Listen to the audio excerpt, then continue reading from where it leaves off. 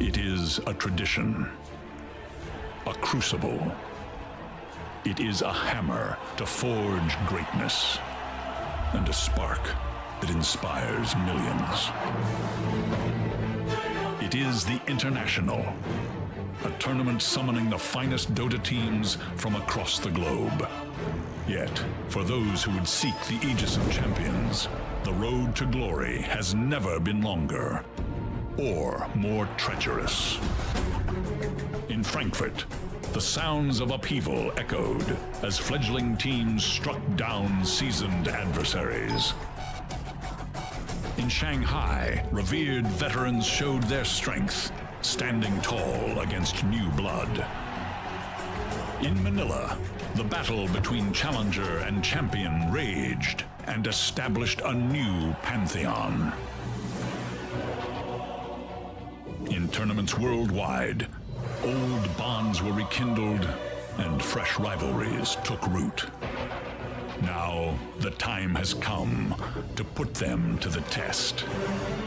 As the world's attention turns to Key Arena, as crowds gather, eager for war, 3 teams will clash.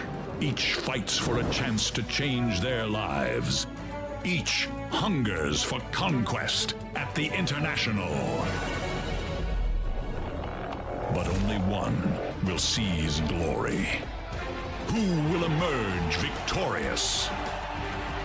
The battle begins.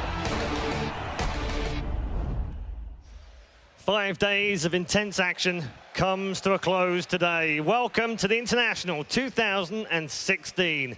We have 3 teams left, 2 series, 1 Aegis, and it all ends today on day 6 of the International here. Saturday at the Key Arena. Good morning. Welcome to our panel. Shane, Shiva and Gods, good morning. Good morning. Hyped, ready?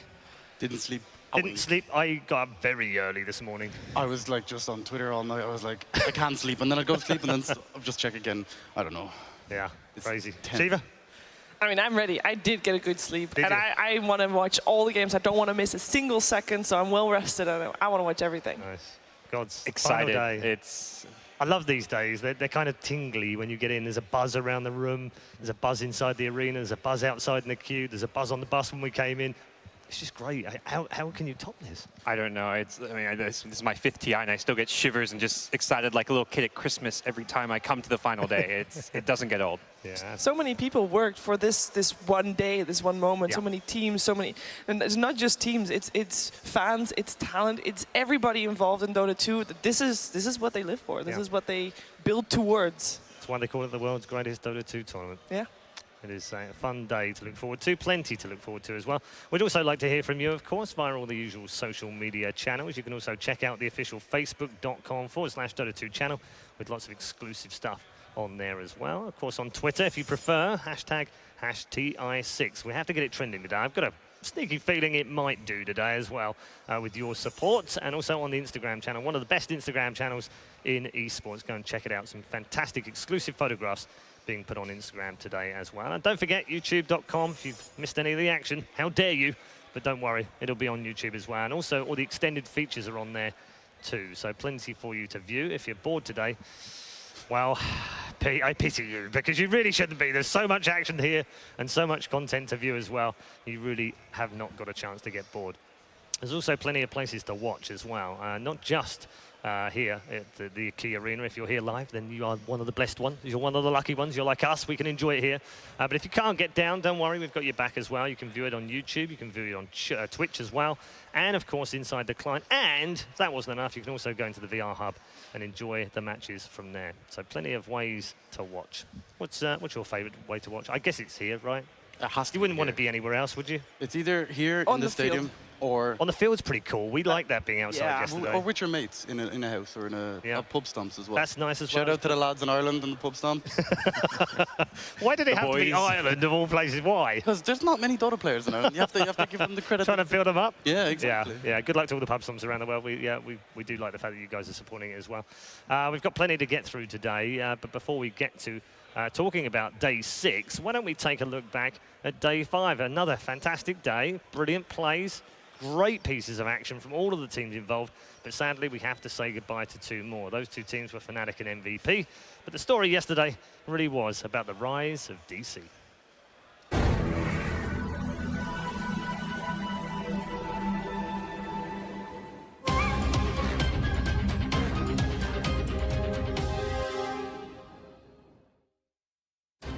And the battle is well and truly on. Ladies and gentlemen, welcome to day 5 at the Key Arena for the International.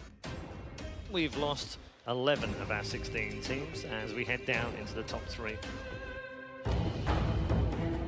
Fnatic versus MVP quickly becoming a classic matchup. They have the healing ward up for it, getting low. Will not be able to time lock, and they will get up here with the Omni Slash. Mushi says, I'll turn this around. And Peek cannot afford a death here, and he's about to go down. GG! Fnatic continue their rampage through the lower bracket.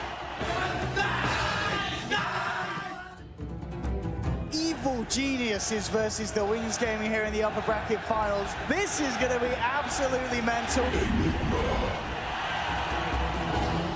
Strike offers, they're looking for more. Black Hole out. It's going to catch Universe, but it's not. Will get the kill. 3 jumps forward. Black Hole. Also for the Black Hole. On to 3. The Huskar looks to be too strong for the remaining members of EG to deal with. On to Fear. EG are crumbling on this top lane. The Wings are your first grand finalists here at TI6.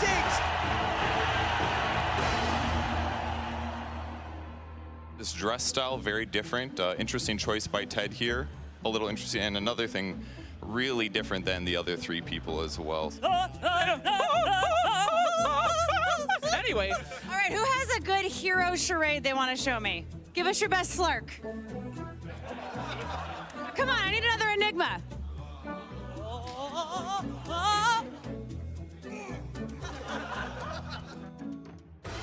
Will it be Digital Chaos or will it be Fnatic? How many times are they going to be able to finish him off? Move. They're going for the Mega Grease. Move takes out 1 Rex, and the rest of Digital Chaos take out the other ones. Fnatic have to stand strong against Mega Grease and DC. Objectives full in mind. Their race to top 3 is finished. I cannot believe what's going on right now.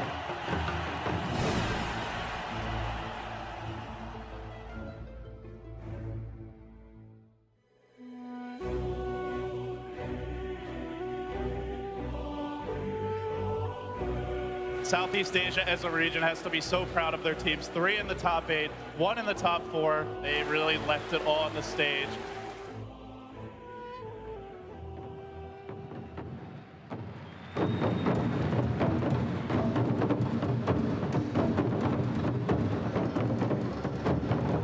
Of all the names I've been called, one has always remained my favorite. King.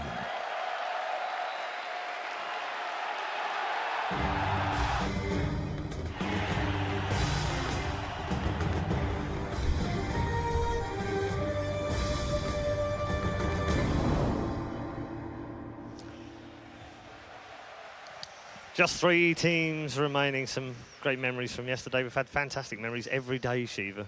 What do you pick out from 5 days? And just seeing that clip, you know, you go from, oh my God, that was so amazing, seeing DC win, and then you see Fnatic all down, and you know, my heart breaks. Yeah, the amount of emotion they show in the teams, like, it really gets you invested in them. I think I like what Shiva said earlier. It's that the international isn't just about these 6 days. It isn't even about the 2.5 weeks that we spend in the qualifiers and the group stages, or even the wildcards, or even the open qualifiers before that. It's 12 months of this. It's like next year's TI almost starts the day after this one finishes, doesn't it?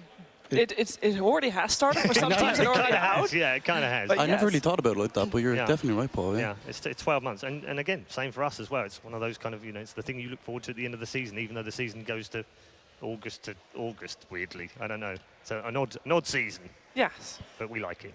We love it. Love it, yeah. What stood out for you, Gods, yesterday? DC's performance, Wings' performance?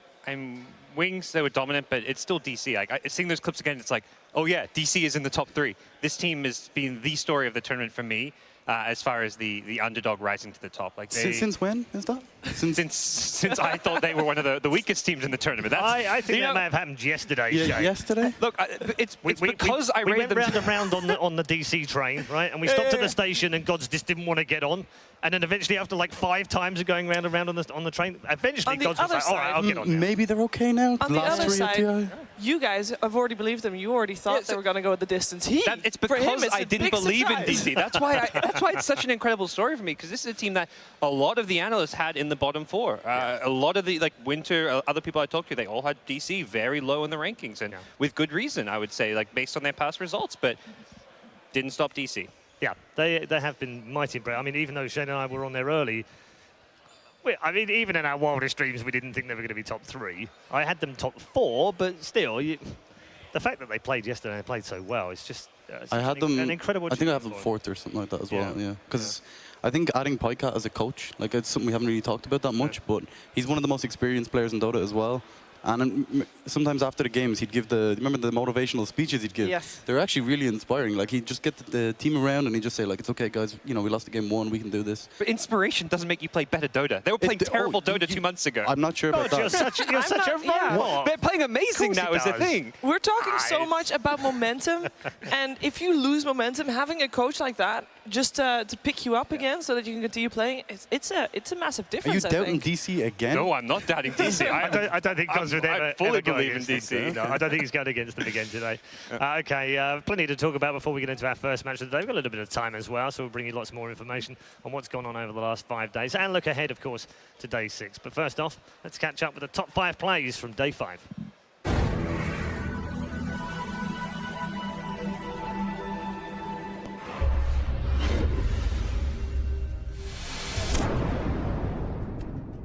Picked up an instrument. They are going to be able to get the dust onto him, and an arrow is going to be able to land. They're going to combo up him. This is just the Aegis, however. Fnatic are going to try and escape. A Resolution hot in their tail, throws out the Pounds of Misery with the crush. Zombs 2 in their track. Now backing back. Oh my god! That was a beauty. Now Weehaw going to be able to jump right in the middle of all of Fnatic, hits the nice Earth Shock, and pursues whatever he can get his claws on. 2 down from Fnatic, and a third going to fall as well. 3-4-3. Loses his life, and Resolution will get the triple. Slowly bringing down the mid rack. Samael gets the jump in, the Ravik of the backliners, but it doesn't hit all more. Universe got the PKB off in time. They've lost PPD, but V jumps forward. Black hole. Possibly the black hole. On to 3. Oh, nice, but Samael with the epicenter return fire. There's a buyback from Zai. Ice Ice backing off. Not popping it just yet. The Sunstride's coming in. The relocate will be just in time. Pulls him out. Ohio going to be the target instead as he gets Primal Ward. Oh, he didn't go that far. Back into play. Will start going on to Resolution. Takes a lot of physical damage, but now he jumps forward. Resolution is going to be his target. Turn around, 2-second stun. Not going to be good enough. Weehaw definitely blast pulling Mushi back into the Necronomicon. No! Armlet goes off. Mushi will survive. He's trapped inside the trees, but it looks like he will go through all of this. Meanwhile, Mid1 catching up has the double kill. Will find a third. Misery. He tries to go for the turret. Tries. Oh, he gets the Sunstrike!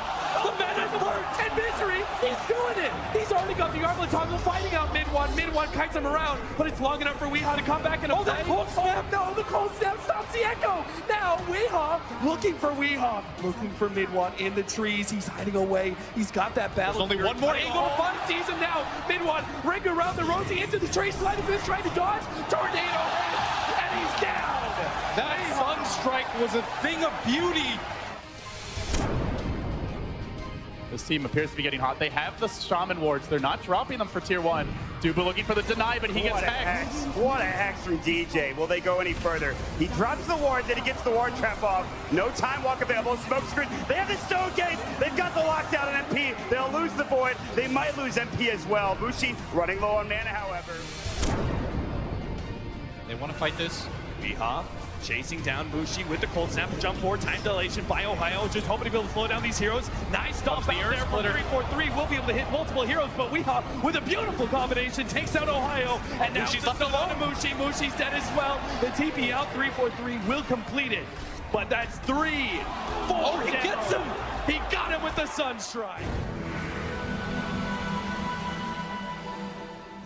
Well, if we're in any doubt as to the usage of Sunstrike yesterday, I think that was totally eradicated. Plays 1 and 3 in there as well. It's hard to pick them when you put them in order like that, but they're both great, aren't they? I could watch Weehaw play Invoker all day long, for sure. Yeah, I think Misery could as well from some of his comments yesterday.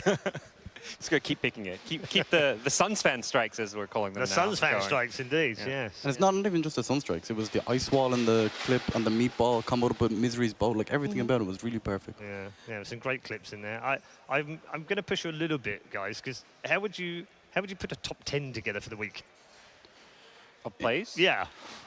Ooh. Okay, I want to put the so there's been so many. Yeah. So I want to put the Zai Juke with KP. Actually, that was great. At the Roshan pit. That's definitely in the top 3. Yeah, that was very, very good. The Huskar, I think actually the Huskar Sunstrike was a little bit more impressive than the TP Sunstrike. Sure, that was really fast, but the Huskar, he had to target more where he was and aim time a little bit better.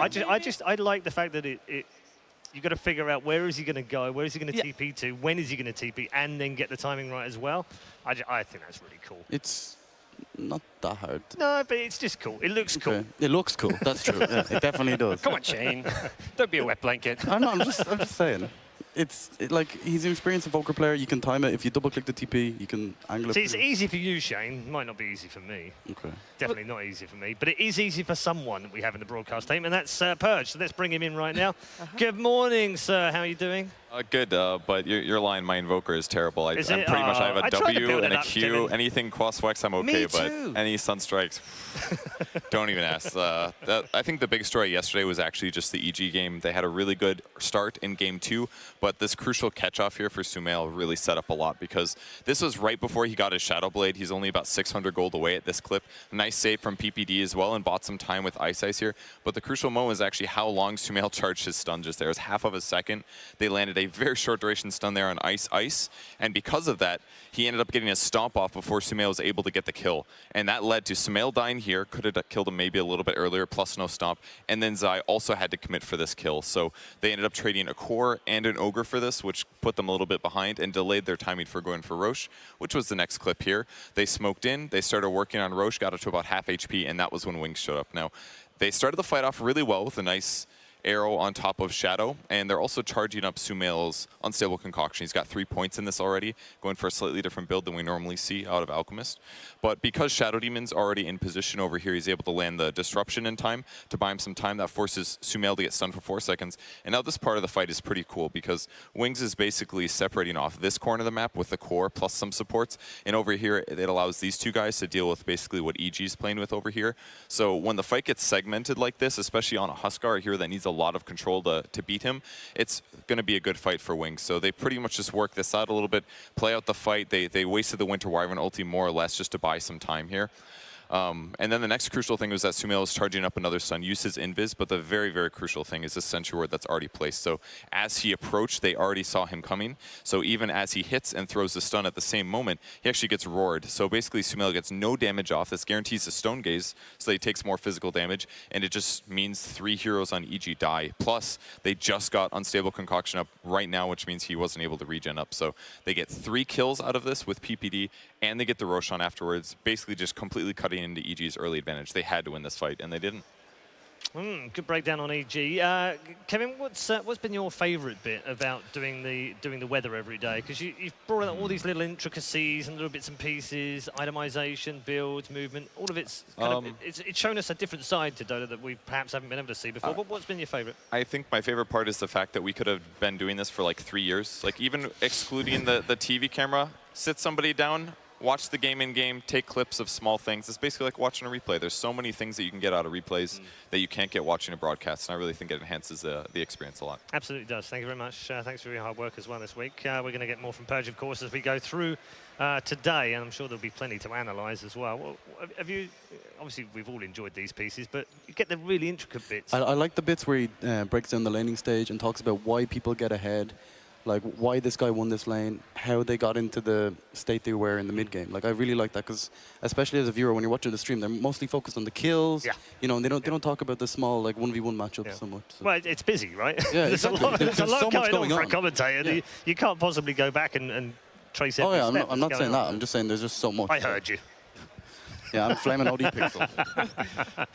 Yeah, gods. I mean, it must be great from your point of view to be able to see these extra little bits and pieces, the edges. Yeah, and like almost all the fans out there, I like the bit where we get to look at Purge. He's a beautiful man. He is. Particularly good analysis yesterday of Shane and Shiva. Yes. Yes. I mean, that was great. Highlight of anything I've done in Dota ever. And the weather, the actual weather. The actual weather. I like that too. Yeah, I could have done with that today. It's pretty warm in here today. Yes. Yeah. It is really, really hot outside too. Yeah, it's going to be hot in here, for sure. We're going to talk teams that have not achieved what we thought they might achieve right now in the run-up to our first game of the day. I guess there's 4 for me, really, that we put in a bracket. One is Eheim, which I think after the group stage, we would have all agreed looked pretty good and probably would have been the favourites, would you suggest, after the group stage? After the group stages? For sure. Yeah. At least a top 4. 3, top 4 candidate, yeah. And then lose that demoralising game against EG and drop down and then just fall apart. That has to go down as easily one of the best games. If you haven't watched that game, I recommend you go watch it. Game 1. VOD. Game 1 of EG Home. For sure. I think that completely crushed their spirits. Like that was the most back and forward game. There was like Dagons, there was everything. Like you just told people to watch the replay, and now you're spoiling it. Shane, come on. I have to sell it though. I thought that's what he was doing, to be honest. I thought he was selling. I was totally with him. I was on the road with you. But I didn't say who had the Dagons. I didn't say no, it's true. They were Dagons. Absolutely. I'm with you, That's Shane. a good selling point. I'm with you. The other 3 really are kind of grouped together. If you look at the majors, and we go to Frankfurt, Shanghai, and we go to Manila, there were 3 teams that dominated the majors in the finals, and that was Secret, Liquid, and OG. No one else made a final. Those 3 made finals of all 3. None of them managed to get through to even the top 6. That has to be the biggest surprise in history, doesn't it? I think also Newbie you can add to that list as well. Also a team that people were having in their top 4. I mean, I had OG, Liquid, and Newbie as my top 3. So rip predictions. But it is still it shows just how high of a level Dota we're at and how close all the teams are. I don't think it was necessarily the teams played bad. I think it's everyone else brought their game. Yeah. You know, like if you look at TMC, they were a team that no one expected to do anything, and then all of a sudden, they're just destroying everyone. Like in the group stages, we were like, first game we casted Shiver, Alliance, TNC. We're like, they started off so rattly. They got wrecked. They actually could. I do remember those 2 games, and they were over within a blink of an eye. I think that was the first match to finish in the group stage. It was the very first day on the day 1, first games, wasn't it? And yeah, they got absolutely trashed, and then they came back to beat Wings 2-0 in the very next series as well. So we were already going, whoa, what's going on at this tournament? It's crazy. Gods, I do want to ask you about the 3 teams and Newbie as well, because Shiva's right, Newbie are kind of in there as well. Secretly, we might have guessed perhaps that they weren't necessarily having the best form, probably didn't come into this with high expectations, but the other 3 we did. Why do you think it is? I mean, is it that the gap has closed so much that if you have a slightly off day and someone else has a slightly good day, you can get beat? I think the gap's closed, but it's been that close all year round. It's not like suddenly these teams who were not considered the favorites suddenly like caught up to these other teams. I think to some extent those teams just dropped and didn't play their A game because teams like DC, Fnatic, MVP, they've been amazing teams all year round. They've just never been on the level of Liquid, OG. And I feel like the big lesson from this is that consistency doesn't matter for shit. You can be the best team all year round. All that matters is how good you play at TI. Yeah. Let's be honest. And TI qualifies. You've got to get there first. But once you're at TI, it's all about peaking at the right time. And that's exactly what teams like EG have done, Wings have done, Fnatic did. Even though Fnatic out of the tournament, DC, the best example, they peaked at the right time. DC's been a team that's gone from different roster for the last 12 months since they first formed after the last TI. This current team only formed like as a kind of, they were the rejects from Team Secret among other teams, and here they are. Doesn't really matter what happened the other 11 months of the year, because this 1 month, they are one of the top 3 teams in the world. Yeah, okay. One of those teams that went out, of course, were Team Liquid, and it's been good to hear from the players. It's been very good to hear from the players this year that have exited the tournament to find out their thoughts. So they're very raw, obviously, but I think Malk and Charlie have done a great job of getting some information out of these guys, just what they go through when they depart the International. And Jerax was no different when he caught up with Malk.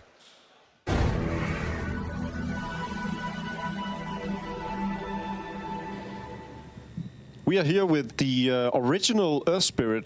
Jerax, your claim to fame was originally playing the Earth Spirit before it got even into Captain's mode.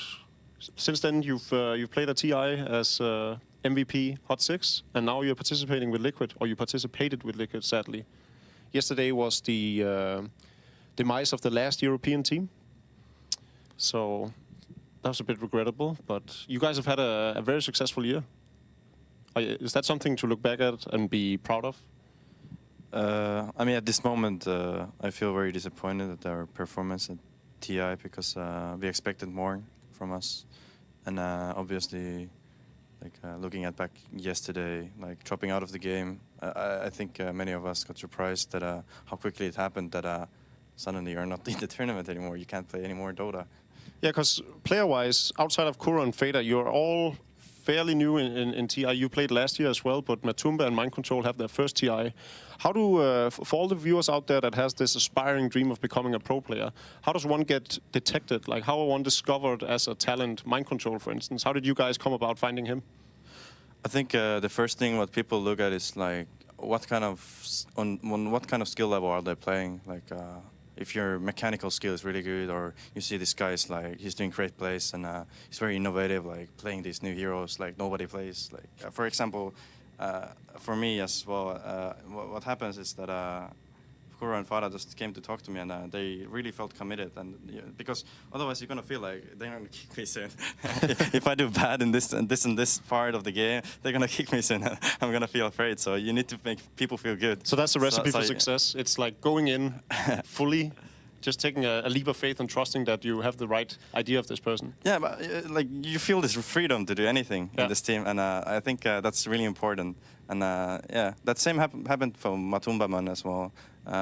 Just look at these people, and I had past experience with Matu, of course, playing the same team, and I was always impressed how he played, and I could convince Kuro and Fada and into this kind of thinking that he's going to be a good teammate for us, and like his personality fits as well, and all these kind of things. Okay. Yeah. Thank you very much for taking the time out to do this interview. I hope to follow you guys as the year progresses and we go into the next major, and of course TI next year. Obviously disappointed to have exited the tournament. Great that he could get some words out at the end there. He made him laugh. And he did, and he actually lined up as well. I think that's nice to see. Yeah. They have played well, and Melk mentioned it up top. They can be proud of what they've achieved this year, but I guess they'll probably just, at the moment it's so raw that they'll probably just look back and just be, it doesn't really matter what we did this year.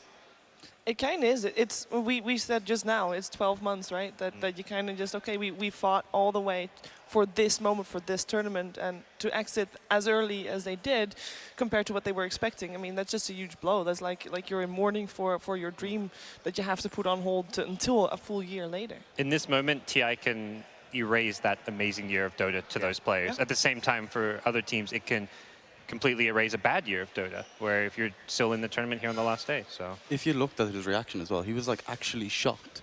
He's like, we're not playing any more Dota. Like, what's happening? You know what I mean? It hit him, didn't it? Yeah, it's like, oh my God. And you just saw it on his face and you were like, ooh.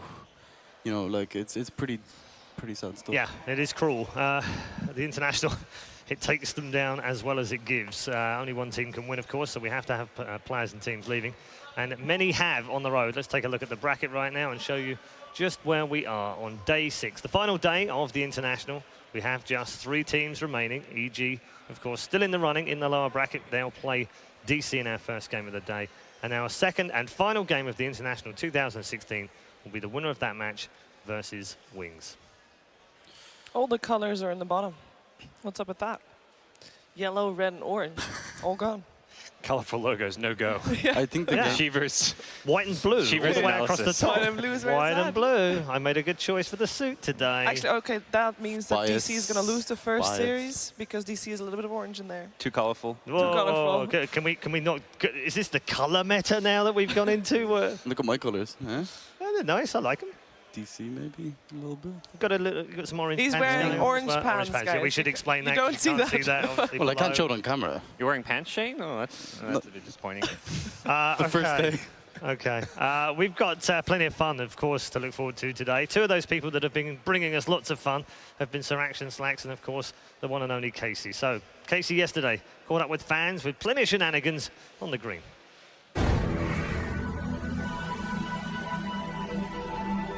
If you happen to be in the area and you're thinking, gosh, I wish I got tickets and could come down to Key Arena and watch it live, you actually still can. We're standing on the grandiose lawn here at Seattle Center watching all of the games outside on this beautiful giant screen, and you don't need tickets to come down and watch it from here. So it's kind of a great way to experience things, especially since it's so warm out. Let's go talk to some people and see what they think. Excuse me, sir. Are you having fun? Yeah, What made you decide to come down here and watch it outside? I am actually visiting from California. This is my first Dota 2 event ever. Yeah, I've played the game a little bit a long time ago, but no, it's pretty cool. I didn't expect to have this going on in the city, and we had a free day, so I decided to come down and sit in the beautiful sun and watch some video games we play. There's a dog. Hello, hello, hello. I want to be polite and ask you your name, but I really also want to know your dog's name. So your name first. My name's Matt. Kyle. Kyle, and who is this? This is Timber. Timber, as in. Timber Saw. Okay. Hi, little guy. Oh yeah, yeah. Oh, it's exciting. Yes, it is. Yes, it is. You know, Timber Saw in real life is not soft. Your puppy is much softer. Hello. Is it? Are you hot in there? Just a little bit. Do you mind if I try it on? Sure. I got it. Hey, this is pretty cool. Can I roll around in this thing?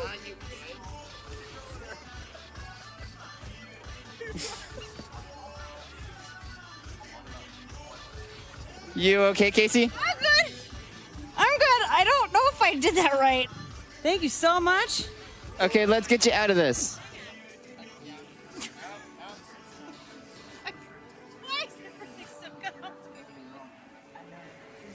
Thank you so much. All right, well, I'm gonna let you roll away.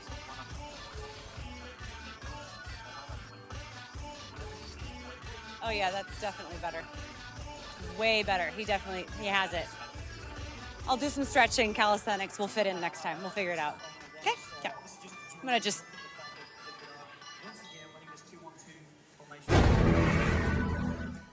It's just all about the energy, Slacks, and having It really fun. is. And it's Yes. been building all week. It really has, Casey. It's hype day. We got three. That's more. Sorry, we didn't practice It's that. hype day. We got 3 teams. It doesn't matter who wins, to me. To them, I think it does. Yes. Who cares what Slacks they think? don't care.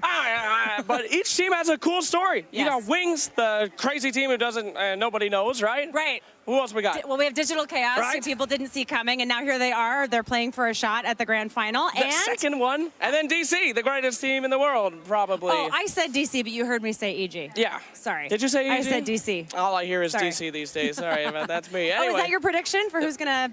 I don't make predictions. I'm an unbiased person. I'm a professional, and I've never favored one team before in my life over Never another. before. Never before. Great. How about you? What do you think? I'm having a hard time. I'm really excited to see Wings. I love the idea of Evil Geniuses repeating and being our first 2-timer, especially 2 years in a row.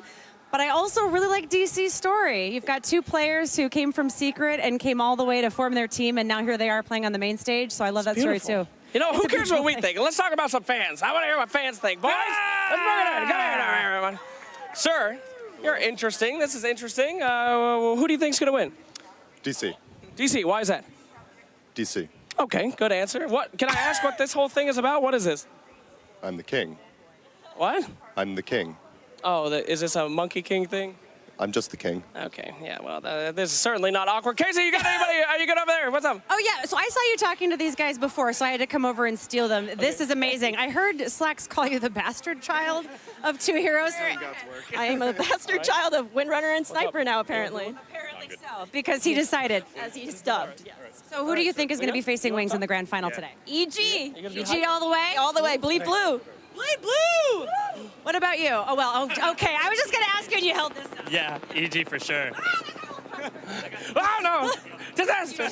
Wait a second. You used this so hard that you... I broke it. No, I really didn't. But I love EG, though. I'll go with it. All right, I definitely broke it. What about you? Got anybody for I got Digital somebody Chaos? else, sir. Hello there. What are you thinking on the team? Whisper it to us.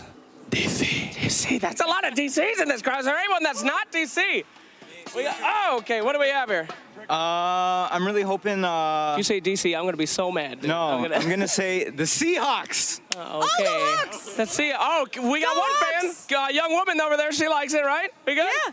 Oh. What? That was you. You like the Seahawks. Yeah, that was one woman in the crowd. The one woman. There are plenty of women here. Yeah! No, the Seahawks are great too. Yeah, but woo!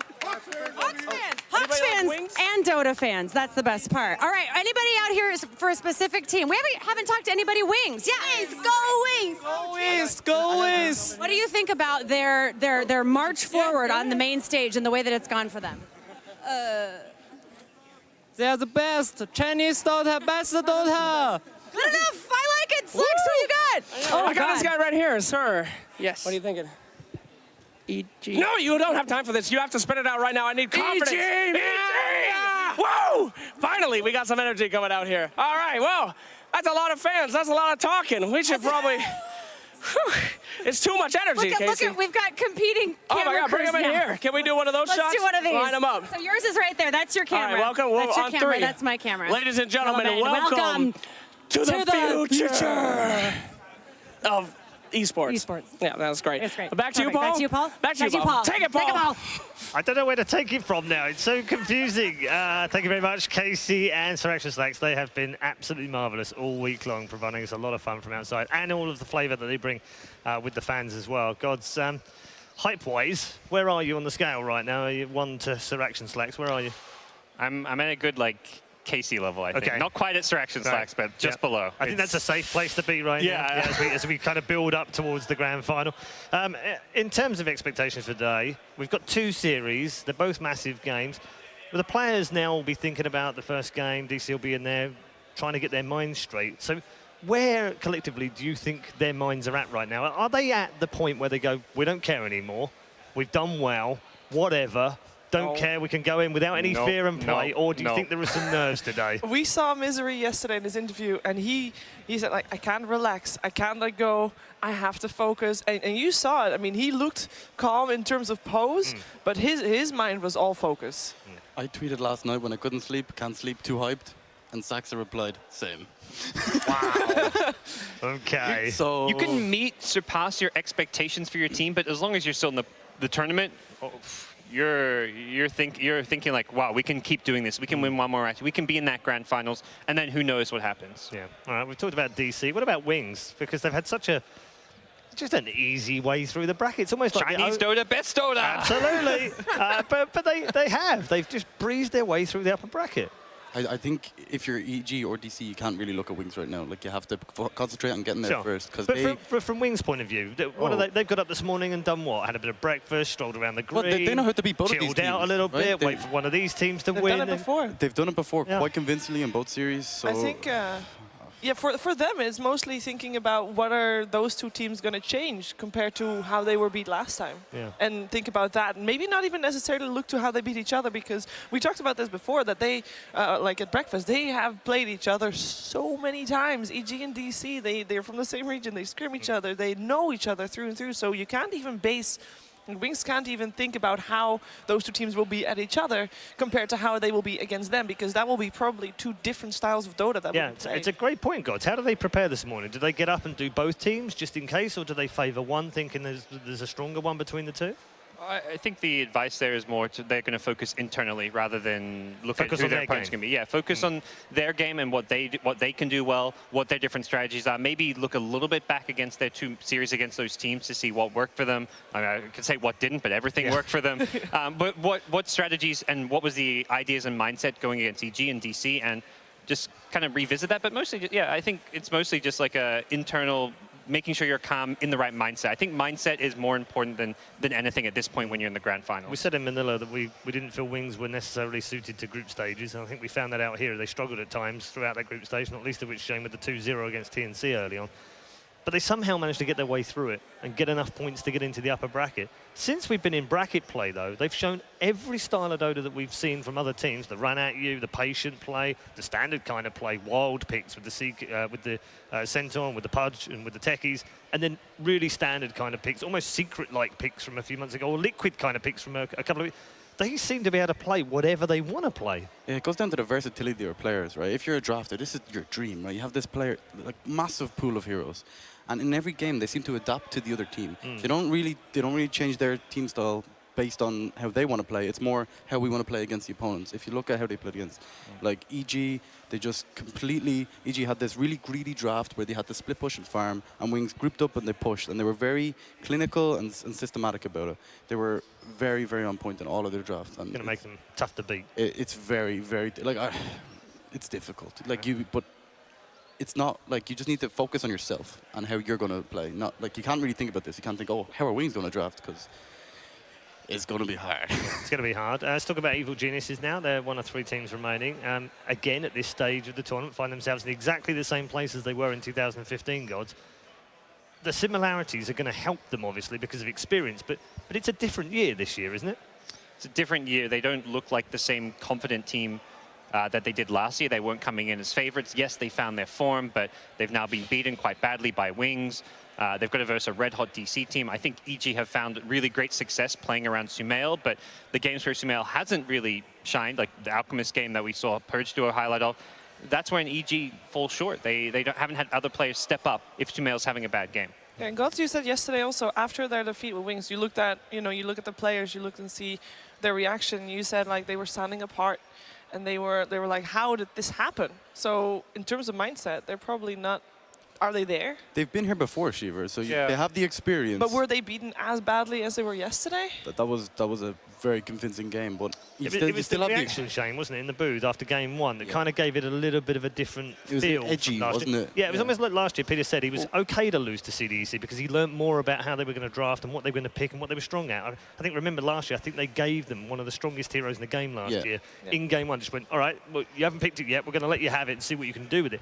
This was different. This looked like a slightly different reaction. It's still the instant response, though. You still lost a game at Dota. You still always want to win. So maybe when he went home, they can still think about it and they can still use the PPD analytical mindset. Yeah, there's no doubt Peter's going to analyse it to death, and he's going to come up with a response if they can get back up into the grand final. Last year there was a certain drive, and I think one of the best, more perhaps extreme examples of that is Sumail. After he lost his lane, they lost a game. He tweets, "I lost mid to Shiki." Like, how could I lose mid to this guy? Yes, bad manner, but it showed this kid was like he had so much self-belief in himself and his team as well. Like, hey, we should have won this game. I'm the best mid in the world, and he lost mid, and that almost drove them forward to part of the reasons why they were so good in the grand finals, because he had this huge self-belief. I just don't get that same feeling of self-belief from EG. In terms of the way that they've played, the players that they've got, they obviously have world-class players, but one of them perhaps we haven't spent too long talking about because we always focus on the mid and Sumail and how he's playing. It's actually Universe. He's had a terrific tournament. He's had such an amazing tournament. His chronospheres are actually so detrimental for them winning some of those games. And not just chronospheres in terms of the actual chronosphere, but even just the positioning and just the control that he gets in fights no matter what hero he has. And that's why I think yesterday when they gave him the Weaver, that was a little bit different and unusual for EG to do, because they need him to be one of those playmakers and one of the people that make sure that everybody can do whatever the hell they want. If you looked at the interview when they interviewed Universe, he was like, I don't think Void is a top-tier hero, but people keep giving us it, so I'm going to keep playing it. And like you could see the little smirk on his face. He's just like, he just annihilates people with that hero. Like he's just the most solid player ever. Like most of EG are like you have Sumail, the kind of fiery mid that he's your playmaker. You want him on the mobile heroes like the Potom, the Timbersod, the mobility heroes, and then you have like Fear, you have Universe, you have Zai, like these solid cores. Like Zai's basically a core. Yeah. Moving on to DC, the surprise, the underdog, the rejects, the rag and tag team that no one gave a chance and a shot to. Guaranteed top 3. They're not going to be happy with that, but individually as well as a team collectively, guys, they've come together well. But the individuals have shone as well. Absolutely. Wee has been a huge playmaker. His Invoker is world-class, perhaps the best Invoker player in the world. At least that's what he's looking like right now and still in the tournament. And I think... Hold on, what's that? I think Black wants a word with you still. Black. Gosh. Good one, Paul. He's better be watching. You're going to get ribbed badly now after this. Every time, my favorite is every time Black sees Mushi play Medusa, he's just like, oh, what's he doing? He's building Mantis Saga. I was like, look, he's played more Medusa games than anyone in the world, Black. You can get up there and play Medusa if you think you're so good at it. To me, the big thing with DC is drafting. They have been the best team draft-wise. They're like the draft gods of this tournament. Their drafts have carried them this far in the tournament. They've surprised, haven't they, Shiv, with the draft? And Misery's been on point with it. Even when he's gone a little wacky and a little bit outside of where their comfort zone, they've still got it right. Yeah, and I mean, that just shows the faith this team has in him. And he talked about it yesterday as well. And when we saw the Slardar last pick, first pick rather, to deny it, we thought, okay, Slardar offlane, great. Yeah. And then it turned out to be a Slardar support, so he can make those curveballs and he can make them work out real well for his team. And also his team always focuses a lot on the drafting phase, or sorry, on the laning stage, to make sure they have strong lanes and they win off the back of that. And I think that EG, one of their not as strong times, is normally in the laning stage, so I'm not sure how that's going to go. Yeah, I also want to just pick up on that last bit, because for me, the weird thing about Misery is he seems to have... He's like a pupil of Puppey, which is weird, right? Because Kuro is a bit like that as well. They seem to have picked something up in the way that they're drafting, how they captain, they're calmer. Maybe that's the trick. Go and play with Puppey, learn how to be a captain. All the ex-secret players finished at TI higher than Puppey, so you're onto something. It's like a little academy. Dota Academy. It's the secret academy. I don't think Matt's going to be very pleased with me right now. Yes, so, I mean, Shane, where do you have DC? Oh, I want to put... where do I have DC in this series? Not just yet, not the series. Right. But that is the Horns. I think they have the potential to win the whole thing. You do. I rate. They're the dream story, right? They are from the bottom story. to the top. They are. Okay. We are on the verge of our lower bracket final, but before we get there, of course, we do need a couple of teams. And before that, it's time to check in with a man who is a legend in his own right, a legend in the scene, and a legend in esports. He is Old Man Fear.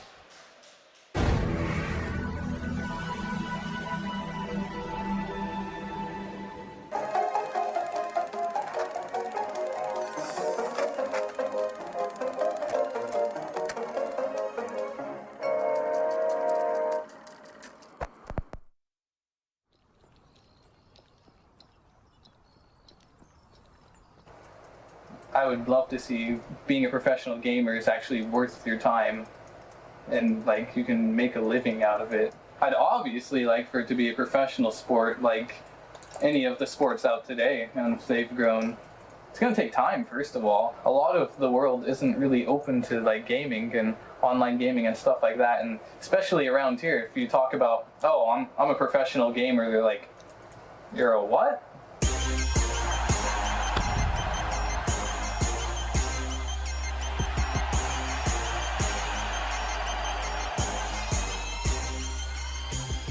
Fear Darkness was like an idol for all the North American players.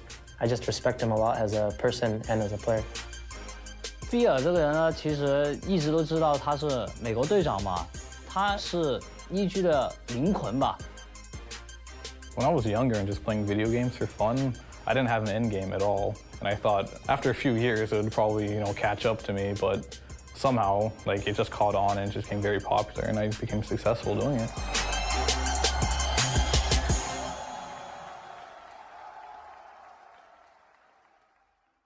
To be able to be on a top team, you need to play, like 6 to 9 hours a day at the bare minimum. The thing that happened that almost made me quit entirely was when I got my first arm injury. Like, I had no idea if it was going to heal or not, and I was like really scared that my career would be completely over at that point. I think the most challenging part of it was the timing. The diagnoses from the doctors is kind of vague. We thought he was getting better. I was just thinking the whole time, I was like, you know, why'd this have to happen to me? Like, I've been playing my whole life, and all of a sudden, I just can't play anymore, right, when I have the biggest opportunity of my life. After like a month or two, I was like, okay, this really isn't going away at this point. And then eventually it's like, okay, there's no way I can practice right now, and there's no way I'm going to be able to compete at TI because of how much time this has already taken away. I think what kept me going after I got my injury was just, you know, like hope, like hoping that it would heal and I'd be able to play again, because it's a huge motivator for me. You know, it's like I had an injury and then I missed the biggest tournament of the year because of it on a team which I had a good shot. You know, I just hoped my arm would heal and I'd have one more opportunity to get the championship. I have so much respect for Clinton and all the time he has put into this game. And if anybody deserves to win the international, it's him.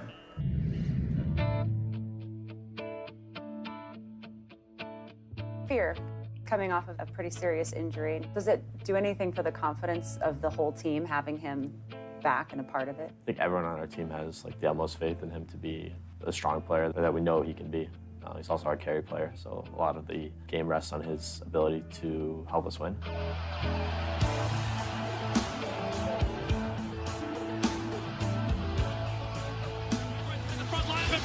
Pushing in after aggressive. They split up the 5 to Sasha, got the Emma spinner over.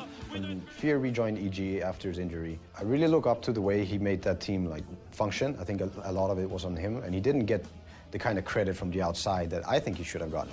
They just need a couple of kills to be TI 5 champions. Fear fully wicked sick. They're going to bring in the Titanic as well for Fear while this push continues. Clinton has like a huge amount of experience, and I think he puts really good use to it. Whenever people ask me, like, is there any player you look up to? I mean, for sure. The way he played a core role for EG, that's a way I can only hope to play. It looked rough dropping down the lower bracket. They have persevered. And they will claim the Aegis of the Immortal. They are the champions here in front of their home crowd. Right after we won and, you know, we're holding the trophy up in front of the crowd, everyone was cheering. We're on like home soil as well, so like it was just insane. Everyone was yelling USA, USA. We just sat there and just like took it all in. Didn't really have much to say. We're just kind of like enjoying the feeling. Give it up for your TI 5 champions, Evil Geniuses! I mean, at the current state in time, it means a lot, but 10 years from now, will people remember me? Probably not, to be honest with you, but the fact that in this moment that I dedicated so much of my life to be a champion, it means a lot to me, so I'll never forget it. Very unlikely you'll be remembered in 10 years, sir, because you are part of history. You will be remembered forever. Evil Geniuses are ready, ladies and gentlemen. They are one game away from returning back to the summit at the International.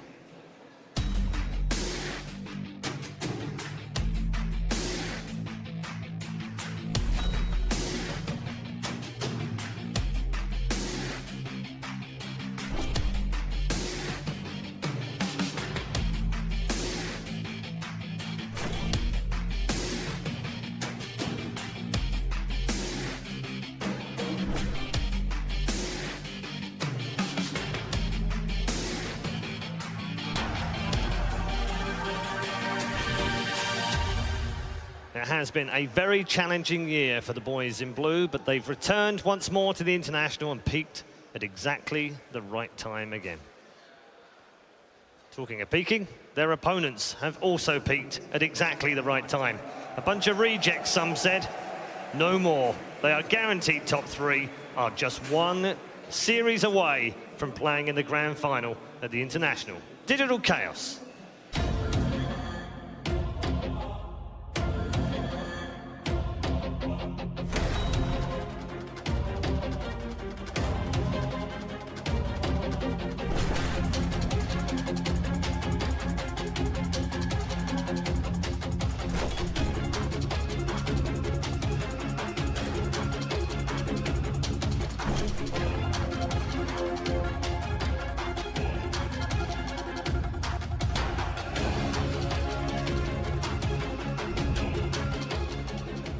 Two North American organisations going head-to-head in the lower brackets final. And it is going to be terrific. One of those men has been key. He's been pivotal to the success of his team. He's the captain, the drafter, the ace in the hole. He's misery, but his mood right now might be very different when Casey caught up with him just before the international began.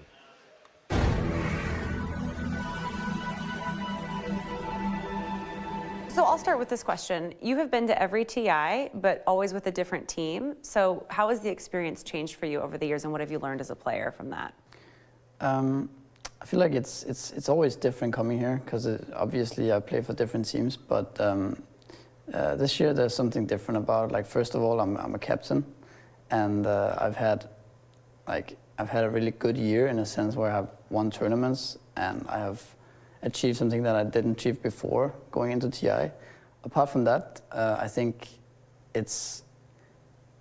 every TI I've been to has always been with an underdog team, and that's kind of sad in a way, since I've been to all TIs and the other people have been to TIs have gotten really good placements. Some have won, some have gotten into top 3 multiple times, and I've always been in the bottom of the placements.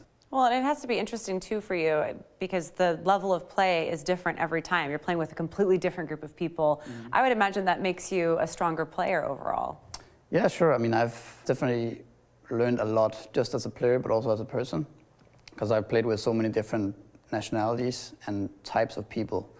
And yeah, I feel like I'm becoming smarter every year in a lot of ways. So that's cool as well outside the game.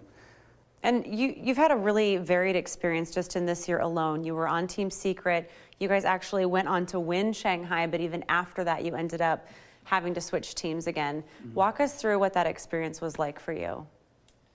It was really sad for me. Like, I had a team that I finally achieved some great goals with that I didn't do before. So obviously I was kind of annoyed at the whole situation. I kind of lost all motivation to keep going. But after a few days, some people convinced me to keep going and said that it was kind of a missed opportunity and I should just keep going. So I got these guys and we formed a team together, and now I'm here again. Are there hard feelings with your old team, with Team Secret? Do you have an extra motivation to kind of prove to them that maybe they made a mistake? I don't know. I feel like definitely there are some drive there because of what happened. I don't feel like I need to prove anything to them. I would rather just prove that they were wrong all along, even though I already know that in a sense. But I mean, I'm definitely more, maybe more hungry, especially if I'm going to play against them in some knockout match or something like that. And then you watched even more changes happen. I mean, there have been a lot of changes just in the last month. What was that like for you to watch? I knew about, when both teams kind of fell through after the initial change, it was kind of obvious to me that another change was going to come, because you can't fail that miserably and then just keep going, because that's not how it works in Dota. The whole situation was just really dumb for me, and I don't know, especially with the people involved that has already switched so many teams with those exact teams, like EG and Secret. And you're in a leadership role this time around as captain. What has that experience been like, and are you enjoying it? It's a different feeling. I don't really enjoy it. I would rather be the guy next to the captain, you know, yeah. being that guy, you know. What are your expectations for this team? I think we're gonna go into top 8, and I think a realistic goal would be top 6. I think it's gonna be hard for us to keep up the consistency throughout the whole event and win everything, but it's definitely possible. We have the potential to do it. The potential to do it, he said. That was obviously before we got to the international. He caught up with Casey. He also said top 6, maybe top 4, Shiva. Maybe 8, maybe 6. Maybe 8-6, you know, yeah. Potentially maybe. a chance to do it. And he also said he doesn't really enjoy being a captain. I think all of those things have changed. I don't know. Sure. I think there's still a lot of stress on him being the captain. For sure. People talk about his experience. He's played at every TI. but he said it himself. He's always had the bottom placement. He's been bottom 4, bottom 8. This is a new experience for him. 1, he's captaining. 2, he's playing on the last day of TI. If anything, this is like a first for him, much like his teammates. So there's a ton of pressure on his shoulders. It's going to be tough. He's really just going to try and put all that behind him. You said it's a new experience for Misery, but if you compare it to Saxa, who last November, like who would know who Saxa is? He was just a high MMR player. 4 clovers and a leprechaun, bring him in. All of a sudden, he's at TI a few months later. Wasn't that long ago that we was just a player that played a couple of heroes. Played with Balkan Bears. He played with Miracle a lot. Yeah. Yes. So back in the day. Balkan Bears is where the new Raw Talent set. Yeah, that's where all the new boys go, and then they come into the pro teams. We've got 30 seconds until our first draft, so let's get our predictions down. Gods? Today, I'm going to beat Bleed Blue and go with EG. I think it's going to be close. But okay.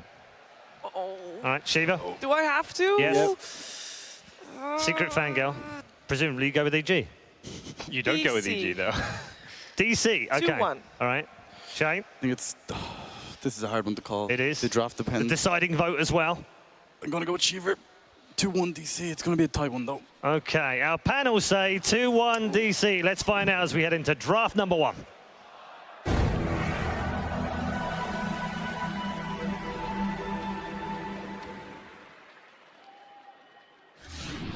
Evil Geniuses versus Digital Chaos. Game 1. Hello, ladies and gentlemen. Welcome inside Key Arena. For everyone watching at home, we're about to begin Game 1 of our last day of TI6. It's DC versus EG. I'm here at the Drafters panel. I've got Blitz, Merlini, and Waga by my side. Blitz, I'll start with you. We have 2 highly accomplished drafters here. PPD, as we know, former champion. This guy has been around the block. On the other side, we have Misery, who has been to every TI, and he has been looking stellar as a drafter here. Who do you honestly give the leverage to in this one? Probably PPD. I think that PPD is the player that I question the least coming into TIs now. This is going to be his top 3 placement for 3 years in a row. Especially with how often the meta changes, there's no way that you can doubt this guy anymore. So I would give the drafting edge maybe to EG. We saw them in this position last year and they flourished. We'll have to see how that pans out. EG already opened up. They get the Shadow Demon, and it looks like we could possibly be seeing Universe on that Faceless Void. Digital Chaos, though, snag up Lady Mirana and go right into their Naga. Yeah, and this could very well be, while you say that PPD probably has the drafter's edge, DC are an extremely tricky team to draft against because they do these tricks, and they already did it again here. Picking up the Naga, that could be Mystery on a support Naga, that could also be Resolution on a carry split push Naga, and you now have to be ready for what are you going to ban in the second phase. So EG banning out the Caudal. Of course, we saw DC before just go into the Vengeful as a carry and just say screw it if you counter a Naga too much. So it's very interesting to see what DC are doing. I think overall I favor Digital Chaos in the drafting. I think the really successful teams this tournament, like the Digital Chaos, eHome, Wings, they always do something weird with their lanes. They switch their cores to support, supports to cores occasionally, and always keep you guessing. I think EG is more individually talented and far more consistent. On that note of individually talented, a worthy note, Faceless Void. Universe's Faceless Void, 11-0 already this DI. It's pretty curious that they decided to give it up, considering Wings kind of set the tempo of we're not going to give Universe Faceless Void. It was also played in the EG eHome series in both those games, I believe, and he had an amazing performance. They play really well around the Chronosphere and use that cooldown in a very good way. They didn't first phase it yesterday, though. I think that's where one of the drafting issues lied. Yeah, a lot of the teams have been going for Faceless Void as 4th pick or 5th pick even, so a little bit surprising seeing it that early. So does that maybe imply that this could lean towards a support Naga Siren, getting something to combo break Universe and his miraculous setups usually for these team fights? Because it does seem pretty peculiar that DC are going to let such a power pick through. Support Naga, it really breaks Faceless Void in many ways. Even though OG had a bad performance here at the main stage, we saw him in the group stage using it, and Crit played really well on his support Naga. I think you can use that against the Faceless Void to just sit back with Naga because of how far away she can be and still save her team. By the way, during the second phase of bans here, as mentioned, Coddle's got to go. EG also get rid of that Darkseer, while DC say no to Sumail's Storm Spirit, and they also get rid of the Alchemist. Still a decent amount of options available for both teams. They've kind of left their draft open. But for EG, you want to pair something with that Faceless Void. A bunch of range heroes really help out. This is the last possible scenario where you just want to draft 2 melee cores unless you're MVP Phoenix and decide that you'll work around that. I think they might go into Ogre here on EG. I think Bloodlust is really good with Void, and Zai also plays it really well. The playstyle fits EG. You can also secure mid for Sumail even more. He always does really well in mid lane, but if he has free farm, he just takes over a lot. They could also go into AM.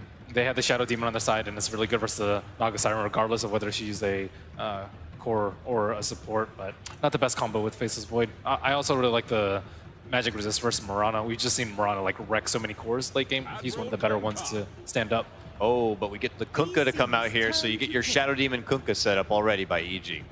Yeah, that was a hero that DC used quite often yesterday in their series against Fnatic, so not too surprising that EG decided to take it considering DC also favor it. I mean, we also saw a ton of teams that have been doing really well this TI have been using it, teams that went pretty far. TNC played the Shadow Demon Kunkka a ton. We saw a lot of different teams really using it. It became more popular during the group stage, and now it's just something you gotta respect. I think they need something to combo with the Naga, though. The ET's already out, the Keeper's already out, and we haven't seen too many other partners. We see Invoker sometimes, but they already have Mirana for that. Disruptor is pretty good. I like Disruptor against Faceless Void. The only downside for picking that is that Shadow Demon can still save people, right? You still suffer that potential save from SD. There's even some older ones that we've seen. They used to run like Phoenix Naga or Phoenix with their team fight a lot, but that's the Soxa Oracle for sure. I was gonna say I think that's a possibility for them just because I'm thinking of the heroes that Soxa likes to play. Oracle so far to me has been the standout hero for him in this tournament. It works out pretty well against the Faceless Void. It's pretty decent against the Kunkka just because the boat comes in at you so slowly that you can almost always get the Fate's Edict off. Yeah, and Soxa is one of those players, he doesn't really need to pair up the Oracle with something in particular. I mean, obviously you now have Mirana, so the arrow setup is really good. You have Ensnare, you also have the Oracles holding people in place. Oh, the SD Luna combo. DC's turn to pick. All right, so what does this say to us about EG's game plan already? Are they looking to kind of make a higher impact in the mid game, almost 5-man-esque with this Luna a bit? This is a very PPD type of draft. It doesn't really lack that much in any departments, but it does excel in something, and that's going to be pushing. You have a lot of push coming in from Luna, but the team fight is also why you can push. Look at these team fight ultis. The Void, the Kunkka, and the Luna, all of them are really powerful. So it's going to be hard for DC to take the confrontation head on. It's also really easy to gank lanes for whomever they have, like SD Kunkka, one of the best roaming duos. Then it's really easy to set up into a Faceless Void Chrono or set up a Disruption into whatever they want to. I kind of hope that DC are going to pick a different carry than Naga here and run it as a support, actually. I think Naga as a carry is not going to be great against SD in the first place. Just the Illusions taking over the Radiance helps a lot when EG wants to push. And I also don't think it matches up that well against Luna later on. So I wonder what they're thinking right now. Well, Tidehunter comes out now. It looks like Formu's hero here, so they still have that last pick if they do want to do any sort of last-second audible call. But for now, things building up at least a team fight here for DC. Really unreliable disable still on DC. Against a hero like Faceless Void, this is going to be hard to play out, I think. Sure, you had a Ravage when you can commit that, but as I said, the team fight's already going to be very difficult to take against EG. And for skirmishes, you don't have that good mechanics to hold down Faceless Void so you can't time walk over and over. Yeah, I think EG's lineup just might be a little bit faster. They'll play a lot quicker. Tidehunter, in my opinion, is just too slow of a hero in this meta. Oftentimes, with this hero, you usually just want to get a mech, send him to the safe lane whenever the enemy team tries to push, and use the threat of the Ravage to keep your towers alive. But nowadays, teams are just willing to take fights. They'll overrun you. If you don't get a huge Ravage off, then they'll play around that fact and simply just go down your lanes.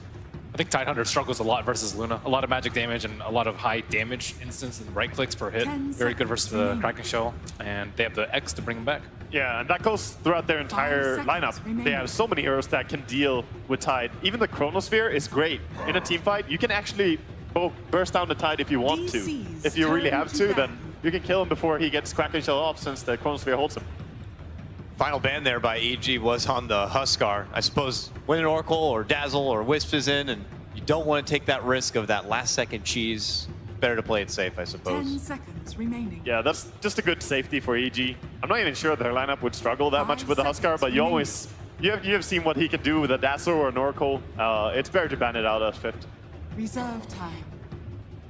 And for DC, they look to target what could be the Sumail hero, and they ban out the Invoker, but Wog, I believe we were talking earlier, we haven't been seeing too much Sumail Invoker recently. Well, while we might not have been seeing it, there's just 3 really good setup spells here for Sunstrike, so Exort Invoker would be extremely strong in EG's lineup, and Alacrity on a Luna is also very powerful.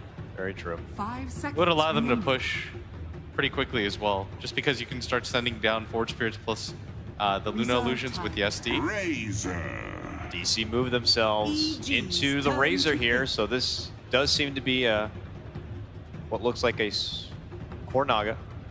They were really low on reserve time. I don't know. I don't really like the Razor here too much. They don't really have any setup. Like, not that great setup for Mirana arrows. Like, there's very little to keep them in place, so you can actually run at them with the Razor.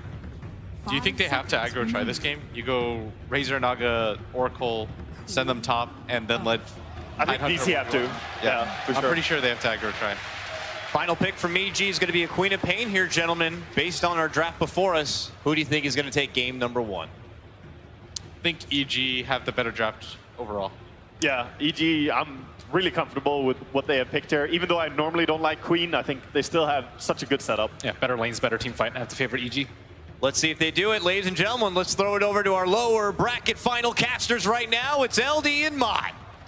Thanks, Dakota. Ladies and gentlemen, that's right. We are live here on the floor of Key Arena, getting ready for EG versus Digital Chaos. On one side, Mott, you have a team that can only be described as Dota royalty. EG, already a dynasty, top 3 at the last 3 TIs. This one guaranteed, looking to become the first ever repeat champions. And on the other side, you have DC, a ragtag band of misfits with a captain who doesn't even want to be the captain. He wants to be the guy next to the captain, facing the man who might be the best guy next to the captain in the world, in Fear, as the panel said earlier. So a total clash in styles coming in, but none of that matters now. You said all aside on the main stage. Yeah, I mean, this is a huge match. DC, I don't think they thought they would get to this point. They just played one series at a time. They've positioned themselves to get to a top 3 berth, but EG feels like it's last year all over again. They're down to the lower bracket. They've been here before. They've been in this position, and EG can certainly take this series. And it should be an exciting one here as we'll jump into the game. EG on the Dire side. They pick up the SD Luna strat, which was something that Digital Chaos was running a fair bit during the group stages as well. You saw Resolution's Luna, obviously very successful during that group stage. So they'll pick it up this time. And on the other side for DC, it is going to be the Misery Naga Siren. That means... This is the curveball of the draft. The question was, would it be a support Naga? Would it be a carry? Resolution has played quite a bit of carry Naga. In fact, that's where DC found a lot of their early success in the tournament, was the split pushing heroes for Resolution, whether it was his Morph lane. I think that was probably still one of the standout performances of the tournament, or if it's something like the Naga, but indeed the Naga was picked as a counter to the Chrono. We're going to have an early level 1 skirmish here down at the bottom rune, though. Want to fight. They want to make sure they get this bottom rune. It looks like EG will back off. They don't want to deal with that arrow. Dominance asserted. DC have said, we'll take this bottom room. You guys can get the top. We don't mind. And then we'll ship into the laning phase now as Sumail will go ahead and body block. And we'll see how this matchup mid is going to go. I'm more than interested to see how we'll see Weeha do on this Mirana, which he's played a fair bit of as well against Sumail. Matchup we should have seen a little bit more, I think. Queen of Pain not getting picked up as often. It's the aggro tri-lane for EG, something that teams have been running a lot more with the Shadow Demon Luna duo, and obviously Kunkka provides that reliable follow-up stun after the disruption. A lot of damage from this tri-lane. DC have an okay save, I would say, in the Oracle, but it's not necessarily the best one. And Razor, a hero that is fairly immobile, so only 295 base move speed, could get punished and run down by the Luna, who already starts with the Windlace. EG definitely very good at chasing. DC will have to mind their positioning. And there is the Lunar Blessing as well. So the Luna, obviously, and they already hit a Torrent under Resolution. There's going to be the Shadow Poison as well. Fatezidic will come out, but that might be your first blood. Resolution getting chased down, and it will be. Zai gets it done with a beautiful Torrent setup, and EG get first blood, just like that. Yeah, PPD not going for the disruption here. This is the build we've seen more often from Shadow Demons. Higher damage output at level 1 with the Shadow Poison. So like you said, just a beautiful setup by Zai. Generally, you don't expect this tri-lane to go for kills until level 2 or 3. So EG off to a great start here in the offensive tri-lane.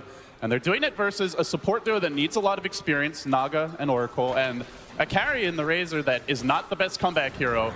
DC cannot afford for this tri-lane to fall apart. They will not get help for some time, as Tidehunter really has to hit level 6 before he can make an impact in any sort of larger scale engagement. And Mirana, unlikely to join the fight unless she gets a really good rune. So expect DC to have to salvage this solely with the lane. There won't be help for some time. Yeah, but meanwhile, in the top lane, you still have, obviously, a pretty good matchup for Mu right now with 9 last hits going up against the Universe Void. Now, Universe Void, obviously, is legendary at this point.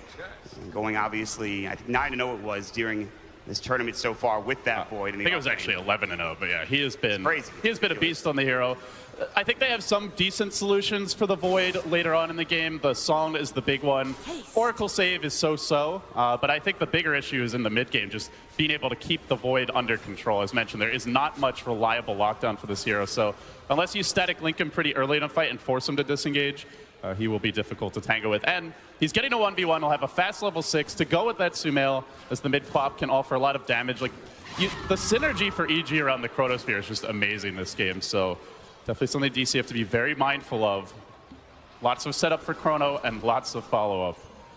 But when it's down, that's where they can look to take the fight. So other 2 lanes looking fairly even so far. We do see Mu and Universe going blow for blow, trading evenly as far as CS goes. Weeha in the mid on Mirana is falling behind quite a bit, though. Sumail is getting the upper hand in this lane as time progresses. Now 9 denies. The base damage of, I think, the Mirana a little bit lower here in the early stage of the game. When you look at Sumail is sitting at almost 71 CS, or 71, excuse me, base damage coming out. So he has plenty of damage. He obviously has the Scream of Pain as well, and he can harass with the Shadow Strike if he wants to walk up against Weeha. So Weeha with that Starstorm can CS. Do an okay job getting some good farm right now, but as you said, Sumail with the early advantage. He's really this tri-lane down bottom. That's the most interesting thing. EG will move forward, but still not able to find that second kill of the game just yet. But the Torn on Misery might set it up. They have the tiebreaker coming through, but no follow-up as Fear is just CSing at this point. Resolution walks up, gives him a plasma field, but for now, still a lot of just farming at this stage of the game. Yeah, for EG, they're really waiting on level 6s on their cores. Mirana, a hero that generally doesn't even want to rotate too much until you at least get 7, see if the max Starfall. And of course, Void and Tidehunter, both these heroes need their level 6s to impact the team fights. But at that point, you'll have to be very careful and call those MIAs quickly. Any of those big team fight ultimates entering this bottom lane can instantly wipe the enemy tri-lane.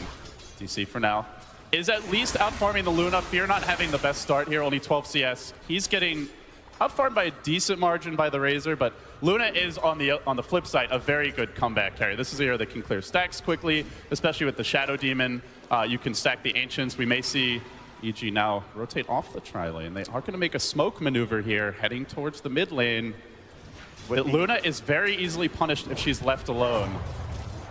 But DC, unaware, at least for now. They have the disruption ready to go. They're going to try to look for the setup on Weeha, but he is back behind the tower as the wave is pushing in now. He's very low. A torrent could just kill him.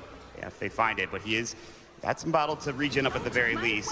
And he's going to back up. They use the scan, but they're looking off the mark. Misses side, just barely outside of it. They don't have the Queen of Pain. She's backed up. She's gone to heal. It's only 2 versus 1 if they decide to go for this. He's still so close to the tower.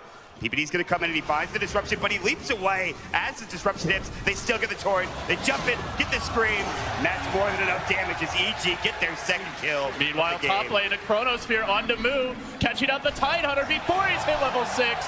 Who expects the offensive tri-lane Luna to roam for a gank? EG now 3-0 the score. As far as CS goes, slightly behind, mainly because of their carry, but outside of that, they're in great shape here. They've got still the Queen of Pain ultimate to work with. Shadow Demon, Kunkka, such a reliable roaming duo. And you could tell DC were expecting a gank, but just didn't expect them to be able to catch him that far back. He was really playing defensively, Weehan. It just shows you how much initiation potential this EG lineup really has. I mean, even with that leap back underneath the tower, they still find him with the disruption and get the torrent follow-up. Just nice plays overall from the supports. And like you said, who expects the Luna to rotate up to that top lane and get a kill? You're missing out on CS, but you get the kill. That's the most important thing, and you stop Mu from farming. Disruption, PPD will pick up the bounty rune. Saxa not there in time. DC support's not really doing much other than helping this bottom lane for now. They're kind of stuck to this down area, this bottom area in the jungle, and trying to pull and keep the lane even. For now, there's nobody else here. They can actually start rotating. Obviously, you saw Luna rotate out of that lane and see if they decide to send the supports elsewhere to try to look for kills on DC's side. Yeah, so as for DC, they still have not debuted the Ravage here. Mirana yet to really get too active on the map with Weehaw being ganked, but looking at their draft, EG, the much more reliable and scarier 5-man lineup, the lineup that is easier to execute in team fights, that has more overall damage, and that I think scales better into the late game. So I definitely do feel like DC need to be making a move here relatively soon. At the very least, try to take some objectives, which you can see bottom. They're trying to chip away at this bottom tier 1 tower. Move still sitting top for the time being. And plasma field damage from Resolution. Zai can't get close anymore. They need some more heroes to rotate in if they want to go for the deny. They're trying to set up on Fear top lane. They do have the Ravage. Oracle initiating.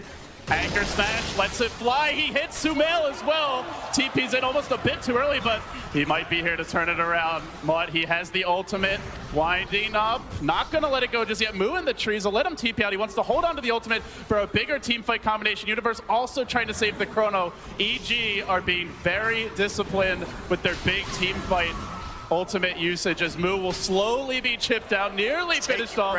It is taking forever. Then he's going to get bashed up, and that'll finally bring him down. But while that was happening, Resolution gets a free tower bottom, so EG extremely judicious, but this does now mean they have level 4 Scream of Pain, Sonic Wave, and the Chrono ready to go. This will put DC into a very defensive posture come next team fight. No Ravage for some time. Still, they get the kill with the Ravage onto Fear. Again, stopping him from farming. He's not doing too badly, in fact.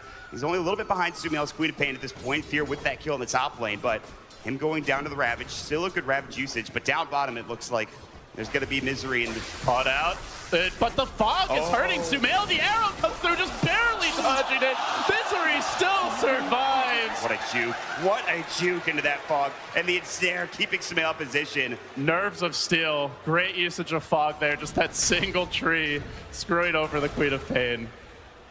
And Misery, on the back of that, he closes in on the Song of the Siren. This is the main counter they have to Chronosphere. Will EG fight another opening before Naga hits 6? They're going to look for it now. Smoking up the Universe and Zai. They're going to go through the jungle right now. Again, you talked about that Chronosphere. They held it for the longest time. They didn't use it to kill Tide. They have it now. There's 2 heroes mid for DC. They want to set this up. They certainly can, and we'll see if they go for it. They drop the ward down. It's going to be scouted out immediately. There's a sentry there for DC ready to counter it at a moment's notice. Man, all these rotations from Sumail have really set him back. He was crushing the mid lane before he started ganking, was winning 1v1 handily in CS. It was like, he had like a 3 lasted advantage, 8 or 9 deny advantage.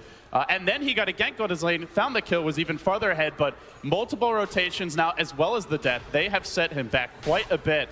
Only at 2.3k net worth. The rest of the team will have to step up a bit. Here comes the boat top. They're going to find Moon. They're going to catch him with the boat. They have the Tidebringer as well. Universe, Chronosphere popped, and they're going to bring him down with the Luna. They have the Lucid Beam, and that should get the kill. Raindrops will not save him this time, and Moon will in fact drop yet again. A nice setup there by Universe. Luna does not have the best attack range, but placed the Chronosphere well so that Fear could lay into the Tide. Does delay the mech build up by a decent margin. I want to point out, though, I like the way Misery is moving his illusions around here. We saw bottom earlier. He was scouting for anybody from EG, potentially. I think the Void, the main hero, he's worried about trying to set up a counter gank where they push the tier 1. Now we see him moving into the enemy jungle with illusions to contest the Luna, to slow down the Void, and also just keep tabs on EG. Naga is not known so much for being picked as a vision-based hero. You know, that's more the realm of like Beastmaster, Night Stalker, who are almost purely picked for that particular purpose. But she does offer something there as DC that ward look to make their move. But unfortunately, there is a ward. Yeah, that ward is greatly placed, and EG should have seen that smoke come through for DC. And Fear's already making a move towards the mid lane, knowing that he could get caught out very easily by this DC squad. He'll Zai and Universe to counter smoke and head maybe towards the bottom lane, although there's no one there, they can head and wrap around on mid as well if they want to, try to go for Weehaw. They're just moving away from this DC squad who's trying to invade this mid lane right now, and even Sumail sitting down beneath the tower at this point. Yeah, EG know when the Chronosphere is down, until Luna and Queen of Pain get items, they are not strong at team fighting. So they dodge. They also managed to scan DC. They now know DC were trying to make a play on mid, so EG, it'll be their turn to play keep away, while DC look for the tier 1 siege. This is a good tier 1 tower to take in the mid lane. They don't want to fight into Ravage, although there is Chronosphere for EG. They're all down bottom. It looks like there's going to be a tier 1 for a tier 1 trade. The mid tier 1 for DC is a huge pickup, as they've already taken the bottom tier 1 as well. There's a glyph here still for the Radiant. A lot of time if they want to defend this mod. They have the Song to set up. Misery comes in.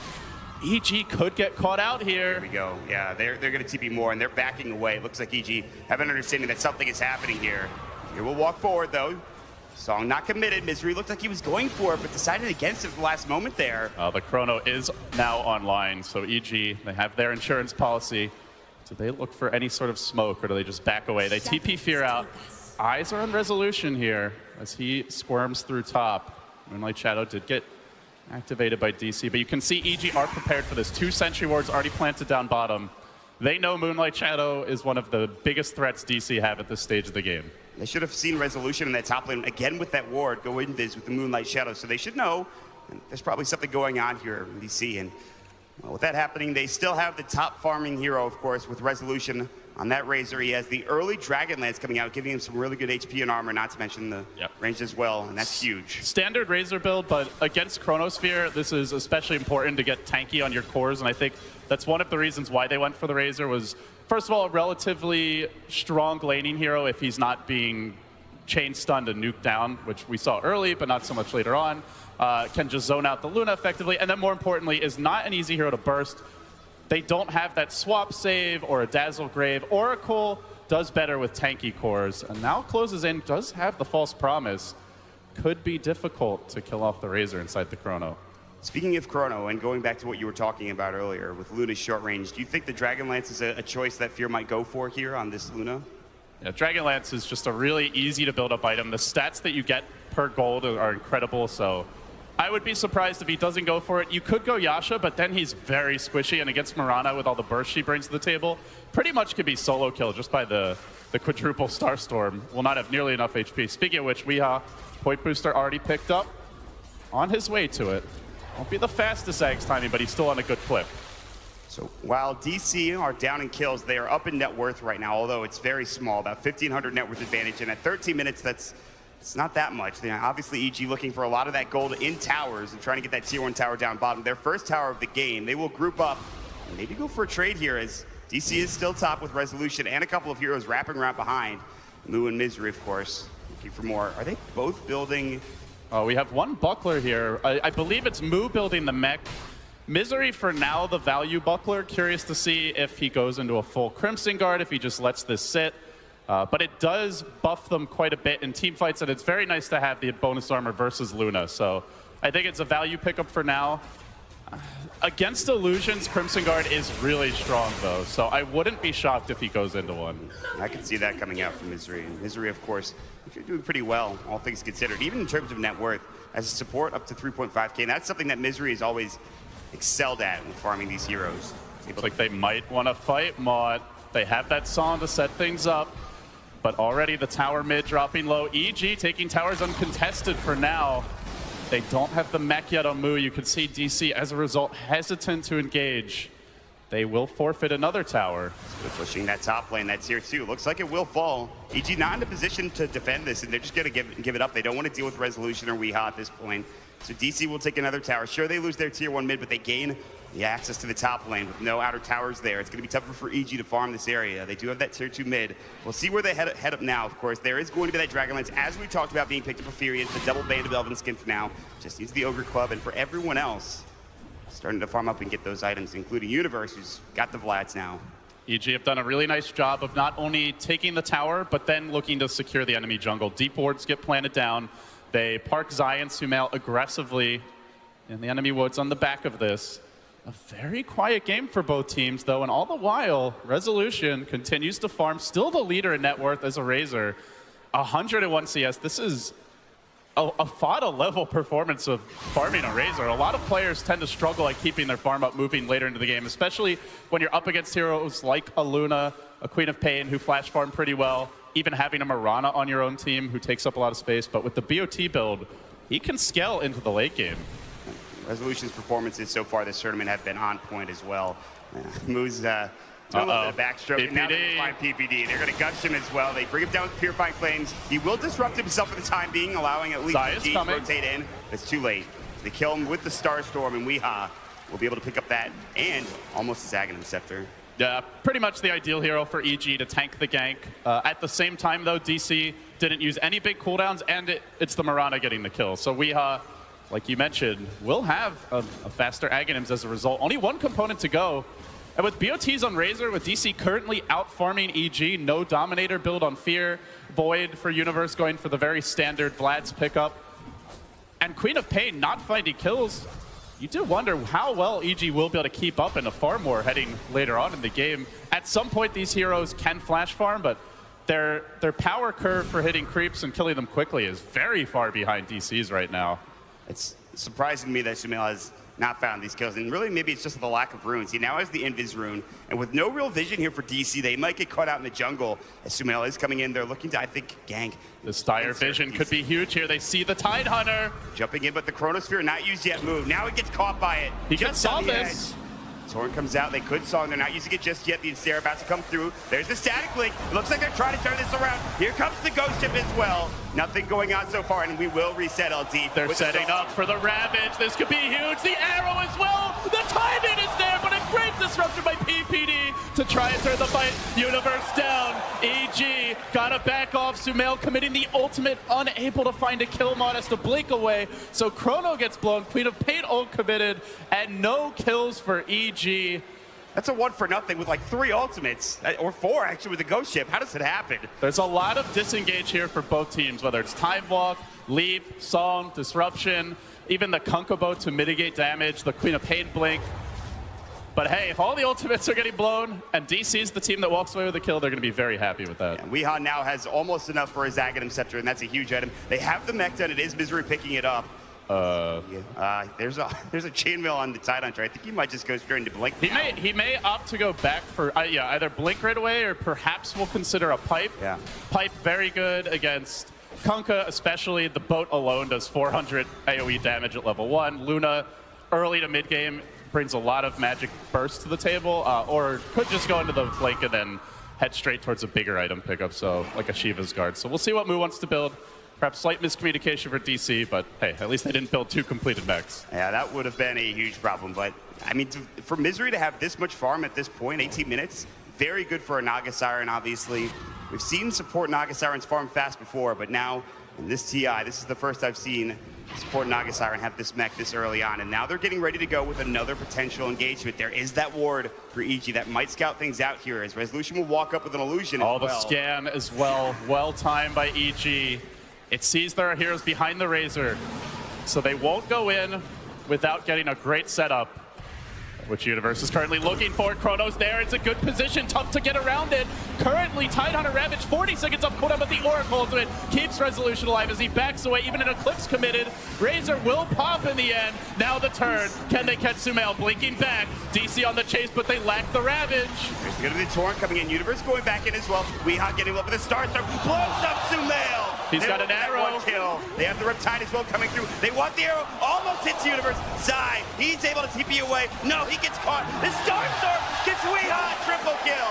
A 4-for-1 exchange, and Mott, they did it without the Blink Ravage, which now Mu has. Without even a song for the fight, EG had to commit so much to kill the Razor. They know there's an Oracle on the enemy team. If they don't blow all their spells and he lives with the False Promise, you know you're going to lose the team fight, but this is another way they can fall short here. We'll see. He backs off. Sumail getting caught there by Weehaw. And then, even though he blinks away, this is where Mirana is very scary. If you don't burst her in fight, she gets off multiple double Star Storms, can just wreck your team. Almost everyone on EG drops to half health when they group up around her. And as they try to run the net, catching Universe had to dodge the arrow, which meant he wasn't moving directly back as quickly. It allowed Misery to get in range for the net, sets up Weehaw for the triple. Great engagement by DC. LD, time and time again, we've seen that Aghanim Scepter come out, and as soon as it does, it's a game changer. All the way back to the wild card here at TI6. They scanned the top lane. They knew there were heroes behind Razor. They didn't 100% know Weehaw now has Aghanim Scepter. They had not seen it until the fight broke out. And it's an item that has caught teams off guard. Does so again here, Mott. That's huge. Weehaw getting that triple kill. He's already up to 2,000 after picking up that Aghanim Scepter. And go into more of that right-click build that we've seen more and more often as the tournament progresses, or the caster build for the Mirana here. And we'll wait and see as they start to push in this Tier 2 tower bottom lane. Now with an advantage up to 5,000 net worth for DC. It's getting tougher and tougher for Evil Geniuses, but they do have great late game as Sumail will pick up an Aghanim Scepter. Fear continues to farm. You just have to worry for EG when Sumail is not having a huge impact. Here's bottom lane, PPD trying to defend the tower, gets caught out. He's going to set up Weeha for the arrow. Doesn't connect, but doesn't need it either. So PPD falling again. EG reluctant to do much to defend these towers, but Mott, they're going to have to come back now because DC are threatening high ground. They've got a catapult, Naga illusions here to soak up some tower damage and sustain the siege. Song, you've they got gotta come ready home as well. You've all these abilities at the ready for DC. EG as well with Eclipse and the Chronosphere coming out. And here we go. They're going to find that Torrent maybe onto Weeha. Connect, but Resolution pushing them back with the Plasma Field and doing some nice chip damage. Will they continue on here, LD? It looks like they will. Yeah, bit by bit, very patient spread here from DC, leaving the Tidehunter far back. The Naga there as well to ensure she gets off the sun. They do not want their heroes that can turn the fight to all get caught by a Chronosphere. I like the way DC positioned the backline in that siege. They don't fully take the tower, but they force EG to come home. One item that will help EG to stall a lot more, which is coming fairly soon for Zai, but is a bit later than normal, is the Armlet. Already has the Blades of Attack, the Gloves of Haste, but he stopped off for Drums and Phase. A lot of times you will just see the Armlet picked up as the first big item. So Zai, once this is up, you can just X yourself, blink in, smack the creep wave to more quickly force DC back and potentially get them into a low HP threshold where you can chrono and get some kills, but he's not there yet. We're starting to get to that point in farm where you might be able to actually, with Fear getting some more items, including what seems to be a BKB, they can actually start fighting here pretty soon. He's farming the Ancient stack now. Obviously, they're still pretty far behind with Fear.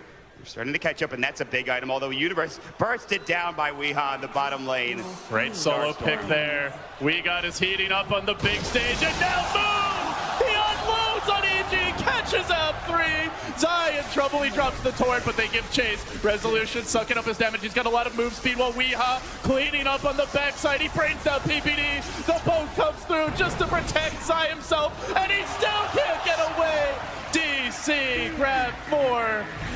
Oh my, Moo, he had the ward to set up that gank. He knew there were heroes near the secret shop and had the confidence for a massive 3-hero Blink Ravage. DC are about to push tier 3 tower, maybe try to take a set of Rex. There is buyback on the Luna, but look at Zai's down for 22 seconds. Chrono not even used there as he got solo picked by the Marauder. Sonic Wave will come through, but it does really nothing at this point in time. That did nothing, LD. They're just going to heal Misery up. They get back together as a team. The Glyph is gone now. We'll see if DC really wants to continue this push. It looks like they will back away, confident with what they've accomplished here. Yeah, they are really hurting EG's farm department now. Sumail opted for the Aghanim Scepter. It's an item that lets you Queen of Pain ult every time the Chrono's up, even if Universe goes for Ag, so he'll still have the 1-minute cooldown to work with. So it makes their team fight potentially stronger, but it's not the best single target burst item, and I think that's what you're seeing now is Resolution, 1900 HP. Even the Mirana of Weeha with the Aghanim build already, he sits at 1600. Tidehunter roughly around the same mark as well as Moo picks up a point booster. Potential Aghanim build for him. They're getting to that point where EG lacks single target burst damage, essentially. You do have Soul Catcher, but there's also great disengage. There's great single target heal from Saksa, who now has a Glimmer Cape as well. And we've seen what he can do in this item. My God, his Winter Wyvern was immaculate. They're going to try to go on Resolution, and there's Demonic Verge coming out the Ghost Shift as well. But you talked about how tanky he is, and he's going to try to fight both of these heroes. PPD gushed up. He's going to get chased down. False Promise coming out. Universe looking for a Chronosphere. He does not want a solo Chrono Moo, and he's going to have to. But Weeha, he finds the back angle, moves on to Fear. The Eclipse coming out. Can Weeha get away? It would be a huge kill for EG. He's low. He's almost dead, but no! What a turnaround. Move blinks out as well, but here comes the rest. They will Sonic Wave, and they will pick up the Tidehunter. What a disengage from DC. Man, Misery to the rescue again. Fantastic Son usage there. Saves the Mirana. Weeha now with the Blink, the BOTs. At this point, Mirana generally will build into the shotgun. Could potentially see a BKB if he wants to be a little more durable in the fights. We see he is vulnerable if he tanks all the EG magic damage, but this is just the nature of the DC draft. If they get ahead, they have so many ways to reset the fight and disengage, so many sustain abilities as well as reset options, and EG just unable to find that clean teamfight execution. Where are the 3-4 hero Universe Chronos? I think one of the things that's hurting them out is they haven't had the best vision. Losing all those towers, currently no tier 2 standing, has limited PPD's ability to get out on the map. When he has gone out to ward, we've seen him get punished and ganked repeatedly. And as a result, Universe goes in blind, and they don't have a vision hero really outside of that. Just Shadow Poison. It's minor at best. Not the easiest lineup for him to set up Chronos from while playing from behind, unless they go high ground. This is without a gem for DC as well. They're just getting an advantage through towers and sheer force of will, dropping these wards down. It's been Soxa and Misery, of course, in that department, making sure that the vision is great, and it is. They'll take down this last outer tower here. The Torrent will come through. Resolution sidesteps it. BKB is now done for fear if they want to go out and fight now. Zai's still working on his armlet, getting very close. Back away. The Tidehunter Ravage is back up and available. That's the most important thing. Still no song. That'll be up in about 18 seconds as well. So they have their ultimates coming back off cooldown. And they should get this tier 2, I believe. Zai still no armlet. He X's himself, but he just goes home without even really doing anything to slow down the push. And Fear has to build into a BKB. This really limits the Luna's ability to flash farm. It's generally not an item you want to go for at this stage unless you're 5-manning aggressively at their towers and trying to end the game early. See just a farming Queen of Pain ult in the bottom lane from Sumail. He's also building BKB. This is the Mirana. Simply because of Mirana existing in the game, Tidehunter a bit as well. Like, you have to get BKB, but at the same time, you can just play around the BKB cooldowns if you're a Mirana. Wait for the song can reset the fight, you blink and leap away. Then when the BKBs are down, you come back in with the shotgun. We saw EG running the carry Mirana for Sumail against mass BKBs in that legendary series versus eHome, and eventually got to the point where they're all 5-second BKBs, and you just kite them, and then you blow heroes up as soon as they wear off. So it's a necessary item, but it is not by any means a guaranteed solution to the burst damage DC has. And Mook can still catch them off guard. They can blink in with that Ravage in, and if he has a good one, I'm sure they won't get off the BKB in time. And DC's looking to maybe set this up now. He's going to blink forward, Gush. He won't go for the Ravage yet. They want to fight. Tower's going to go down. Soxa TPing in really aggressively. There's the Chrono on it too, with the Ghost Ship coming in as well. And Soxa and Resolution getting blown up. They get the arrow on Universe, but now looking to chase more. EG, they get 2. I'm not sure what was going on there for DC. Soxa TPing in the front lines as an Oracle. That's generally not where you'll see him. May have been expecting Misery to song as Weehaw goes for the solo kill in Universe. The quadruple Starstorm, not going to be enough, and they X'd him. That Torrent, oh, he avoids it. The Blink Dagger trying to actually TP away. Bash is not there. Wow. Oh my. If he gets bashed there, DC hemorrhage even more gold, but yeah, that was big miscommunication from DC. Soxa TP'ing in front, maybe was expecting the Son into Ravage setup, but you generally don't want to try to Son Ravage at this point because they have so many BKBs on their cores, the Queen of Pain and the Luna now completing them. So from this point forward, that becomes a very unreliable way to take fights. More likely, you either want to wait for the BKBs and then you use that combo, or you just try for the Blink Ravage and get on top of them so they have minimal time to react, as it does have a travel distance the farther away from the Tidehunter's position. But yeah, DC, miscommunication there. Good news for them is Mirana did not go down. Razor still farming like a champ. Resolution now with the BKB completed. So their cores continue to get farmed, but still, when you're this far ahead as DC, they were over 10,000 gold up. You give up a lot with just a couple of kills. Yeah, I mean, Resolution is still farming well, and he's still top the net worth, but that is a critical death going his way. And like you said, Soxa caught out with that Chronosphere as well. Shouldn't have been there, but... And it's going to be a 1-minute chrono fairly soon, Mon. Already Universe with the Ogre Club. At that point, the Queen of Pain Ags becomes devastating. These two can just hook up every minute and find basically a free kill on us support. You have to be careful for DC. Build a bit tankier. Resolution's already done a fair bit of that. And Misery is going to have to be very diligent with the Song of the Siren against Universe. Again, though, the BKBs are up and out for EG now. They're starting to get those items. And again, Roshan has not been really an objective for either of these teams. Neither of these teams really great at Roshan, at least not yet. Luna a little bit better later on down the road with Gush. Obviously, you have some armor reduction for DC, but not much. So taking Roche at this point for either team might be a bit too early for that, but they do want to keep tabs on that Roche area around that pit. And EG will continue to push bottom, as well as the top lane push coming out from DC, trying to force some heroes back. So now it's kind of a schizophrenic item build. He was going towards a mech earlier, now he builds into the hood after the point booster. Seems like he's very indecisive about what he wants here. Did he want a mech? Does he want a pipe? Was he going for an Ags? It's a bit of everything, but he hasn't gotten that one big item just yet that could make the difference. EG, meanwhile, they're looking decisive. Mott. Naga Illusion here trying to scout things out, but they could get the jump on Moo. It would be huge. Good positioning, though. Look at Misery in the back. We're going to go for Weehaw, potentially. Universe's smoke is broken. Chronosphere on to 2. Misery, Weehaw. Great false promise. Blink Ravaged catches on a couple, but Sumail has his BKB. They ensnare him, however, and the fight's still going okay for DC now, LD. Weeha's alive, and he's looking to come back in. He's got the Starstorm available, Eclipse raining down, but Resolution tanking his way through this. He's far too difficult to burst for now. Gets off the Static Link. Shadow Demon has to buy back, and now the reset. Song from Misery. Weeha maybe going to set up, but the song will end. They've got to back away here, it seems. DC indecisive. Do they want to fight? Do they want to run? They find Sumail. They get the quad. And they bring him down quickly. They're not saying yet. PPD might die back here if he's not careful. Still chasing him. Marana is ramping up the longer this fight goes. Weeha's going to take over. Fear barely able to escape. But now the ultimates are down. Marana's still going to be strong as ever. The Void Axe is not done yet. A full minute where that's unavailable. And DC behind the Razor, this frontline tanker, they may be looking to push. Indeed they are. No Eclipse. BKB's on cooldown. A very tough defense right now for EG. No buyback for Sumail. He's up in 30 seconds. Weeha just jumps and gets the double Starstorm on 2, and now they're looking to take Rax. Glyph, I don't think should be available. Arrow coming through, hits Universe. Not a long duration, but they will go for it. Zai's low as well. Good zoning by DC. Back.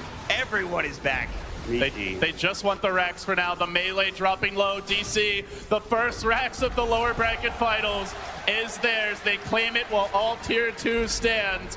And they now catapult themselves into a quite decisive advantage, over 12,000 gold ahead. Universe hunting for something as he moves forward. And what a critical time to find that fight, Mott, before the Void Ags. If Void has Ags, EG might get a second shot at that fight, but because it's not up yet, the one fight not decisive enough for them, they had no plan B at that point. And now, to make things a lot more difficult, Moo, he does complete his first big item, grabbing the pipe.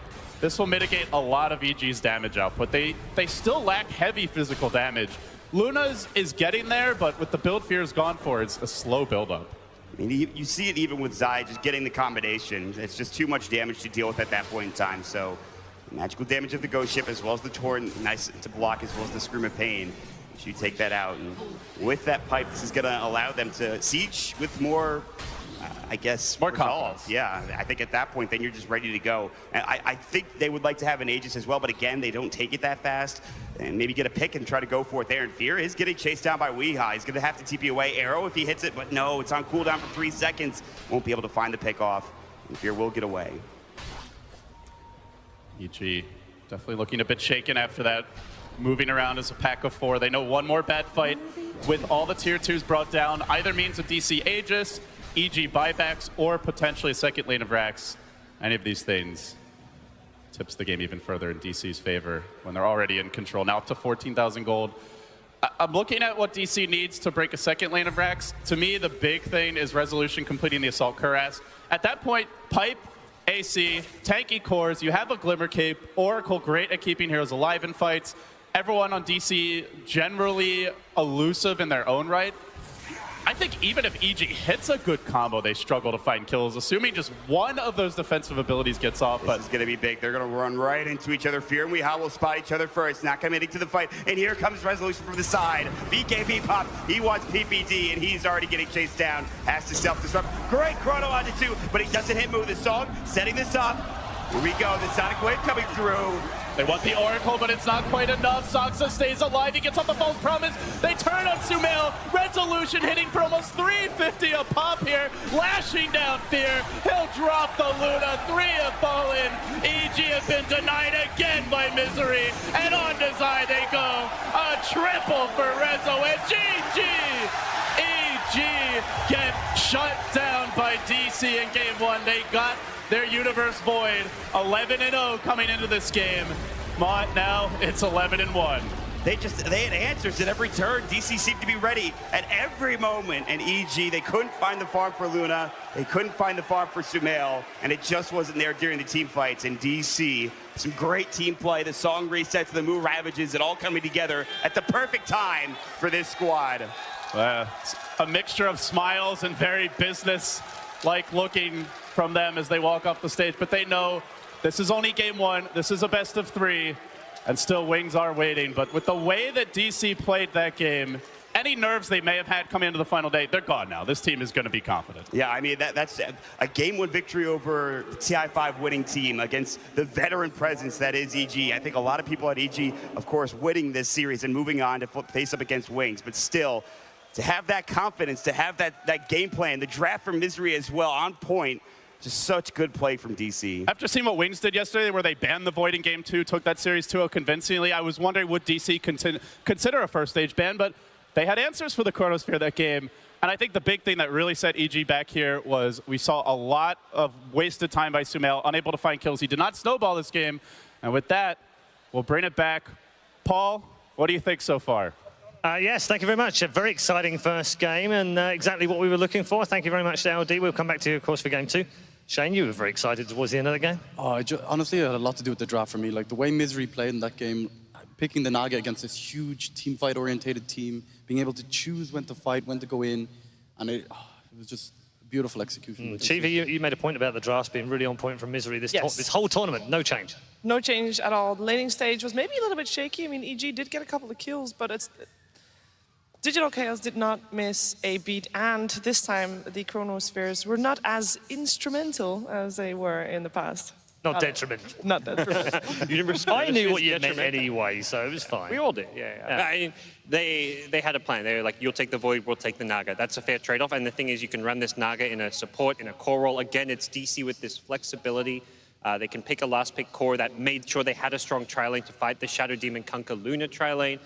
And just all of like the various small little counter picks. I think the key hero to me was even the Oracle. We saw a couple of team fights. The key one at that top tier 1 tower where a Fate's Edict keeps Mirana alive. Sumail goes back in, ends up dying because he thinks he can get a kill there with the Scream. It does no damage. I think pros still don't quite know what Oracle does as a hero. I was joking on Twitter. It's like they only just learned what False Promise does, the ultimate. They still figuring out what Fate's Edict does or what it looks like because it's very deceptive. You think a hero's going to die, you use 2 nukes and you're like, wait, she took 0 damage. That wasn't False Promise. Why is she taking no damage? But Oracle Saxka played such a great game. Very critical from Gods. Let's find out what our draft panel made of that. A draft win or a game win? That is a great question. Actually, the age-old question, if you will. I'm here, of course, at the draft headquarters. I got Merlini and Blitz and Waga.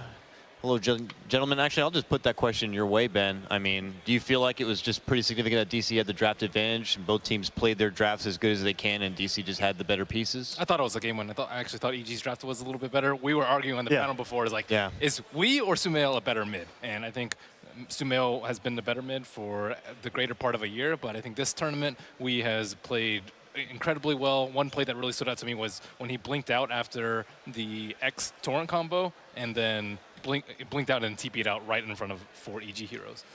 I think that they just executed really well, but at the same time, I want to point out that DC, that support Naga made so much happen. Misery, he has a great understanding of the draft. I love the way they draft the Naga early, and it's like, oh, we don't know exactly where it's going to be, but it was so good against the Void, against the big combinations, because EG had tons of good combinations, and the draft looked very solid, but they dealt with it great. I also think the Razor, we underestimated how big impact that was going to have. He could, once he got his BKB up, he could just walk in, not care at all, and that really made it hard for EG to focus down one guy, because they had Razor right next to them saying, hey guys, you're just going to die if you try and do this. Yep. Let's take actually a brief timeout on this subject, gentlemen, because we're going to go to school right now. We got Mr. Purge in attendance to teach us about movement speed. Windlace. It's really about movement speed, and this is what really stuck out to me in the laning stage. EG opted to do tri-lane versus tri-lane, something that DC's been kind of perfecting over the tournament, constantly fighting aggressive lanes. But this game, EG had the better tri-lane for a couple reasons. You've got Lunar Blessing, I think it's called, plus 14 damage to him and all of his allies in the area, which already makes your tri-lane do more damage than the other ones. But the really big thing is about Windlace here. It gives you 20 movement speed, it costs about 235 gold, and this is going to make Luna run at about 355 movement speed at level 1. It's pretty good. It's like a boots advantage against any other hero, and they did this on a lot of their heroes. Now, if you're comparing this to Razor, for example, he's only got 295 movement speed at the start of the game. This is probably confusing to you if you saw the end of the last game, but his third skill here actually does increase his movement speed by a lot. It's just you don't skill it very much early. So they had this big movement speed advantage over DC in the laning stage, and they had right-click damage advantage due to the aura from Luna. On Shadow Demon, for example, he doesn't need to get Windlace because he's a ranged hero, but on Kunkka, they do actually pick that up. So this is very similar to the way that DC was playing Slaughter the other day. They did it again with the Naga Siren, but EG exploited this to get some nice early kills. the first one, oh, I'm sorry, my bad. That kill that actually did happen was down here. Eventually, Zai did throw a torrent out. They caught resolution, and while he's still very slow movement speed, they're able to chase him down basically and just right-click so many times until he ends up going down and dying. So that was a really nice first blood. That's about movement speed.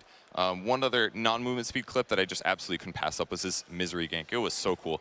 Very, very small juke possibility here, but mainly he landed the net, which prevents Queen of Pain from moving. And the other really big thing about that was that allowed Resolution to get the static link off while he jukes into the trees. Such a sick clip. The fact that he actually got the kill there. It was really just incredible. And then later on in the game, if we take a look at Razor's build, I really wanted to focus on this. He's got Dragonlance for HP and stats. He's got Boots of Travel, very rare, but because of that, because of not needing a TP, he can now hold the Raindrops longer and the Aquila, which gives him overall farm. I just couldn't believe he was able to keep up and farm.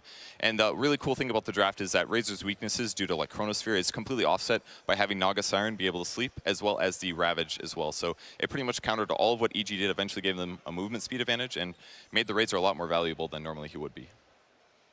Thank you so much, Purge. Your knowledge is just greatly appreciated here. Now, gentlemen, it was voted upon that for our MVP of game number 1 would be none other than Weehaw on Lady Mirana here. Will, can you make a note about his performance at all? Do you agree with that, or do you think someone else kind of deserves the credit where it's due? I think potentially Saksa. I think Saksa on the Oracle saved a lot of those fights for them. The top fight where he gets the Fate's Edict off on the Mirana, they were able to turn things around. I think that was the true turning point of the game. And although cores get a lot of credit, I think Weehaw did play very well. I thought that Oracle was just almost perfectly played. He really makes Mirana look like the hero of this meta. Would you guys agree with that at all? It feeling like it a little bit. There's a few heroes that are up there, I think. We definitely have, you know, SD, Kunkka, Mirana, and Void. Like, these are very recurring heroes. Then we have heroes that we don't see anymore, like Elo Titan, that are, I would say, even more heroes of the meta because they get banned out. For sure.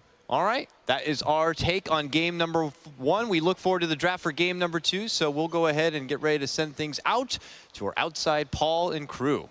Thank you very much. Yes, of course, we'll be back for draft 2 very shortly. Gods, yeah, what the men said.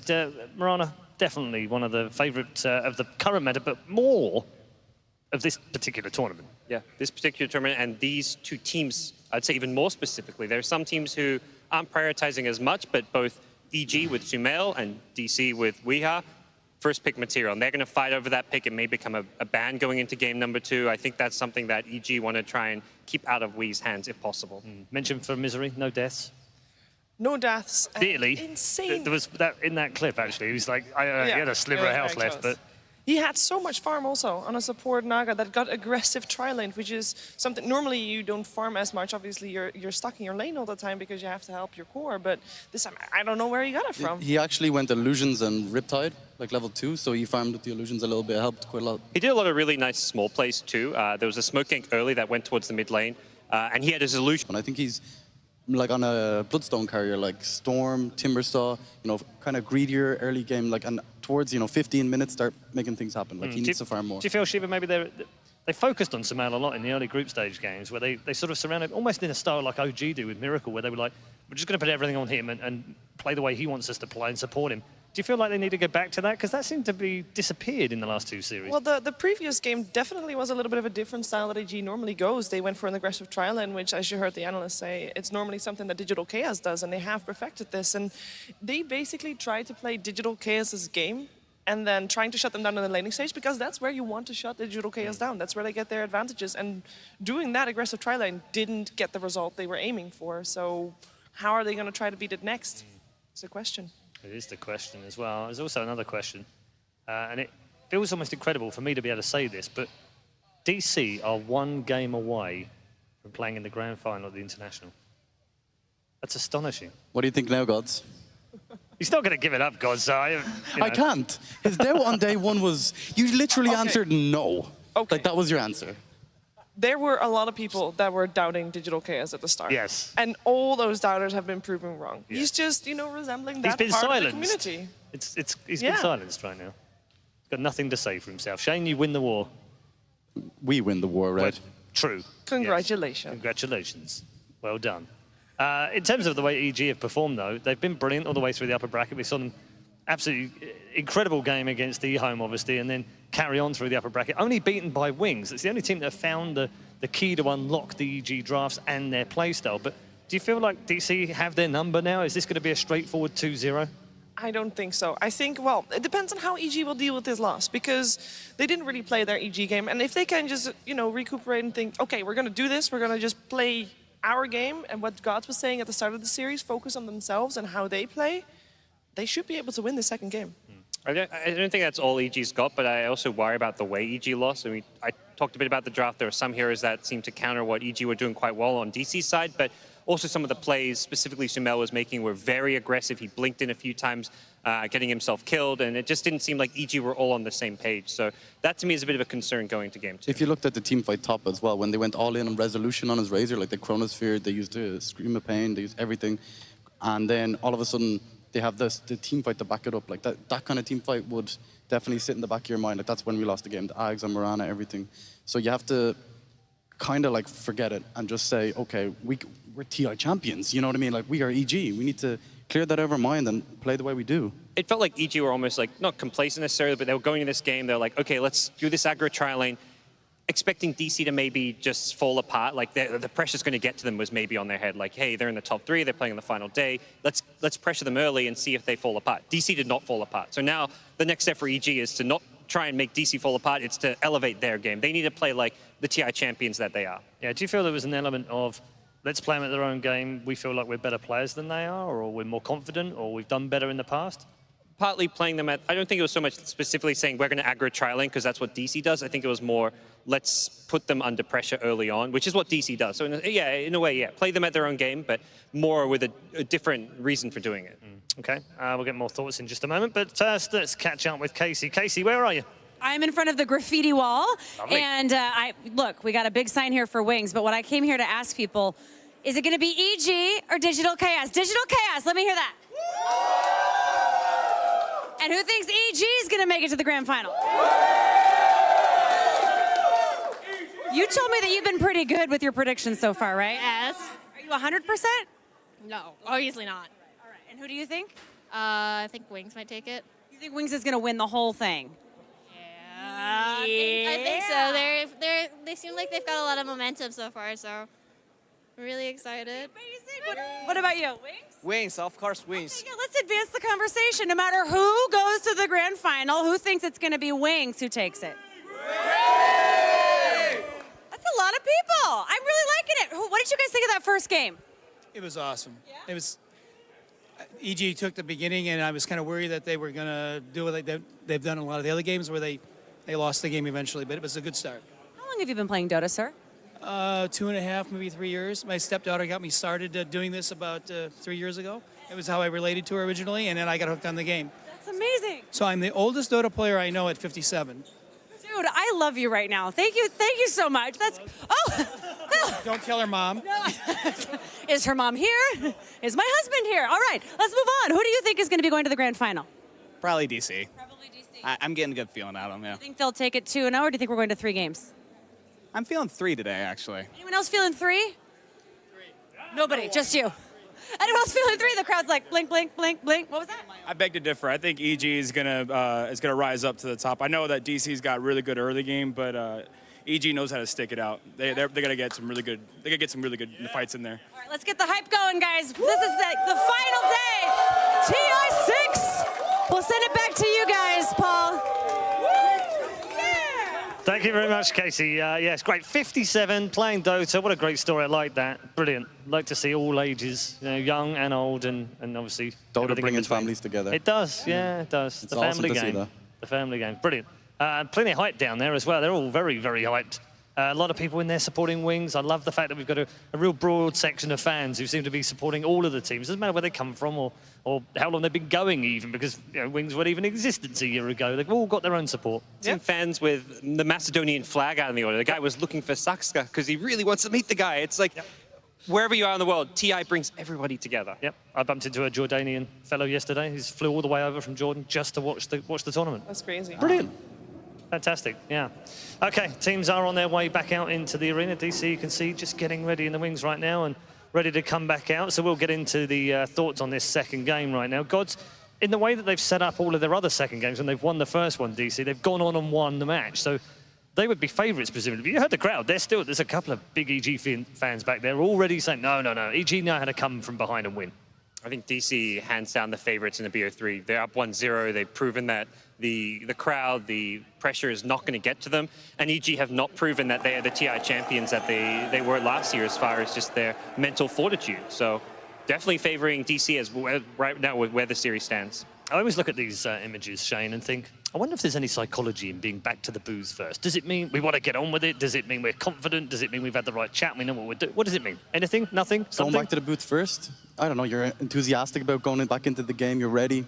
I think the main thing, though, is DC winning that first game, like, all the nerves are gone now, right? You're like, okay, we're here. We're last day at TI. We're playing. All of a sudden, it's like, oh, we can do this. You know what I mean? And it just takes that edge off that you can really just play your own style and go into the next game confident. But also not relax too much, because complacency then kicks in.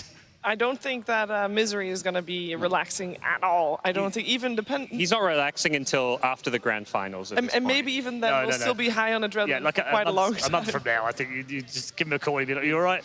Don't talk to me right now. I'm still thinking about next year's draft. I've got to get it right.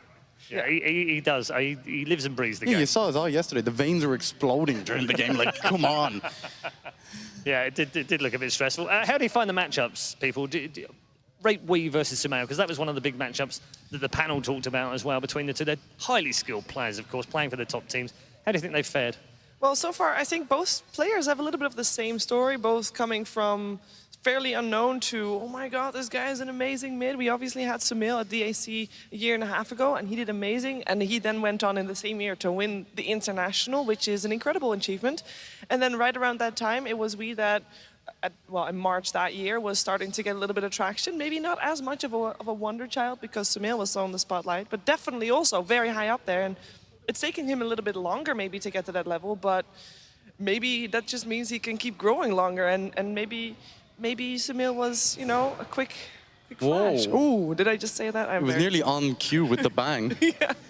It's almost like player by player coming into this event, you'd give a slight edge to EG. Like, you'd put Sumail maybe slightly ahead of Wii as far as accomplishments and even maybe mechanical skill in the mid lane to a slight extent. You look at the offliners, Universe versus Moo. Universe has the experience, is also just, on paper, he's made the bigger plays, played at the bigger tournaments. Same thing for Fear versus Resolution, but it's the DC players. If you look at this tournament alone, you'd probably almost favor DC players in all three of those roles. Moo has been huge. Maybe Moo versus Universe is the one area I'd say they've both been key playmakers for their teams, but the carry role, the mid lane, I give DC the edge right now.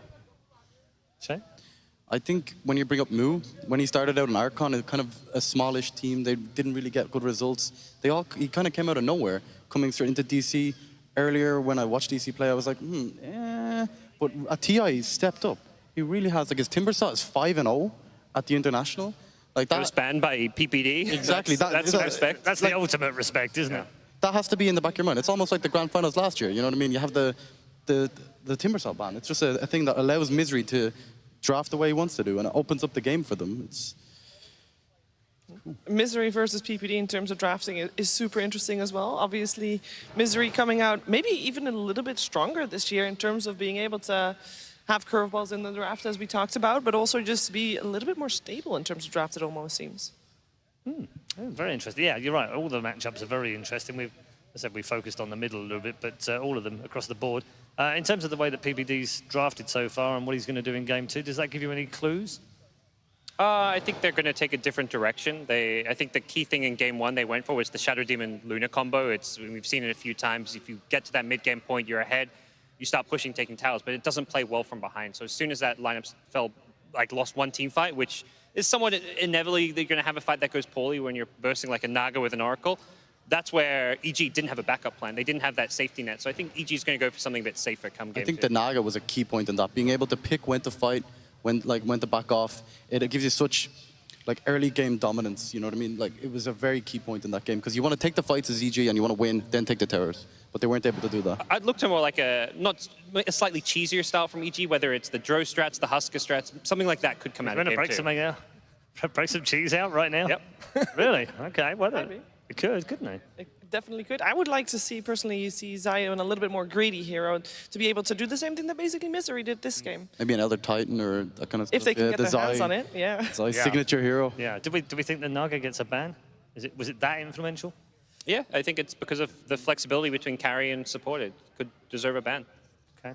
Thank you very much, all three of you. We are, of course, going to come back outside after our second game regardless. Let's head back to the draft panel for game 2.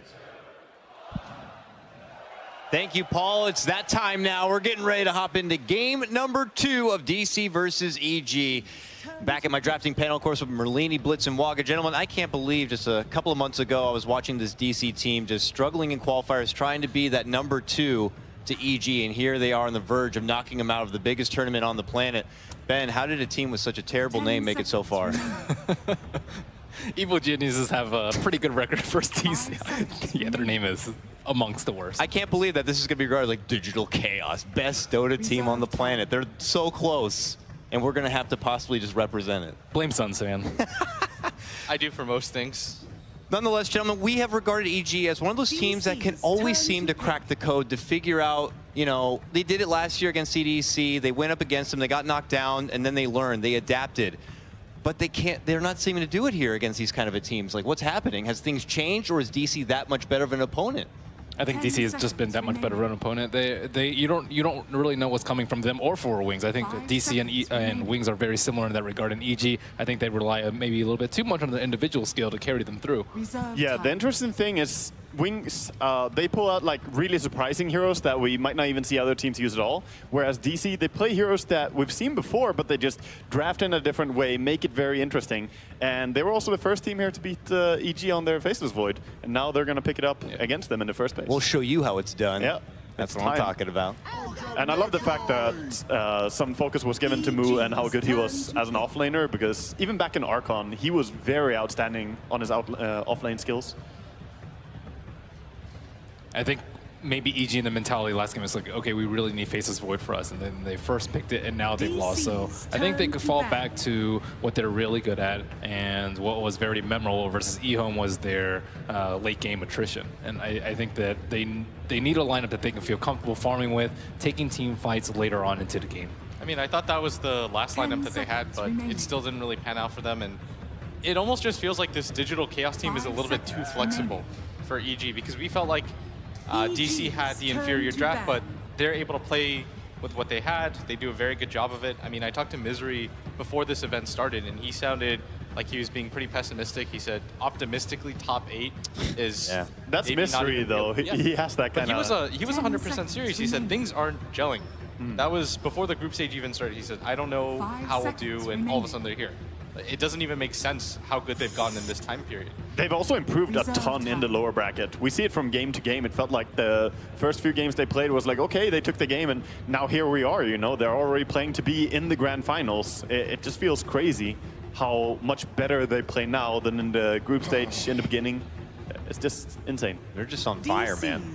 We move into some second phase of bans. We saw that DC will continue to at least respect EG in the regard of banning out that Sumail Storm Spirit once again. I think that Sumail's hero is probably the most important overall, I think, to EG's overall strategy. I think if he plays a very aggressive laner, like Sand King or Queen of Pain, they fall off too early. And then if he plays too farm heavy, they also don't have enough people. So they'll likely never get the Mirana, and that's one of the perfect heroes for him. They're not giving him the Storm Spirit, and there's not too many other ones that I see for them that scale that well. Maybe the Invoker for Sumail. Yeah, and Queen keeps her pretty terrible win rate here as well. I mean, it's a hero that you need to do so much in the early game, and he had a bad game in the previous game, Sumail. He tried to make some rotations even when he didn't have ulti ready. If you commit to fighting a little bit too much and it doesn't go your way, he found himself just not having the farm needed, and Mirana just took over. Yeah, well mentioned that he died that one fight on top where we got that Starfall on him. I think that was just the beginning of the end. He died like 19 minutes in, and that's not where you want your first death to be, especially when you only have 2 or 3 kills. For a hero like Queen of Pain, I think you almost always want to just keep snowballing. Waga, you know, you can start 6-0 as a Queen of Pain, you die once, and it feels like your game is just ruined. Oh yeah, well, dying once, if you have a good game even as Queen, then you're still not off the pressure, right? Yeah, you need to have a good game to begin with, so it's just... I feel like Queen has too many drawbacks, honestly, in the current meta. I think Puck is just superior in many times. Wings, the only team that really saw run the Queen successfully was with the Drow strat. Just about to say that is, that's what made it such a powerhouse in the laning phase and going forward. But for EG, I think it is a pretty big deal that they can't rely on that Faceless Void. The fact that they lost with it, it's going to break some confidence for them. Moo, I haven't really seen him play the Tidehunter this entire tournament, but still did perfectly fine with it. He definitely did. Yeah, for DC, I think that last game was a big confidence booster. If you're able to break one of those heroes, we saw Wings first phase ban the Void. Like, if you're able to just say, oh, we can actually still beat the Void even if you first two pick it, I think that's a pretty big drafting advantage for Digital Chaos. I'm pretty sure EG probably had the same feeling as us after that first draft, because we all on the drafting panel felt that, yeah, EG, they got what they wanted, they had a nice combination, and their heroes didn't look that bad against DC's, but just the execution as well of how DC played. Oh, yeah. Oh, this Witch Doctor is Look curious. at him go. Third pick for Digital Chaos. We already know he's off some synergy, of course, with the Faceless Void here. We don't get to see too much love for the Doctor, but obviously very, very good against the Beastmaster, in particular in that laning phase. I think EG are kind of doing what Wings try to do. They do the Elder Titan and the Beastmaster, very flexible laning, Elder Titan off lane. Not too common nowadays, but you can kind of put these two heroes anywhere. You can roam around with them and then lead into something else. I also think another hero that Sumail had a lot of success with is the Medusa, which also fit into the same similar draft that Wings ran. All right, gentlemen. Dazzle came out here for EG. Do you know what I'm alluding to here? Will we be seeing... I don't think it's that good going for Huskar here for EG, in fact. Because Digital Chaos already have good tools. You have the Bloodlust to buff up your DPS more. You have the Witch Doctor ulti, which is physical. You have Void, who I really love against Huskar. Just the Chronosphere is such a good way to deal with him. Very often he's hard to lock down. But we'll see. They have the... They also have it in their pick. pocket now, exactly. So EG, they can just wait with it till 5th pick and see if Digital at least wastes a ban on it. I think with Axe still in the pool too, it's very risky. I really like this pickup from EG though. It fits their overall playstyle. It doesn't even really need something to pair with, but you want to be able to save Sumail when he goes for some of those riskier plays. And we usually see something like the Shadow Demon or the Dazzle to back him up. In that game though, the Shadow Demon was just a little bit too slow. Yeah, it didn't really work. They're gonna go, DC gonna go with the Resolution Slark here. Yep. Really one of his most comfortable heroes. He has had outstanding performances on, finds a lot of soul kills when he plays it. And it's also pretty good against heroes like Elder Titan, because he can sneak around and get in on that hero, so he can't just stand in the backline and have that massive impact. But I love, look at ED's draft. The armor impacts from these heroes and the auras are really, really coming together. They also always have a hero for vision. Last game it was a Naga Siren. This game it's the Slark, and I think it's very important versus ET and Beastmaster that you're never at a vision disadvantage. 10 seconds remaining. That is pretty powerful. Still need to figure out what that Sumail hero is going to be. We already know the emphasis on how important he is to EG and being able to succeed, and with him continuing to be targeted with all these respect bans, his options become a bit more limited on what can really be fruitful here. I think you want a physical damage dealer with the Dazzle. 10 seconds remaining. Maybe like TA is also pretty decent for them. TA is doable here. It's not terrible, and they have good auras. Like, that plays in a big part, I think, in this game for EG. They need something that can work with the Weave and the attack speed bonus from Beastmaster. And, DC say no Huskar, by the way. They had banned it out. Yeah, you should just do that against Dazzle. It's really sad when you see a team see the Dazzle come out as a 3rd pick and then not last phase ban Huskar when they have a bad lineup against it. So just good respect here. I think they had an okay lineup against it, and I don't think it would be the type of hero that Sumail wants to play. Like, you're in the deciding game right now. You might just get knocked out. I think you give him the best possible odds of giving him something like a mobile core that allows him to continue to scale. I think that's the Sumail's playstyle. Yeah, I mean, to the benefit of EG, if it was their intention the whole time to not even go for the Huskar, to their benefit, they at least forced DC into a ban of Exactly. it. So they hold that advantage. And Dazzle is extremely good without having to pair up with the Huskar. He doesn't need him, you know? He's strong in this lineup. Also gives him all the sustainability they need to keep pushing. If they win a team fight, they don't have to back off to heal up or anything. Long thought process here. It's kind of hard to read what DC want as their last pick here, actually. So many heroes available that Weeha could play. I feel he's very versatile as a mid laner as well, but this is where they can kind of put them in an interesting spot, because they can ban out some mid hero, and they also have their mid hero as their pick coming up. Yeah, there's still an Invoker, I believe, on both sides. Invoker's banned. Okay. Yeah, ban in the second phase by EG. They have limited mid a little bit here with the Storm, Invoker, Alchemist, and Timber, all of them removed. Even Huskar, of course. Okay, Magnus gone. EG's That's turn the to pick. yeah. He ran the huge wombo combo versus TNC. Yeah, the Bloodlust and the Empower would also just make Slark insanely fast at farming up. Resolution doesn't even need it normally. He farms so fast without it, but give him all that. So what is for Sumail? One of the... 5 seconds. I guess this isn't the best position for EG to be in. They have to reveal their mid matchup first. They could tinker. They could tinker this. Elder Titan and Beast. That's true. Lots of options there for Tinker to get around the map, but they actually opt to go for the Medusa. Turn to pick. Yeah, I think it's just very similar to Wings' draft. The E team, the Beastmaster, they have the physical damage now with this Ven and the Medusa, and it's also a hero that they won with, which I also think lends more credibility to it. Yeah, and a good thing for them with the Elder Titan, as you mentioned, Slark stacks up so much agility. All that armor he gets is just negated if Elder Titan plays correctly, so Medusa can actually kill the Slark. Jakiro comes out! He finally comes out! Look at that smile on Misery. He's like, laughing so hard at this. Oh my god. They ran this a few months ago, but it's been a very long time. They were trying to find substitute for mid laner. They tried Lina, they tried Leshrac, they tried Jakiro. I'm so glad that they pulled it out here. Let's see the solo mid Jakiro. You happy now, Black? He's the one that's been whispered the whole frickin' time. Let's send it over to our casters right now. It's LD and Mott. Jakiro. But is there anything more North American than a Jakiro mid? This is an absolute staple for the region. It just feels right. DCEG, they've got them on the ropes. Now they're going to try to knock them out of the event with something that, frankly, no other region really runs. Most other regions don't even believe in. Do you think the mid Jakiro is going to work? It certainly has the chance. This was popular during Manila, during the group stages. It won many games there, and I'm looking forward to seeing how DC and Weehawk can play. It's certainly going to be an exciting matchup as we jump into the game. It is game number 2.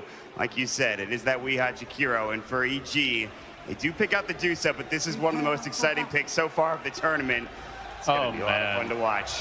Yeah, Jakiro gives you a massive amount of AoE damage, and when you have Chronosphere to set it up, Weehawk could take over team fights, but this is not like your traditional carry type hero. Jakiro definitely someone who needs to get things done in the first like 10 to 15 minutes, whether it's Liquid Fire sieging, setting up team fights with the Chrono and providing the damage. If you're just sitting back trading farm, going late game against DC, while they do have other heroes that scale, the Jakiro's not the one who's going to take them there on his own. So excited to see what Weehawk can get done in the mid lane. Interested to see what the build will be. Yeah. It's a very annoying harassment hero in general, though. Between Liquid Fire, lots of AoE damage. They may even want to bring the Dazzler Elder Titan in to help the Dusa out early on. You know, and this was the problem for DC. I felt like they didn't have enough damage, magical damage, to deal with EG's draft. You have a lot of, obviously, armor with the Weaved, with the Warcry coming out as well. And for the build for the Jakiro, I think beforehand we saw the Veil being picked up, and we might see it again. Right now he is the 1 null talisman. We'll wait and see.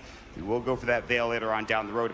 Good thing about this hero is that with Liquid Fire, it can be so annoying to lane against, even with Mana Shield for Sumail. So we'll see how they decide to lane this up. They may want to give him help early. I think Jakiro is one of the most irritating heroes in the game to lane against. Right up there with a Viper, Razor, if you're not a hero who naturally can keep their distance effectively. But we will see what DC look to get done. Not to mention, it's actually the forehead strat, because they also have the Ogre Magi, another equally annoying hero in his own right in the laning stage. It does feel like they just really want to pressure Sumail. Yeah, they're going to, like you said, with the Ogre, they can come in with the Ignite, and maybe get an Orb of Venom. If not, just hit him with the club and go from there. Obviously, stack the Liquid Fire up and... Oh, this could be devastating. Is he close enough? He's going to get this. He needs 2. Oh, they juked it to the north. That might be enough. It's going to get to the high ground. It looks like it might get away. Wow. He's still going for one. I don't think he's going to be able to catch up. But he does find Universe, who has abandoned the offlane straight to the jungle, whereas Moo top lane, although he takes some heavy harassment here, is trying to lane against the EG defensive tri-lane. So with nobody in the offlane, the DC supports, they're free to pressure mid. They're free to go and contest the Beastmaster. Universe going to try and dodge this as he heads down towards bottom, and Zai will now take over the lane as it's pushed in quite a bit. I can still die here if he's not careful. Gets pounced up, and they can rotate the supports. But all of the supports from DC are mid right now. Look how low Sumail is. He is going to be so tilted. This lane is just unwinnable between Misery and Weehaw, constantly harassing him. It is the early point in Liquid Fire for Weehaw. Often we do see it maxed on core. Jakiro doesn't cost him any mana, so it's a nice spell to just constantly be able to spam. Overall, we'll see more and more of a clubbing. Yeah. I mean, Dusa is okay at catching up. The hero's not very mobile, can clear stacks, but the hate continues, Mott, unabated. EG have to get a lot out of these other lanes, and especially the Jungle Beastmaster to justify how hard the Dusa is being bullied. Only 3 CS so far. Feels like we're back a month ago when Jungle Beastmaster was the thing, and Universe now going with the Iron Talon. Should have plenty of farm. We see that early level 6 coming up, but now mid again. The dual breath, the liquid fire, it's on cooldown. The mana shield will come up though. That should keep him safe. Sumail was holding on to it for a long time. He doesn't want to waste any excess mana and try to stay alive as best as possible. And he ferried another salve out. Sumail just has to chew through 2 salves at this point already in this game. He is not even getting to see creeps at this point. Sumail already like almost a full level behind Weehaw here, at least 3/4 of one, and the pressure continues. PPD forced to rotate. This will free up the Void top though. We're now getting up to 7, last hit 6, last hits coming out. PPD healing up Sumail. Mystic Snake coming through, annoying Weehaw, taking some mana back as well. So Misery, not quite that free pressure that he was getting earlier, but Sumail will finally get a creep wave under his tower and should be able to CS this at the very least. But again, like you talked about, Universe. Even then, Weehaw still denied him. Oh man, this is brutal stuff in the mid lane. Constantly playing aggressive. The nice thing about running mid Jakiro, he's very difficult to gank, so you can play aggressively like this. Him and the Ogre, like look at their collective HP. They've got almost 1,600 between the two of them. There's really no threat of dying unless they tower dive, which they are trying for now, but DPD was ready. He has a double damage rune as well. They're chasing Misery. That dual breath might deter them. Misery might stay alive. Weehaw has liquid fire as well. Looks like they'll both get away. They weren't expecting the DD dazzle coming out from PPD, and Misery will deny himself as well. If that's not an Ogre and Jakiro, I think they give up 2 kills there. My god, these heroes are tanky. So with the rotation of the Dazzle towards the mid lane, Moo, he's freed up a lot top. The good news is Sven is quite difficult to lane against for any melee hero because the cleave damage constantly harass you a bit in lane. But the key thing for Moo is just getting experience, which currently he is. So he does a lot, and now that the creep wave's dead, he goes in on Fear, but has to time walk back. Nothing for Fear to cleave to at the current moment, but still, the Sven farming well. Sven not the strongest laning hero, but in this matchup, and once he's had a little help, he doesn't really need that much support in the lane, but Sumail mid. He's running low on mana, and Weehaw had another liquid fire. He could have gone for that, but still a long cooldown at level 2. 2 points into dual breath, 2 points into liquid fire at this point. And then with the bloodlust on top of it too, it's even more harassed. They're putting so much focus on this hero. And he finds a regen rune to top it all off. Quite literally, he is now ready to go for round number 2. Sumail, even in the dual lane, still struggling a lot to farm, 13 CS. And Dusa is an incredibly farm-intensive hero, and you've already got a Sven on the team. So again, for EG, they're just trying to buy time for Universe. Once he hits level 6, he will be the space creator for the squad. They can't really get a whole lot out of Dazzle in that regard. The hero doesn't rotate that effectively for offensive maneuvers.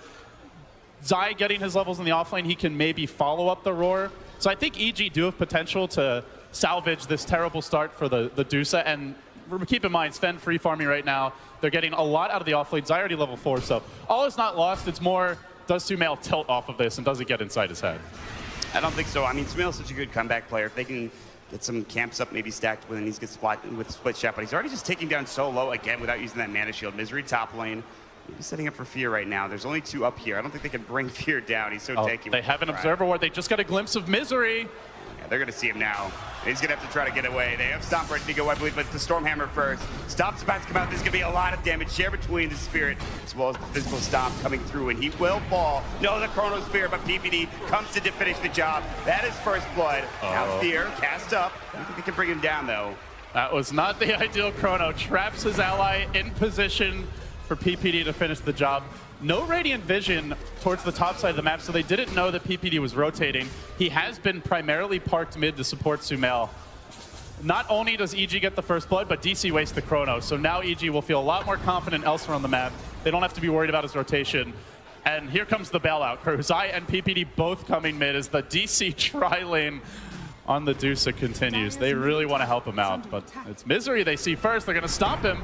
He's going to get caught as well, yeah. They should have damage here, maybe not. He's very tanky. He's got 8 armor. You get the Maledict off on Zai. He's in the tree line. Dual Breath will hit him as well, but here comes Universe. Doesn't have Roar yet, but he's getting close. The Liquid Fire coming at Wii, getting chased down now. Even Sumail getting involved. Just a casual 7-hero clump up in the mid lane. All the while, Resolution says, I'm just going to hit Creep's bottom. He's now the leader in CS. He was down about 10 to Fear earlier, so he's done a good job at catching up. Fear having to rotate to find that kill in the jungle earlier. And he brings the tower low, but EG not going to give it up just yet. No Roar available. They just don't want to give this up for free. Looking for the tower deny. Will they get it? Poison touch to push him back. The Dark Pact, he will get it. That's big for Resolution now. They are chasing Soxa. The Boar almost can, if they can just get a stomp and the Boar gets in range. Oh, they got the Boar hit. The stomp coming through, but they are pretty far away. I think Sox is fine. We'll just leave him for a little bit. I mean, all things considered, Sumail basically getting tri-laned at times here mid. I think he's doing okay, 23 CS, but Dusa takes a while to come online. The Stone Gaze does have a lot of natural synergy with their team. Already, they have the Dazzle, whose weave will help amplify the physical damage that EG bring to team fights. On top of that, the Sven, who's an incredibly hard hitter. So it's not like it's a one-core lineup where, oh, you shut down the enemy carry, they're just going to lose late game. Also, Elder Tightening here that scales very hard. So EG, I think they're handling this early pressure from DC well. The real question is going to be, can DC find that big team fight where they combine the Jakiro with the Faceless Void? A kill or two, you will take towers rapidly. Witch Doctor Heal to sustain the push, Liquid Fire to muscle the towers down, and tanky frontliners that can soak up tower hits in the Ogre and the Jakiro. So that is going to be the next maneuver for DC. Ideally a Chrono, but then you really want to push. You pick Twin Head, it is not just to sit back and farm all game. As Moo gets caught by the Roar. Oh, this could be bad. He does have a time walk with a stomp, perfectly timed. As he's mid-cast animation, he falls. Very close for him to get out there with that time walk away. Did for 25. Soxa on top of an Observer Ward right now. It's a big thing about DC's draft is they're really losing out on the experience for these supports right now. The levels, it's not looking so good for them at this point. Level 3 for the Ogre is spending too much time in this mid lane and roaming around. Zai and Sumail on the tree line to try to deny or at least help out this tower. Soxa gonna run on through. The stomp, Zai cast up. The stomp canceled immediately. Oh, that was really well played. If he just tries to run, he will get stomped. He quite likely dies there with the Boar Slow, plus the Medusa hitting him with the Mystic Snake. Soxa has, his individual play has been stellar throughout the event, whether it's on defensive supports like the Oracle, someone who likes to roam a little bit, has more laning presence like the Witch Doctor. And here comes the push, as Jakiro will be the siege engine. They are just not afraid. They're pushing right past that tower. Everybody from EG backs up, and that's the tier 1 mid gone again early on in this game. They get the tier 1 mid, they get the tier 1 bottom, similar to how they played last game, just taking down those early towers. Resolution on that Razor. Now Resolution's on the Slark, top in net worth. In fact, almost up 1,000 on the Sven at this point. Very close. And he's also got the Shadow Amulet for the Shadow Blade, the standard build for a Slark in this game. Yeah, Resolution feeling pretty confident about his ability to move around the map. And the Slark, this game isn't really that easy to deal with for EG as far as killing him goes. They have Stone Gaze to zone him away. The Stomp is quite difficult for Slark to fight into, but as far as like reliable catcher on the map, they don't really have that much. Just Beastmaster Roar, which a well-timed Dark Pact can deal with quite easily. So I think he can split push a lot, farm a lot this game. Team fighting, though, against EG will be difficult unless the Chrono's ready as EG move in, but the scan is going to scout at Mott. They had the ward there as well. They smoked underneath the ward, so EG, they're walking in. They still might find a kill anyways. Resolution's going to come through. There's going to be the Roar. The Stomp might come out next, and Soxa stopped up. More than likely dead, sticks up, but it's the Shadow Wave that gets the kill, but Resolution looking to turn this around, and here comes Weeha and Moo. They've got Chrono, PPD, and Universe in trouble. Good grave, but the Chrono on to 3. Moo still gets turned to stone at this point. Sumail's trying to help out, and now Fear is rotated and pops the God Strength, but now they time walk away and avoid the death on that Void. Resolution, no Shadow Blade yet. Tough for him to go in when he's this low HP. Wants to heal up in the tree line. Looks to re-engage, but Sumail at full HP. Now the Air Splitter. Weeha gonna juke away from that one. Didn't see the Jakiro able to combo very effectively with Moo in that fight, and now they move forward onto Fear. Cast is going to bounce. It's a beauty. Catches out Fear, then onto Sumail. The maximum range on that bounce pretty much as they chase forward. Braining Fear down, the Jakiro effect out in force. Now Sumail on the run. They slay the Sven after all that. Both teams very good at disengaging, but still in the end, getting the kill there, not losing any cores.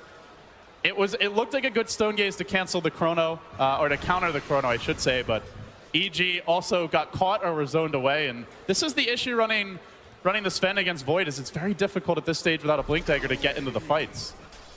He was just kited down, essentially, which happens so often to Sven early on in the game, especially, too. And like you said, the liquid fire constantly being put up onto Sven. There was also the Ignite to come out, the cast, they have the Fire Blast. They have plenty of ways to slow down and stun the Sven and make sure he doesn't escape.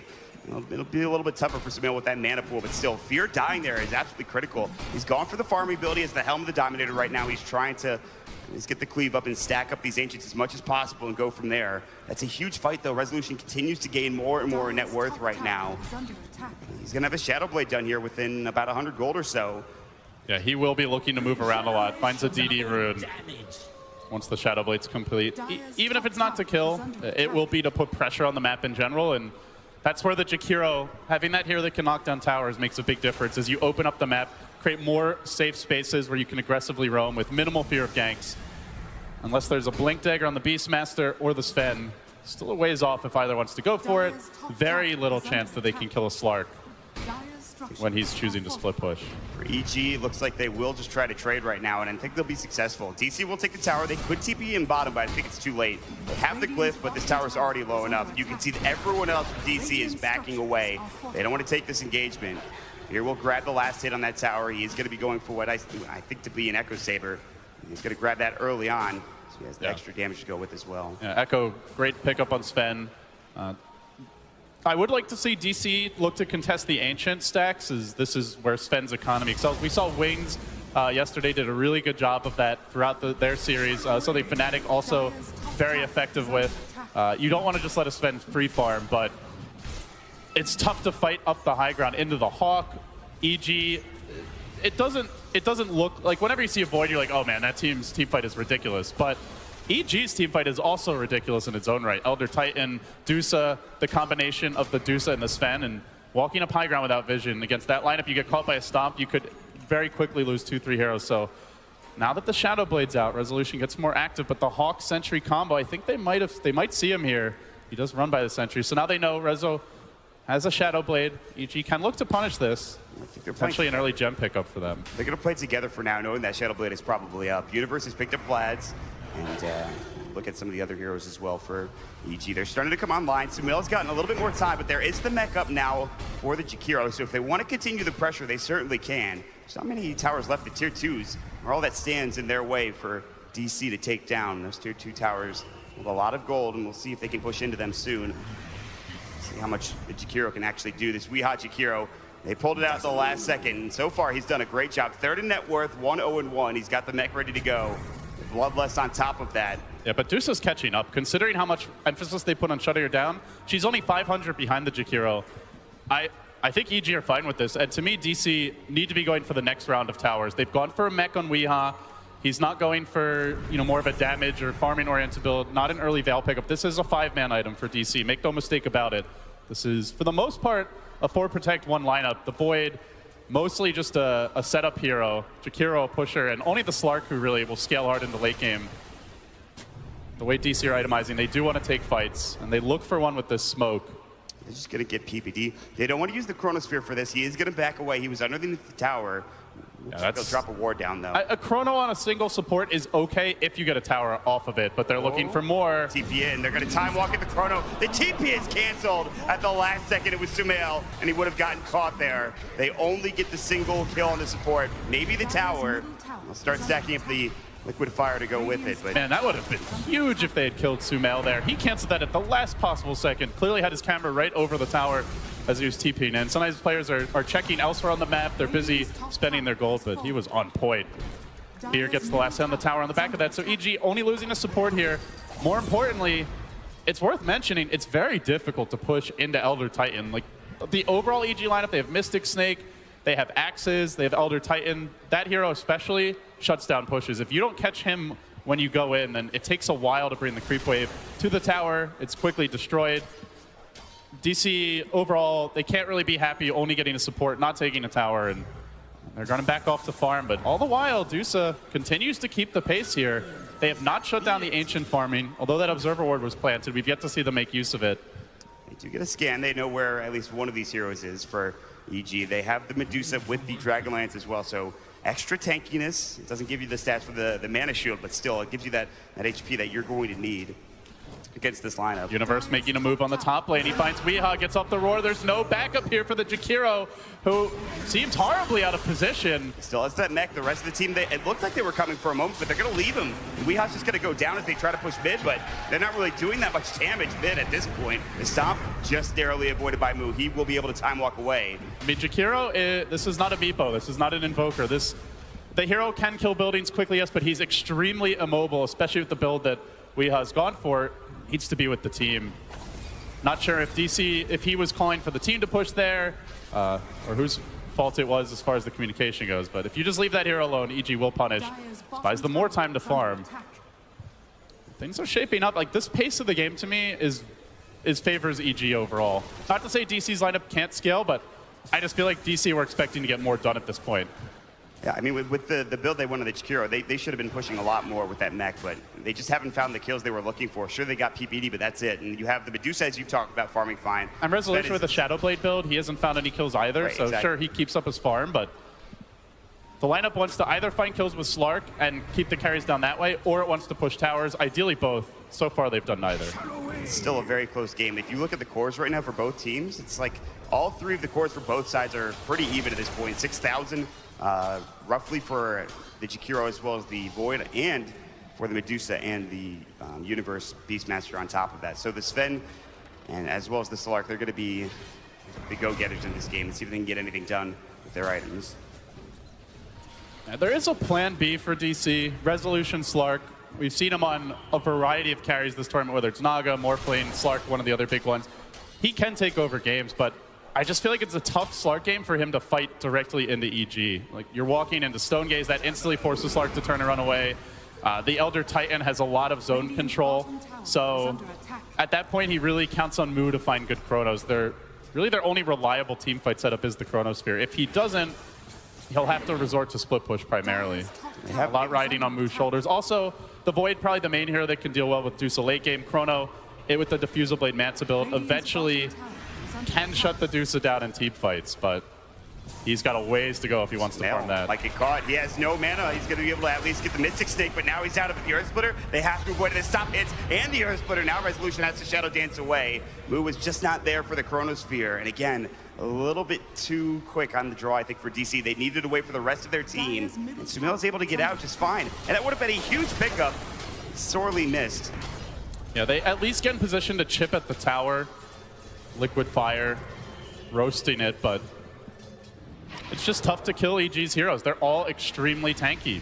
You've Mana Shield, Sven, who's a strength hero that has War Cry, so builds extremely tanky. Beastmaster, relatively high HP. They have the Dazzle to keep heroes alive longer.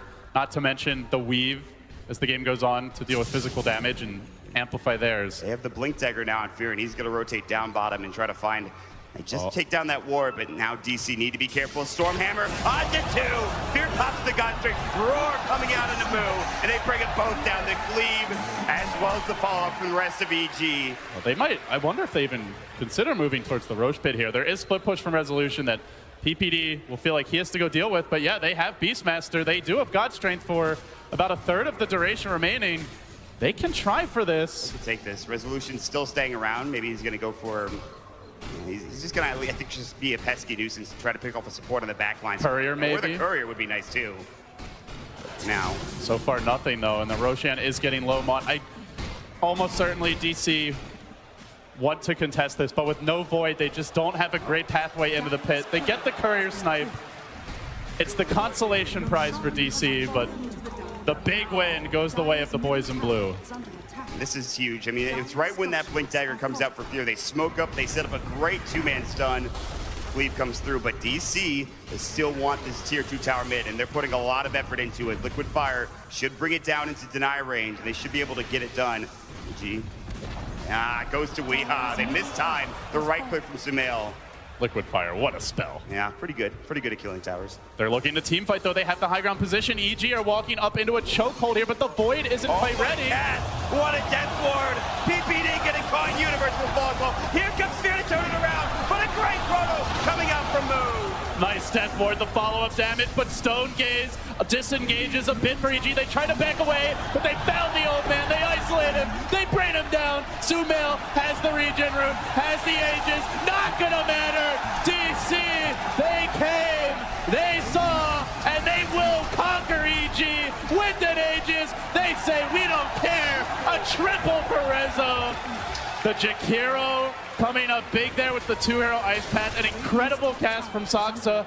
A very late chrono, but late was good in that situation. It meant that DC had done enough damage that EG wanted to run, and then they were prevented from doing so. Well, watch this counter initiation. Zai gets off the stop. The Earth Splitter was coming through, and Fear was doing the work, but he gets a beautiful chrono, not just on Fear, but on Sumail as well. Sure, he did get caught out with the Stone Gaze, but he did his job in Fear, and everybody from EG fell. What a fight from DC. What confidence from this team. They see EG's team fight, and they say, you know what? If we have the positional advantage, we can still take a fight. EG are a bit weak when it comes to dealing with magic damage at this stage of the game. Haven't built BKBs yet, don't have a pipe picked up. They're extremely resilient against physical damage, but that's where the Jakiro pick comes in. And this is before a potential Veil. I would love to see one from him as the game moves along. That damage would be even more significant, but the BKB is being built for Fear. At least he has the Ogre Club. No one else, I don't believe, for EG at this point, so he's going to be the only one that can deal with the magic damage that is bursted out. But still, Resolution also did a lot of work that team fight. The Echo Saber, he's up to 4.4k gold, and he's already built that Orb of Venom, so it's going to be a Scotty for Resolution coming out next. Oh man, Misery, the Veil Bearer now. This is a big pickup. And I mean, it talked a lot about the Jakiro's magical burst. Ogre brings a lot to the table too. Still only a level 2 Fire Blast, so he's gone, of course, for the Bloodlust Ignite build, but offers quite a bit nonetheless. As DC muscle down another tower. Eye of Scotty is done for Resolution, I believe. He's got enough for it, and he's going to buy it right now. God, he's going to be so difficult to kill. And it's the kiting too, also. The Scotty slow on this Fen, or even on the Deuce, is nice to have. And he doesn't, like, Resolution doesn't feel that pressure this game. There's no Disruptor where you have to build into a BKB potentially to deal with him. They don't have an instant silence. All the initiation that EG has, even a Blink Stormbolt, you can see that coming. Just Dark Pact or Shadow Dance generally will be able to get out of there. Beastmaster Blink Roar has a windup, and he doesn't have a Blink anyway. So there's no great catch. Resolution can play for the late game with the Slark build, can play a big reader with the items, and it's unlikely he dies unless he dives super aggressively into the EG lineup. So the matchup is good for Slark at this, with this build up and with the items EG have gone for. Got strength, I think, to clear out another Ancient stack here for Fear and get him closer and closer to that BKB. What point for DC to decide to fight again? They now have the Scotty, they have the Veil, as you talked about. I don't think they want to let EG continue to farm that much further. Again, we talked about EG's late game. It is significant. So where at this stage do you go for DC? It's just tough to push because of the Elder Titan pick more than anything. Right. So I don't think DC want to force it too much. I would really like to see them get a gem at this point. With no outer towers for EG aside from that 1 tier 2 bottom, you have a 3-tower advantage. You're Radiant. You know the next Roshan's coming up in the next couple minutes, and ideally want to be in position to contest it. So I think for DC, this is the point in the game where they look to establish map control. They don't need to end the game now. It's very tough to go high ground. But if you can starve EG, you're looking to be in great shape heading late. Thing is that DC doesn't have the gem. It's actually on Universe for EG, and they have the map control. Look at a couple of the dire jungle wards as well as one towards that Roche pit, and it looks like EG might know this is coming. Well, they've shown the Sven mid. There is a Dazzle behind him. Patient positioning from Moo here. He does have the Blink Dagger now on the Void. Will they find that pick? I think DC wants to go for too much here. They still have the Shadow Blade for Resolution. It's the Spirits that is going to come through and scout this out for... So much scouting potential from EG, whether it's the Spirit, the Hawk. They're doing a really good job at anticipating these DC movements, and it was only that one time in their jungle where they slipped up, and man, they got mega punished, so they know they need to stay disciplined and play cautiously, but in doing so, they are somewhat limiting their team's farm. Fear now going to go back to the jungle, but DC looking for the more important objective here, trying to take that last outer tower mod. They get up a nice high ground ward on the right side of the map. There's nobody here. They will get the tower. And next Roche gets a lot harder with this falling for EG. It's just that the map control that you have now for DC, taking that tower away, can't TP in, contesting is a lot harder. You can't get to that Roshan as quickly. When Roshan is back up, expect to see a pick coming out from either team. So there is some pressure mid for PPD, but he's going to go up to the Ancients. He might get caught by Moo. Oh, yeah. PPD in trouble. Just wanted to ward. Now he's going to die for it. And the ward's going to get countered as well. Resolution painted out. He's like, vision of me over here. So they should have either a gem coming out or some sentries for DC to be able to take this down.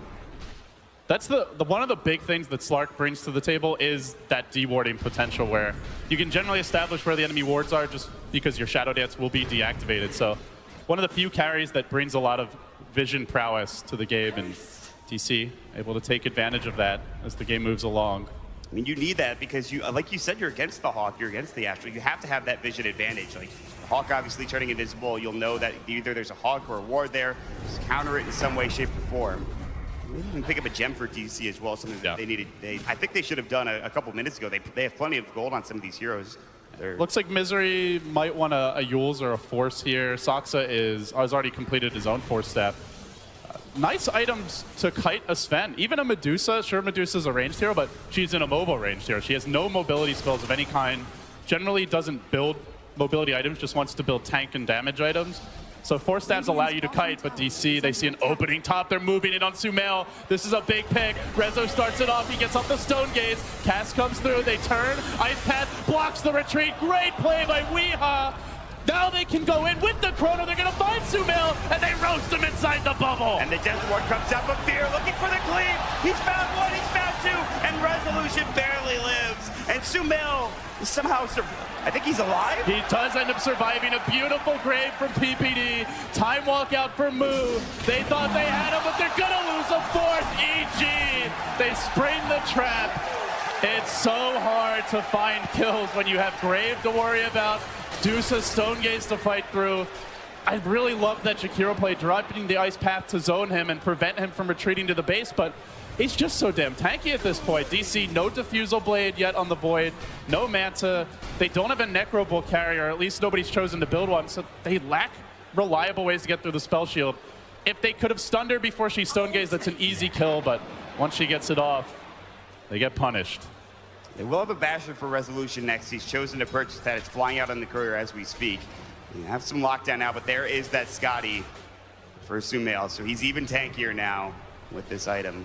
Gets not only the HP, but the mana as well. The slow, which is, of course, you talked about kiting. Not only the Sven, but the Dusa. Sure, you have 4 staffs, but you will still get slowed if you get right-clicked down by Scotty coming out from Sumail. And they'll look to pressure for what seems to be the first time in a while for EG. They're going to go for the tier 1 tower mid. Let's group up together as a team, this mid lane. But they haven't been out this far on a map in a long time. EG are rediscovering what it feels like to get outside their base, and I think they're liking it. Another ward scouted by Resolution, pinged out. I'll drop down a sentry and clear it immediately, although Fear looks like he wants to go in on this, but he chose not to for a moment there. Going on the Slark is very difficult. Even if you catch him, reliably locking him down, tough to do, so. They will contest. They don't actually claim the tower, but they buy themselves some farming time. Now Fear will go back to the stack.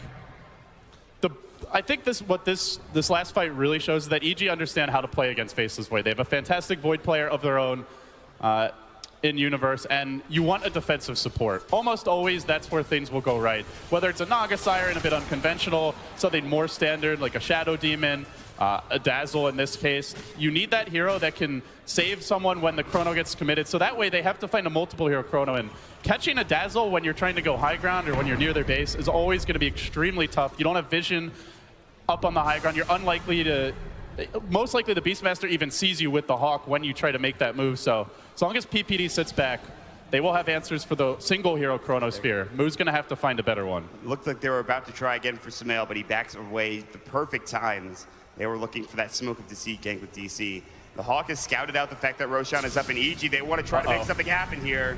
Rezo, he was in position to break that smoke, but he actually backs away. Maybe Misery the one to tank it. He kills the Hawk on his way out. He's sitting on the high ground. PPD marching down to the river, gets a ward. Like you said, Maud, it's all about this next Roche. Everyone is so split up from DC. There's like 3 heroes bottom, then 2 mid. They're gonna find Moo, it looks like. The stop, no, it's the Stormhammer. And look at that damage from Fear. Oh, Radiant shots him. Radiant just scanned and had just seen someone from EG in the neighborhood, but a split second late as the Void gets caught.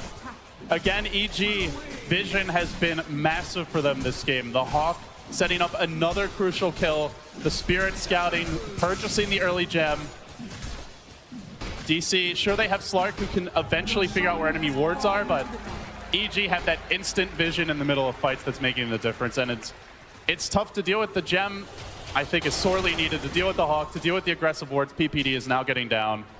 You can't let EG consistently get the jump. Can we talk about what impact Weeha's had the past couple of minutes? That one team fight, they had the Great Ice Path, of course, the ultimate coming out the Macro Pyre. Weeha's done a lot of work there, but the last couple of minutes, he's not been pushing. They haven't been pressuring. He had the Ice Path to stop Sumail from getting back into the base, but they still lost that fight.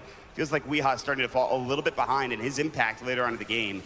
I mean, Jakiro does amazing magic damage in theory, but you have to be able to hold them in place. So unless you get a great Chronosphere, an amazing cast, which we have seen once this game, you can't count on the Jakiro to dish out damage. It's not a hero that has reliable scaling the way a Dusa or Sven does, where they can just go and be frontline tankers that hit buildings. You kind of rely on your team to allow you to make plays, and that's normally not the role we see Weeha in. More often than not, Weeha is on the playmaking hero for the team, the Invoker, the Meepo, but mid lane it's the old man who jumps in again. The Force Staff allows them to disengage. Ice Path will catch Fear, but good positioning. Look how far back EG's supporting line is. Universe, Zai, very far away, PPD as well. But Moo is coming from behind. He tries to sweep in, but there's a ward to scout this out. Slark, Invis, out of vision. They really need a chrono on these backline heroes, Mod.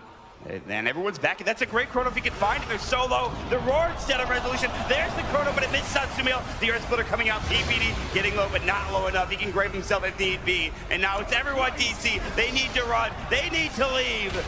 Misery stunned. The chase continues. The old man moving in, hacking at Weeha, but he's very tanky with the plate mail. Not the easiest kill. Force Staff brings it back. This could be where Resolution turns the fight. No Stone Gaze to worry about. God's Strength is worn off. He hops up to the high ground. He's a bit scared. The Jakiro lives. The Twin Head stands. So damn tanky. And now the Death Ward. They do have a grave cooling down in 1 second. Will they get it off? Sumail about to die. Aegis, round 2, but they do crack it. DC, hold, and now EG will be very discouraged at going for a high ground push. They lay in the second time. Can they save him here? They really want to back off, waiting on the God Strength. It's been so long, it's almost cooled down. 5 seconds, that God Strength is back up. Another great Ice Path coming through. They still have that stop. And that's going to deter DC from coming through. Everyone low on man from DC. They have to back up. It's a goddamn Herculean effort just to kill the Aegis here. DC having to pull out all the stops, all the plays, just to kill the Dusa once. That was without the Grave as well. He even has the Talisman of Evasion, which is insane. Like, that's even more mitigation that you have going the way of Sumail. So, like you said, super tanky. Not to mention, they also have Warcry. There's a Glimmer Cape on Zai, Vlad's, tons of ways to keep Lady Dusa in fighting shape.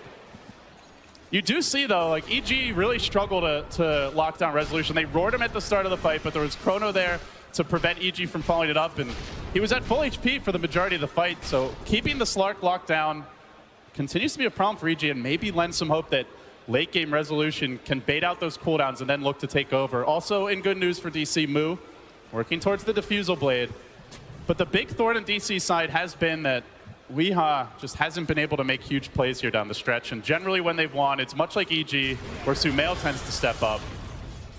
We'll have to see if Weeha can do it as the game progresses. I mean, he's getting close to what I imagine to be that Shiva's Guard. That might be the item that changes everything. It's really good against some of these heroes for EG, but we'll see what he can do in these next couple of fights. It's another kiting item for the Sven. Like, Fear is gonna be very irritated, but if anyone can have patience, it's probably the old man.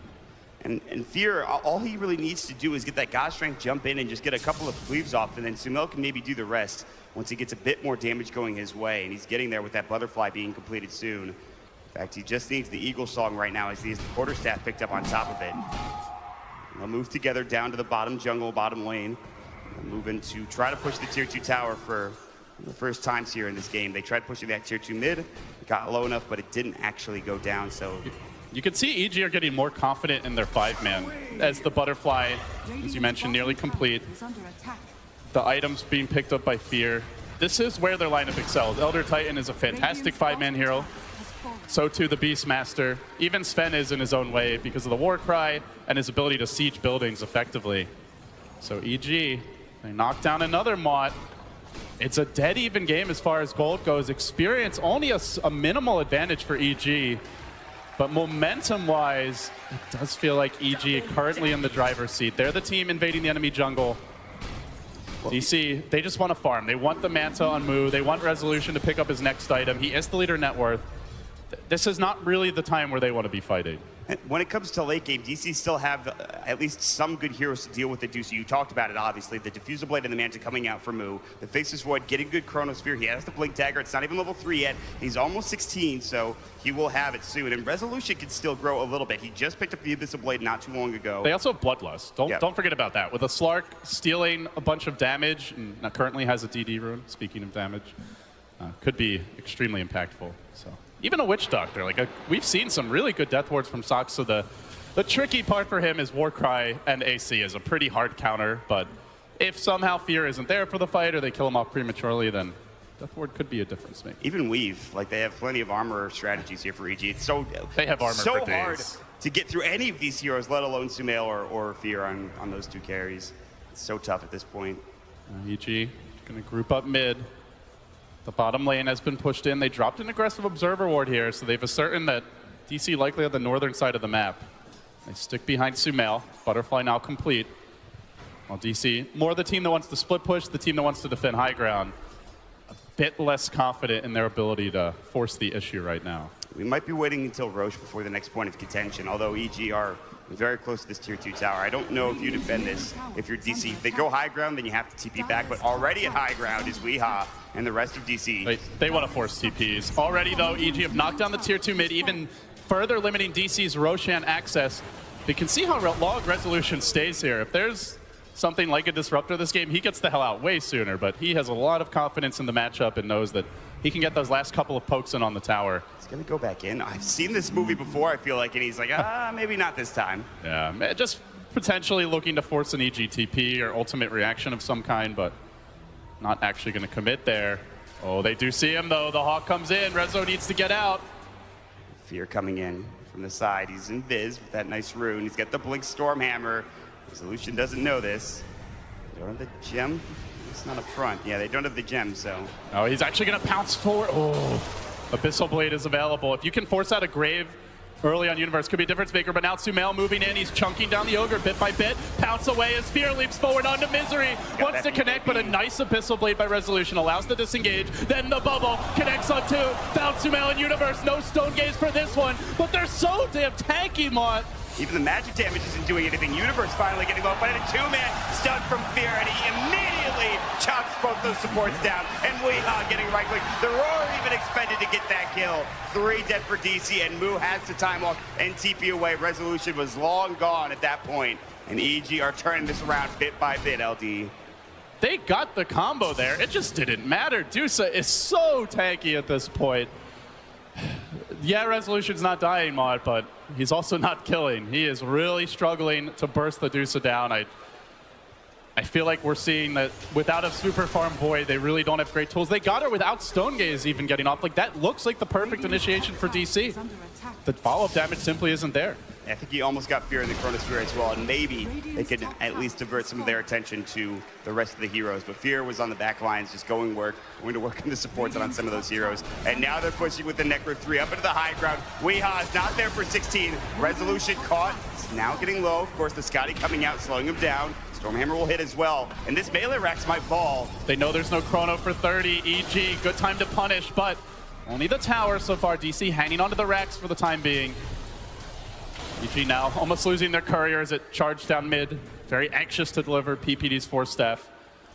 But for EG, they find Misery. They blink Roar initiation. Not sure they want to commit on this. Fear's thinking about it. Has the blink available, and he nails two. Catching out Mu.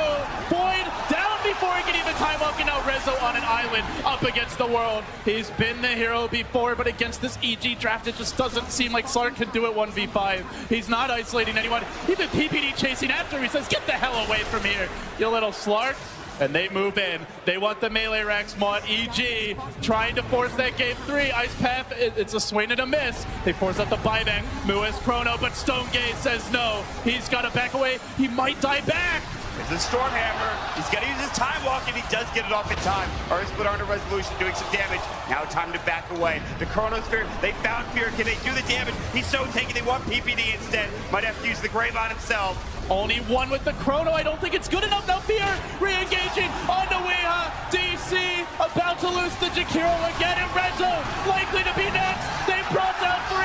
A dieback potentially here from Mu. He barely manages to blink away. For now, still being chased. EG resilient on the big stage, still keeping the 2-time TI championship dream alive. Sumail, he doesn't care. He's gonna try for the TP out, but Rezo can stop this one. He forces Sumail to walk it off, and now he's out of this mana shield. He may have overstayed his welcome. Stone Gaze, potentially enough here. Resolution getting slept, still backing off. They will bring down Sumail.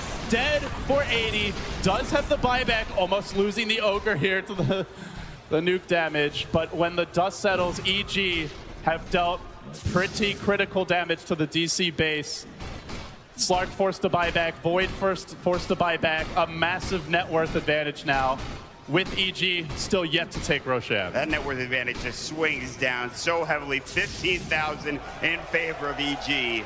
I mean, they got the kill on Sumail, but that's pretty much it, and if DC maybe can get Roshan, they have some room to work with, but right now, they need to get more. And the Astral Spirit will scout it out. The stop will come through. Dark Path was used in case he did get stopped, but they're going to go back to work. There's the Bloodlust. EG might look to contest this 4 versus 5. We'll see. Unless Dusa wants to buy back, they will have the power play here. There's no tower to TP to, so it's going to take Dusa a bit longer. And Misery's in position to stop EG's easy initiation, though Fear could potentially go for the blink in, and they're getting nervous, Mott. They know they need to get the Aegis after using all those buybacks, losing a melee Rax, but EG are threatening. At any moment, Fear could pounce. This is taking a little too long, and Sumail will be up in 10 seconds. There's going to be a stop again, but it's just Dark Packed it off once more. Oh, these stalling tactics from EG. Fear's already dropped his helm. He's looking to leap. He's going to try to snatch the Aegis. Can DC prevent this? Stomp will set it up. There's the weave. They're prepping, and in he goes. He gets the Aegis! They're going to get Resolution. No, he actually has the Shadow Blade and the Shadow Dance out as well. Oh, DC, the Roshan Gold, it hardly matters. They needed that extra life. This could be it, though, Mod. Beautiful combination. Chrono, as well as the Macro Pyre, nuking them down, but still EG outlasting them. They have round 2 now with the Chrono expended. Top lane pushing in. DC could be their last gasp in this game. A dieback for Mu. Out for 80. EG in full control of game 2 as they march down the bottom lane. That's a huge play from Fear. Jumping into the pit, 3 swipes, Roche is down, he gets the Aegis. Even with that great Chronosphere, Fear doesn't care, he just survives, gets that second life, and now they're ready to go again. And I don't know what you could do without that Chronosphere up for the Faceless Void. No Faceless Void for 56. Now Fear has a heart. Oh dear. He's even tankier than before. He's going to be closing in on 4,000 HP with 50 plus armor, and that's not counting the weave, the medallion. And he's not even the main damage dealer necessarily. Sumail is an MKB in his own right. They quad laned this guy at point. Smart, it doesn't feel that way anymore. He has shown resilience here again. He did it at DAC when he first burst onto the scene. Gave up 3-4 kills, now gonna find Misery, and still came back in that Grand Finals versus Vici, and it's again EG delivering the killing blow now. This props the GG, and we will go to a deciding game 3. It's not over yet. What play from Fear on that spend, and the resiliency from Sumail. You can just hear this crowd going crazy. EG are not out of it yet. And game 3 is coming, and I gotta say, for Fear and for Sumail to come back in that fashion, I mean, DC had a clear game plan. It felt like they wanted to push down towers. They wanted to get kills. They killed Sumail a couple of times. They make sure they would try to bring him down and just get him out of the lane as much as possible. Stop him from farming, and they did so. But he's still got too much room to work with, and eventually he becomes this monster raid boss at the end of the game. There were two things that game. One was the really bad team fight top, where it looked like they were going to be able to kill off the Dusa, and then after all was said and done, gets Grave, gets away. Even if they get that Dusa kill, it's still a terrible fight for DC. And they were running Weehaw on a Jakiro. He went for an early mech. Because of how they chose to set up Weehaw that game, he couldn't carry the game. And it just wasn't the 1v5 Slark matchup. Like, lineup-wise, Slark can split push very effectively, but going high ground or entering team fights was always going to be tough given the heroes. And as a result, they end up dropping it. So with that, for some additional analysis, Paul. Thank you very much. Yes, LD Mort. Great game 2. We'll be back, of course, for game 3. It's finally poised right now. Finally poised. Paul. Yeah, I thought you might bring that up straight away. I thought you might bring that one out. Yeah, it was a good pick. Pleased to have it in the tournament. Obviously, pick number 105, my personal favourite, as everyone knows. But early game, you'd say that was all right. It was good harassment. He kept Sumail out of the lane. He kept him from farming. He did everything you'd want from him, really, but it still didn't work out. No, and the end result doesn't, I wouldn't say it speaks to the hero being weak by any means. Yeah. It falls off is the big thing there. That's where DC, they got momentum. They had to keep riding it. They won that huge team fight when they're on the high ground at the choke point.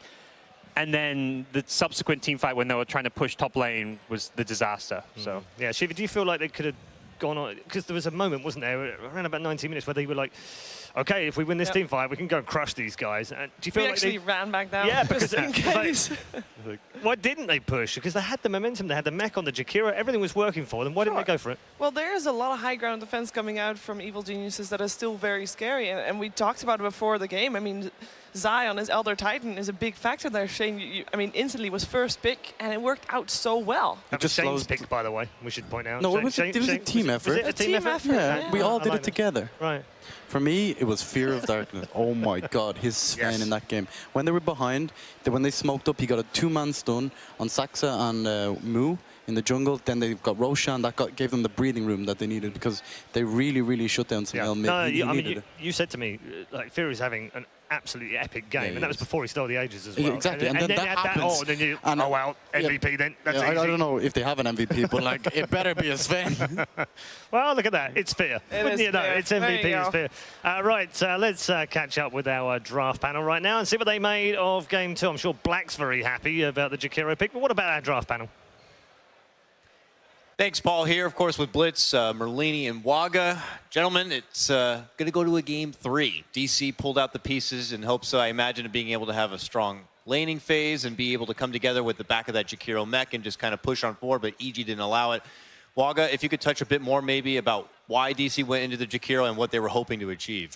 I mean, it's obvious they want to push early, break high ground early, and just keep rolling, get the map controls to Slark and get solo kills. But they didn't really manage to kill that many people of EG. They held together really well. When they had their levels, they just played towards the auras that they had stacked up.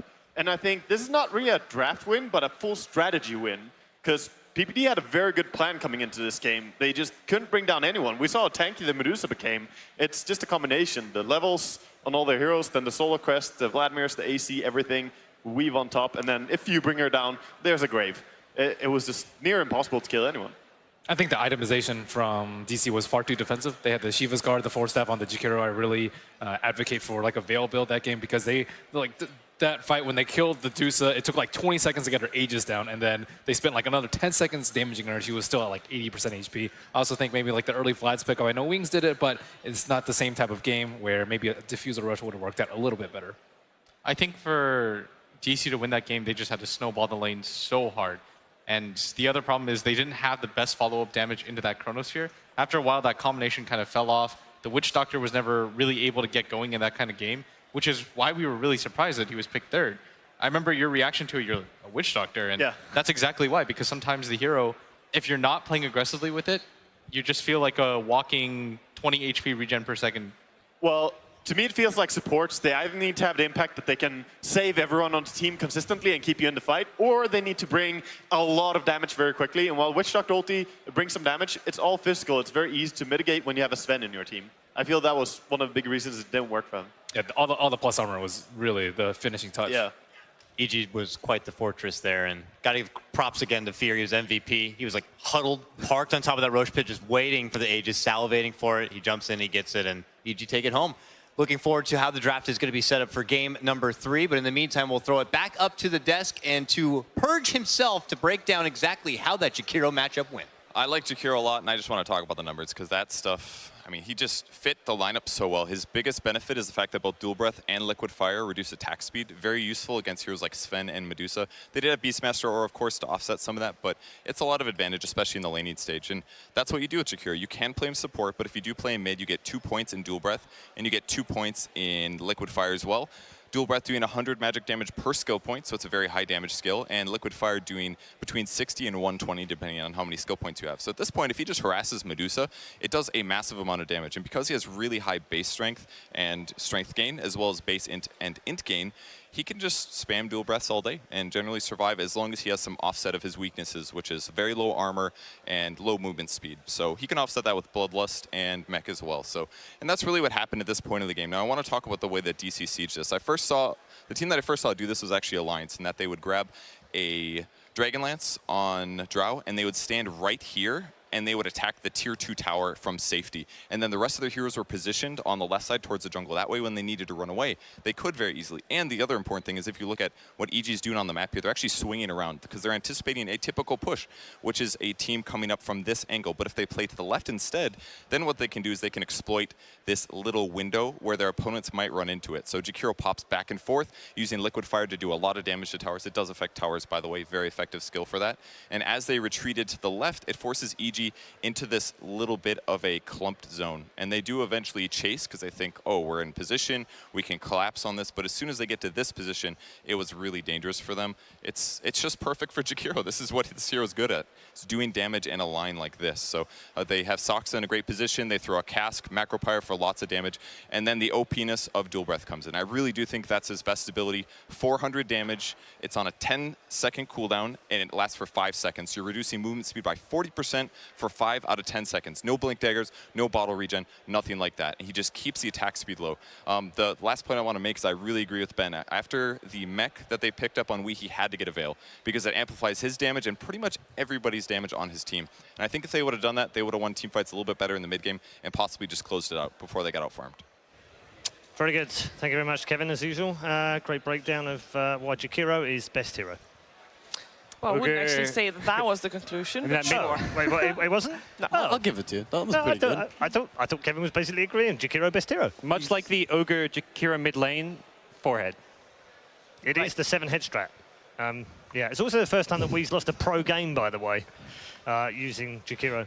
The first time he's played Jakiro? No, he's played 4 times before. Oh, okay. Yeah. That was his 5th game on it, pro game. I don't think first time he's ever lost with it. I don't think Jakiro was the actual issue. No, it wasn't. I mean, we're joking. The draft was good. It was really, really good. It was just they missed their timing. Yeah. That was it. Like I don't think DC can go into that like the next game thinking, oh God, we shouldn't draft like out of the box stuff again. Just stick to what you're doing. Like it wasn't so much. It was just EG held on. Like after that fight, we all ran down. We were like, oh my God, the game could end now. They could have legitimately ended the game. Exactly. Yeah. And then we were like, okay, what? Yeah, it's going to calm down a little bit. Let EG come back into the game. They just kind of had breathing room. EG is back though. With the Sven. I mean, never count them out, right? They've been here before. They know what it's like to play in this lower bracket game. They know how to bounce back from defeat, and they've shown it time and time again. We shouldn't really be surprised, Gods. No, not at all. EG's the team who is incredibly resilient in these longer-term tournament formats. The lower bracket is the scariest time to face EG. And it's funny, I think it was Fly from OG, one of the summits he was at when he talked about, normally you got 1-0 against a team, you feel confident going into game 2. The one player he said that's not the case is PPD. He says, anytime you're up 1-0 against EG and PPD's team, you get more scared in game number 2. He's like the one exception to feeling confident being up 1-0, and well, we saw it there. DC, they fell short in game number 2. Yeah. What did EG do right in that game, Shiva? Well, first of all, they had the Elder Titan, which is it's a game breaker with the Earth Splitter, just breaking up the team fight, making sure that death ball doesn't come from Digital Chaos. So that was a big factor already. It just slows down the game enough because they're grouping up with the mechanism. You have the Elder Titan to slow it down. They also their smoke timings were amazing when they went into Roshan.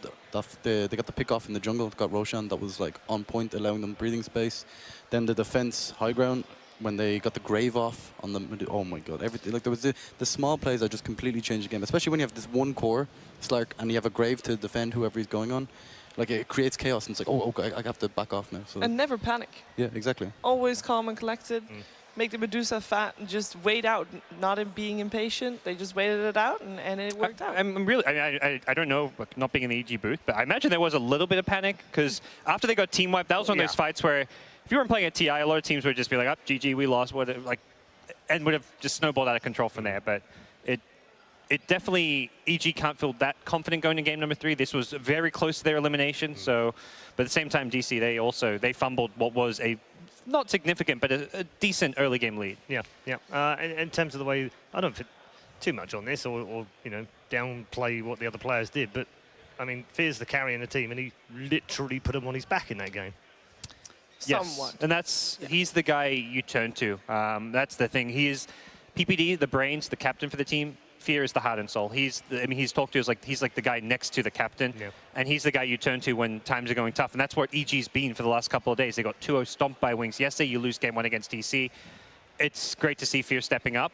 I mean, looking forward to game 3 and even a potential grand finals. It can't just be Fear though. You need the whole team to come together. Yeah, absolutely. It's almost like having 2 captains in the team, isn't it? Definitely, like the confidence to do that Roshan play, to blink in and go for the edge of steal, like it takes a lot. You know, your elimination game. You see him on the edge, because we can see full vision, right? He was planning. You could see it, and you're just like, it's coming. And we kind of knew it was coming. And as soon as it happened, I was like, see, I told you they were going to do that. It was obvious to us, obviously, because we've got full vision. Exactly. But, yeah, surprised the hell out of DC, I guess. But having the balls to do that in an elimination match with a chance, what Shane's saying, that is, I mean, that's just showing that pressure is not getting to Fear. He can, or maybe even he performs better on the pressure. Even. Maybe.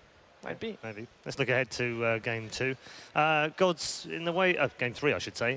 It's the one we all wanted in the lower bracket. We love these best of 3s. We finally get one. Haven't had many, actually. When I was looking through the bracket, I was thinking, wow, we've had a lot of 2-0s. Some exciting 2-0s, probably the most exciting 2-0s we've had all year. But we like the best of 3s, and we get one finally in the lower bracket. It feels great, yeah, being in the final day as well. You've got the 2 North American teams going head-to-head in Key Arena. It's absolutely impossible to predict kind of how things are going to go down now that you're in that game 3 environment. You look at those last 2 games, what to take away from them, and to me, it's less about the draft strategic advantage. It's more about who's going to crack under pressure. Yeah. Okay. Well, one man that doesn't crack under pressure is down with the crowd right now. Sir Action Slacks is with our fans. Oh, hello, ladies and gentlemen. We're going to game 3 for NA Dota, baby, and this crowd is hype, right, boys? Oh, they're not that hype. Woo! There's a little bit. Now, I gathered some crowd members here. What was your name? My name's Jillian. And what team are you hoping takes this game 3? Oh, Digital Cake Dance. What? Yeah, right there. One more time. Digital Chaos! Yeah! All right, sir. Think very clearly. What team do you hope takes it here? EG. There we go, EG. Now we gotta build some hype here, so I thought I would get these 2 together. So, this crowd needs your help. We need more screaming, we need more yelling. I need those players to know that they're gonna win. I need you to say some encouraging words to all the DC fans in the crowd, watching at home, and the boys playing. Hit me. I mean, we all know that Weehaw was just having some fun, but... Whoa! Yeah, we're going. Woo, DC! All right, there we go. Oh, God. All right. We need some words for EG. Those boys in the booth, they've won internationals, but they're looking at you into these eyes at that booth, and you need to tell them why they're going to win. Hit it. Give me some hype. USA! USA! USA! Wait. That doesn't work. They're both from USA. That doesn't work. Not when Trump's president. What? Political agendas. All right. Last one. Now, these guys are everybody's all pissed off now. We need some fighting words. That's NA spirit. I want you to look at this scum and his little, I'm gonna pretend to lose the winner's bracket, blah, blah, blah. Talk some smack, dude. At least Moo can land his Chronos. Oh! Whoa! EG, your retort. Slark pickers always the Zulu. Oh, jeez. Sorry, Slark pickers. All right, well, no matter what, it's gonna be a good game though, right? Game 3? Yeah! The hype is here. here, and it's going to get electric. Thanks a lot, and back to you, Red Eye. Thank you very much, Mr. Slacks, with a couple of very hypey people in the crowd, obviously. All the crowd getting hyped up for our game through as we look forward to. Yeah. You all right, Shane? Oh, that was just pretty funny. The trumpet got me. No political agendas on here. So, both teams from North America. What are you going to cheer? Yeah, that's the problem the crowd have got right now. Because 'Cause USA doesn't really work when you have two North American organizations. I heard after the second game, it was USA chant. But you can't really chant EG or DC because it kind of is similar, right? So what do you do? Yeah. I don't have a solution. Dota. Yeah. That's good. I like that, Shane. Yeah, we should just cheer for Dota from now on. EG. That's lame, Shane. That's lame. Re-entering the arena. What the hell, Shane? No, I like that. I'm with Shane. Shane, that's a good idea. I like that. I think everyone should cheer for Dota. The girls' corner can cheer for Dota. Hey, excuse me. Can we not make that a gender thing? Where are you going with this? Well, I didn't say that. You gotta pick a team. You can't do this. Dota's great. Great. We got game 3. Yes, we do have game 3. Let's head back because DC are entering the arena as well. EG already on their way to the booth. And, of course, both teams getting ready for their third and final game of the lower bracket. A lower bracket match which no one would have dreamed of producing these two in the lower bracket. I don't care what people say. I had a couple of people on Twitter like, oh, I got the lower bracket almost completed. No, you didn't. Show proof, pictures, or it doesn't happen, or it didn't happen. It has been the most incredible tournament for upsets. If DC now beat EG in this final game and go to the grand final, is that the ultimate upset we've ever seen? I wouldn't call it the ultimate upset, but definitely... In tournament structure, not just in DC beating EG, but in terms of a tournament run. In terms of how far DC has come, rather than them beating EG. Yeah. In that case, I'm very close to it, at least, yes. I'm struggling to think of anything else, really. I think the way DC started off at the main event against Wings, they struggled a bit. Everyone's like, oh, maybe DC in the group stage just got lucky. Look at them now. Well, you know what I mean? CDEC getting to second place last year was a pretty big surprise as well. So. Yeah. They made the road through the winner bracket, and that's where, like you say, DC fell down. A lot of people are like, okay, they fell down now, their moment's over. Yeah. But hey, they're here. They're in the top 3. The only team to have won all of their matches in the lower bracket, by the way, and carry on. The only team to have dropped down from the upper and carry on winning. All the others dropped down, lost immediately, left the tournament. It's a rough road. That's some leadership, actually, because like each game is a new task. Like, yeah. You've got to almost shut off and forget about whatever you did yesterday. And the last game doesn't matter at all. The next game is like they're huge opponents, like eHome. There was some crazy games like in all throughout this tournament. Like DC, I'm going to go back to Pika again. I think the coach really has a big part to play in it. I think it's having an experienced player like Pika. Captain. Exactly. Drafts been on point. They really have. And their drafts are kind of interesting in the way that they have 2 star players. They have Resolution and they have Wii. And they, like in the Wii Invoker game, they kind of allowed him to snowball because they had like a Shadow Demon, like a Beastmaster, all these ways to make Wii shine. And then the next game, they go for they put Wii on the Space Creator and they let Resolution shine. You know, like they definitely have their angles in each game. And yeah, they're not too worried who steps up. They're just as long as someone does or they step up collectively. With going into the game 3 now, obviously DC have had this fantastic run. They've gone along incredibly well. Is this just a hurdle too far, do you feel?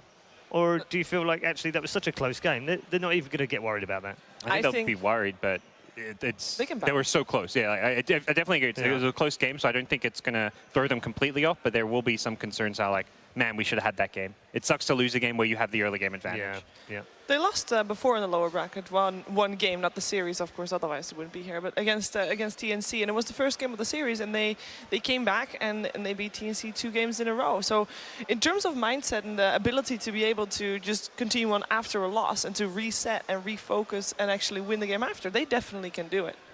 Okay, strong mental wheels on both sides, that's for sure, as they go head-to-head. I think we're not too far away from our third and final draft of this one. Wings, of course, we'll give a mention to them. We're going to see them in the grand final. They await right now. What are they thinking sitting here watching this? Are they learning anything, Gods? Easy game. They're probably happy. Probably, if they're really confident, then they are. I mean, they're happy to see it go to a game 3 because it means these 2 teams. Yeah, it's more emotionally taxing. It's more physically taxing on these teams. So. And it's more times for Wings to kind of it's more footage they can use to prepare for their grand finals match. So I think Wings are happy that it wasn't like a 2-0 stomp because you're not going to learn as much from that. Yeah, sure. Shiva, coach-wise, we're going to put Coach Shiva in right now for EG. Who am I coaching? You're coaching EG. Shane's coaching DC because he's been DC fanboy for the whole event. So you go down right now. They've just come out. They've headed back to their booth. What have you told them as they head back in? Don't get cocky. But other than that, I'm just going to let Fear and PPD do their thing because it's worked so far. And why not let them continue doing that? Yeah, they don't need any motivation tools. I don't think so. I mean, I think they obviously is less hungry than they were last year, perhaps, as Parker called it earlier. But I think they definitely want it again. We heard it actually. We heard a video from Fear this morning where he basically said, you know, I just want that one chance after his arm injury to prove that I can do the championship and still have the chance to play there. And he's getting a second chance right now, which is pretty impressive. And he wants it. Yeah. Like Coach Shane. Coach Shane. Red Eye, don't listen to him. Jakiro's not the hero. But stick to what you've been doing all tournament. Don't be phased by it. Your drafts have been phenomenal. The last game we drafted well. We just missed our timing by a little window, and EG played extremely well. So we just need maybe more of a balanced draft that can, in all stages of the game, meet EG, and just stick to what you're doing because it's working. I like that. I actually want to go out and play now. I feel like I could you can Jakiro mid, and I could carry the team through. Got final words before we head into the draft? I think the team that's going to play the most fearlessly is going to be the one that comes out on top. You can't play too scared, can't play too cautious. All right, sounds like good advice to me. Coaches all around here. Let's head back downstairs for the draft for Game 3. Welcome back inside, everybody. We're getting ready for game number 3 of Digital Chaos versus EG. Only one of these teams can move on to meet up against Wings in the grand final. I'm back at my drafting station here with Blitz, Merlini, and Waga. Gentlemen, let the draft begin. It looks like EG are going to be having the first pick, and they quickly snag up the Elder Titan. DC go right for the Beastmaster and accompany it with the Shadow Demon already. 5 seconds remaining. Yeah, it's curious to see. In the previous series, both teams ignored Shadow Demon fully, actually. So it wasn't prioritized. It was not banned either. And here we see it coming back again with the Beastmaster combo. Wow. Already what could be our first somewhat peculiar pick. What does that say to us right now, Will? Early Tidehunter grab, when you're passing over some of more notorious known universe options. I think the biggest thing is they want to be able to counterpick the Digital Chaos mid hero with one of the supports. So they're waiting to pick one of those. You can wait to pick your carry and your mid laner especially. We saw how well it worked out when EG were able to last pick that Dusa. So I think for EG, they simply take the Tidehunter. It's a good matchup against the Beastmaster if they want to go one-on-one or go for an aggro. It works out quite well, as we saw in the last game. Adds a lot of flavor to the team fight, and especially on Dire side, you can just stick that guy into the Ancients. He can get his prerequisite farm. I think Moo's the hero on the player on Digital Chaos that you need a break if you're Evil Geniuses. I think picking the Tidehunter is going to make it very difficult for him on the Beastmaster. We've seen a couple of games where Moo has had really terrible performances. His Beastmaster game versus TNC's Batrider, that was especially critical for them. And then last game on his Faceless Void, they were forced to push high ground because Evil Geniuses had the late game advantage. They needed to go, they weren't quite ready, and then he hits a Chrono on a solo Medusa outside the base, which was the beginning of the end for Digital Chaos. Do you think any part of that at all is also because, like, maybe they also want to make sure they get Weehaw on something that he can also thrive in the later game? Let's say if Moo does fall short, they'll have at least Weehaw there to kind of be able to step up. You can only step up so much when you have a Jakiro, I'd imagine. Yeah, I think that was one of those pocket picks that they decided to try out for that game. Push the pace, give EG a little bit something different. But at the same time, what's been standard for DC is they give Weehaw one of those heroes similar to what Samil plays, something that can scale later into the game, that can carry if things go wrong, and I feel like they shouldn't get away from that concept. That's the interesting thing. They play fairly similar mid heroes. Apart from Sumail maybe not playing as much Invoker, and DC really being the only team that has had great success with Invoker this TI. I feel they have sort of the same heroes that they go towards. So second phase here, we see EG banning out the Invoker. Pretty expected. The Storm gets removed with respect to Sumail, and I think there's a lot of focus on the mid hero right now. You pretty much have to consider getting it in Lex 2. That ban, though, on Wyvern leads me to believe that DC do want to get something to do a bit of a split push game, I'd imagine. That's been a go-to counter pick for a lot of teams to prevent a lot of the heavy illusion, pressure. It's just a great hero against Beastmaster in general, and then Shadow Demon works as well, because if you time it to the illusions. But it's mainly about the attack speed of our own Beastmaster. You make everyone just kill their teammates so fast. We've seen some amazing Winter Wyvern situational picks here at TI. Now, do you think DC would consider just going right for one of the luxurious cores that you can pair with the Shadow Demon right now, or is that a bit too soon to begin to show your hand? I think the problem with that is that Elder Titan's on the side of Evil Geniuses. Like Terrorblade, Morphling, really good with Shadow Demon, however, very terrible with Elder Titan. We saw a lot of Terrorblade and Morphling throughout the group stage because Elder Titan was often banned out. But now that he's in, I don't know, those look a lot less attractive. I think Luna is probably a little bit better, especially versus Titan. Whoa, right to Fuzzy Wuzzy here, the third pick for DC.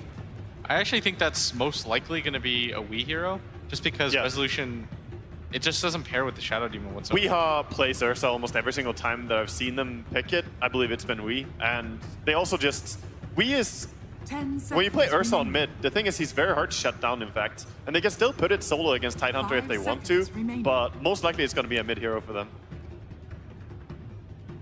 We'll have to see if EG can read that situation and be prepared for it appropriately. Like you mentioned, either putting the Tidehunter there in an audible call, or, I don't know, maybe you get something like a Timber, Sand King that we've been seeing do favor a lot of these melee one-on-one matchups. But Ursa's gonna have trouble having uptime though. They don't have like the best team fight, just Beastmaster, single target Roar. Not great versus Tidehunter. Like Elder Titan, I think is gonna be a huge problem this game in terms of limiting Digital Chaos's team fight. Yeah, I don't know if EG really could afford going for a Sand King as well here. It feels a little bit like they commit too much to the heroes that get close and personal. You could risk getting kited a lot. They can still just swap it over and have a different elusive hero such as Puck, who goes well with the Ursa. So I'm not sure about the Sand King coming in.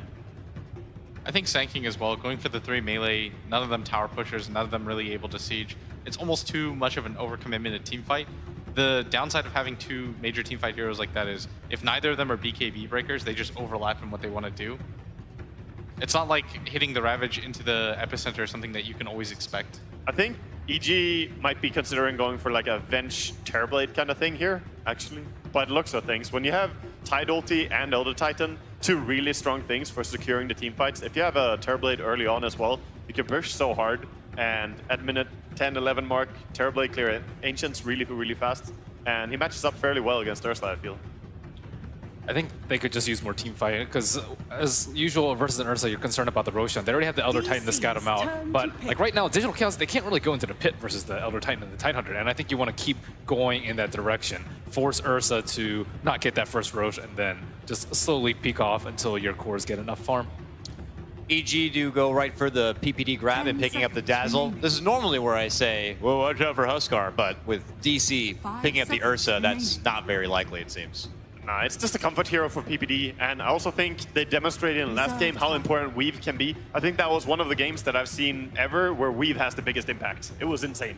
Yeah. I think they could actually just go for Dusa again. With Dusa, Tidehunter, Elder Titan, like their team fight is extraordinarily good. They have no way to stop the Medusa from dealing damage, no good defusal carriers. Ursa's like mediocre because he doesn't build Manta.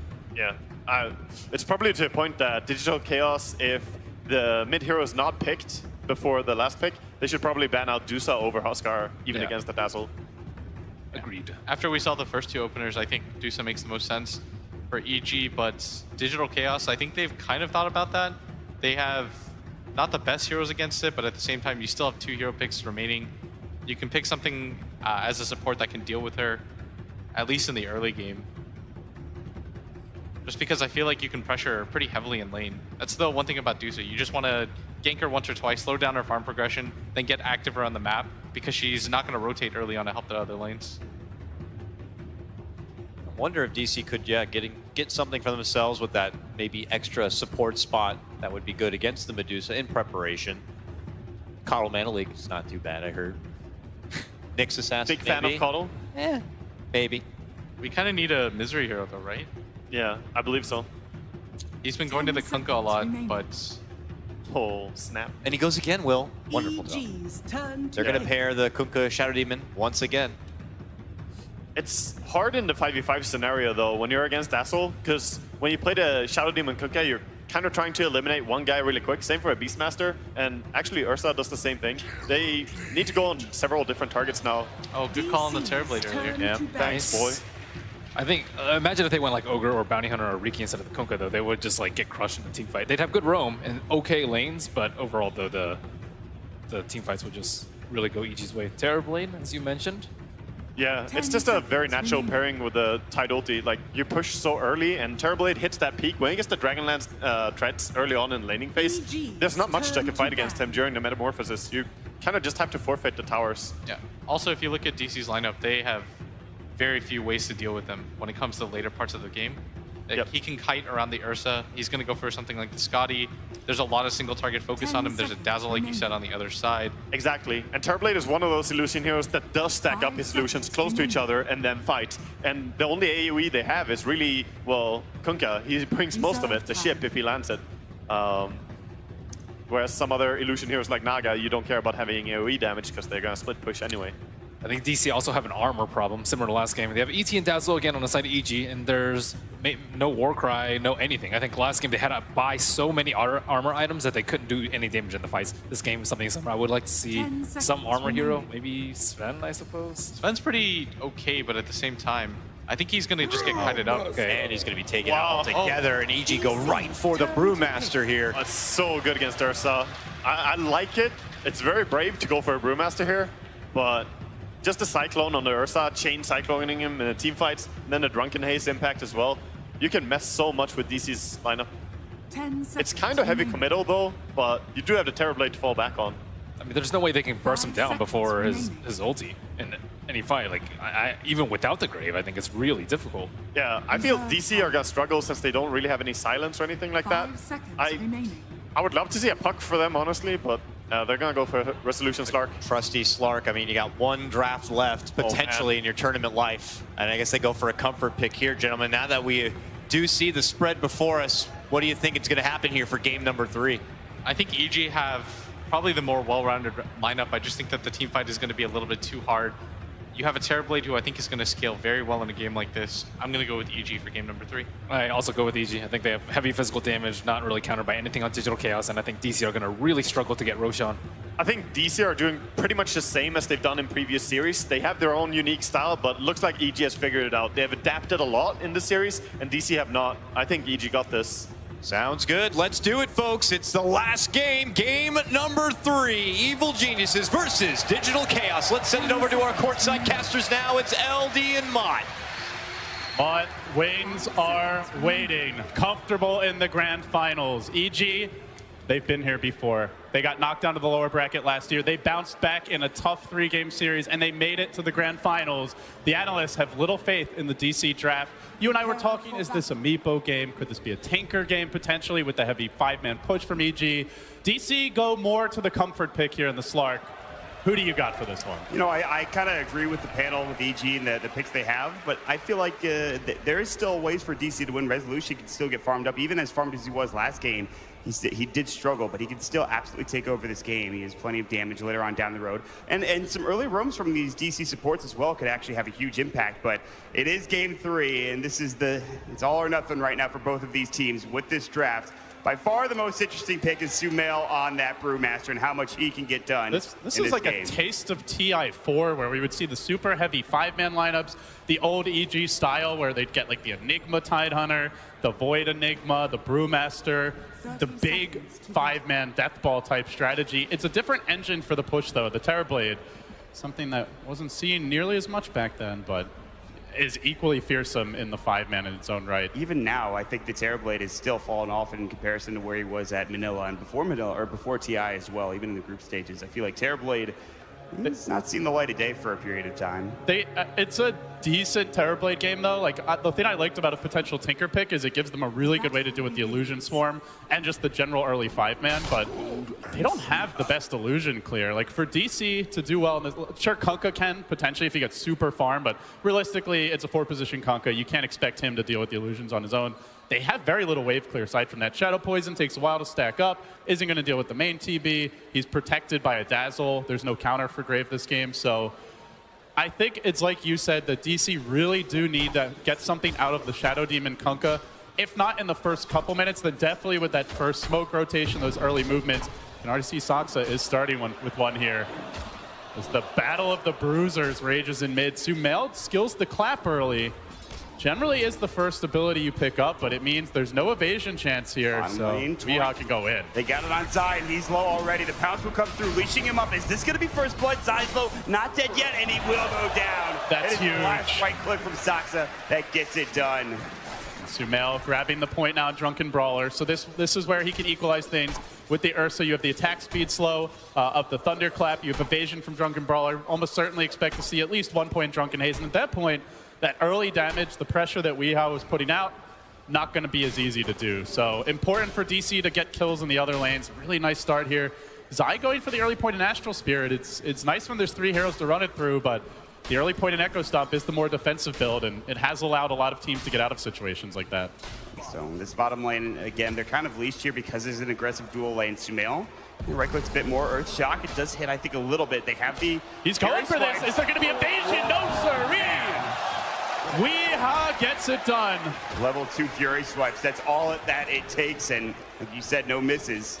And you're good. I mean, it's a 10% dodge. You cannot rely on the dodge at this stage. It's when you combine it with the Drunken Haze, but Sumail not level 3 yet. That's where the miss chance becomes very high. 45% chance to miss on top of the 10% evasion. He is going to skill up the level 2 clap. So still Weeha can find openings here, especially if he gets a good rune.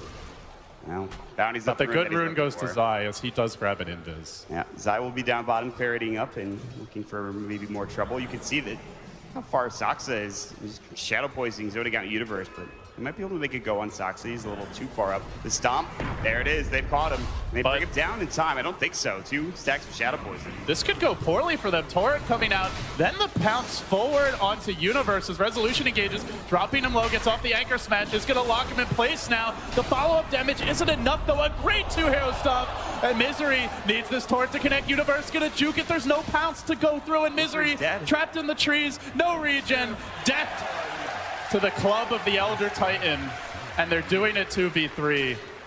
They don't have a point in Soul Catcher, and it's only a level 2 Shadow Demon, so they don't really have the burst damage. I think you really want to be going on the Elder Titan there rather than the Tidehunter, who already has 2 points in Kraken Shell, but until they get more levels on these supports, kills on the Tide are going to be hard to come by. It's just too tanky at this point, like you said, with the Kraken Shell, and even just with base HP as well. But they got him so low because the Anchor Smash hadn't gotten off, but once it got off, it was very difficult to continue damaging him. I like the rotation, though, to mid, as they're setting up for maybe a Torrent kill here onto Sumail, and another kill would be huge. They stopped him from farming before when he was playing that Dusa, bringing him down a second time, especially when the first time was a solo kill. But look at how well Zai is reading the map, already pinning out the likelihood that Misery has left the lane. They have a good observer ward in the enemy jungle. They don't actually see the Elder Titan, but they also don't see him pulling or in the area, so they get suspicious about his position. Instead, Misery will move all the way top here. Moo is not level 6. Difficult to set up a kill. Possible to run down the Terrorblade, but it's a Dazzle lane. There's still a skill point about to be available. He can grab the level 1 Grave if he'd like. He already torrented the creep wave, so it looks like they're not going for a kill. Meanwhile, bottom, Resolution, he's been left alone, and if you leave a Slark alone against Tidehunter, he is going to get bullied by Anchor Smash. He can get his level 6 and then at least can always heal up under the cover of Shadow Dance, but you can already see Rezo has to back away. If they're not getting kills elsewhere, Mod, this is not an effective move at all for DC. Like if that was an Ursa bottom or something, he would be fine, but given this matchup, he's really going to struggle. And the lane stabilized for EG, a free farming Terrorblade after the early pressure and success mid. Weeha now even, or close to even on CS with Sumail here as far as last hits go, but can he find a kill? Drunken Haze did come out, so that's the evasion that you were talking about. So Weeha will have a tougher time getting right clicks, but he's going again with the Earth Shock, and he's got the Fury Swipes on. See if he can actually bring him low. I don't think he'll be able to get the kill even with another Earth Shock. Overpower, and he gets it! The Shadow Wave, Poison Touch, Weeha enrages. The stop will come through, though. Another Shadow Wave will put him in a lot of trouble. He heads to the north, PPD. He gets juked. Ursa has high base move speed. He can turn this, He's baby. sounding up. He wants Zai as well. Now the Shadow Wave coming out, and he's about to fall. The Great comes out just in time. He's playing this fight so well, Mon. On the high ground, he might be able to make a move on PPD. Misery's coming in. Torrent to save him. Potentially doesn't actually cast it. He gets away. Weeha is just playing out of his mind this game. That was an incredible series of events. If he had gotten that second kill as well, oh my God, that would have been something. Zai barely limping away, going back to the base. He just played it perfectly there, using the Enrage right as EG was trying to finish the job, forcing them back by getting enough damage on the Elder Titan. If he just tries to run, he probably dies, but instead, the Elder Titan has to back, then it's only the Dazzle trying to focus him down. Good adjustment by Misery to come and assist him as he has managed to collect level 4. I think the slight worry here for DC is that Slark is getting pretty heavily out-farmed, and He's not a great hero against 5-man anyway, so you really don't want to be behind. But Sumail mid, barely getting off the split. They force it out. Nicely done by DC, as long as they can disengage. But Misery being hounded here. There's another boulder toss, likely to drop. He will go down. It looks like the last right click's coming in. They lose the Kunkka support. They force out that ultimate, but EG very happy with how that went. They almost had him. He was so low. Yeah, he really was. Meanwhile, bottom though, Rezo getting chased down. He pounces, but Universe blocks it. Good disruption here, so we can't get that follow-up anchor smash. And Soxa will save his carry. But the thing to note here isn't that he lives, but rather that he's being pressured out of the lane so heavily. Not a free farm Slark game. 5 stacks of the Shadow Poison, bringing that side hunter who's very tanky down pretty low, but Universe is still being aggressive. Resolution still doesn't have 6, so he doesn't have that Shadow Dance passive. He can't stay in lane. When you have that, you could maybe at least get a little bit more farm and be a bit more aggressive, but that's just not the case at this point. And again, you talked about it, the Terrorblade continues to free farm. A very good timing. Whatever item he goes for here, at this point he's got Shreds and Aquila, and he's TPing down bottom as well. His Metamorphosis is up, ready to go, and he's got enough mana to use it. They're just going to death ball like behind the Terrorblade. I don't think EG cares all that much about getting kills. It's a bonus if they do. They might find one on Misery. Doesn't have the boat yet, only a level 2 Shadow Poison. DC's tools for deep pushing are very minimal, and EG recognize that. With Ravage online, DC cannot defend their towers right now. They will have to trade. The Beastmaster can't find pickoffs when the enemy team is 5-manning. They do catch Misery here. This doesn't look great for the Kunkka. Anchor smash, poison touch, and he's dead. EG are gaining steam, Mott. They have a weakness they can exploit here. It needs to be Weehaw stepping up big. He looks for the kill on mid. There is no brew split. Yeah, no split, and there's the Overpower Fury swipes. They just need one more, and they will find it. The big problem for EG right now is that Brewmaster. Even so, he's still doing okay in net worth, at least ahead of Resolution, who's looking for anything, and this tower would be super helpful. We need something to go their way, and a tier 1 trade is actually not that bad when you consider how this game's been going for this Slark. Yeah, DC getting enough out of the lanes to not lose hope just yet. They are split pushing effectively. Like, if Weehaw wasn't finding all these kills mid, I would say they're in a ton of trouble. With the start he's had, they do have a chance. He's got a haste through now, and he can run onto Zai, but diving the tower against a Tide is very risky, so Weehaw will back away. Now the brew split also functional. EG have 2 ultimates ready to defend this tower. Still no Kunkka boat. Misery knows he really has to get his ultimate if they want to take fight. Slark cannot stop the push. Shadow Demon can only slow it down. Ursa can't run in against 5. Instead, he's going to try to isolate Fear. He does find the Terrorblade, but can he burst him down? Fear has 17 armor. Everyone is coming right now, but Weehaw, there's the Sunder perfectly timed. And Rage is not able to do enough. He'll try to TP. Still a really nice play by Weehaw, though. By isolating Fear, he drags EG away from the tower mid. He forces out the Sunder. He slows them down while DC continue to split push. Now the Kunkka boat about to come out. They may lose the tower, but the overall maneuver still very sound. Moo coming in mid. Oh, he may get caught, though. He doesn't have mana for a roar. Clap, but no follow-up.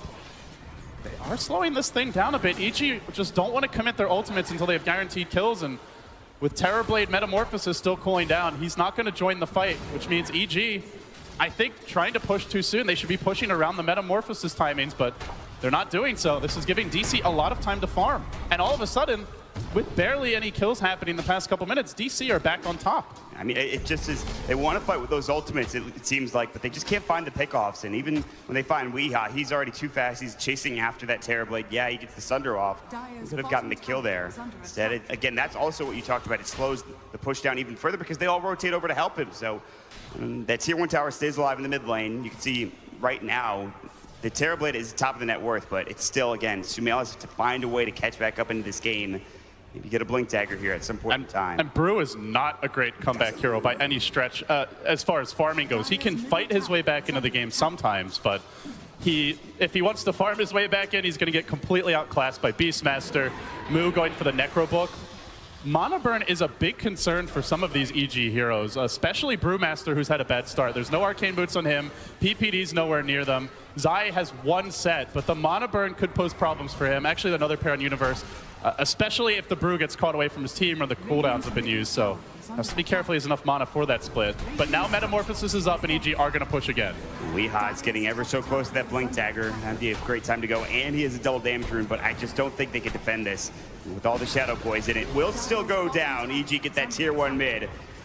getting some extra gold to go their way along with it. But it took them a while, though, in all the ways. DC splitting the map up, Slark farming, Kunkka farming, EG 5-manning. Normally, this team is known for doing a really good job at distributing farm and not falling behind as far as economy goes. That's how they're able to take the eHome series into the ultra late game and still come out on top. They're just not used to having Sumail this far behind. So I still think EG's 5-man is extremely strong, but honestly, this is about as good as you can expect for DC, especially with that bottom lane not going that smoothly after the first blood. They struggled to farm the Slark, but he's caught up. DC are still in good shape here. It feels like almost DC are spreading the map a little bit better, and far better actually than EG, and that's what you were talking about. That's where their strengths lie, and DC are taking over now, and looks like they're going to maybe... They have Blink on Ursa now. He also has a DD rune mod. Tower solo as well. He could pop the DD, he will, and they're going to go for this tier 1 tower. No glyph available, one more hit. He's down. Very nicely played by Weehaw. Takes the tower from right under the nose of EG. Universe going for the mech build, so they don't really have the best catch. Brewmaster Blink still not available against the Slark and an Ursa with a Blink. These are mobile heroes. You also have X to allow them to play more aggressively and still be pulled back to safety. They can really get away with some deep, bold movements against EG, and EG very much committed to 5-man Dota. Sumail is sitting at 1900 though, so his Blink Dagger is almost done, but here comes Resolution. Almost wants to force out that brew split as well. If they have that down, they can feel a little bit more comfortable. Universe is on his way towards his mech as well. This man has been an absolute godsend for the team. And now he's looking to make another play. His DD rune has worn off, but he's got an Invis mod. Fear very far behind the tower. Even Zai super far back, but somehow Weehaw still finds him. Instant stop. He blinks out, almost dodging it. Does end up getting caught, but now the Purge onto Fear. They're going to keep him out of the fight and try to get their Ursa out safely. He has been caught by the clap. He's got the ultimate. Our splitter coming through. This one's going to hurt. Weehaw will end up going down. A very deep dive. Can they counter this anywhere? Looks like they maybe try to set up on Universe, but Tide is just too tanky of a target. That was a huge kill.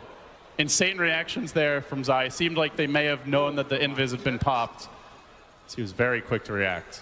I have to say, though, while that was happening, they still do get that tower down bottom. Mu was split pushing, and he has his book 1 now as well. So they're getting items on other heroes. It's not just Weehaw. Shuri goes down there, and it was a deep dive. I think she almost was able to blink away from that split, that stomp. That would have been so sick, because he has the move speed to run back in and kill him at that point with phase boots. Here's the smoke from Misery. And from Mu, they do see PPD. They have the Necro Book. They can quickly kill him with the Roar, but the stomp is there. Again, it's Zai in position to save the day. The boat's going to hit, but PPD able to withstand this offense. And now they have to back. There's a Ravage ready. The Brew Blink, I don't think it's been scouted. He goes in for the initiation. He finds Soxa with the clap, but that's not the worst kill to give up. They even commit a split just for a Shadow Demon. Not terrible, all things considered for DC, but can they find more? They're chasing after Mu. A follow-up clap is there. Zai stomps him. Rezo on to Fear. Weehaw retreating rapidly. He's far out of position to assist Mu. Fear wants to bring him down, but Wee tries to save him. The boulder toss not enough. The raindrop keeps him alive. Mu's still getting chased down by Illusions in Universe. Now bottling up on the north. There's going to be more fighting happening. And finally, Resolution about to fall. Looks like he will go down. One or two has more the right pounce, clicks. has the Shadow Blade, but he leaps into certain death. The prediction blink there by Sumail. I think he dies to the tower anyway, but DC overplaying their hand a bit. Ravage wasn't even used there. Mu will disconnect. Gives DC a chance to collect their thoughts. They were actually up by 2,500 gold prior to that fight. With EG holding the kill lead, they have done a very good job, and as far as the overall game plan goes, I think that's the important thing to highlight here is DC know their 5-man is just not as good. Even if you hit like a perfect boat torrent, you probably still don't take the fight at this stage of the game. They have spread EG out, but they're pushing it just a little bit too far. They have to be patient, continue to let the Slark farm. At some point, maybe the Ursa, the Beastmaster, can try to sneak towards the Roshan pit with that tier 1 down bottom. And already, you can see EG, they have their own ambitions. EG at this point, I mean, they're down a couple thousand, I think 2,000 in terms of net worth right now, but it's not that much, and especially with the terribly farming as he is. He has the Dragonlance. You can see already that kind of setting up, there is a lot of vision here in the jungle for the Radiant team. DC have some very good vision as well. So moving forward right now, I don't think you want to fight as DC until you maybe get a BKB on Ursa or the Necro 3 coming out for a Beastmaster. It's probably the most important item to have that mana drain to make sure you can actually And the damage that it deals also is pretty insane as well. So, and the 5-man that you have from EG is just, there's too many ultimates. You have the Earth Splitter, you have the Ravage, Sunder, obviously Metamorphosis, and the Bruce Split. There's just too much to deal with for DC at this point. Yeah, but they can play around the cooldowns, which so far they've done quite a good job of. I wonder what Weeha's going for here. Does grab the Belt of Giant Strength. Normally this would be a basher on Ursa, but generally you don't see that as the first item. I suppose a possible Sanj pickup. It's a bit unusual. More often it is the Ags build, BKB. Diffusal Blade is an occasional pickup. I know CTY really popularized that build as EG now need their own moment here. I'm just getting some It wouldn't be an Idota without a smiley face, Mont. I'm just waiting on or question pauses. marks. One of those two things. We haven't gotten enough question marks for my taste, though, I have to tell you. This has been a very mannered international so far. The team's trying to keep things loose for themselves, but there is so much pressure. If DC were relaxed going into game 2, they have to be a little more nervous now. The tournament lives on the line. So too for EG. Sumail, another game where he's had a rough start. Almost always when EG have won this tournament, it has been with Sumail just taking over. But this game, it's a totally different strategic approach from EG, and he won't win the game solo. It's going to be a team effort for them. Sumail, he's picked up the Gloves of Haste, and I don't think he has the Belt of Strength, so he may very well go for a Midas. It might be a little bit of time, but we've seen that when Brewmasters have struggled in the past. Yeah. Midas is always a good choice to get back into the game. It's one of those heroes that works really well with it. But and his ultimate scales very well. The duration increases, and the cooldown goes down substantially. So just getting levels on Brewmaster alone is quite important, so there's less downtime for your ultimate. You already have a lot of downtime just with Ravage alone, and it's going to be a very long time before Universe gets a refresher. Whereas DC, they're the lineup that can pretty much always fight. The boat has a 1-minute cooldown, even at level 1. Slark has very frequent uptime on all of his spells. Obviously, Ursa, Beastmaster. Basically every minute, DC have their full complement of spells. EG, the ones who need to fight around cooldown, so the levels do matter quite a bit here for Brewmaster. But DC, they'll take the tier 2 top. They probably realize that EG are in the Roche Pit, especially now that we just see Zai and Sumail confidently roaming around the river. They already saw a couple DC heroes top. They know DC is not coming to contest, but DC's still getting significant trades as Misery looks to slow things down with the turret. Sumail trying to get on him. Doesn't want to commit a split just for him. There might be a boat. We could see a Aegis snipe potentially as Weeha moves in. Misery is getting caught by Sumail, though, and he's going to get stunned up with a stomp. And Sumail's TPing home, it looks like, in fear. The X, though, he prevents the TP back. Sumail can't come to defend. Already this tier 3 top has almost fallen, Mont. DC are ratting this one out. Sunder comes through. Weeha was looking for the engagement there. Now it looks like he's about to fall with the Enraged. Ravage was used top, and they actually will break down the Tide Hunter. Now they're going for the Rage Racks. DC are about to get a Rage Racks at 16 minutes in. They lose Weeha, they lose their Conka, they give up an Aegis, but the Ravage committed. The Brewmaster split down. The top lane caved in. This buys a lot of time. Earth Splitter not going to connect. Resolution sneaking away. What a brilliant maneuver by DC. Misery with the X there on the Brewmaster, preventing Sumail from defending home. Universe ravaging too late. They might even lose Moo. That would be a third hero dying. He has bought out. Moo will end up going down, but I think he bought maybe 2 recipes coming out. Yes, he has the Necro 3 now. So he doesn't really lose any gold. It's a very even trade, I want to say, overall. Like, a Range Rex is not that catastrophic for EG. They still have the Aegis on the Terrorblade, but they had to use their ultimates. And even though they got 3 kills, Beastmaster doesn't lose any gold. It's a pretty back and forth exchange there. I think neither team, like, oh my god, we just crushed them in that fight. That's the killing blow by it. It's still up in the air, Mott, but this next round of action could determine a lot. Metamorphosis ready in 20 minutes, and now what the analyst talked about is going to come to pass. EG will sit behind the Terrorblade, ready with the Grave, and just constantly siege towers. But can DC hold? This time there's, again, like you said, no more ultimates. The Brewmaster should still be on cooldown for a period of time. 54 seconds for that, 66 for Ravage, so they still have some time before those ultimates are up. You don't really want to fight into Aegis, but you can definitely defend this tower, I think. He's saving Metamorphosis here. EG perhaps signaling they want to go for more than even just a tier 2. Potentially, we'll think about a tier 3, but the defenses are being mustered by Digital Chaos. They're sweeping around the river, Mott. They're trying to wrap around and get this gank off with the smoke of the seed. Tier 1 tower will be taken down, but they're going to go even further and look for a tier 2. There's a Sentry Ward planted down, though. They are ready for that Slark to move in. This is very dangerous.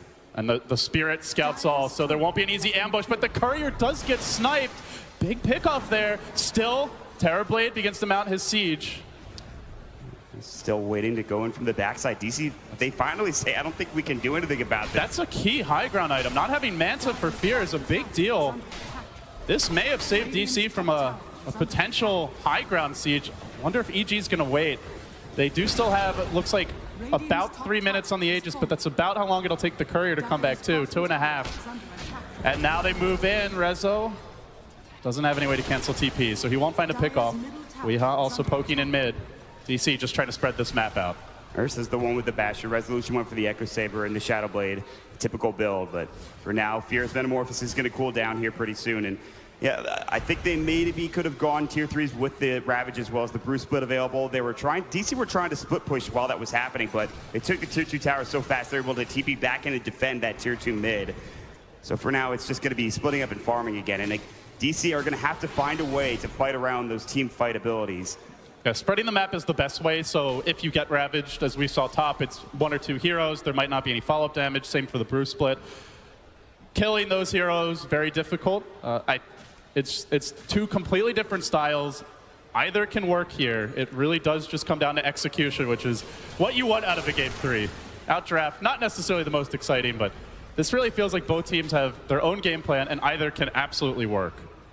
It feels like we're waiting for that one big fight for EG. For DC, they're just going to try to split up the map as best as possible, as you talked about. The tier 2 towers, though, are still up and available. And DC want to take those down so they have access to the other tier 3s. Not to mention that melee Rex top lane. And Zai about to get picked off. There it is. Stop. Is it going to come through? Doesn't matter. Mood jams it in. There is, however, a blink on Tide. Universe is coming in. Uh-oh, Fear. That is just the Aegis, though. Universe, he blinked in. Now looking for maybe a Ravage. The Gush is on Resolution, but he can't find any follow-up. Oh, that's so big for DC. Universe reveals the blink. They pop the Aegis. And now EG, even afraid to move forward despite having their ultimates. They want to wait for the Elder Titan to respawn. God, that takes a lot of momentum out of this EG 5-man push. Resolution continues to just Shadow Blade up in the sidelines and going to go again, looking to try to find another hero here. But these hit and run tactics, Mod, very impressive. It's difficult to execute this against a team as coordinated as EG.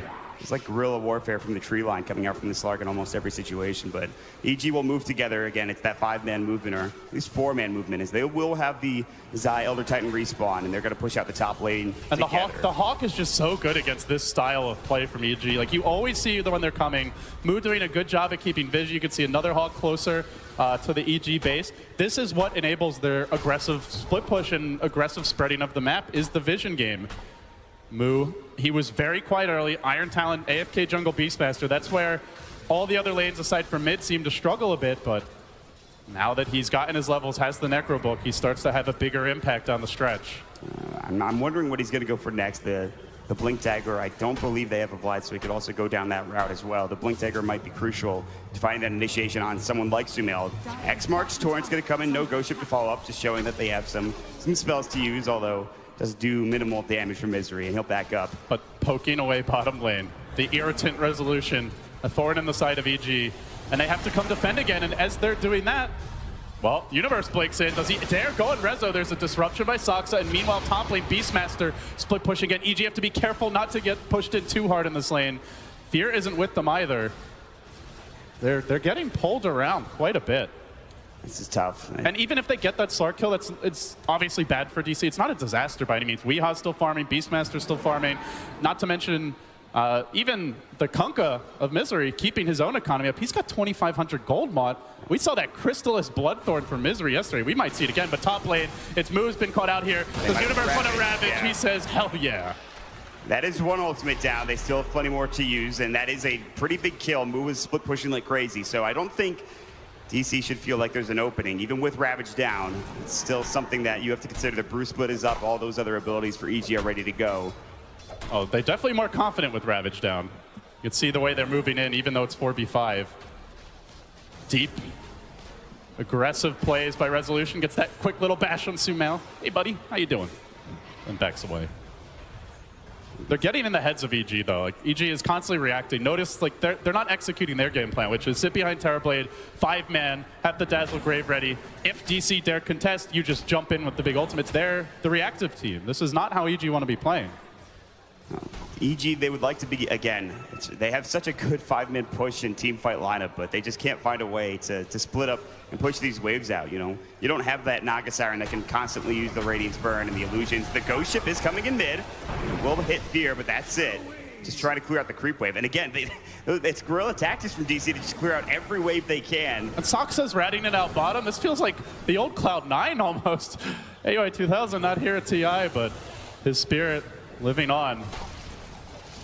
I'm going to try to push mid finally. This tier 2 is about to get assaulted. They have popped the Metamorphosis. It's the difference makers. They have this fast push coming out, whereas DC, it's slow and steady. And here comes Resolution to the top lane again. And already TPs are coming through from EG. Anybody home?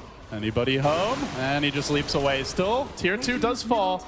But also, tier 2 exchange for DC. They will take the bottom tower. It's not bad again. Like Rezo going in top again. He wants eye. He does get the bash here. Can he get the kill? He will do so. Beautiful pick from the Slark, and now they're chasing after PPD. Moo hot on his tail, but PPD able to force staff away. That's what happens when you spread out this much. Is it's much easier for a hero like Slark to find pickoffs. Especially with that Ravage still down. Universe could have helped if he had that, but there's no way he could do anything. All he could do is sit there and mech at that point in time, just try to keep Zai alive. Unfortunately, he goes down. He's down for 15 seconds, and again, the waves are barely pushed out in this top lane. Even with just a range Rax down, it's still significant tower or melee Rax damage if they're not careful. They need to be careful with how this lane is pushed in. TC are kind of far forward here with the Ravage almost up, and Sumail wants to punish, blinks in, claps, he gets X. They might be able to force out a Brew Split.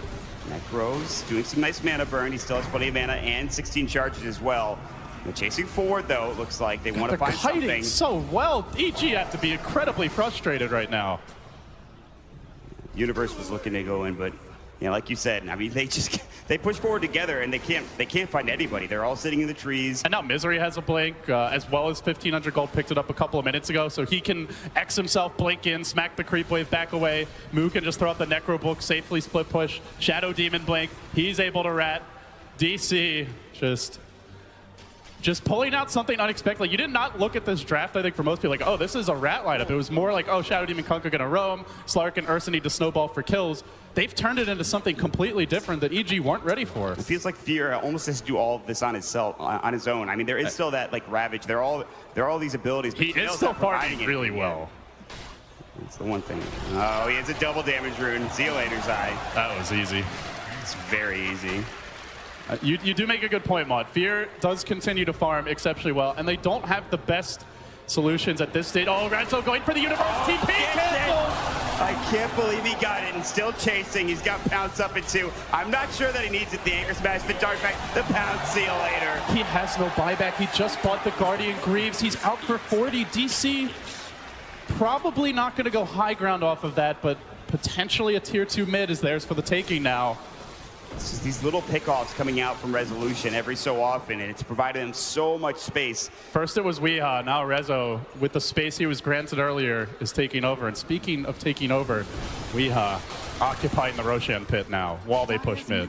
He's just going to get this. He's an Ursa. He should be able to take this down rather quickly, assuming the bashes don't go. The split's mid there. They really want to defend that tier 2 tower, but the split now and we're out. Down, and he doesn't find anything with it at all. Oh, jeez. And they take Roshan on top of it. Another window opens up for DC. Tidehunter now alive again, but Brewmaster split down. Sumail almost got bashed there too. He barely even got off the split. Now Slark has a BKB. And BKB is a great item to have against Brewmaster. You can ignore the boulder toss. You don't have to worry about the Cyclone. The Drunken Haze no longer an issue. This item is a pretty hard counter to the hero. Weeha also has an Aghanim Scepter, by the way. So that's pretty absurd. They're going to look for a fight. X marks onto PPD just to make sure he stays right where they want him to. And again, split pushing bottom this time. I think EG are going to go for this one, Maud. Even though they don't have the Brew split, the Ravage is more important, and they are aggressively pushing down mid. At the same time, Beastmaster shoving in the top wave. It might see a trade here. Terrorblade will outpush the Beastmaster. Yeah, absolutely. The Metamorphosis is already up. They're ready to go. They need to find a fight. Even without Bruce Split, they're ready to go. Misery's going to go in and try to slow this thing down. Does a decent amount to clear out the wave, but the illusions are stacking up. This falls so quickly. Disruption's going to give them at least some illusions on the DC side. Smart's coming in again. They'll lose the tower, and here comes Resolution on the backside with a BKB. And Weehaw, Sumail in trouble. Doesn't have the split. Not yet anyway, but Weehaw getting kited. Resolution finishes offside. Here comes Universe. He's got Nice Sunder by Fear, but Rezo just pops the ultimate. Oh, the heal bomb! PPD! What a play! And the Ravage comes out. Weehaw doesn't rage at this point, but another grave, and he gets kited. The Aegis is down. There is Rat, though. Bottom lane, it's Moo. He draws the Terrorblade back, and now they're going to look to chase Weehaw. Can he cancel a TP? Doesn't get the bash auto attack off. Still, the top lane was ratted in while that was happening. Moo takes the melee. DC seizing the advantage here. More gold into their coffers. And that was with EG getting off the Sunder, having a sick heal bomb by PPD and a Grave to salvage the fight. And now they double down on that split push mod. BOTs for Moo. They're getting everything they need to be able to wrap this out if need be. Split push, again, guerrilla warfare tactics. That's all it takes. You can really see how strong the Slark is in the fight when he has BKB. Like, they could not do anything to him. Could have actually killed the Terrorblade potentially if he had realized how low the Shadow Demon would bring him. And that's the other thing is they have Shadow Demon versus Terrorblade. This is a great hero to limit his damage and even to create your own army that can mess him up with the Disruption, the Soul Catcher Purge. A lot of pure damage, ignores all that armor on the TB. DC not out of the woods yet, but they are really testing EG here. Who are going to barrel down mid again. Moo's already begun his assault in the bottom lane, but instead of going mid, they're going to actually smoke up and set up a trap here. Moo seems to know something's up, and as well, Zoxa might be the one to catch them. In fact, he breaks the smoke and blinks away in time. TP out, can he make it? And he glimmers to ensure the retreat. Zoxa, the gentle giant, has a killer instinct here. It's a great high. Weehaw's looking for a jump. He finds Fear. He gets off that first bash. He can force out the Sunder. He's got the ultimate available. Now, moving in. Rezo can pop ultimate, prevent it from being a Sunder target. Fear, not going to get it up. Locked down. Has to Sunder his teammate, and then DC look to walk away. Universe doesn't. No, it doesn't have Ravage. 30 seconds to go. And meanwhile, Moo bottom. He's going in again. He's got the Necros up. He's going. Sumail doesn't have enough mana for a split, and his wand only has one charge. And Rezo goes back in on top on Desai. Another great force down. EG being pushed to the limit here. He does have to BKB on the way out. That lane of Rack's advantage is even further enabling the spreading of the map. Constantly shoving in a wave. EG, decent wave clear. They don't have an Ember, a Tinker, like that amazing mobile hero that can constantly push out waves with ease. You're EG, you think you should be pushing out the waves yourself. You don't expect to be back in your base against this type of lineup. It's just too much. With Misery getting involved. Misery almost has that Bloodthorn or Daedalus at this point. It's crazy the amount of damage he's gonna be able to pop out too, and look at that. And True Strike is really good against Brewmaster, mind you. So he can silence Sumail, and then there's no evasion. Sumail will be food in the next fight with that, or you can silence the Dazzle, prevent him from getting off the Grave. Bloodthorn is actually really good this game for Misery. Still a ways away, but disruption on Moo bottom, send some illusions in any way to make this easier for DC to try to get into the base and take that next set of racks, or even just a tier 3 tower. I mean, for EG, it only takes DC making one really big wrong move, not having buybacks. Terrorblade pushes that fast. But keeping an eye on buybacks, we can see 4 Radiant Heroes currently have it, and I imagine they will look to maintain it. It's the insurance policy in case they do screw up. It also is the counter to the big team fight ultimates. EG have to force 2 rounds of mistakes if they're going to easily walk towards high ground. It's just DC know that they're 5-man, just not yet. Still, even at this point, more than likely they can't stand up to EG, so DC splitting the map again. And EG, I think they've wanted to push and fight for the longest time. They've just not found the ability to do so. It's kind of been crazy. I mean, PPD buys a smoke, but just look at this Radiant Vision. They see everything. They see all of EG roaming around. All the lanes are pushing. As soon as you go for a smoke, maybe you get one hero. DC will just push the other 2 lanes, and possibly they just completely scout it out and dodge. Even a clever ward has been up on the right side of the map for some time. The vision game has been increasingly impressive by DC as this game moves along. And that is the biggest thing limiting EG, more so than even the split push. The split push is fueled by that vision, and EG unable to deny it. So Roshan was a long duration respawn, I believe. It's not going to be up for a little bit. So what do you do as EG until then? I guess you just have to keep the lanes pushed out because that's all they're doing right now at this point. Like you said, because of the vision, they can't really get out of their base. You're banking on one big screw up by DC, and you definitely want the Aegis before you go high ground. You can't count on the Grave save for the Terrorblade necessarily with a potential silence coming out, the roar, all the bashes they now have. Misery's still saving that gold. Curious what he ends up going for. I imagine it will be the Bloodthorn. EG are wrapping on mid, but there's nobody here yet for DC.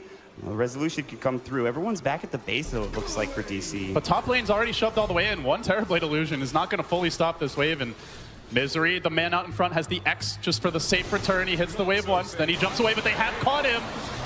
That armlet looks like it might not save him this time. With the weave up on top, they will get the kill. He immediately buys back, and they know that this might be their best bet to take not only Rax, but the game. And here we go. There is a glam. Pushing in.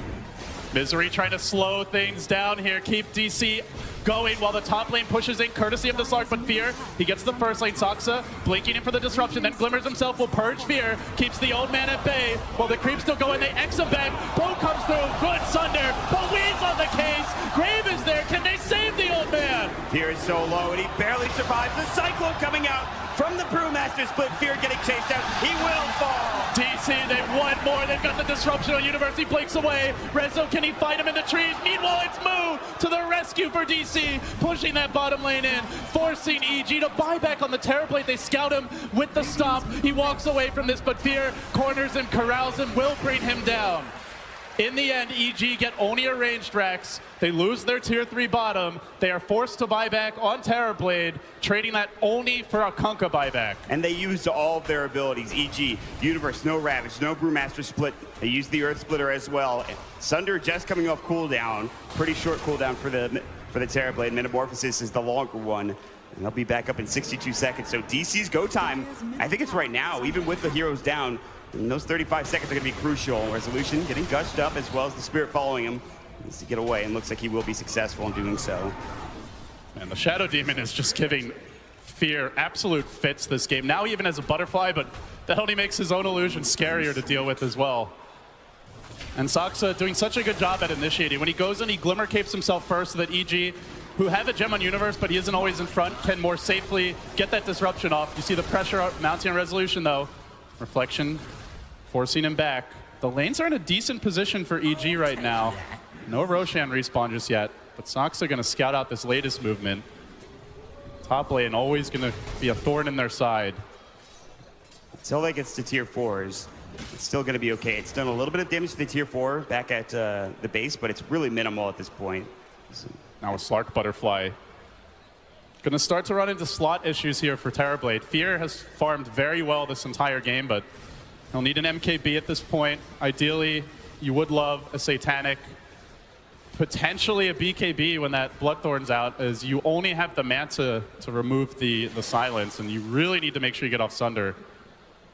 We've seen even when he gets it off, DC can nuke him down pretty quickly.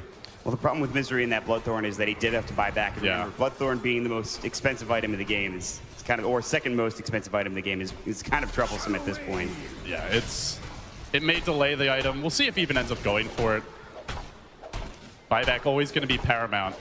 But the game will settle down now, and the next clash, the next likely tension point is going to be when the Roshan respawns. Just under a minute, it looks like, before EG potentially have a crack at that. Both teams can kill him very quickly. Looks like they really want this tier 2 tower for DC. I'm surprised they haven't gone for it. They've gone for it numerous times, and EG have defended it with their life, almost more so than they did that top lane of Rax. Sumail is sitting around it right now with split ready to go. So Resolution, he sees that, and he doesn't want to go for it. They have the creep wave coming in, but Sumail will take care of it. He can always BKB if he really wants the tower. He is going to get stomped, forces out the glyph, leaps away. It's in deny range now. I think they might just deny it at this point. It's still map control loss for EG, which means Roshan gets a bit more difficult, and that's why they're kind of hesitant to deny it. Eventually they will. Maybe worried about the Slark coming back in for the last hit, but as that tower falls, you can see DC right into the Roche pit mod. He's heading over there as well. They have Weave ready to go. They have the Astral in there for vision, and DC are spread out this time. Again, it's the problem with the split push is that if you're spread out, you can't be in Roche together taking down this Aegis or right now. Trying to corral Misery, but he backs away to a safe distance. Meanwhile, Moo shoving in bottom. He's going to be the next target. The creep wave was cut top by Resolution.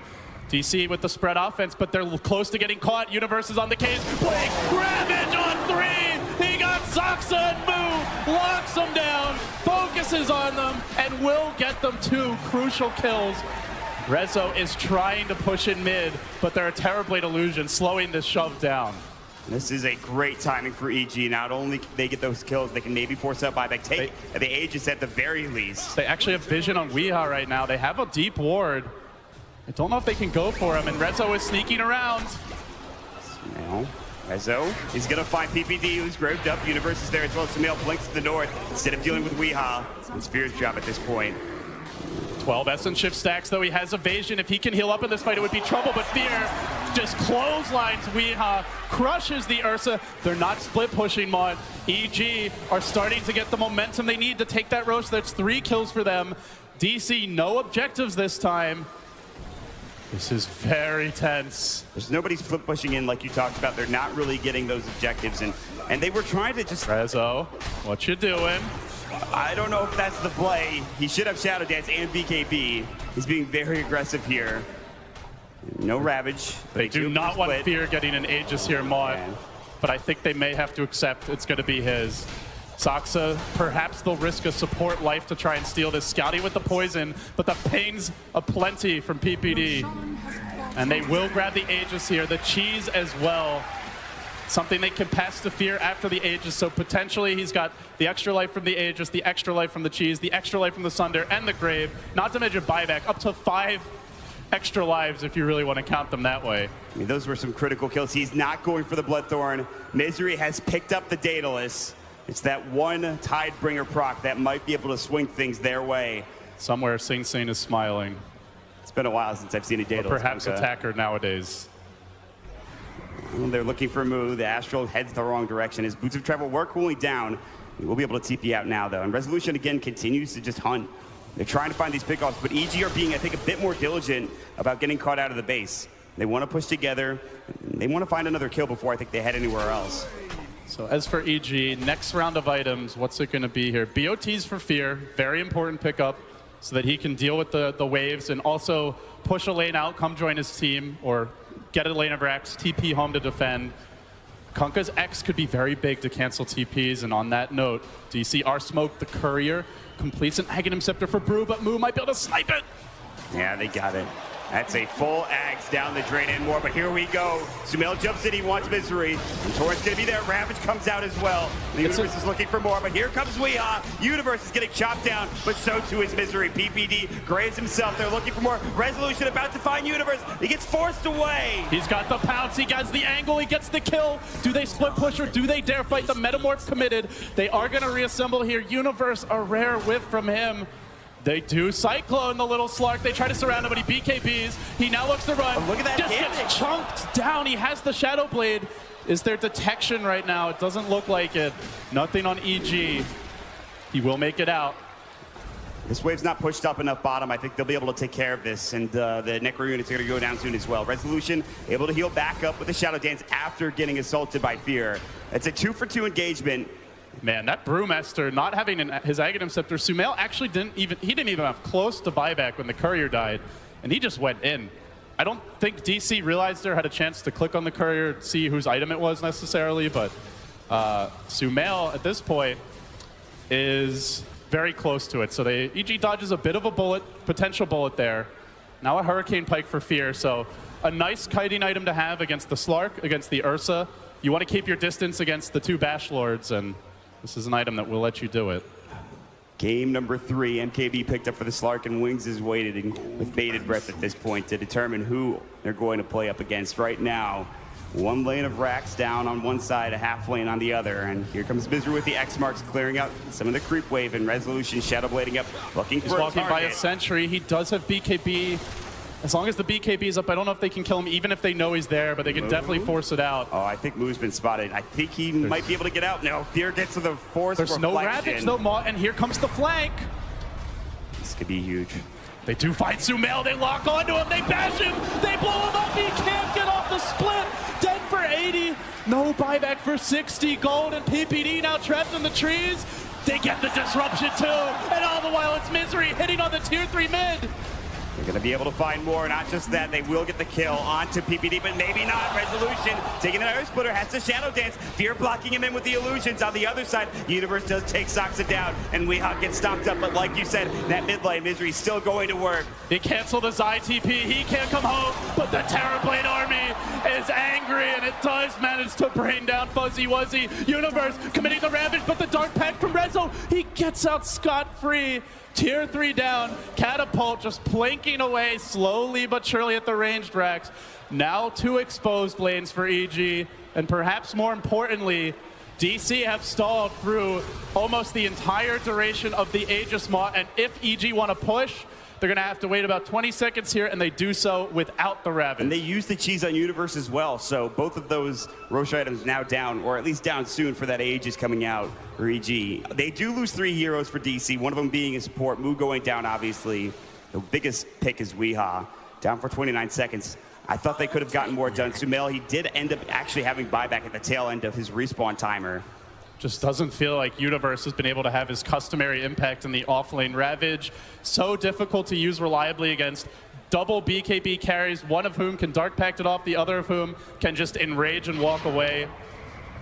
You look back and you wonder, would a Void have done anything different here? And not the best 5-man high ground hero, as he doesn't generally build into a mech or those types of items, but they would sure love to have a Chrono now.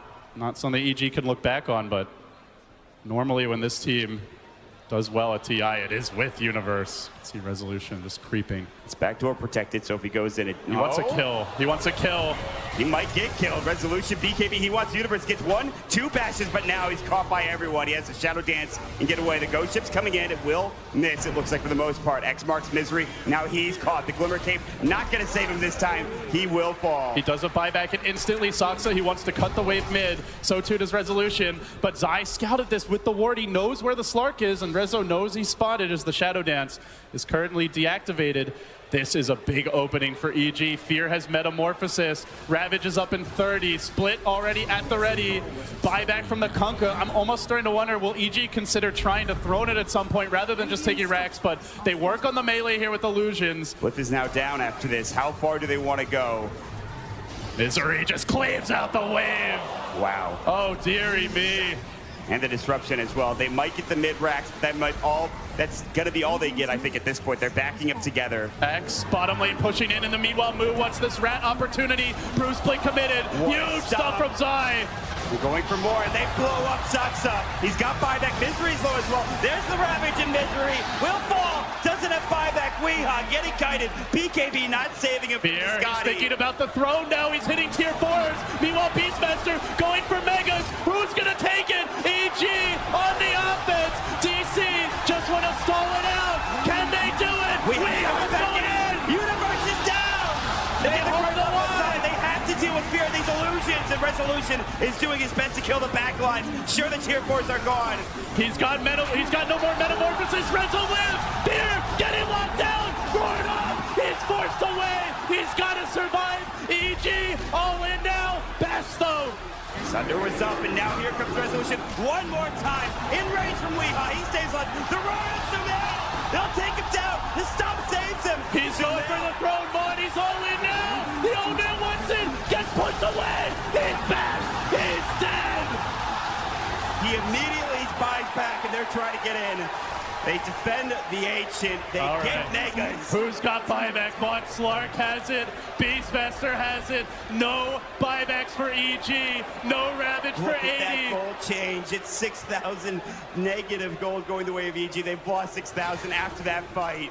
I think DC can just walk right down mid. They've got Mega Creeps. Spear from Fear. Fear is going all in. Can he pull out in the clutch?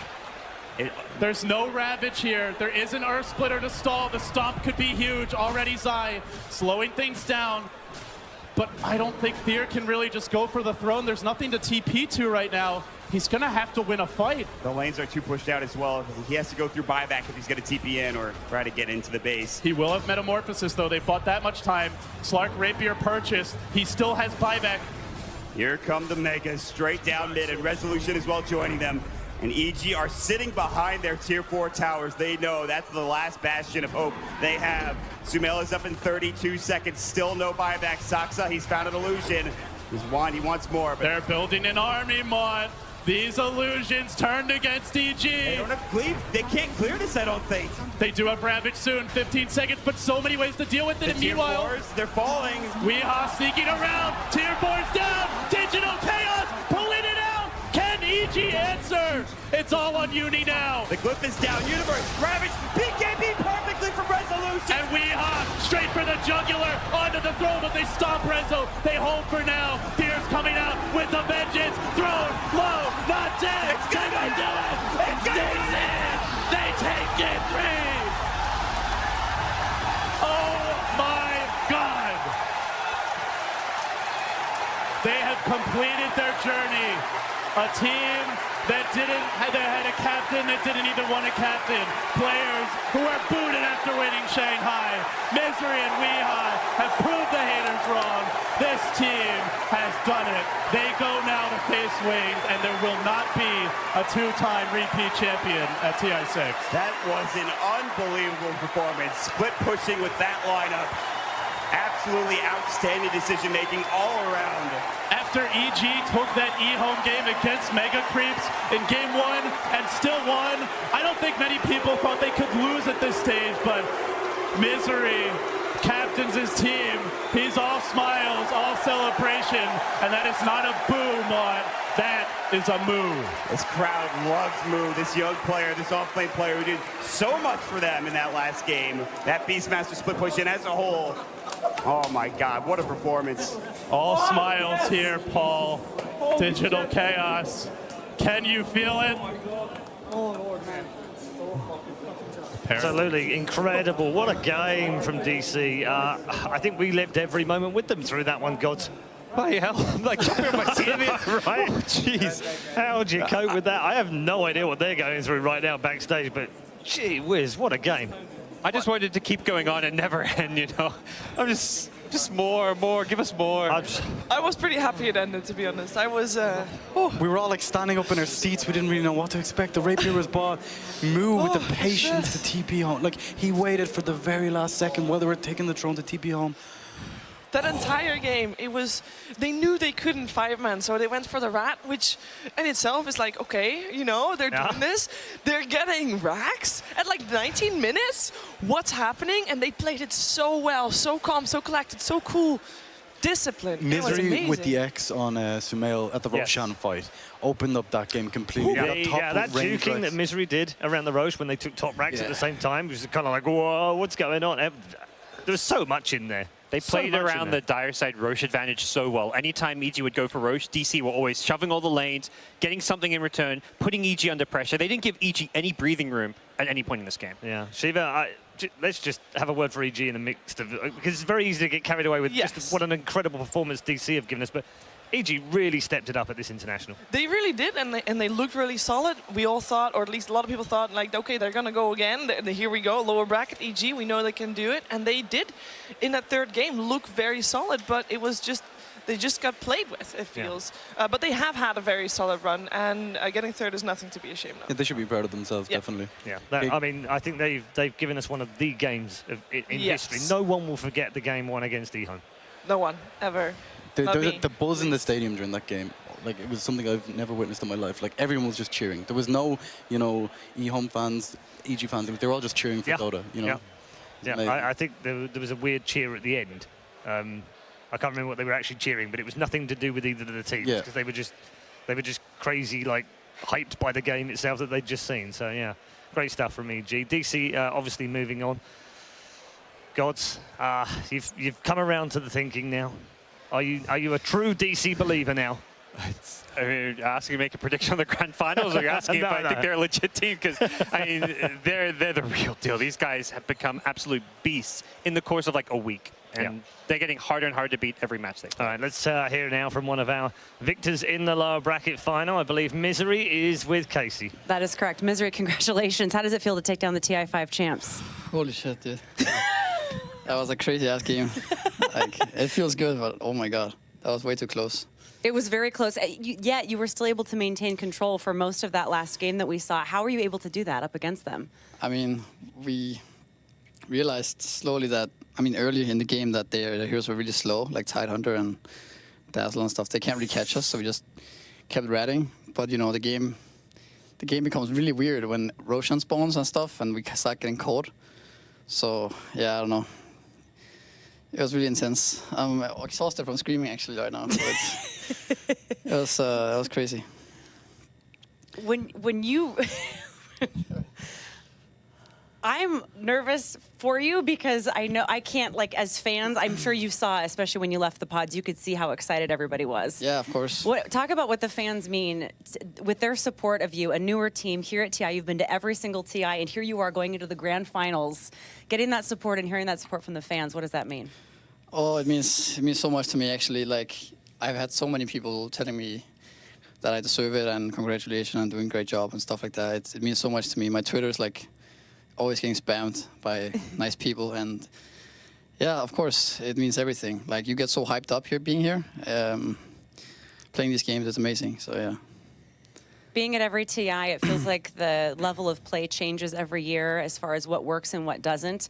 What is working so well for you now that has been a little bit more elusive to you in the past? I don't know. I think I just have a team that that does not have internal issues. People like each other, actually, and people like playing with each other. Everybody is kind of, there's no bullshit, you know. People want to win. People want to win together. In my past teams, there's always been a lot of drama going on and stuff, and you felt like the team was kind of already broken before going into the tournament. But with this team, it's different. So I think that's the main thing. How are you able to refocus when it's like, oh, okay, we got to take this to 3 games? I mean, this is the end of a very long week. Well, I mean, I was still really confident just because the second game was like, I think still very much in our favor. But we just made a big mistake on top lane and died 4 heroes chasing a Dusa. And that one mistake kind of cost us the game. It was also kind of a risky pick going for the Jakiro, but we were very confident at that time, so we went with it. And also, Jakiro hasn't been picked yet. Did you hear the crowd freak out? Yeah, of course. Yeah. That was partly why we picked it. We kind of wondered about that. Yeah. I mean, there was some reason to it, I think. It was also a legit pick, though. Yeah. Wings is next. I hate asking you about it because I know you just got done and we're like going to push you back out to play again. They're the team that sent you to the lower bracket to begin with. So what do you need to change in order to take TI6? I mean, when we played them the first time, we were not this team now. Like, we're way stronger than we were when we lost to them. However, Wings are something else. So, I don't know, we just have to keep playing solid. And yeah, it's going to be intense. It's going to be sick. It's going to be pretty insane, I think. Yeah. Congratulations. Thank you. Take a breather. We'll see you in a little bit, Misery. Yeah, thank you. Thank you. Paul? Fantastic. Brilliant scenes. Congratulations to Misery and to DC. And they move on to the International 2016 Dota 2 Grand Final.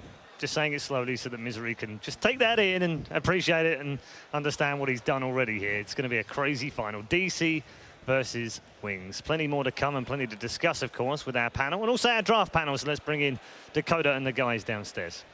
Thanks, Paul, man. Stunning stuff. We're still recovering from the hype right now.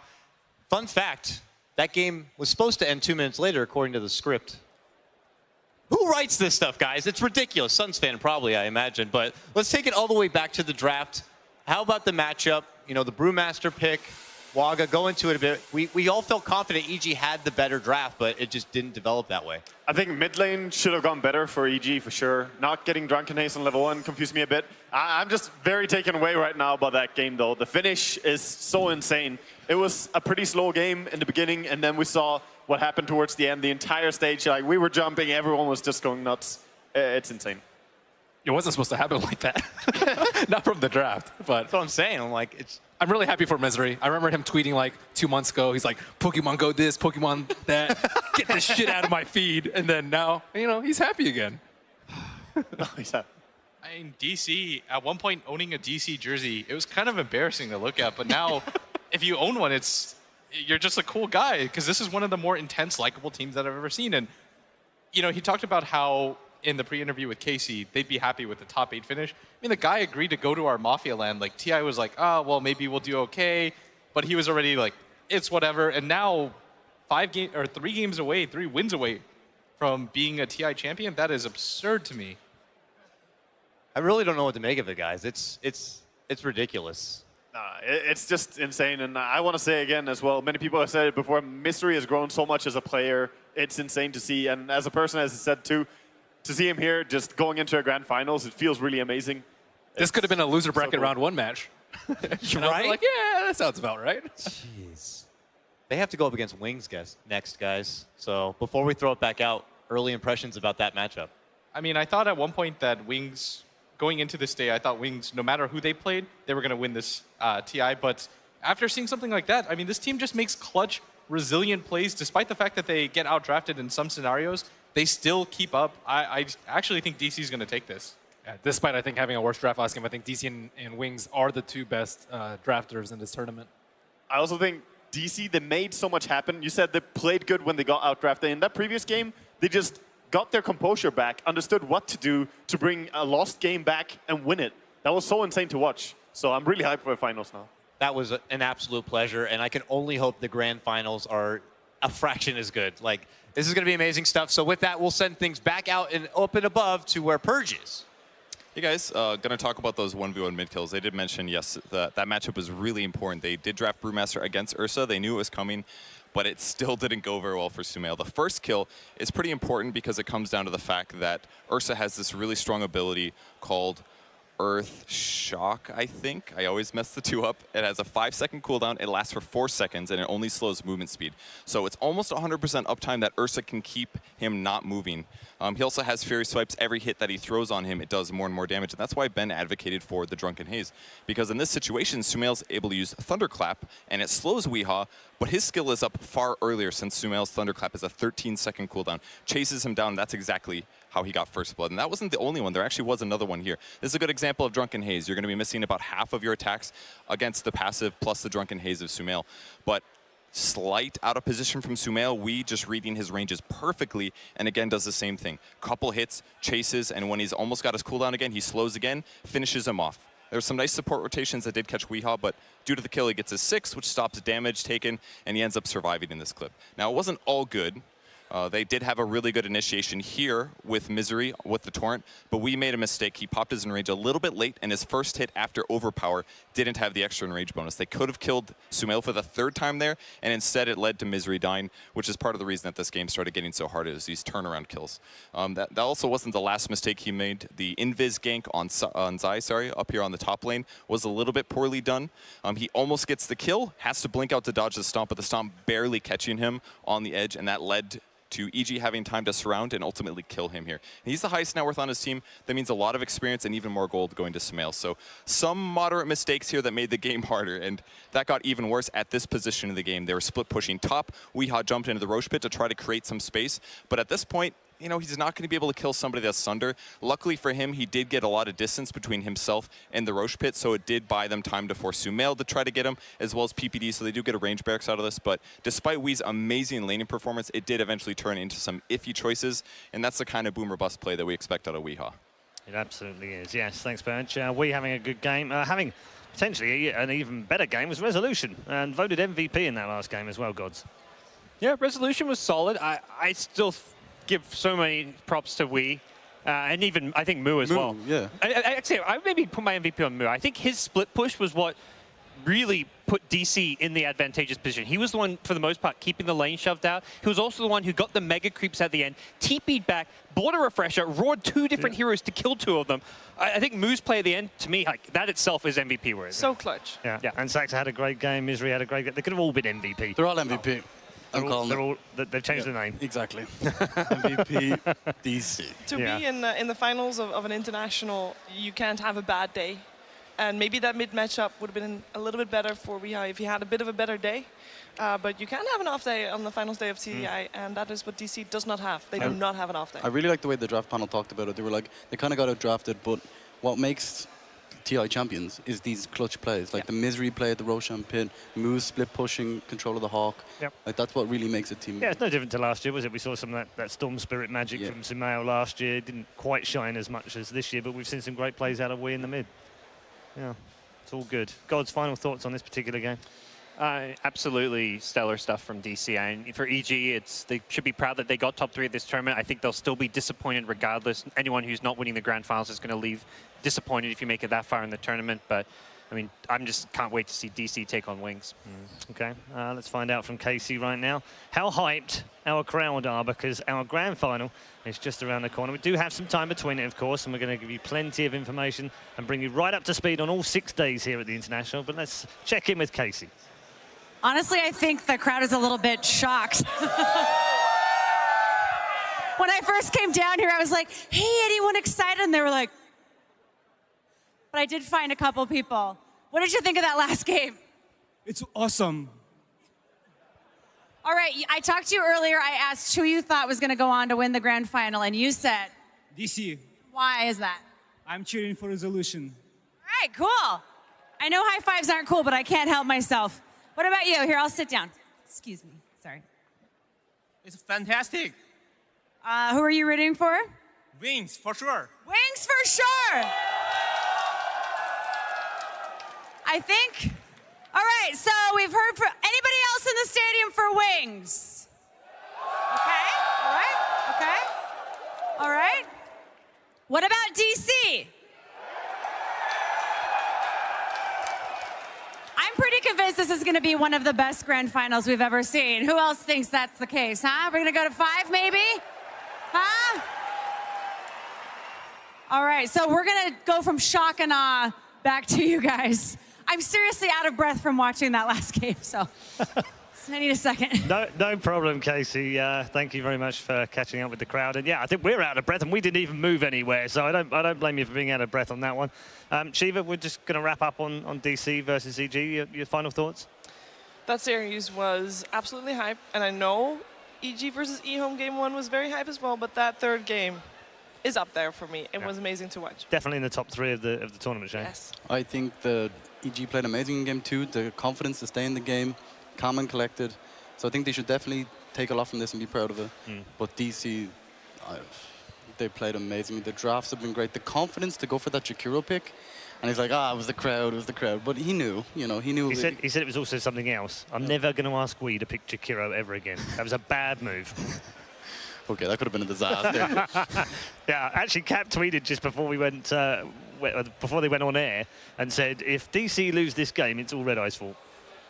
I thought that was a little bit harsh. Just a little? Yeah, a little bit. But I did apologise to Wii on Twitter, so hopefully he forgives me. Well, they made it true, so they're like, They did almost win with that as well. Yeah, no, they did. I mean, Misery said in the interview, just bar a small mistake that they made with some of the team fights that they put in top lane, they might have gone through and might have done it in 2-0. So, just reflect back on DC's road to the final. It's been an incredible roller coaster ride for them. Dominant display in the group stages, which no one expected actually, to then going out in the very first round of the upper bracket and having to come through the long road. We saw it before with OG and Frankfurt. We know it's possible, but it's such a tough road to come through with so many great teams to beat. Yeah, they've had to go through series after series in lower bracket. They played almost twice as many matches as Wings at this point, and that, if anything, works in their favor going into the grand final. The fact they've had these, for the most part, tough series, but they've been often tough 2-0s. Up until that series there, one of their few 3-game series, I mean, DC have just outdrafted their opponents. They've outplayed them. They've looked like a complete unit as a team. And that's where I think in this series especially it was highlighted. EG, you can tell they're TI champions. Individually, they play like it, but DC play much more like a TI championship team, not individuals. Okay, thank you to all 3 of you. We'll be back in a moment with more thoughts from our panel, of course, as we lead you to the grand final. And that road to the grand final, as we've already said for DC, has been treacherous. It's no different for many of the teams down the years, including some of the greats. Let's take a look back.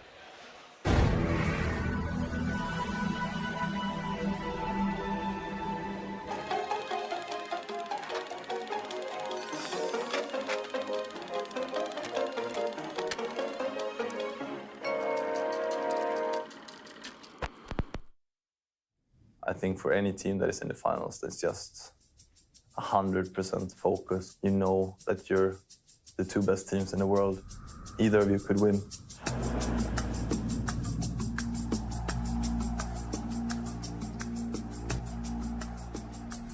It's a very weird feeling. It feels like you need to win this with all your soul and body and mind. You know, like everything that you've achieved in Dota and that you've done in Dota has built up until this moment. Some people maybe feel pressured. Crowd was always very friendly to us. The crowd would help us a lot. Big scene is good for us, but for someone else, I don't know, it's different. 50,000, 500,000, 2 million people are watching, like, okay, that's great. It's a lot of pressure. Playing with thousands of spectators watching you, you're more prone to make mistakes because you're thinking about it more. Just keep your cool and not let any distractions such as the crowd or, you know, the pressure get to you. Guarantee you someone else on the other team will let it get to them, so if you're able to keep your cool, you're probably going to win. Dota is a sick mental game. It brings out the best and worst in you. Who ended up winning the mental warfare always won the series. That's how you're going to win tournaments. That's how you win the tournament. And, if you break the other mind, it gets really easy. Some minds are really hard to beat, though. Well, at TI5, I had no anxiety. Like, I was totally comfortable in my own skin, and I think that I played really well, and everything was great. But then I go to the Summit 4, you know, it's $100,000 tournament versus this $18 million tournament. I'm sitting there in the finals, down 0-2 against VP, and I'm just like having trouble breathing. It's weird like that, and you don't know when anxiety is gonna hit you. If you're freaking out, you know, somebody else is probably freaking out too. Just a screw up in the game, you made a mistake in the game, and that's why you lost. Those things can happen, but those things should not eat you. Sadly, a lot of people end up thinking about their loss a lot because they could have done better. To lose in finals, just one step before winning, it's hit you much harder. 输了以后，第一个感觉就是我很对不起所有的粉丝，因为他们一直以来都很支持我，尤其是在场所有的观众也是在呼喊着我的名字，所以我觉得很对不起他们。然后过后。我很伤心，然后我就出去，躲在厕所啊，出去啊，一直流眼泪，就很久，才能平复下我的心情。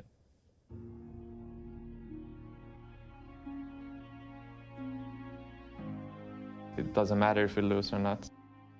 Just those words reminds us of what we've done and that we don't need to be afraid of losing. It sounds like maybe not a winning mentality, but I think it's opposite. You remove the fear of losing, so you would not be afraid to do risks, which can be very necessary in these games. I hadn't won a lot in my career up until, you know, pre-TI4, but then after we started winning, it was a different kind of scene for me. You got more fans, you got more prestige. Everything changes when you start winning. Things just worked out for us, and TI5 was our tournament to win. That was one of 2 tournaments we won throughout that entire year, and it was the big one. 觉得自己这是真的吗？就是我当时拿完冠军，第一时间就问自己这是真的吗？也没有一些很高兴的一些反应，然后觉得后面确定自己不是在做梦，然后就非常的兴奋吧。就是如果我会给一个没有打过 TI 决赛的人的意见的话，就是当你打 TI 决赛的时候，就那几个小时，希望可以好好的珍惜，因为时间过得很快，一下子就会过去，然后你会很后悔当时没有好好的享受。The strongest players doesn't win; it's the strongest team that wins, and it's almost always like that. If you don't perform every second of your games, you might lose to a team that's actually not better than you, but they're just hungrier. I don't think any Dota player will go into these games and crumble under pressure. This is when you get your strongest. This is when it's going to be the hardest to break you. I strongly believe that if I woke up a morning and I had to play the TI final, I would play the best Dota of my life. And that's all that would matter to me. If I played my very best, nothing else would matter. I guess they are prophetic words from a man that knows what he's talking about. No Tao says he would play the game of his life, the best Dota in his life, gods. And I think we've just seen that from DC, but they need to do it once more. They woke up today, they are playing some incredible Dota. They have been day after day, but today has been their best performance by far. Shiva? Yeah, looking back on that video and seeing all the, it's very nostalgic, but it just reminds us of how hard it is to get there. It is definitely a very tough journey, and all the teams, we talked about this before, they worked for this their entire year, and then not even that, but I mean, for example, Misery coming from years and years and years of TI after TI after TI after TI, and even before that in Dota 1, fighting to continue his passion and to then be here in the grand finals. That's amazing. Yeah, I mean, Shane, he said in his interview yesterday he wasn't even sure whether he would actually want to carry on playing at the end of TI last year, and here he is in the final. If you heard him in the last interview, though, he was like, okay, we've evolved since we played Wings the first time, and we can go on and use what we've learned. Like, I think them going through the lower bracket actually benefits them. Helps them, yeah. Yeah, because they have played so many more games. They understand their team now, they're confident. A different team than 4 days ago, that's exactly, for sure. Yeah, I mean, it's funny you see that interview with Casey at the very beginning before TI, because he's a completely different player, let alone a different team. It's incredible that can change so fast in 4 days. Yeah, I mean, he made the point, Gods, as well, that they're a different team from the one that played Wings, and that's going to be important when they go up against them in the final. Yes, they need to just keep playing the same high momentum Dota that we're seeing from them today, even yesterday. They can't be playing scared. That was the big thing that S4 was talking about. Don't be afraid of losing. That's be willing to take risks. We saw it there. I mean, Misery was like 0-10-4 in Kunkka, but it's one of the best Kunkkas I've ever seen. Like, we need more 0-10-4 Kunkkas like that. We definitely do. Shane, your final thoughts on the DC run? We've seen the Champions run, of course, through that particular video, but also it sort of mirrors, in a way, how DC have got to the final. The thing about DC on the run is, I wonder if this Wings game is always in the back of their mind. The first game on the main stage, like how much that'll affect them coming in. Misery seems pretty confident in his interview, but like that could be just the face, like, because it's always there. Like, they outdrafted them very heavily in that series. They had the Centaur against the Ricky. They even, like, Wings were confident enough to pick up the Techies Pudge, which led to their demise. But there's one startling fact that I'd like to share with you three. Okay. Which is that if DC win this championship, Sir Action Slacks' name goes on the Aegis. Oh no! Did you confirm that? Did you confirm that? He's the official sub for the team, and as far as I'm aware, his name goes on the Aegis. I don't even know. The end is near, guys. The end of Dota is this is the apocalypse. The end of days. Can we change the rules? What? Can we change the rules? No, I'm not sure we can at this late stage, no. Do you know on your fountain, when you have the Aegis, and you see Sir Action Slacks' name on top of it? Oh my god, every time I'm about to play a solo queue game, I'll click on that and I'll just cry a little bit. Shane, do you want me to hold you? Do you want me to hold you, Shane? Okay. Come closer, Shane. Let me hold you. Get away! Get away! Get away from me! Let me hold you, Shane. I'll hug you, Shane. It's fine. You can cope with this. You can cope. It's okay, Shane. Sir Action Slacks' name on the Aegis. It's just a dream. It's just a nightmare. You can wake up now. Okay, time probably to check in with the man himself. Sir Action Slacks, are you busy messing around? Where are you, sir? Hello. Oh! Where am I? Whew. I'm in the best place in the world. I'm down here with the fans right before the finals. How you guys doing up there? You having a good time? Paul, come on. You guys hyped for what? Oh, yeah. Woo! All right.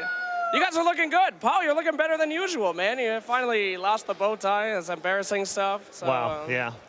Yeah. Yeah, I just thought I'd change it up a little bit for that segment, that's all. You know, I gotta say though, I have these problems tying my tie. Could you show me how to, you got any pro tips for that, or? No, I mean, it's just magic.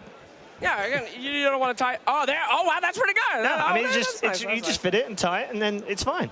Oh, okay. Yeah. Right, come on, Paul. You don't even sound excited. What do you got? A hand up your ass? Come on, we're having a good time. But anyway, so guys, can we do something here? Can we just show the guys at home? Now, I know you're watching from home. You're wondering what it's like being in a stadium, right? Can we just do this? This is the power of a stadium. Here we go. Whoa! Let's watch a TI live, baby. But now, I know you guys. Who's gonna win, right? Anybody know? No.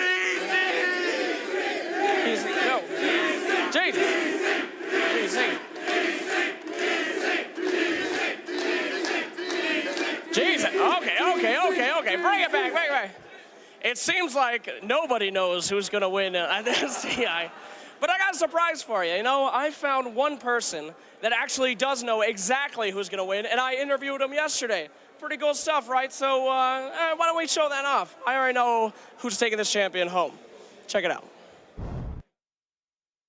Ladies and gentlemen, the Oracle. Not the outcome I had hoped for. Well, I do appreciate you being here. I only have one question, but it is the most important one, buddy. Choose wisely. Oh, I plan to. Oracle, can you tell us who is gonna win TI6? And what if I do? Well, you'll have a lot of happy Dota fans with correct predictions. It'll be very good. And what if I don't? And that will not happen, so... And what if I do? What? Listen, can you just look into your little... You can't have it both ways. I don't want it both ways. Can you just look into your little ball and tell me who's gonna win TI6? What are you doing? What is that? Is that... Are you... Do you see something? Is that good? Jesus, what the hell was that? So... Trust in the Oracle. I will. Go ahead. Whatever. Enter. What the hell are you doing, dude? Are you... Do you have something? What? Jesus. Okay. Can you... Anything. Just give me anything. What do you got? The Oracle sees all. Yes, give me anything. Literally anything. What's up? Yeah? Whose fortune is this? Okay, what do we got in here? Yeah. Something. Say something, I see. dude. What? You will die in a house fire. That has nothing to do with the international. Don't say I never gave you anything. Okay, look, if I wanted shitty predictions, I could have asked the panel, okay? I'm looking for good burn. I guess. Anyway, I'm looking for good stuff, all right? Maybe this was too hard for you. I guess I should have just asked you about my love life or something. Yes. No, please don't look. Yes. Hey, no, do not look into my love life, dude. That is not necessary, okay? It's too late. I've seen everything. Listen, bro, that Hellbear Smasher came on to me. That was a one-night stand, and we don't have to talk about that, all right? I want to die. Okay, this interview needs to stop. We're good. Okay, cut, please. Cut. Thank you. Thank you, Orc. To die. Thank you. Okay, we're good.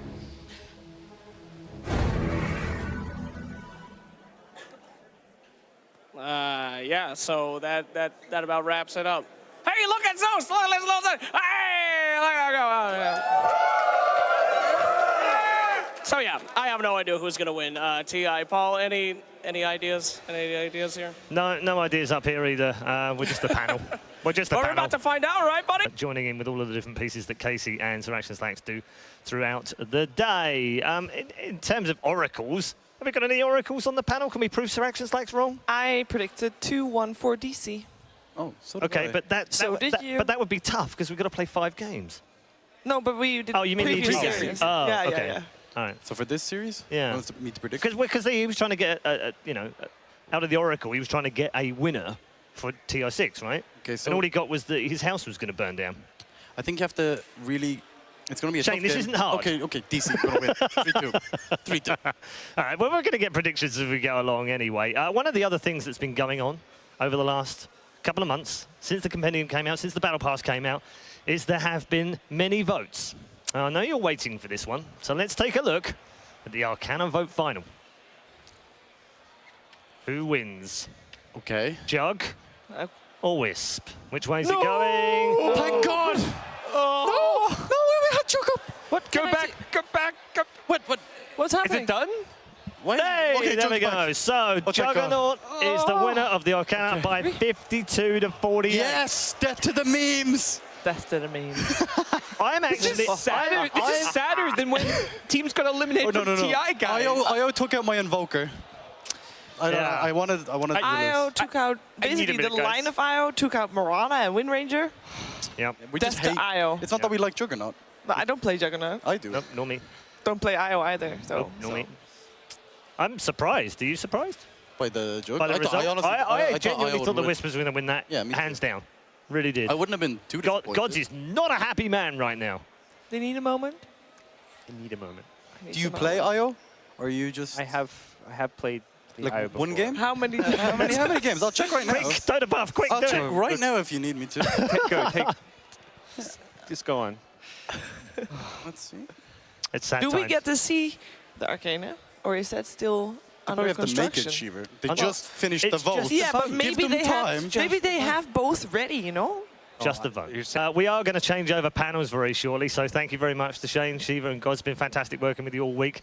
And, of course, today for our lower bracket final. We'll switch up the panels in just a moment. But time to check in now with a man and a team that have had an amazing run through the lower bracket. It has been an absolutely wonderful run. Let's take a look back at their way to the final.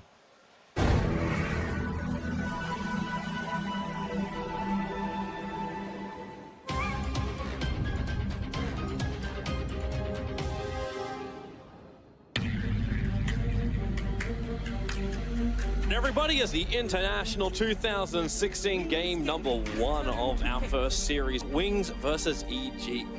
Samel life breaks forward, picked up control by Innocence, and then skewered back. A perfect synergy again under the tier 4 towers. He got him! Pulled him out at the last moment, and Samel is bathing in the fountain. Samel dropping low, Zai as well, they can't reach him. Yes, they can. The Yules will drop him back down again. Zai will go down. 4 heroes lost for EG, but it's already too late. The creeps were beating into the fountain, and GG, our first series between EG and Wings will end in a draw, 1-1. Our Na'Vi going to be able to intercept here and stop EG from going for this win. Ditya tries to focus Fear. Fear says, don't even bother, slaps them down, gets rid of the Aegis. A triple kill for Fear. This guy is beyond godlike. EG versus LGD, a lot at stake here. Zhao Wei, it's the triple sentry now. You did not learn your lesson. Oh. Zhao Wei's like, I want to get in there, but no, Universe bullies him away. And it's a GG cold 23 minutes in. Dude, EG averaged more than a kill a minute. That is absurd.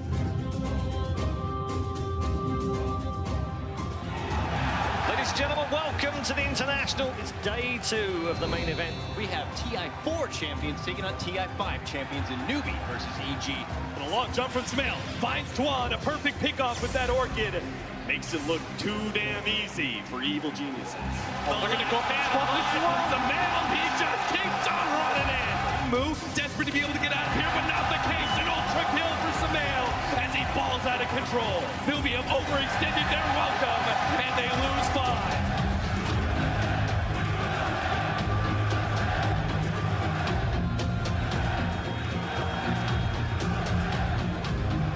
It's time for what some may consider the main event of day 3. It's EG taking on eHome. Gentlemen, this is going to be awesome.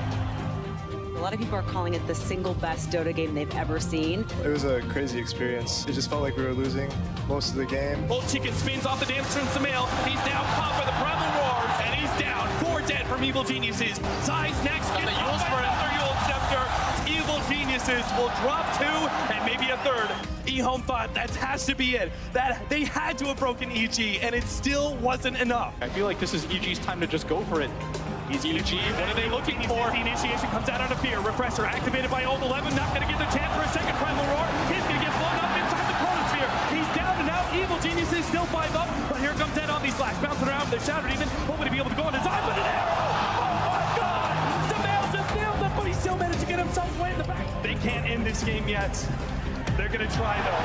They're going to try for the boost of travel, and a Divine Rapier. The tier 4 is being beaten on and begins to jump forward. Samel already going on the Fenrir. No chaotic offering, and on spot to Dang and Burn.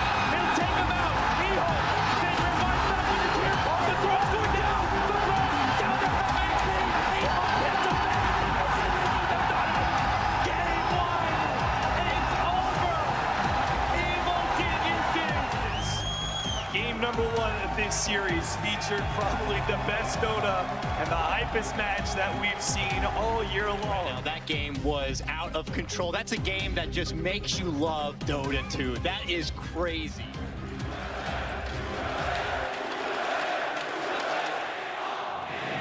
Here we go. It's game number 2. Old Chicken gonna start trying to lay out the damage, but they can't delay for long. They take these buildings so fast. Dead. A double stun and a double silence, but they managed to get the Chronosphere lucky in 3. Vana and Fenrir again. The support's down, leaving Ice alone, and that's it. GG is the call from eHome as game 2 is cut short. Evil Geniuses executing very cleanly here in game number 2 and proving that game 1 was not a fluke.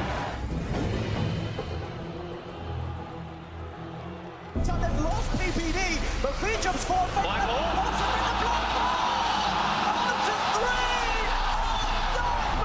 With the epicenter return fire. There's a buyback from Zai. Ice backing off. EG, they've lost Fear as well. He does not have buyback available because of the BKB investment.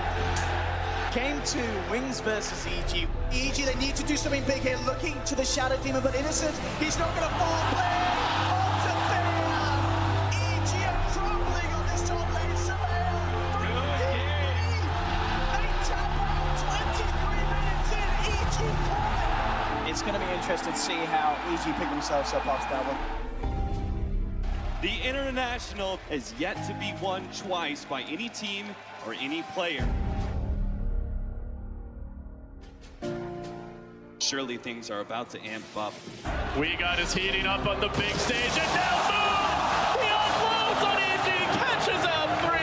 Zai in trouble, he drops the torrent, but they give chase. Resolution sucking up his damage, he's got a lot of move speed, while Weeha cleaning up on the backside. He brings down PPD, the boat comes through just to protect Zai himself, and he still can't get away! DC Grand 4. Oh my.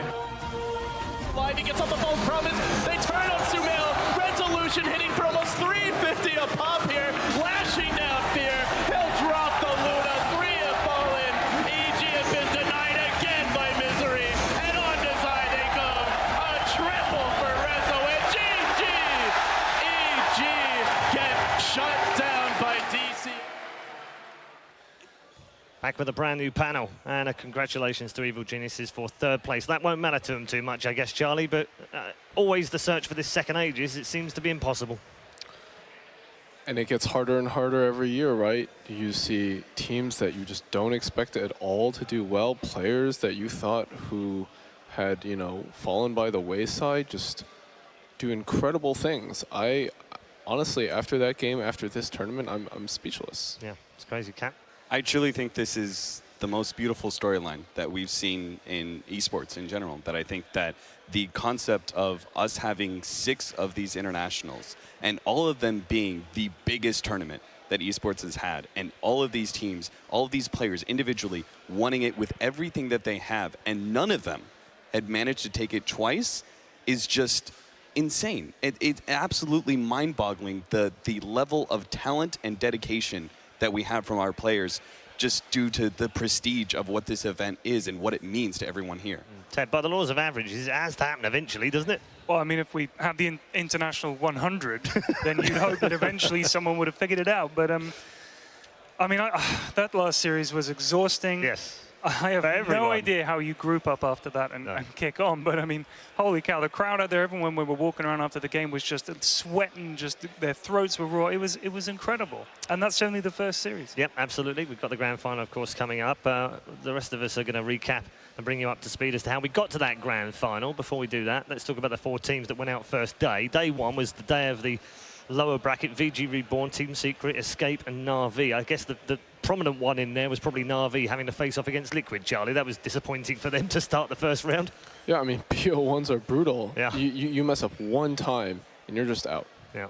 Cap, out of those 4, did you expect any of them to go a bit further, other than what we've already discussed with Na'Vi? No, I think our predictions were all on point. But once you're like that storyline by itself was something that caught me completely off guard, because I thought Na'Vi was a good enough team to potentially make upper bracket, and I thought Liquid very clearly would. So I had no idea that those 2 teams would match up against each other. So once you saw that best one, you could say, okay, I think Liquid's going to take that. But before the tournament even started, there was no way I would have guessed anything like that could happen, and I expected Na'Vi potentially top 8, but instead they go out last. Yeah, let's give a word to Escape Gaming. Our friend Cinderin involved, of course, decides to take the bold step of coming back from casting and going back into full-time pro gaming. Yeah. Gets his team into the qualifiers, gets through the wild cards, and actually makes it here. But then they went a disappointing 2-12 in the groups. Didn't really leave themselves a good shot of getting through the lower bracket. Yeah, well, I mean, Fnatic also had a tough time in the groups, and they did a lot better than people expected once they got into the main event. I think Escape Gaming deserve a lot of credit for what they did. If you can make it to the main event, anyone who's saying, oh, they were no good, you're completely wrong. They're better than most teams in the world. So they did well, a credit to them. They would have loved to go further, but unfortunately, you know, it wasn't to be. Okay. Well, if you weren't with us and you have not seen all of the games that we have, we can't show you all of them, of course, because you can go and visit youtube.com/Dota2. But we can recap the very first day of the main event of the International 2016.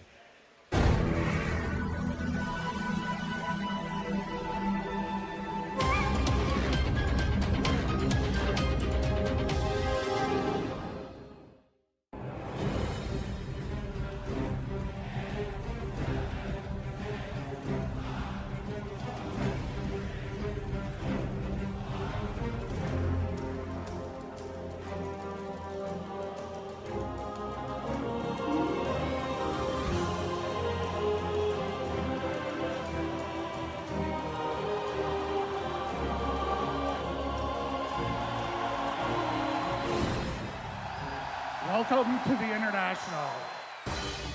We are so ready to go. OG up against MVP. What a terrific series to also kick off the International 2016. There's 4 players grouped up. Notal wants to fight, make more copies, make more kills, and this really is OG's home. It used to belong to MVP. OG will force this best of 3 into a decider. Now the pitcher he wants forever, the cutting blade again. They go through them all. MVP, it is a slaughter. Jump in, slice and dice. It is over. MVP have trashed the 2-time major winners.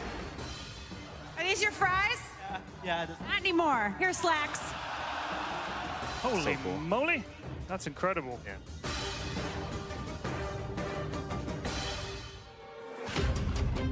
Brew zones back. Weehaw keeps him out of the fight. They pop the Aegis quickly. DC choking here, and Wings with the punish. DC losing here in the late and getting massacred. TNC just ripping the base, the hopes and dreams of VGR to shreds. Jimmy and the boys have done it! And now the fight turns with the Ravage, holding on to 2. Yaps are going to be slowed down by Mushi as he's just going one by one through the supports in the background, and a second lane of Rags will go to Fnatic. Go, Nani!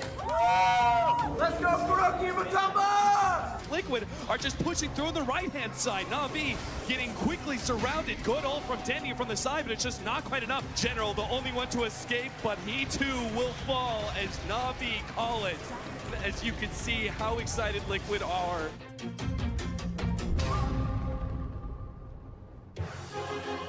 LGD versus Team Secret. To think that we're having them here at this stage, first round, lower bracket, it's absolutely insane. Maybe moving in aggressively and Arthur. Oh, the crit! It's got a Hex, bomb was gone! I mean, this whole game at the moment is just a highlight clip for Maybe. Banana, he's in trouble as well. Zartizi surrounded with the illusions. They're going to lose the Kunkka.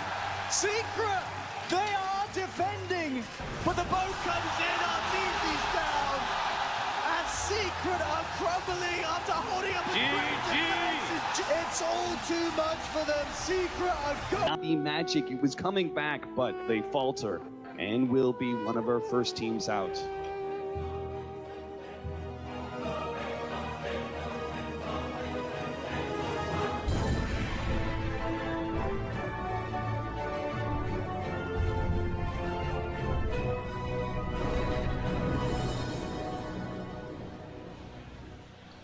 And that was just the first day.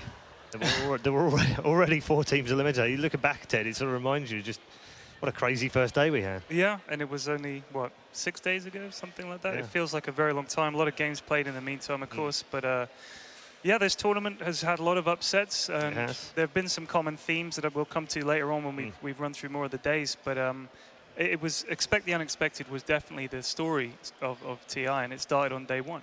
Day 2, Cap, was eHome and EG crushing the upper bracket, and the biggest, perhaps, story of all was the story of OG falling down. And then going out.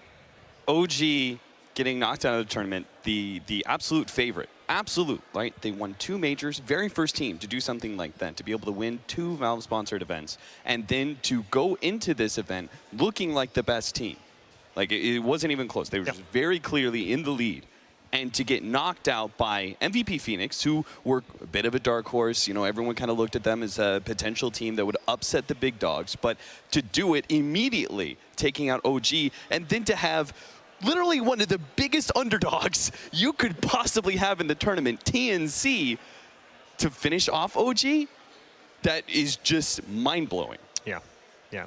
Big odds for TNC, but that's exactly what happened on day 2. Day 3, however, was the story of champions being eliminated and teams rising that we didn't expect. Let's take a look.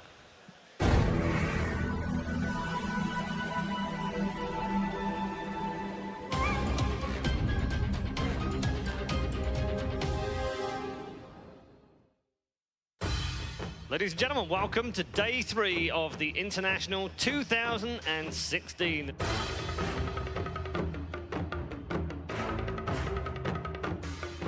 It's going to be another one of those fantastic roller coaster rides with more than $20 million on the line. There's your softball damage. Alliance back to Fountain, but no points are safe on this map. Fnatic, they own your home. They will start off our day with a 2-0 victory over Alliance, eliminating them from the International 2016. Anti-mage. Black just lights up like a light bulb. Going to potentially lose moves while he's trying to timber chain away, but Timberland chases him down, finishes him off. It's a triple kill for Fada. Joe jumps in, how? Oh, he's lost his back, lost his life, no buyback available. And indeed they have. Liquid will send Newbie home.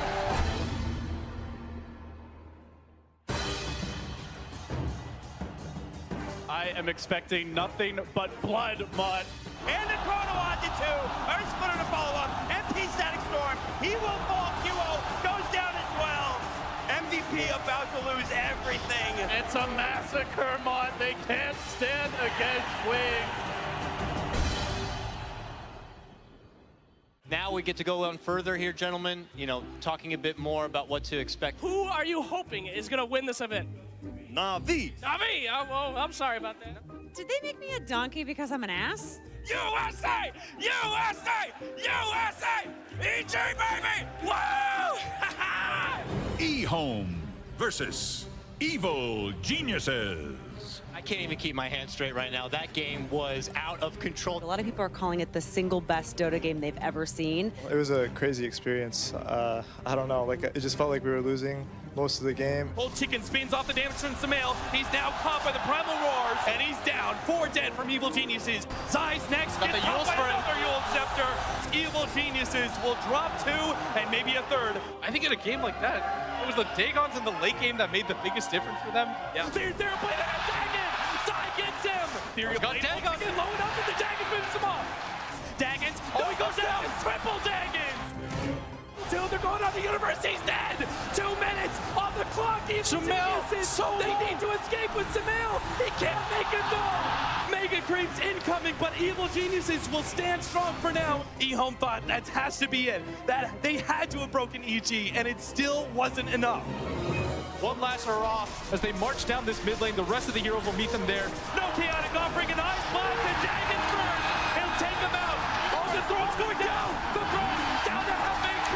eHome gets him back. Evil Geniuses have done it. Game 1.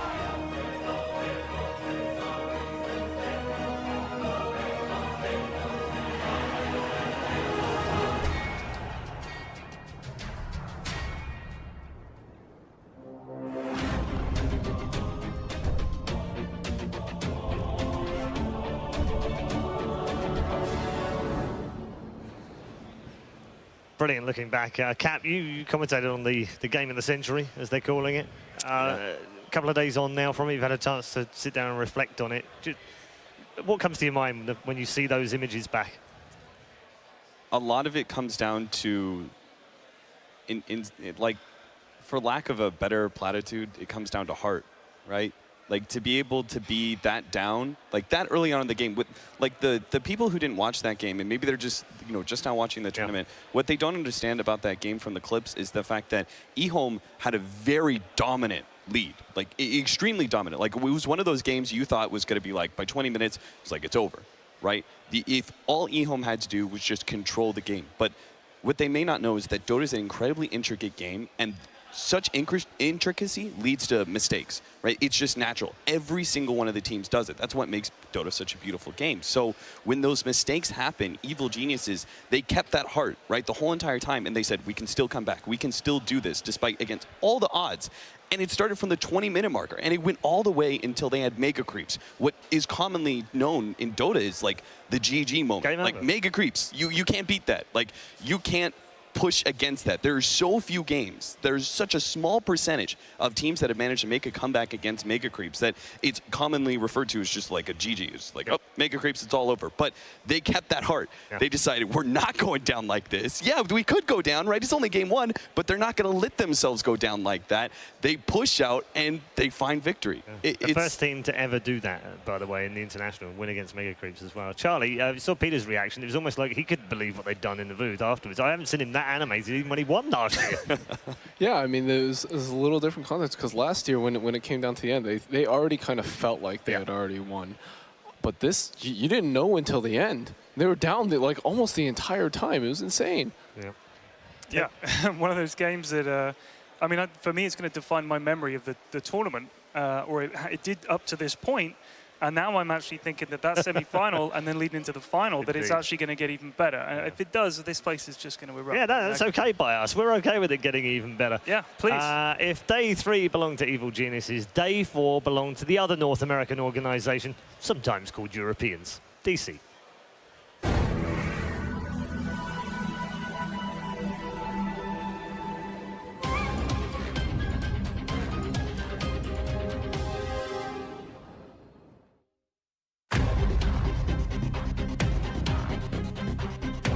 Day 4 ahead of us with plenty of action to look forward to. It's cosplay, baby! It's time for the cosplay competition!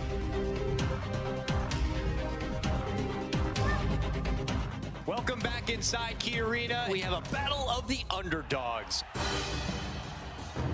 He just walks up, killing off Jimmy. The bar is right to Kuku. They're losing too many. TNC are falling apart. There is just no fight left in TNC. Again, Moo causing chaos in these fights. It looks like it's over. TNC have lost too many.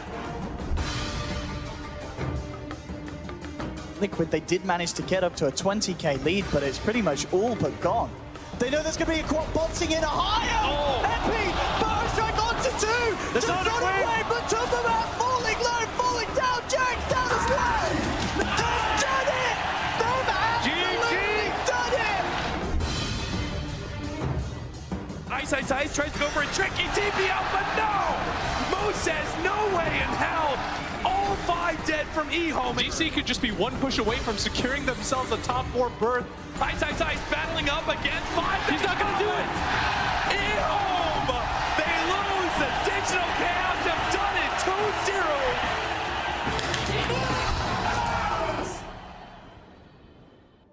2-0. I am so proud of him. He has living his dreams, and couldn't be any prouder.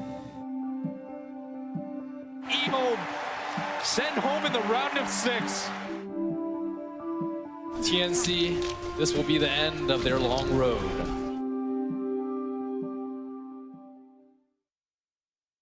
We should probably say hi to Purge this morning. So, Purge. Yeah, as you can see, just really good weather patterns all the way across the U.S. It's going to be a really good week for sun. You're an anchor, right? Oh, breaking news. I'm sorry, Casey. You're garbage. Actually. Excuse me? Sorry. Welcome to the All-Star match. Team Slack's first pick.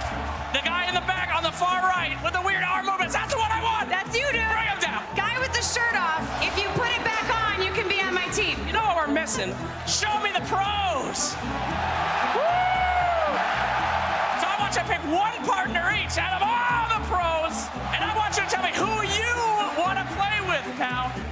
No tail, you're number 1, baby. Come on down. Bulldog, teach me your ways. It's going to be a little too easy for RTs. Can there be anyone else going to go Denny? Dondo, the Gondo! How are we going to win, buddy? Come on, we got to take her down. We have a secret weapon. All right, this is from the old days, boys.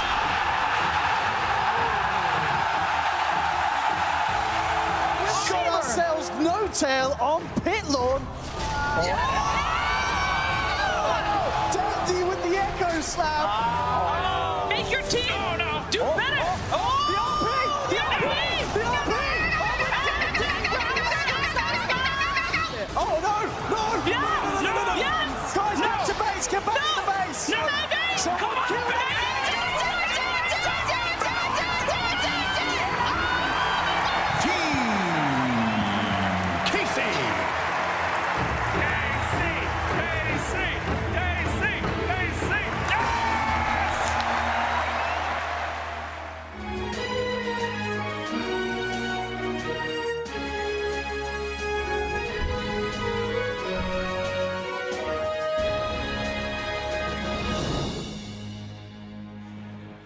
And that was day 4 of the International. Just looking back, Cap, very quickly, TNC stood out as one of the teams that overachieved here. Oh, yeah. I mean, I think, what was that, the little clip that Ben said, you know, this is the end of TNC's very long journey. You think about, like, some of these teams were made it through the lower bracket. For TNC, this was a longer journey than most, right? They barely made it through the open qualifier. They had to go through the day 2 of the open qualifier, and they went through the regular qualifier, won their group stage, went all the way through the lower bracket up until that point, and they slayed giants on their way through. They absolutely did. Yeah, we're going to get to day 5 of our review of the International 2016 very shortly. But one of the other features that you may have seen over the course of the last 6 days is the fabulous AR. And we sent Casey along to find out more about the behind the scenes on how to produce it all.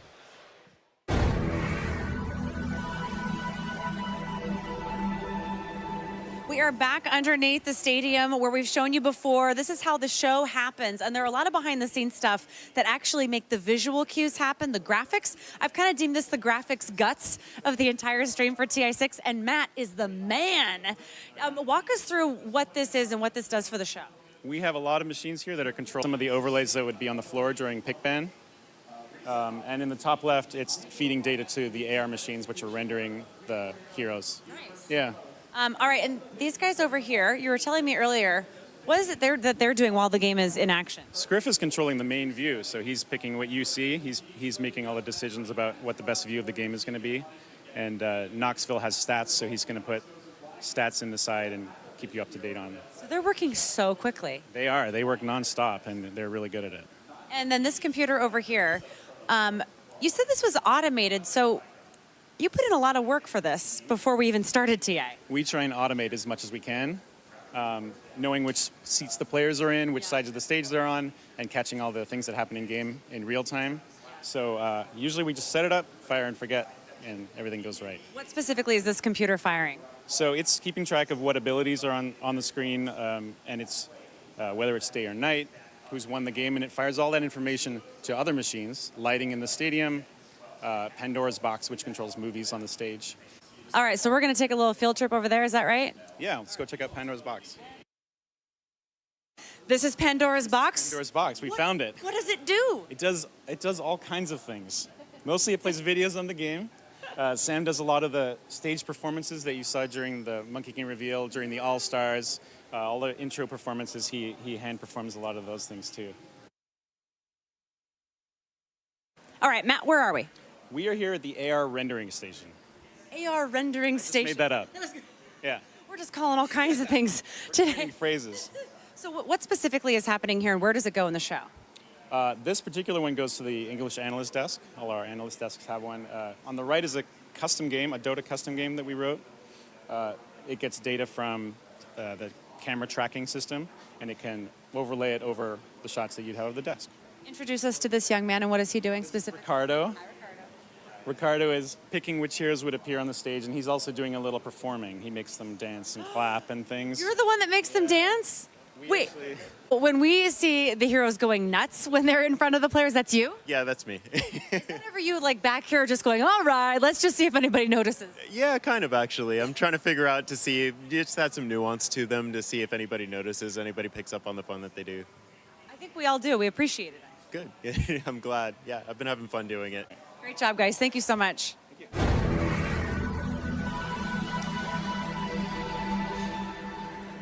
it's really important that we kind of showcase how important every person is to what we do here. And so that's why we want to do those behind the scenes stuff. So thank you once again to everybody for making it happen. Yeah, it's because of them that we have such an amazing show, right? I mean, we're just here. We're just here. Yeah, Here's a microphone. Start talking. Okay. Hey.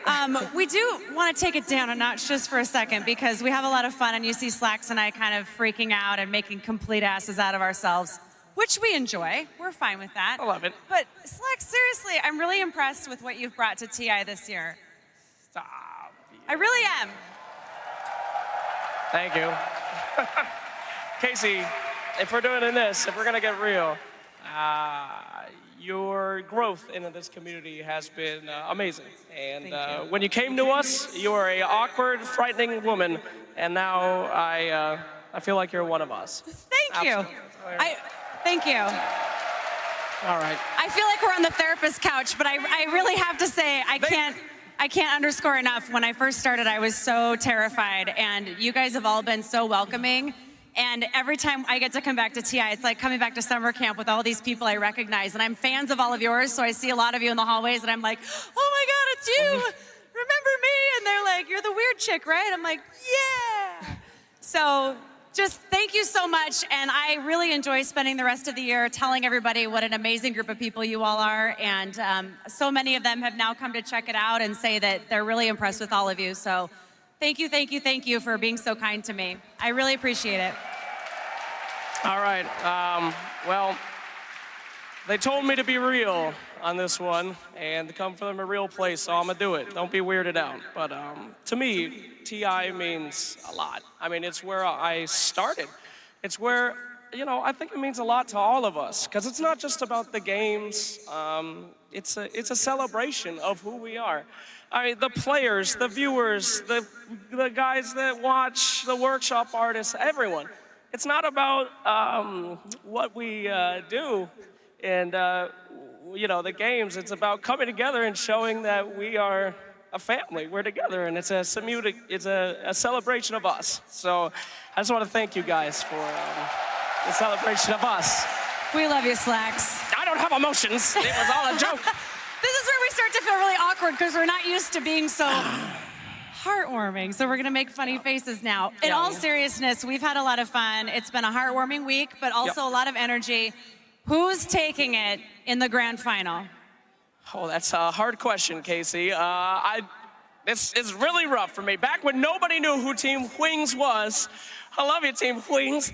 I mean, it was before Shanghai, and I said, I love this Chinese Team Wings. And then I became a sub on Team Digital Chaos, their official sub, so I don't know. I love them both, but I want to be on that Aegis. So DC's going to be taken. All right, Paul, a lot of tears down here. We're very excited, though. It's going to be a great grand finale. It is going to be great. And you two have been absolutely brilliant. You've given us so much joy and fun this week. Thank you very much. Thank you. Thank you. Casey and Slacks, they are absolute stars. Wouldn't have them any other way. It's been brilliant all week long, all the content and all the interaction with the fans. Time to move on now. Time to move on now as we move our way towards the grand final. We do have a few things to wrap up, of course, one of which is how the devil did Wings do this? Let's find out. Their journey to the grand final.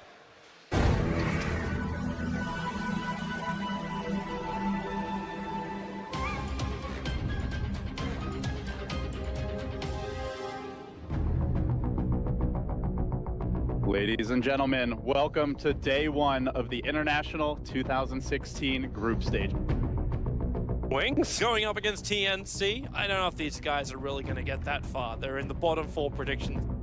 Struggling here on day one. Say goodbye. This game is over. Wings has lost it. 2-0 going the way of TNC.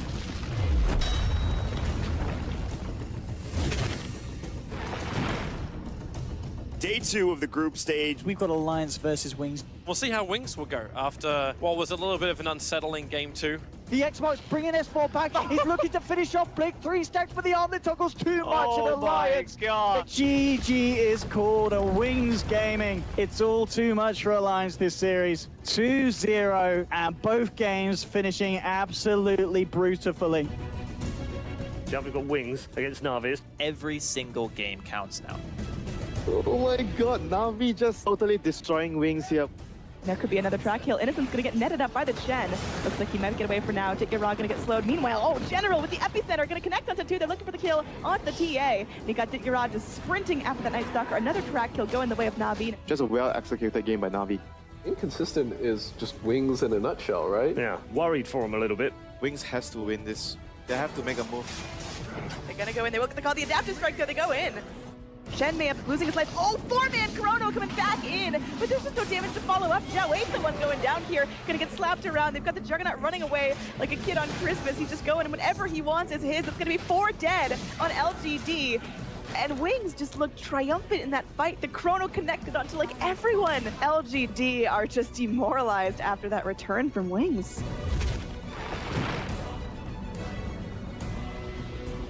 We are so ready to kick off the International 2016.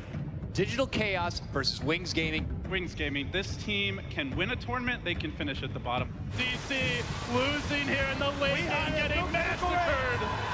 That's it. GG is called. We hunt it for 110. Wings will take it. Game number 1 goes to them here in the upper bracket. One more win in this series, they're top 6. If anyone was going to pick Techies at the main event, it was always going to be Wings. If anyone was going to pick Pudge, it was definitely going to be them. What's going on? This pocket strategy has completely backfired. It's just a lack of vision here that's really hurting Wings. It's over, Mod. GG. Wings get stomped. I wouldn't give up on them just yet. This team, you don't know what's going to be coming at you. There doesn't seem to be a limit to their pool of strategies or their pool of heroes. But now Wings, power play, 5v3. They're gonna go for the lasso, ice wall there to separate the 2 squads, but Faith Beyond still so tanky with that point booster. Digital Chaos, they have faced nothing but chaotic Dota from Wings, and it continues now. Another takedown for Wings as they crush through. This time a very important victory because it takes them through to the semi-finals of the upper bracket. Ladies and gentlemen, welcome to day 3 of the International 2016. We are here trying to determine who is going to be top 3 at TI6. It is MVP versus Wings. Someone described this to me as deathmatch versus all random. What is going on? What is going on? Wings have completely shut down MVP's aggressions. And the Chrono on to 2. Earth's going to follow up. MP Static Storm. He will fall. QO goes down as well. MVP about to lose everything. It's a massacre, Mod. They can't stand against Wings. And they beat MVP at their own game. Wings looking for some kind of action. Moving in on Smough. He's got him. They'll get themselves the first kill, Wings. You're going to kill Faith Beyond. Wings just taking the racks. Can't kill the Rubik, though. Has to get himself out now. Past the BKB run, but Wings. They'll take him down. Universal GG. Absolutely impeccable play, and they did it. Wings they knew exactly how to work with their job. Arguably just looking like the best team we've got here at the moment, TI. He's there with the Stone Gate so that IEG can't jump in onto Shadow.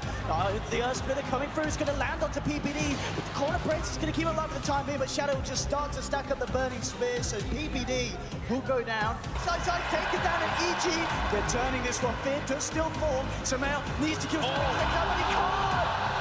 The Huskar looks to be too strong at this stage for the remaining members of EG to deal with on this top lane. Good game. Tap out 23 minutes in, EG call it a Wings are your first grand finalists here at TI6, taking down EG in the upper bracket finals 2-0 in absolutely incredible fashion.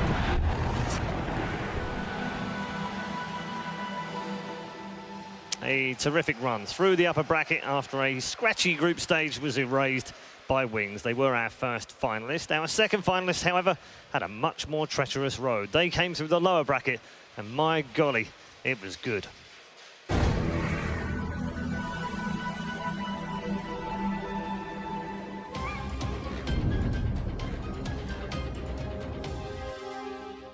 Welcome everybody to the games of the International 2016. Gonna be a best of 2 between Fnatic and DC.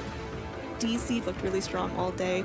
The GG comes out. DC able to take a 2-0 series.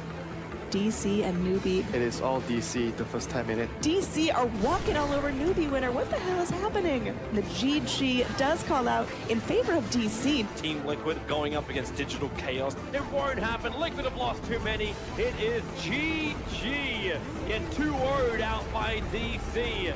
Digital Chaos take your top 4 position. Winners bracket in the playoffs. Hello, everybody, and welcome back inside Key Arena. We are ready. Digital Chaos versus Wings Gaming. Wings goes for that TC throat. That's it. GG is called. Wings will take it. Game number 1 goes to them here in the upper bracket. A lot has to be on the minds of DC as they're 1 game away from the lower bracket. Digital Chaos, they had faced nothing but chaotic Dota from Wings, and it continues now. A big jump onto Weeha. Another takedown for Wings. DC's last gasp in the upper bracket. They will drop down, Mod. They will drop down. DC, they had a great start, but just couldn't get it done. We are live here on the floor of Key Arena, getting ready for our final elimination match. DC, after that loss yesterday, they need something to go their way. LGD have lost 2. They're about to lose 3. DC, they had the answers here.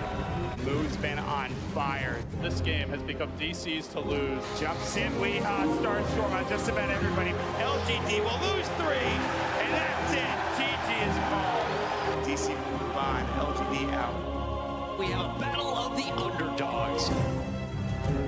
He just walks up, killing off Jimmy. The bar is right to Kirker. They're losing too many. TNC are falling apart. There is just no fight left in TNC. Again, they're causing chaos in these fights. It looks like it's over. TNC have lost too many. DC will take the series 2-1. Mama America be happy. How does DC continue to do this? We always feel like they gotta be the underdogs, right? Digital Chaos facing up against some veterans in eHome. DC going for the throw right now. A very quick win by DC. What is happening to this team? They just keep on getting better and better. Here comes the Chrono. He jumps forward on the 3. Move with the shock up on the 2. Oh, chicken. Oh, no. eHome. They're just getting obliterated. Not even waiting for the exit system. They start immediately focused down on Old Chicken. They got it. Down 9 seconds down. Ice battling up against 5. He's not going to do it. Digital Chaos have done it. 2-0. And the Cinderella story continues. Unbelievable. You call them misfits. You call them the rejects. You call them the players that couldn't make it at the Tier 1 teams. But here they are. They look like champions to me, Blitz. Which team will be heading to the final day? Digital Chaos, or will it be Fnatic? DC looking to make a strong start already. Fnatic will be left to a 3 versus 5 as their last lane of ranks is being beaten on. They never say die, but they finally will give up. Digital Chaos seem to be building up so much momentum in this tournament. And DC, objectives full in mind. Their race to top 3 is finished. They've done it 48 minutes in, and they 2-0 Fnatic. Unbelievable. Digital Chaos, they've made it into the top 3 teams here at the International 2016. 5 days of intense action, and it all ends today. EG, they'll play DC in our first game of the day. Weeha getting over the start. They're blows up Sumail. He's got an arrow. Kill. They have the Riptide as well coming through. They want the arrow. Almost hits Universe. Zai, he's able to TP away. No, he gets caught. The Starstorm gets Weeha. Triple kill. A 4-for-1 exchange. EG has been denied again by Misery. A triple for Rezo and GG. EG just wasn't there during the team fights, and DC, some great team pledges and all coming together. Jump kill! Comes out! He finally comes out! Look at that smell. EG are walking up into a chokehold here, but the Void isn't quite ready. Yes. What a death forward! PPD getting caught Universe with volleyball. Here comes Fear to turn it around. What a great photo coming out from Moon.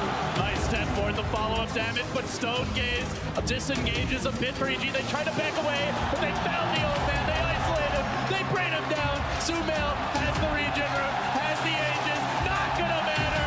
DC, they came, they saw, and they will conquer EG. They're building an army, Mon. These illusions turned against EG. coming soon. 15 seconds, but so many ways to deal with it. And meanwhile, they're falling. We are sneaking around. Tier boys down. Digital chaos pulling it out. And we are straight for the jugular onto the throw, but they stop Renzo. They hold for now. Fear's coming out with the vengeance. Throw low, not dead. Stay right down. They take game 3. Oh my God. They have completed their journey. A team that had a captain that didn't even want a captain. Players who are booted after winning Shanghai. Fabulous. Those are some of the most magical moments we've had in the tournament, and they're nearly always with DC, all the way through. Ted, it's been an incredible run for them. This is the only team who could handle the lower bracket. And I don't know how they did it. I don't know how you're able to get dropped down, and all these big names get dropped down, and you think they're going to bump into one of them and they're going to trip over, but they just didn't. They just kept doing it, and they deserve so much credit. And I think they've just got to do it now. You can't have this journey and not win. You've got to round it out. Yeah, it's been incredible. We're just 30 seconds away now from the start of something magical for both two teams, DC and Wings. Very quickly, Charlie, we're going to get back into it after we come back, but DC or Wings? I just feel it, DC. Okay. Cap? Wings have made a long run. I respect Digital Chaos. I respect the hell of them, but I think Wings take this. Okay, we're going to get more from them. But it's time, ladies and gentlemen, for the International 2016 Grand Final.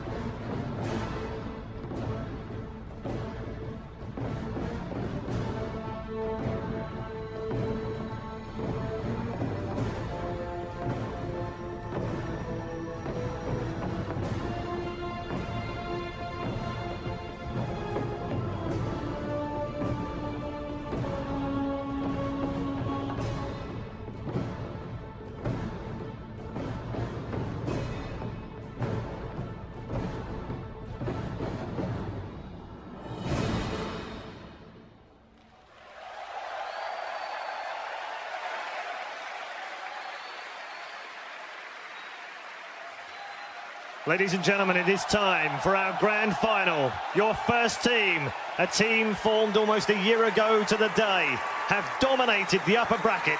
Please welcome Wings Gaming.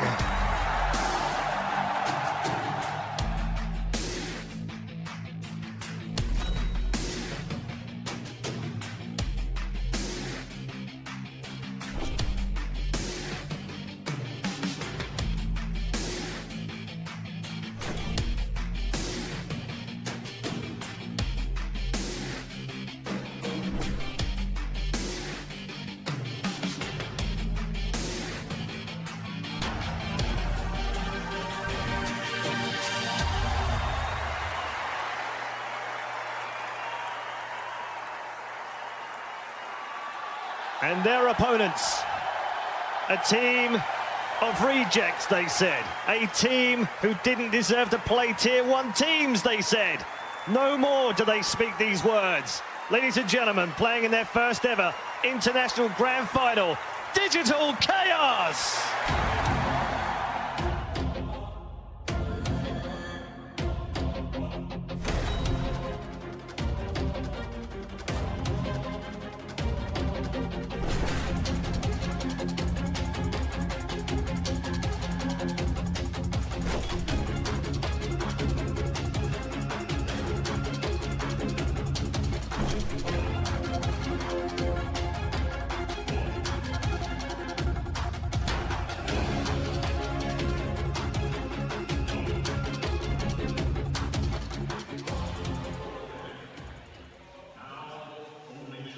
Teams remain, and the aegis of champions hangs in the balance. The International 2016 Grand Finals begin.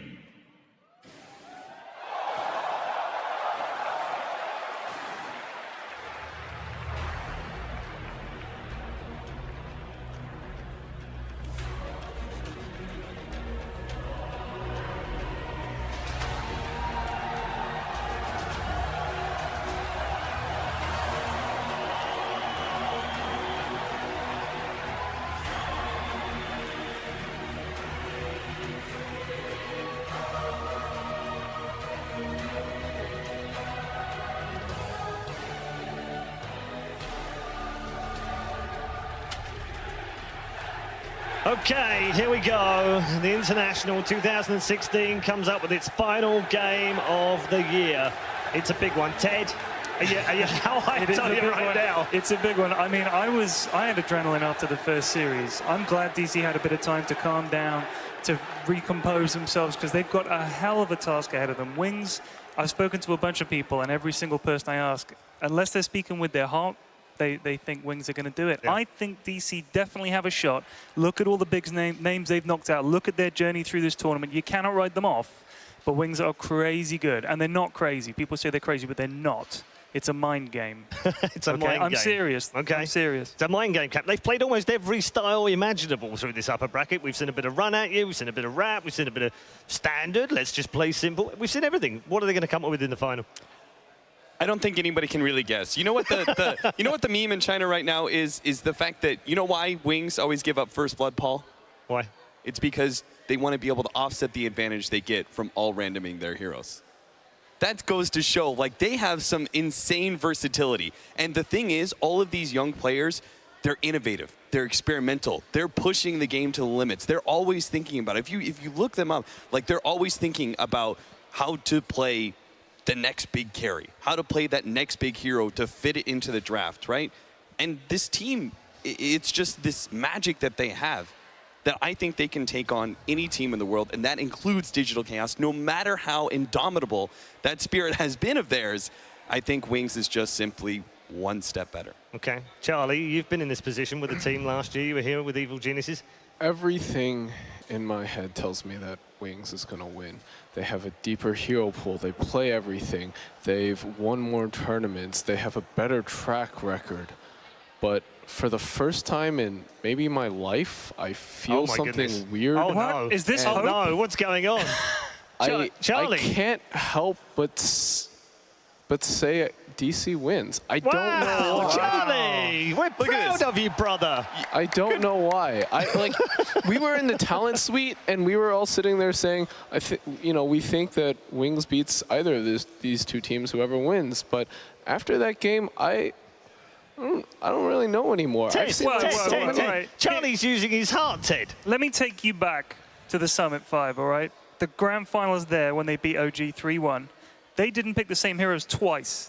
Completely different lineups, 20 different heroes. What do you ban against them? What's your first ban apart from Elder Titan for Ice Ice Ice? Are you trying to argue against your own prediction now just because Charlie agreed with you? I'm saying with my heart DC, but my head says Wings. I mean, I'm saying the exact same thing. No, you said you couldn't help it. You were feeling emotion, Charlie. Look at our outfits right now. You realize that? We're both wearing a red shirt. We're both wearing a black tie. This is not intended, by the way. This is absolutely just coincidence. Yeah. True. Charlie has switched over to the light. That's the difference between us. He has seen the light. That white suit. Take it off. Take it off. Take it off, Charles. This off. It's making you too good. Charlie, you've softened up as the weeks have gone on. I mean, can you? We've seen so many amazing things that you never would have thought possible in this tournament.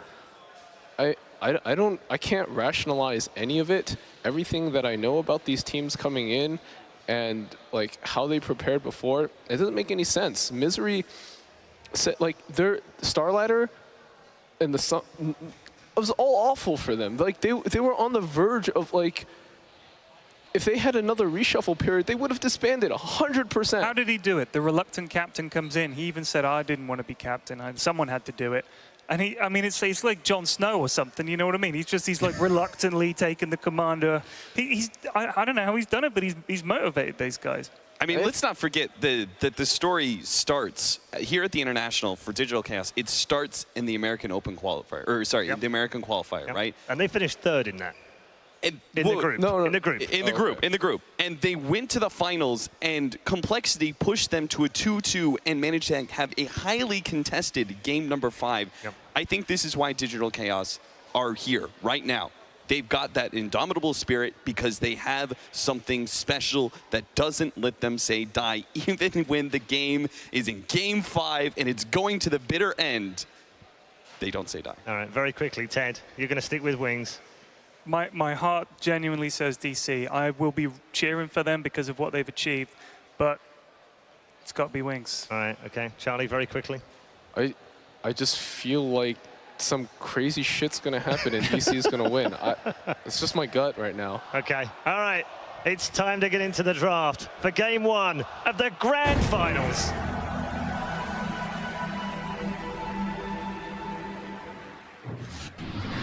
Wings Gaming versus Digital Chaos. Grand Finals, Game 1. That's right, ladies and gentlemen, it's time. We are here in Key Arena, and we are ready for our Grand Finals. Wings versus Digital Chaos. Your Grand Final drafting panel will be Winter, Black, and Draskell. Gentlemen, where the hell do we begin? Winter? How do you figure out a team like Wings, and how do you stop a team like Digital Chaos on their path? You can't figure out a team like Wings. You just need to go with your heart. Get the feeling. Go full Charlie. That's what you want, right? I mean, I think that the Wings opening, they banned the Elder Titan themselves. They had first pick. They took the Wisp.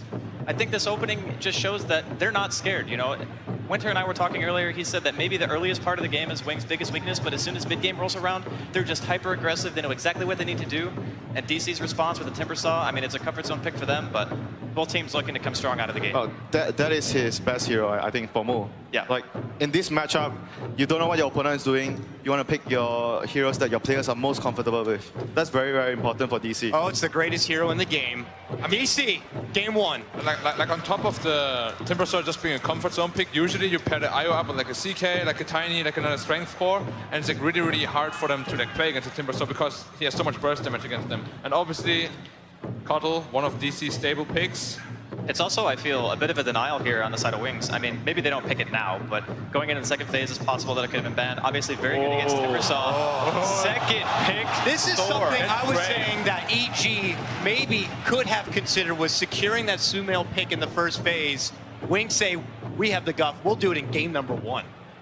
I mean, like they already have a Cuddle, which is pretty good against the Storm, and now they have 3 more heroes to counter that. It's like both ways, you know. Like Storm is good against Cuddle. Yeah, of course. You jump him, you kill him, and it's an Orchid hero, so it's very good versus Timber as well. Yeah, whoever gets like the initiation on is probably gonna like go out and get like a hand in the fight. And in the laning phase, it's really nice to have an IO when you're playing Storm. Obviously, its mana cost got increased quite a bit with the Remnant, so being able to abuse bottom and whatnot with the IO is very useful.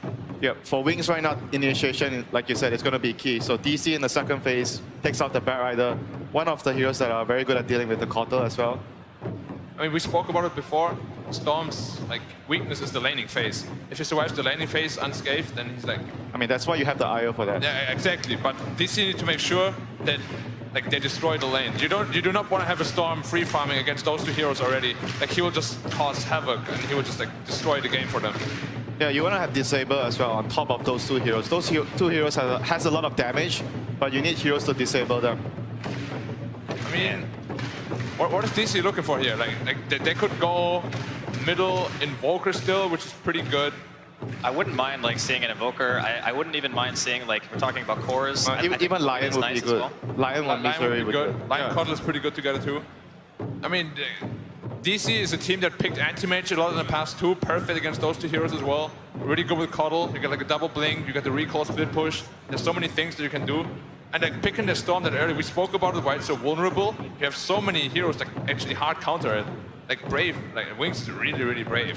I feel like for DC, it sounds like a bad pairing of supports on paper, but when you look at Wisp and Storm Spirit, Disruptor seems to scream out to me. Is that just a bit too far-fetched with the commitment to the Coddle? I think it makes their lanes very weak, I feel. I mean, sure, you can have the Coddle in the safe lane spamming Blast and whatnot, it's fine, but I think that Wings would be able to punish that already, because they've only shown really what their middle lane is going to be, and I think that IO pairing with the Storm is still fine for them. I mean, we've also seen Storm safe lane a couple of times. It's not like as good, not as popular. It's definitely possible though, and definitely Wings can run it. Like if any team, if anybody would, yeah, it would definitely be Wings. Yeah, so like, you will never know what Wings does until you see the last pick. I mean, Night Stalker could also be good for either team. Like Vision game, like Night Stalker is good on the Storm's team. You want to see the enemy. But DC less likely, right? I think it's probably more on Wings. Yeah. You do never want to pick a Night Stalker when you have a Cuddle. It's like completely counteractive each other. Really good ban here from DC, taking out the Nyx. Obviously, it's very hard for them to run it themselves. It counters Timbersaw and Coddle to a certain degree. Oh yeah. So it just destroys both of them. Very good. I mean, I'm sure Wings is also happy that Hero's out of pool. Yeah, but they kind of had to ban it, right? Yeah. Because I think Wings would actually have been able to pick it, whereas DC can't. Yeah, and with DC could, but Weehaw really doesn't like playing Timbersaw at all. It's always Moo's hero pretty much. You know when they pick Timber, it's going to be Moo playing it. Whether it's safe lane or off lane though, DC really likes going aggressive tri lane. So you never know whether they actually want to play it safe or off lane. You'll have to take that into account as the draft goes on. They definitely wouldn't have picked Nyx. So you don't think support Nyx would be possible if they wanted it? I mean, Nyx Coddle is kind of like weak. You don't really have like roaming. You have like no aggressive potential at all. I feel. Like some games I saw, like especially the EG game where they ran Zai on the Nyx, he was pretty successful when he was roaming. I mean, it's not reliable, but it could be done. I mean, it definitely can be done. It's just I feel the laning is gonna be a bit weaker, and we spoke about how you kind of need to dismantle Wings during the laning phase because once they get together as 5, the team play is just like amazing, and it's really hard to tear them apart. And then you're going all in on a mid-game timing, which I think Wings are more than comfortable with. So I feel it would be very difficult. Banning out the Naga Siren, obviously both run as core and a support. Very strong hero in DC's repertoire. I'm still really curious what they're looking for. You need some disable now, right, for the Storm. You need something to be able to lock him down. Either disables or like hard bursts that they can like, ruin the laning phase. Yeah, Lion seems to be a really good candidate for that. I know I mentioned it before. Like it's one of Misery's like very comfort heroes as well. He loves playing that hero. There's that. There's Bane. Bane can like dual lane middle pretty comfortably. Like 1+ Bane is really good against Storm plus IO. Man, Bane, what happened to him? Man, he's gone, man. He's long gone. He's not scary anymore. There's too many ogres and elder titans walking around, I think, for Bane. But like as DC, you could probably still pick ogre, but you don't really want to. Because it's not like a reliable. Are you sure you don't really want to black? I mean, now they have like a pretty slow target stun, right? Like, yeah, but still, you need to win the early game. Like against Wings, you don't want to just let them play their early game and just snowball you in the mid game. Everybody clapping along with the ogre right there. He's feeling it.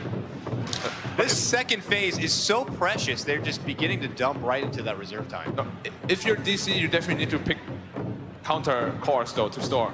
to Storm. You don't want to let that guy have a good game, like at all. I think they're just waiting a little bit later for stuff like the anti-mage that you were talking about, Black, just to make sure they know what the laning phase is going to look like and if there's going to be time for him to be able to get online. I mean, they could still go aggressive Trident, right? Like Ogre, Coddle +1, very strong. Slardar comes out. Yeah, initiation, and they're on dire side. A very, very good pick for their lineup. Secures Roshan very easily as well. And it addresses one of Storm's weaknesses too, which is like really poor physical damage. With the Slaughter, obviously every core deals a lot of physical damage. And they can run it both as safe and offlane. There goes our hard disable against Storm, as well as IO. It's like it's super good against both heroes. Really good against Slaughter too. He wants to jump in. You time dilation him, and he's going to be useless for a long time. Whoa! Quick to the silencer is Wings, which is that instant combo breaker to someone like a Faceless Void. The other thing you can do is you can global on the relocate. So instead of it like going in and potentially having some counterplay, you can just get the kill and get out. Look at that initiation from Wings. The Storm, the relocate, the Slaughter. I mean, DC has to be grouping up together pretty early this game. They don't want to be split up against Slaughter and Storm and the Silencer. Yeah, like they can jump anyone, just global silence, and then get out. Like the heroes are really mobile, really fast. The only hero that's not mobile so far is Silencer, but he will be on the back lines waiting to cast global silence. I mean, you can see that base, come on. You just need to take your ultimate once the fight starts. That's literally what you do as a hero. You farm your Midas and whatever, then you stay at base and press silence.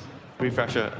Yeah, and maybe Aghanim's not as good anymore, but you never know with Wings. They'll need to get like Lotus or Greaves, BKB. Like they're gonna need a lot of all those items on DC this game. I really like the Nake's ban, even though Nake's is not that good against Timber and Void. It's the Storm.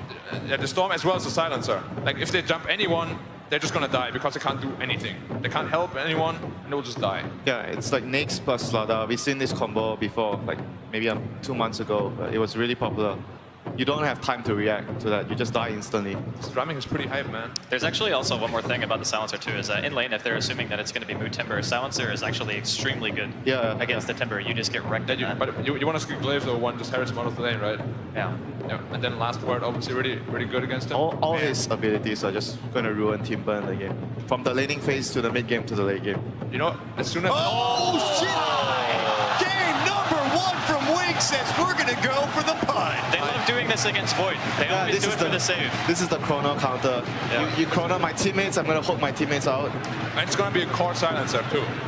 Offlane, Slaughter, core Silencer, Storm mid. Yeah, because Punch is definitely support. Eyesight plays the hero. You do not want to have a carry Punch against the Timber. No way. They have so much protection for the core Silencer in this game as well with their heroes. Like Punch Hook for save, Slardar can go in, Storm can go in, you relocates.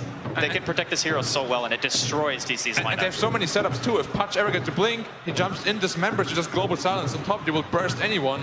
And then, I mean, Skyroth is obviously like very good with Void. Something is wrong. Core Ogre, core Skywrath. Core Skywrath, it looks Something's happening here. This is we crazy. Skywrath for sure. We Skywrath. Man, I can't believe what we are seeing here in the first game, Wings versus DC. We have a core Skyroth, we have Punch. I can't believe it.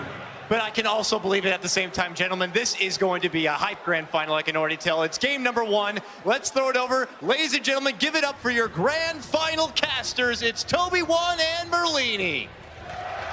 Greetings, everybody. This is the greatest game in the Dota 2 year, the International Grand Final. I'm Toby1 here with Merlini. Not only have we got 2 amazing teams, we've also got one kick-ass draft to kick us off. Yeah, they're not afraid to go outside the box.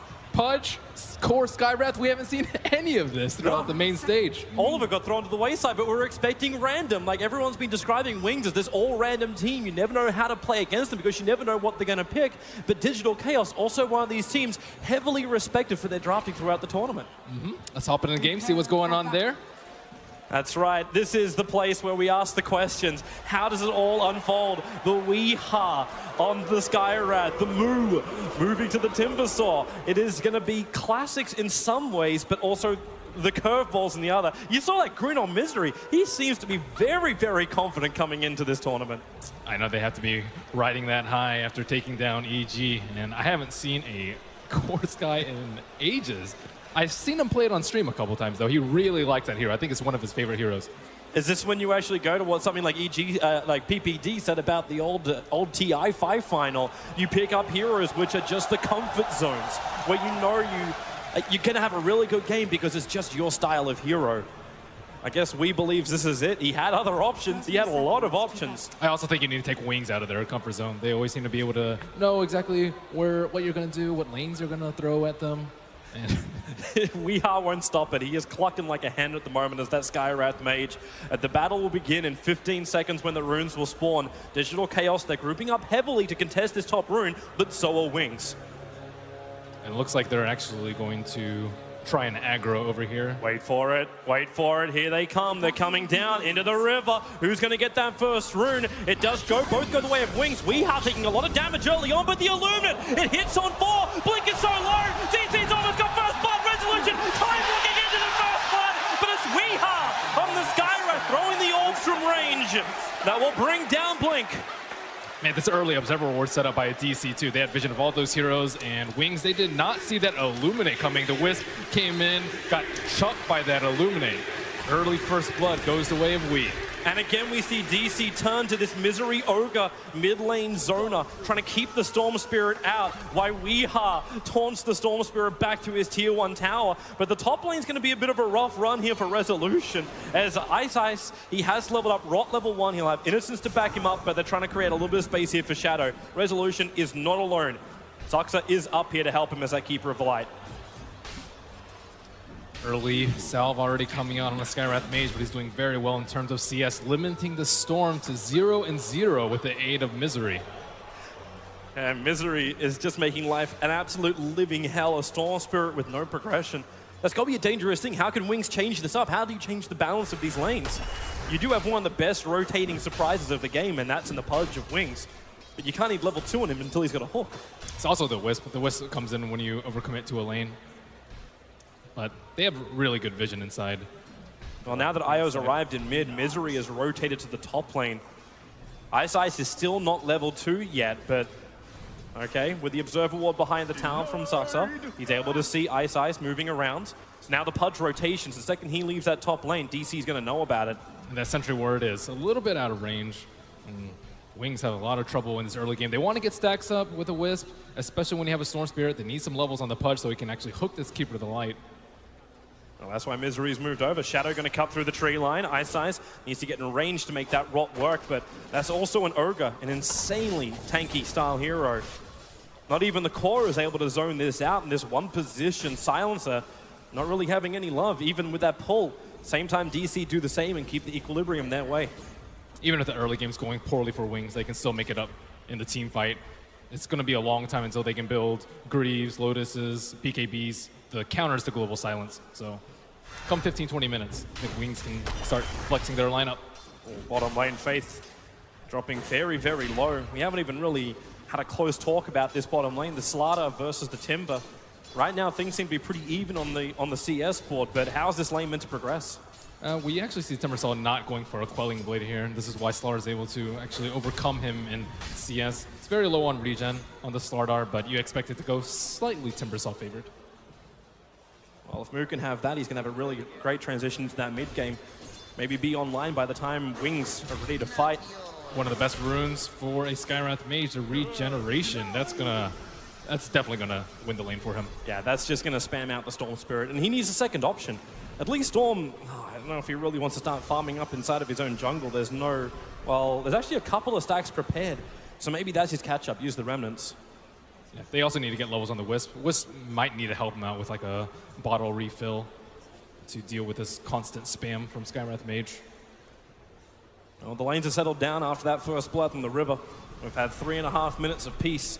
But on bottom lane, the first big rotation, it's actually going to be, well, I say big, as Innocence coming down to help. To gank up Moo, he's got 1 point up in Timber Chain, so he's got a way to get away from this, but then the movement speed, Crush off cooldown in 2 seconds time. No support coming in from DC. The Crush will connect, but Moo, 10 reactive armor charges. He's so tanky, the body block, it's not enough. Where's your bash there? Almost! The chain away! They're under the tower! There's no mana on Moo, but Faith, he might be in a little bit too deep here. He needs a way out. Crush is available. Where's that tether? It's off cooldown, but the Crush is going to miss. In comes your tether. Moo's looking for an opening. Remember, he's got no mana, no mango, and that means he can't find the kill. Faith dives deep, but does not kill the Moo.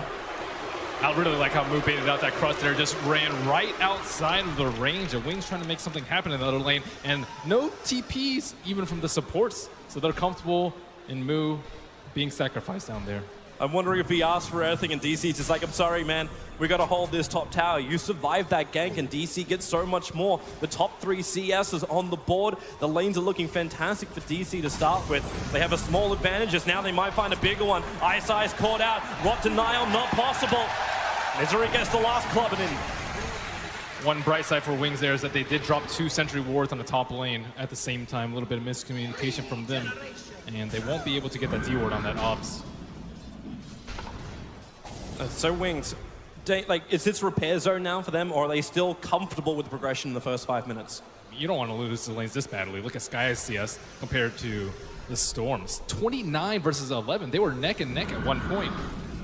This looks to be the reason why they're rotating up. So Faith Beyond as well as Innocence looking towards Weehaw. Weehaw has been very cocky in this mid lane, going over the river, and this is that kind of moment they were waiting for. Faith runs in, they'll get an easy crush. Innocence to help out with the Wisp Spirits. Blink the Storm Spirit! The Mystic Flare! Weehaw! He burnt the Retina out of Blink! And now it's a 1-1 trade-off, but that was a heavy rotation from Wings. The time committed for that, and it's still a 1-1, the mid for mid. And the Ogre staying there in the middle lane, really taking its toll on the Storm Spirit. He's not even close to level 6 at this point. Really like that before they make that rotation. At least they finally get a kill. Innocence is back on the stacks. And you're already seeing the TP coming over, and Blink, yeah, he doesn't want to go anywhere near that mid lane for now. They have to clean up these stacks inside the Dire jungle in a bit.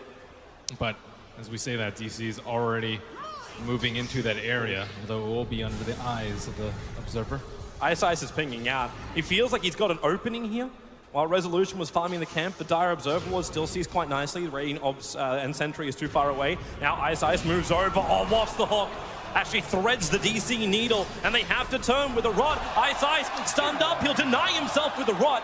Sasha, he's away. Back behind the T1 tower. Still a couple of stick charges up his sleeve. Resolution also with Time Walk and stick charges. They'll back up as far as they can. But Resolution, the ball slap under the tree line. And the glaive is not enough damage. But it is! The last word was had by Wings. Misery's coming up for some deep revenge. He needs to find him in the tree lines. Shadow starts his TP out. Innocence does not have the man to do so. Misery gonna loop around the tree line, try and lock him in, but then the tether away the creep wave, avoiding the Luminate as well. He gets out at the same time. Weehaw went for a crazy dive behind the tier 1 tower and lost his life.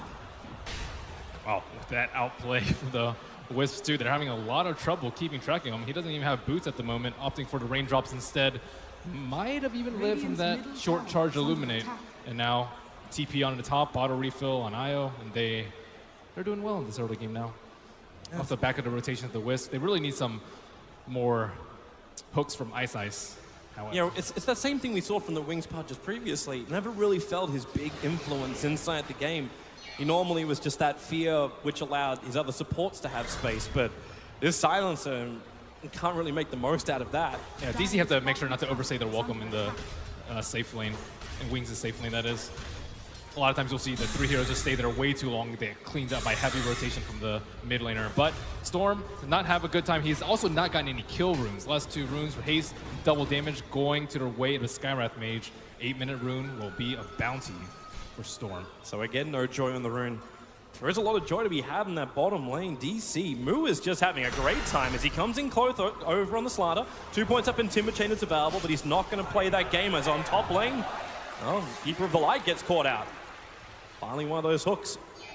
Yeah, it's about to be that time where they need to maybe ditch this or reinforce it with the help of the Moo. Timber, Sawyer forced to help out the other lanes, and that's why you see the Timber out of control on CS. Well, they had to find a way to completely shut him down at some point, or else Moo's going to do what Moo's done before. Huge win rate on that Timbersaw. Man, that 8-minute rune was there for quite a long time. Haste for Sky. Nice thing for Weehaw if he wants to get aggressive. Also, nice way to chase a Storm Spirit who's only got maybe 1/4 of his mana. The Seal. Weehaw gonna miss the Mystic Flare. So some decent damage to the Storm Spirit. Wow, okay, doing more than decent. It was amplified by the Seal to start with. But Blink, this is just not his game. Yeah, they got rid of a lot of the raindrop charges. Moo going in deep on bottom. Yeah, face so low, but confident enough to stand next to his own tier 2 tower. Doesn't want to back up completely. Wants to make Mu a little bit more fearful of being between a tier 1 and a tier 2 tower before even the 10-minute marker. Because he's doing this with a creep skip, it guarantees the early tier 1. And the help comes in from Coddle. As we say that, Blink and Io. Well, can they jump this? Mu still with the amplification. Faith comes in. There's your first jump. The crush to start with. No vortex with a damage output. It may be enough with the back, but then the Timber Saw chains up the Shark Trap damage. It's almost going to kill Inz if he's not careful. But they find the kill before he pulls it in. Wow, Soxa just ditched him right there. I think with an Illuminate, they might have been able to get a triple kill right there. But Mu, dead to rights, tried to do what he could. He almost managed to get himself, as you said, a triple kill. He just needed more time. Then it wasn't available. Resolution, walking right next to Shadow in the tree lines. He doesn't know. He came so close, you could probably smell him. Unless he goes around the corner of that tree, he still doesn't know. Shadow, cloak and dagger stuff, but he'll need help if they want to defend this. Innocent still doesn't have level 6, so there's no help coming there, and there it is. They just back out. Get TP of the Shadow back to base. All that time wasted actually could have been done to the damage done to the tower. It's at 300 HP and need a little bit of help from Faceless Void. Also Shadow going for a little bit of a different build. Arcane Curse would have been potentially pretty good versus spammy heroes like the Faceless Void, the Sky, and the Timber, but opting to prioritize the last word so that Timber can't run away, Faceless Void can't cast Chrono, and just overall a little bit better synergy for their team fight. Little extra control also arriving for Wings as Dismember arrives, the first tome being used on the Pudge. Really trying to make up for those levels he couldn't achieve on the top because he just had to hug the silencer so close. But DC have had so much control over Wings' jungle with another deep Observer Ward as they finish the T1 on top. Wisp just closing in on level 6, should get it after this camp. And starting to eye where those relocate ganks will happen as Ice perches in the bottom lane. Yeah, he's wanting to prepare on Mu. With the amplification, he knows he's going to get the hit, the chain up. Ice still waits his time out. They're hooking up the storm. There's a creep in the way. Oh, no. And not enough mana for a Hook Dismember, especially with a level 3 chain on the Timber Saw. But Y and Blink are ready, waiting for the opportunity. It could be on top if he uses a defensive Global Silence. That's where DC is headed at the moment with a 3-man smoke maneuver. As we'll have ourselves, just a quick pause. Nice start as far as DC feel like it was a good start for them. Overall, it's been moving between 1,500 net worth going the way of DC. But Wings, they've repaired a 2K deficit in experience, dragging it back their way after what was a bit of a harsh start in the first part of the laning. Can't believe that guy got in my cannon. Who'd you vote for, Toby? Io, who else? He's the man. Well, we can go again as the pause is over. And Shadow has to be prepared for this. The Chronosphere out with a Mystic Flare. It's the old school combo and the Illuminate. The damage is not enough for the one-charges. He will still die. We hired an extra Arcane Orb up his sleeve. Wow, Skywrath's actually so fast with the Bloodlust. He's moving like 412 move speed. Bloodlust just ran off him, but he's very farm, closing in on the Atos, and one of your main concerns about running a Core Sky is that he's going to fall off similar to perhaps the Core Jakiro that they ran earlier. But when he's this far ahead of the Storm Spirit, looks to be a pretty good game for him, but it's a slippery slope. It is, but Wings still finding space while that gank was going on, so Silencer not the happiest time of all. Still gonna be happy, that's his first death in 12.5 minutes. Do you believe in the taunt curse, Toby? I believe in the cockiness curse, yeah. Don't go too deep. I think Weehar already got that a little bit when he died behind the tier 1 tower. Needs to do the dirty bird a few more times.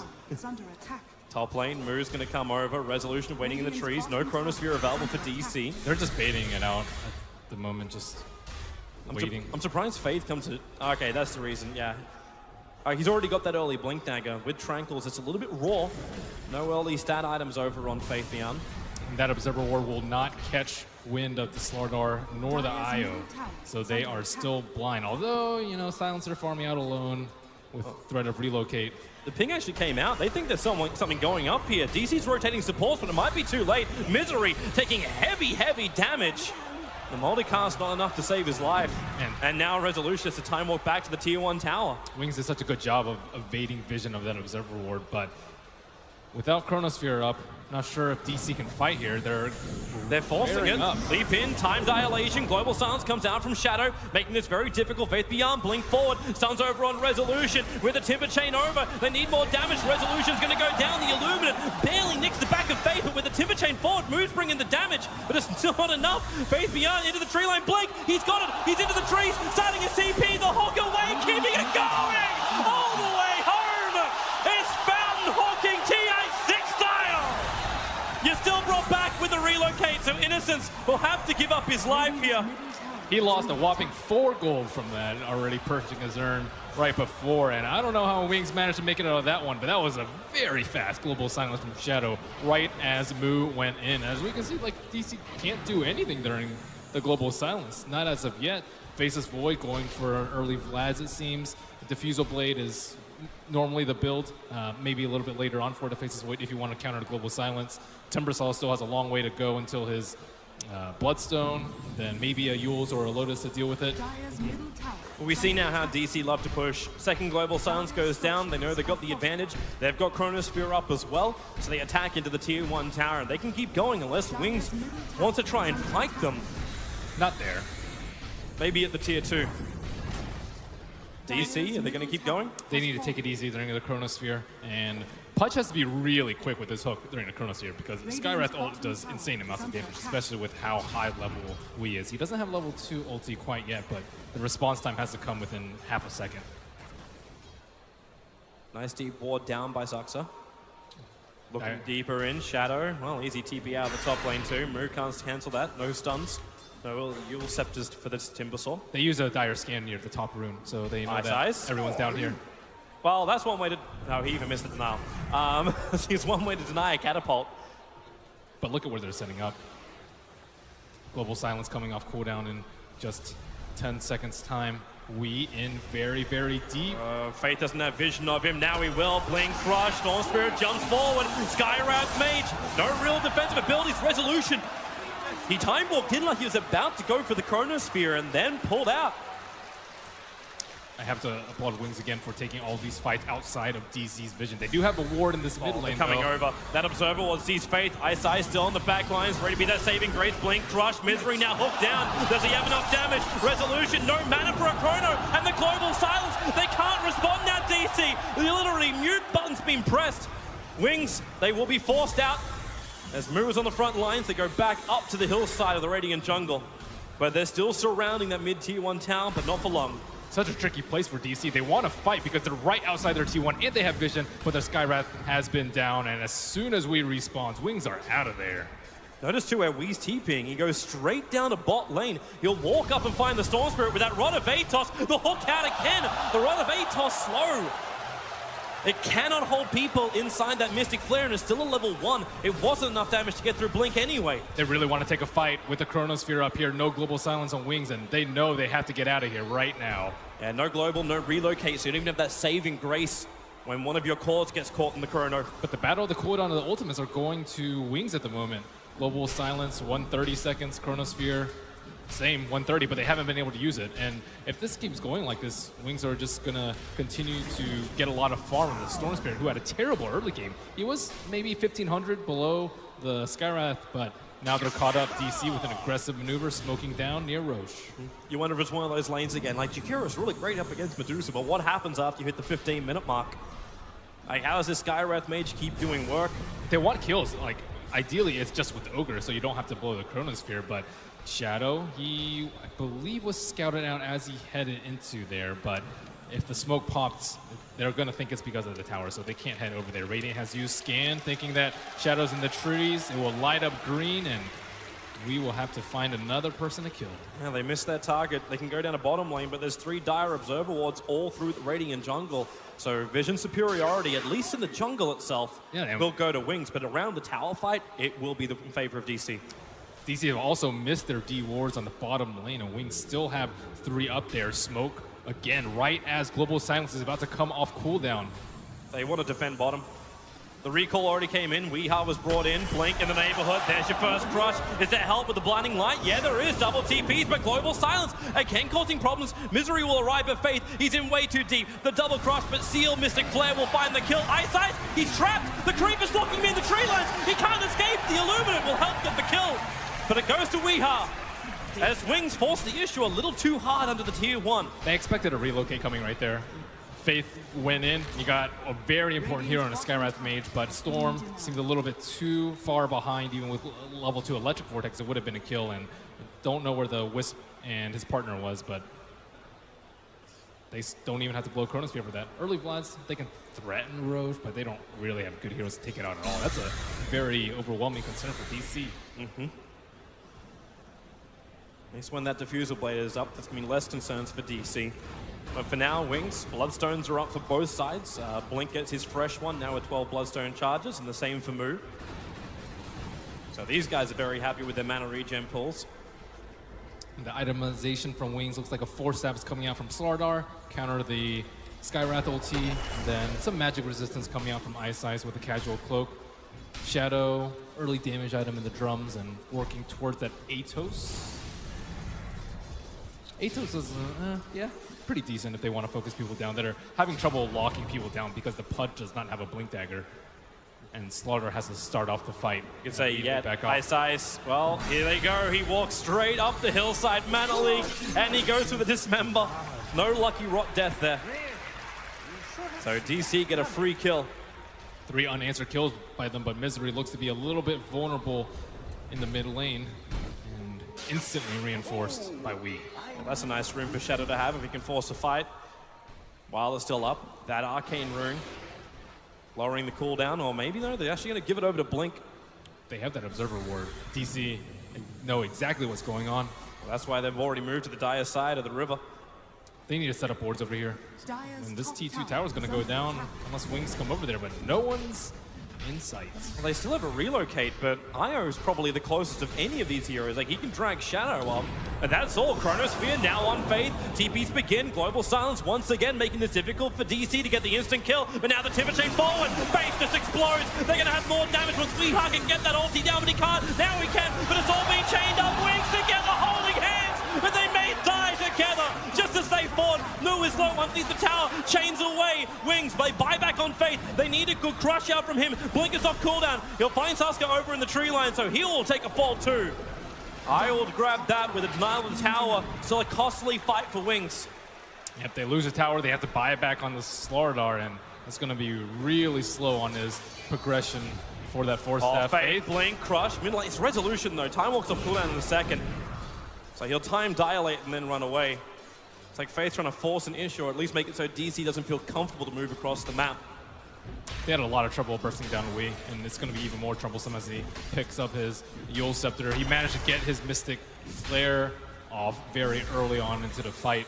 And he doesn't have any armor. He should be taken down a little bit more easily, but they don't really have too much physical damage to complement the Amplify. What is any kind of armor item that Skywrath Mage will want to pick up? We see Veil pretty commonly on Skywrath, probably the best of the worlds, but Yule's is likely much, much better to help him out against the Storm Spirit in an instant cast so he can get out of a Pudge Hook potentially. Oh, the smoke. Wings had Knobs Ward up. Ice will break it. Do they want to go on him? Roshan's not dead yet. They put the Timber Saw on the front lines. Digital Chaos trying to find that quick opening. Shadow's nearby. There is no Global Silence and trouble. Blink is down. He'll commit suicide with a Bloodstone. He'll be back in 10 seconds, but 10 seconds may be too long. Shadow will go down. Innocent's attempted to relocate will fail. He didn't get him out in time. They can hook out the Wisp, though. They can hook out the Wisp. That's the only play that I think they have to perhaps save him. Ice Ice is standing too far away. Now he's going to come down close enough to it. Innocence, the stun's there. Ice Ice holds the hook. Instead, they may try and contest Roshan. Storm Spirit, very easy to jump in, but the Observer Wards up for both Dire and Radiant on the cliff sides of Roshan. Here comes your first hook. They drag Moo up. They know the Grand Center. 3-man Chrono! Resolution! He hit the money line right here! Chain forward! Wings, where's your extra damage? Resolution will keep chasing down after him. The Yule Setter up, keeping Faith out of it. And Moo still wants Ice.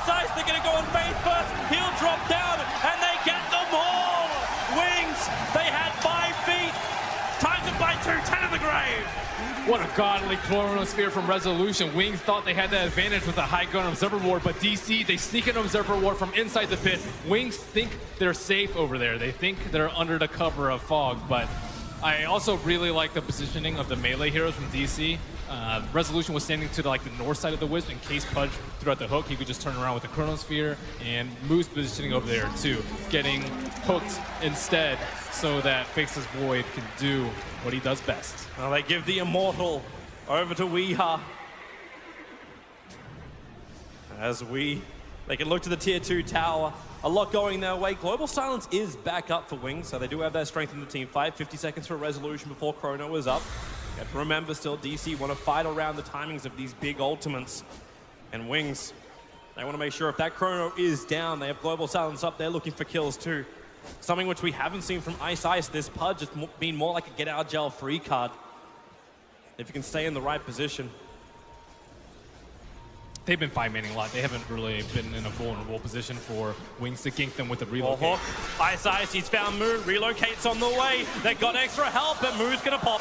Could not deny himself. Wee's actually in the neighborhood.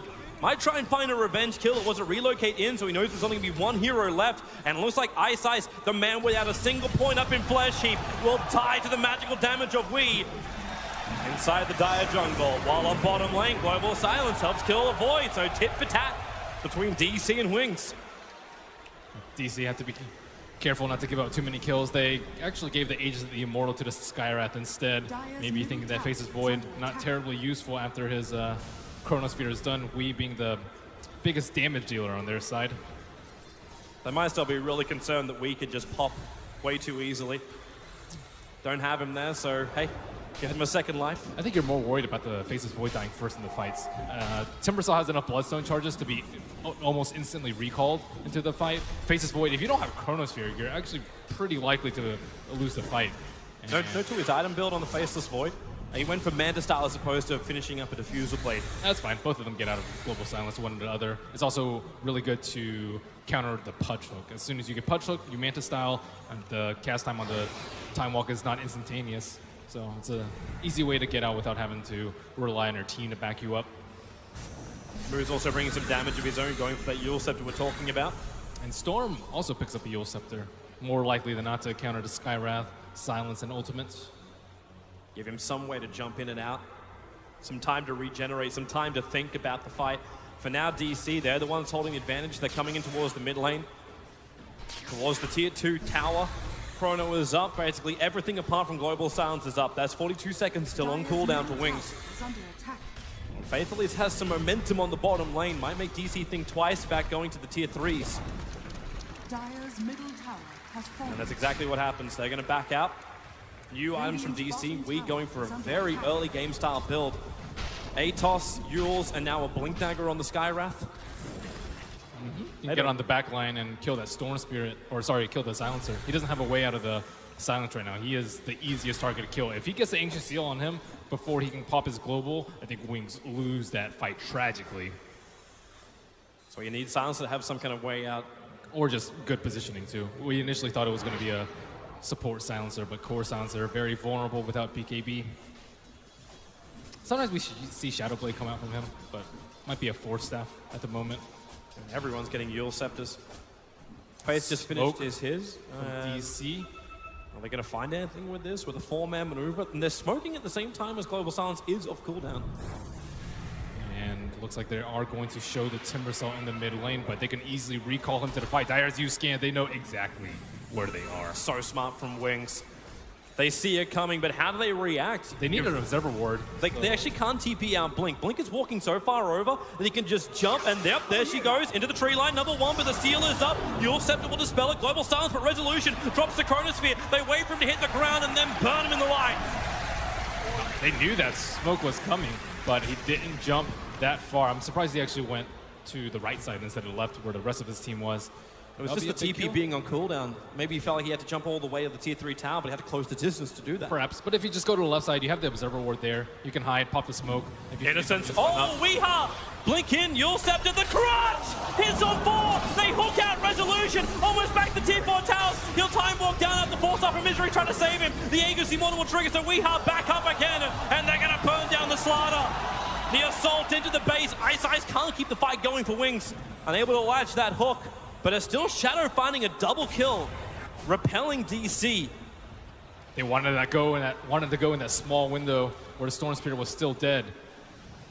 But haste breeds mistakes. And it does. The tier 3 talent takes minimal damage. With every one of these kills as well, just a little bit more of that intelligence of DC gets stolen by Wings, up to 16 now on Shadow, slowly buffing him up. I'm not sure if Wings can take large-scale engagements at this point. Still need more items up. They're pinging out for top. I think Ice Ice wants to go for a hook. They have a relocate available from Innocence. Trying to make use of the last couple of minutes of this observer ward, but DC are grouped up far too much. And things are going to get a lot easier once next daytime hits. Oh, the observer ward. They see Blink. He's walking straight into Misery. The stuns, the Mystic Flares. You'll step her up. Is there a relocate save? Yeah. No! Innocence! It's like he grabbed onto him, but not strong enough to pull him through the void. And now he's coming back in 3, 2, 1. And goodbye, Innocence. He'll spend his money before death, both mech recipe as well as buckler recipe. The Storm Spirit has died 7 times this game. Wee is just crushing him at every turn. Really May actually be on on 1 Bloodstone charge soon. He's down to 3 Bloodstone charges on this Storm Spirit. Oof. And now he's building an item which you normally get when you have momentum. He's going back into the Orchid after Bloodstone and Yules. While top in the jungle, Ice Ice and Mystic Flare doing some work. He'll survive. The Glimmer Cape keeps him invis. And Faith looking for the crush, but he missed it. Now Resolution. They already found one. Weeha is caught inside the Chronosphere, trying to kill the Slaughter. Shadow will move over. Can they find the kill? Yules up from Slaughter. He'll go again up and towards the air. Shadow still wants his kill over on Weeha. Faith will drop in the meantime with the Rod of Atos. The curse. It should be enough, but the Yule Scepter, Dispel, Shadow's running out of mana, the blink out, Weeha keeps the kite going, Resolution for the time lock, a double kill for Moo, and Wings kited to the end of the earth in a stiff breeze. Another phenomenal play coming out from Wee, and such an unlucky miss uphill as Silencer was going for the finishing blow with the amp damage still on Sky, but he is styling on them. Now they look for more. Blink having a ball lighting himself away from Moo. DC are starting to roll with the punches. It's going to be even more difficult to try and repel them as these early game items with this really strong mid-game draft hitting a mark from DC. We've got Diffusal plus Manta up. They've got everything to deal with Global Silence, even almost a Lotus Orb up for the Timber. Yeah, their items are coming out way too quickly. They really need maybe an Aegis on the Storm Spirit to get back in this game, but DC is showing no signs of halting. Skywrath almost has as many kills as Wings' entire team. That is definitely an issue. If you had Wing in your fantasy team, you'd be smiling all the way through. He's still suffering a little bit in terms of net worth over the Storm Spirit, but Storm Spirit could have been a way bigger threat had we not been playing this well. But it's something too which Wings was probably expecting. Like we've seen it, like the panel was guessing. Black said maybe it wasn't the greatest time to pick up an Ogre, but DC have done it time and time again. They get that early balance their way when that Ogre rotates into mid, plus having an early game help, like the Skywrath Mage Orbs. Yeah, it might be time to bring back the 2-1-2 mid lanes. Maybe top lane, quick jump, Yule Scepter up, that's the Slaughter. Still got six, oh, okay, those charges don't mean anything. He didn't even have a chance to trigger it off as Moo finds the kill. No chance. Yeah, no chance, definitely chant though. It's not a boo you're hearing if you're listening back at home. That is all for the Moo, as now the Hawk. Nice Ice, unable to hit that reactive armor. Misery still needs to be recalled if they want to make this a 5-man push. Where's your fight? Oh, he has Scepter. This is going to be insanely difficult for Wings to hold. Especially during the daytime. Extra heal, Blink gonna jump himself in. The time block holds him in. The Global Silence. They'll actually pull Blink away with the Hawk, but now DC, no Global Silence to fight up against. They know they got the advantage. They got Chrono. They got everything their heart desires. All they want is the racks. DC, everyone was picking Wings to try and win this grand final. The favorites to do it, but DC, they will be the first to claim the full set of racks on top. Fortification from Wings is slowing this fight down. Ice are looking for a good angle. Blink jumps in. They don't have the opening just yet to smoke the hog. It actually drags the Slaughter out of his crush. They still know they got more than multicast. Blink forced up down outside the chrono. Silence the caught inside of Innocence. He can't pull him out in time. He'll have to hold in. They have to back up under the tier 4 towers. DC, they're rampaging on from them for objective-based gaming. But GG, Wings will call it. DC take game number 1 of the TI6 Grand Final against Wings. The boys went all the way through the winner's bracket. Jeez. We is insane on that Skywrath Mage. And again, the early game Ogre from Misery. You can still feel the effects of his first 5 minutes. It's the confidence of DC to go for a left field pick like that. You're actually wondering, could anyone draft against Wings? Can anyone get the advantage? And Digital Chaos, they've done it. They're 1 game up in this best of 5. It was so hard for Wings to execute their line with the Pudge. 1 and 8 didn't really connect on too many hooks. Just a couple here and there. A struggle in the early game as they try and deal with all these great solos. And there's still such heavy support here in the crowd for both Wings as well as Digital Chaos. And that's just game 1 of potentially 5 too. That it is, that it is. Hey, for all those doubts out there, thought this could be a clean sweep. Wings looking so good. Digital Chaos, they're trying to send them the distance. Going for 5. Will it be possible? I hope it is. Yeah, let's see. Let's throw it to other people. Yeah, I want to hear Paul. Paul, do you think it will be 5? Will it be 5? I think that's what we're all hoping for, Toby. Whenever it's a best of 5, we want 5 games, of course, but I've got a feeling the crowd might want something slightly different here. Gents, in particular, Piran. Yes. If we wanted to have a grand final where it was competitive and we wanted to see both teams going head-to-head, we almost needed DC to win the first game. I think we did. That gives them the hope, the confidence to go forward. I know the crowd are behind them in here mostly. Obviously, there's a lot of Wings fans too, but they've set it up now. If they can win the second game, then it's on. But yeah, it's going to be close. Cap, 1-0 DC, take the first game. We all know how favored Wings are by pretty much everyone. We've said it's almost like heart DC, head Wings, and if you go by the head, Wings win every time. With the opening game in the bag, though, what does that do to them? Because we know they're very momentum-based as well. I mean, this is going to be a long series, right? This is the first best of 5 that you're going to see in the international here. You have to understand that 1 game, right? This is where champions are truly made, right? And that 1 game that you've just lost, if you're Wings, it's only a step, right? And you just need to be able to figure out. I mean, we see already a meta is being determined here. Some crazy out of the, I don't even know what that draft was from both sides, right? So you have to know there are sort of almost endless possibilities available to you. You lost this game number 1 if you're Wings, but you have so many options going forward. I think you've just got to shake it off. DC, they took a game off of you last time, right? And you still managed to beat them. Yeah, how much does that play into it at this point, Charlie? And how much does it change the mentality that it's now a best of 5, not a best of 3? It's huge. Like this, I have a feeling that this is, I'm going with my heart all the way here, man. I have a feeling this is going to go all 5 games. This is going to be a really long series.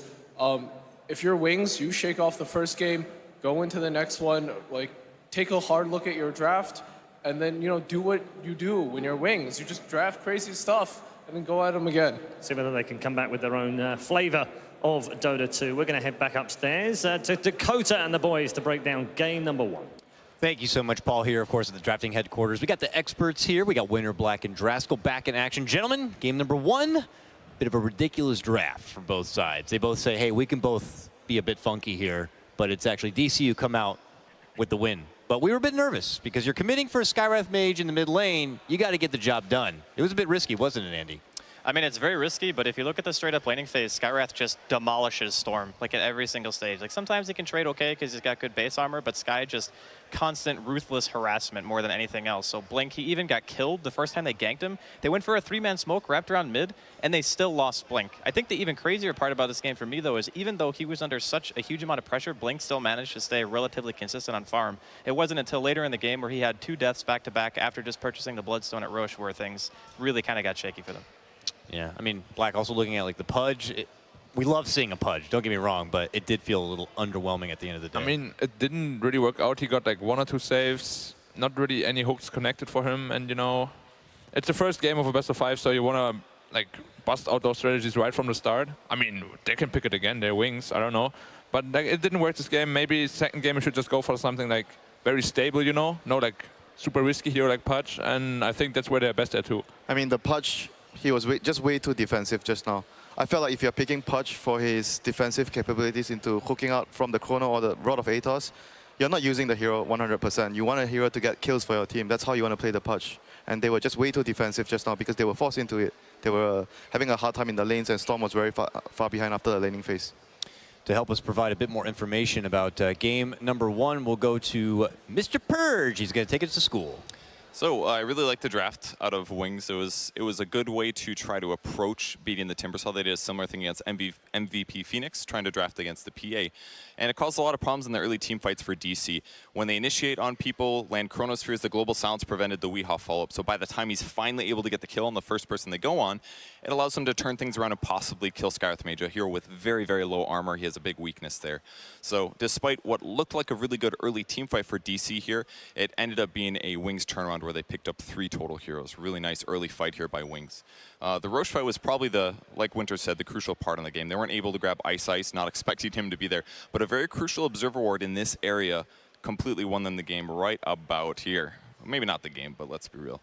Initiating on Storm and killing him right after he had spawned. Because of this Observer Ward, they saw him on the high ground. This is before we had his Blink Dagger. So he was able to get the disable there, kill him right at the start of the fight, and this bought them some time to chase after Wings coming up this way, and then also picking up the Silencer without the relocate coming through in time. It was just an immaculate 2 kills there. Gave them so many precious seconds. And eventually another ward on the high ground, which gave them vision of the Pudge, during which Moo was like, hey guys, can you want to land a hook on me here? And he was blocking, he gets the block off, he becomes the focus, and a beautiful Chronosphere on 3 by Resolution just absolutely killed Storm and won them that team fight. So really, really nice plays from DC to win that despite playing against the Silencer. It looked really tough. Thank you so much for dissecting that for us. Purge, we're back at the desk here. You know, if we had to pick an MVP for this matchup, is it safe to say Weehaw pulling out the Skywrath Mage there did the job in game number 1 winner? Yeah, pretty much. I think he did the most among his team. I mean, everyone did something in the game, but I felt like Weehaw's performance in the laning phase, where he absolutely demolished the Storm, made the biggest impact in the game. Like everybody did their job right, but he did some like extra work. Yeah. It's not even like an easy Skywrath game either, because there were points where you saw like Faith Beyond still had a very early blink, so they wanted to initiate on the Skywrath, and they had a Storm as well with Global. That's after the laning phase breaks down. If you're not really far ahead at that point, you can struggle on Skywrath. I mean, his items were really on point that game. He went for the blink and the use, and it allowed him to outplay the Global Silence, and he was able to run around and prevent the Slaughter from running him down in a few occasions. So I felt like his itemization in that game was also really, really good. We will continue to hold high expectations now for game number 2 as we get hyped up and ready to wait for it. So in the meantime, let's go ahead and throw it right back outside to Paul and the gang. Thank you very much. Yes, with our panel once more. Charlie, you've been here. You've been here before. What do you say? Well, you were backstage. You were talking to the boys whenever they came out between a game. What do you say to them at this point when it's 1-0? Long way to go still. Yeah, absolutely. I mean, keep up your composure. Just take it one game at a time. Like the previous game, doesn't matter. Just, you know, don't lose composure, don't lose focus, and that's really what it comes down to in moments like this. If you lose focus for an instant, if you lose focus for an instant, you just lose everything. Cap, performance-wise, who stood out for you? Oh, I mean, it's got to be Weehaw, right? Like, that guy absolutely stepped up. That crazy play. Charlie and I were both, like, aghast at what he just did, where he blinked forward into that neutral camp against 2 heroes, used one, silenced the Pudge, and tried to blow him up. Pudge barely lived for a little bit, but he still ended up going down. Like, the guts that it takes to make that kind of play here on the main stage in a best-of-5 in the grand finals, that is exactly the kind of balls you need to be able to win a best-of-5 finals. Absolutely. Ted, earlier on, S4 said, you need to be fearless when you get to this stage. You can have no nerves. When we looked across, you and I looked across in the booth. There's Weehaw. And when you looked at Weir, and he's chuckling away to himself in the middle of a team fight. I honestly he's just laughing. He is, but think about this. In my opinion, and probably many other, he's been the player of the tournament. So he's having the time of his life, doing what he loves. If you can't enjoy that, what are you doing here? So I think he's smiling and laughing, and he's enjoying himself. All right, they won the game. That kind of helped. but he's enjoying himself, and you can see it in his play. He's attempting things that someone with low confidence who wasn't happy, they wouldn't even attempt. Yeah, and they don't seem to be struck by the stress at all, Cap. Not affected by it at all. You have to think about how much they've put into this, right? This was a team that was put together out of necessity because they were bound together by a similar goal. And I think Weehaw in particular, like his story of him, you know, once upon a time telling everyone, I don't care what my haters or my critics say, let them be. I'm going to make it as a TI. They're going to see me there. And he put everything he had. He didn't make it into that TI, but that just hardened his resolve, right? And here he is on the main stage in the grand finals. All of those guys have a story like that, right? And that kind of resolve means that you can go into this best of 5 finals and go, you know, I'm here. I'm playing the best game of my life. I'm happy. Yeah, well, maybe that's the key to it. Stay happy. Let's bring in Casey now. Casey, what are you up to? I'm having some fun over here in section 114. All right.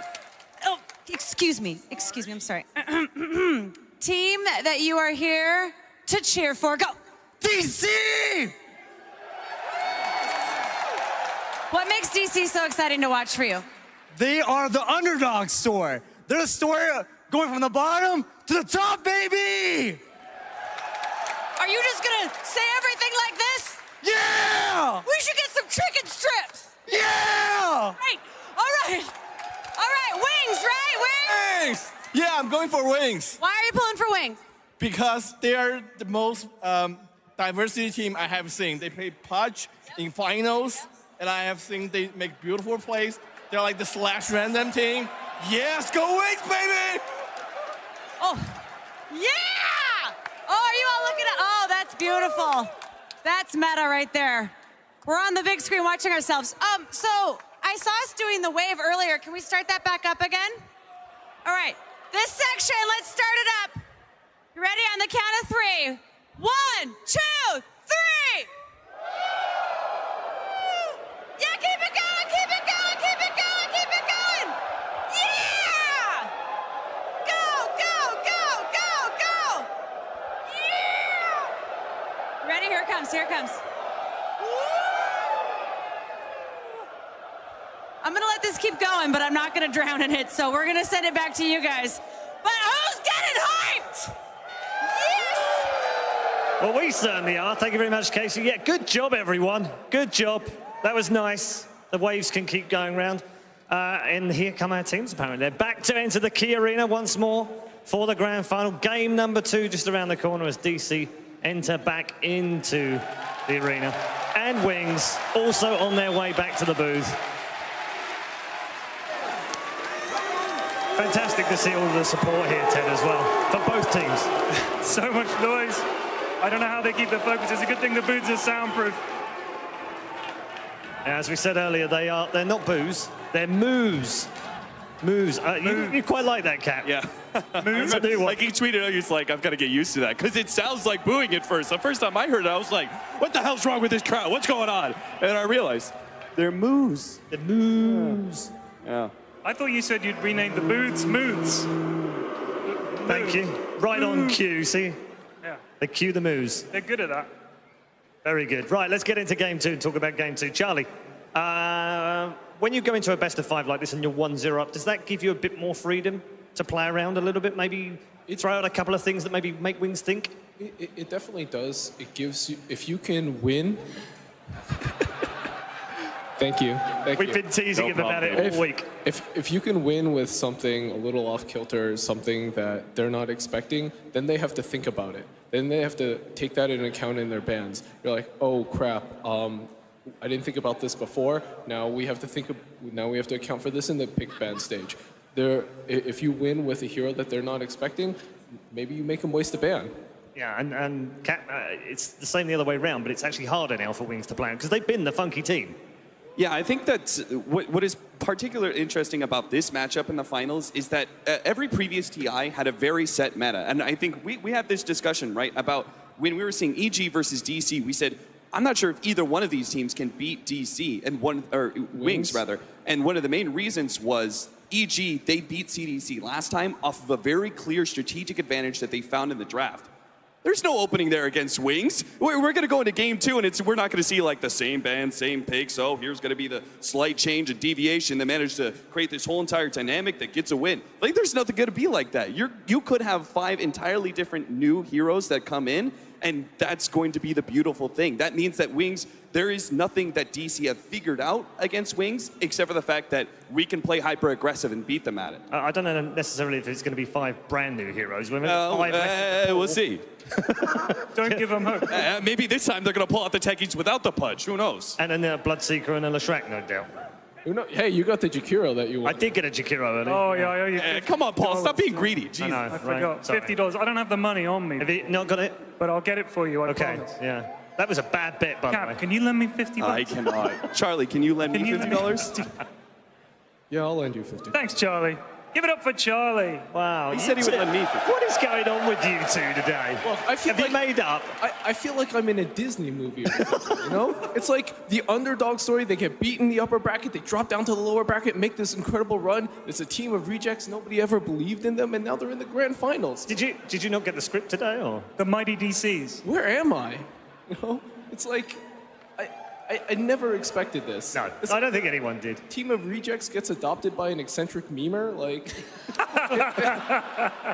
I feel like I'm in a movie. And on that note, let's talk about these two teams in terms of their chances right now. Wings, obviously, 1 down. We've seen what they can do in the drafts in the previous upper brackets, Cap. But now, what do they do? Because they've played different styles, they've played different drafts. What do they mix up?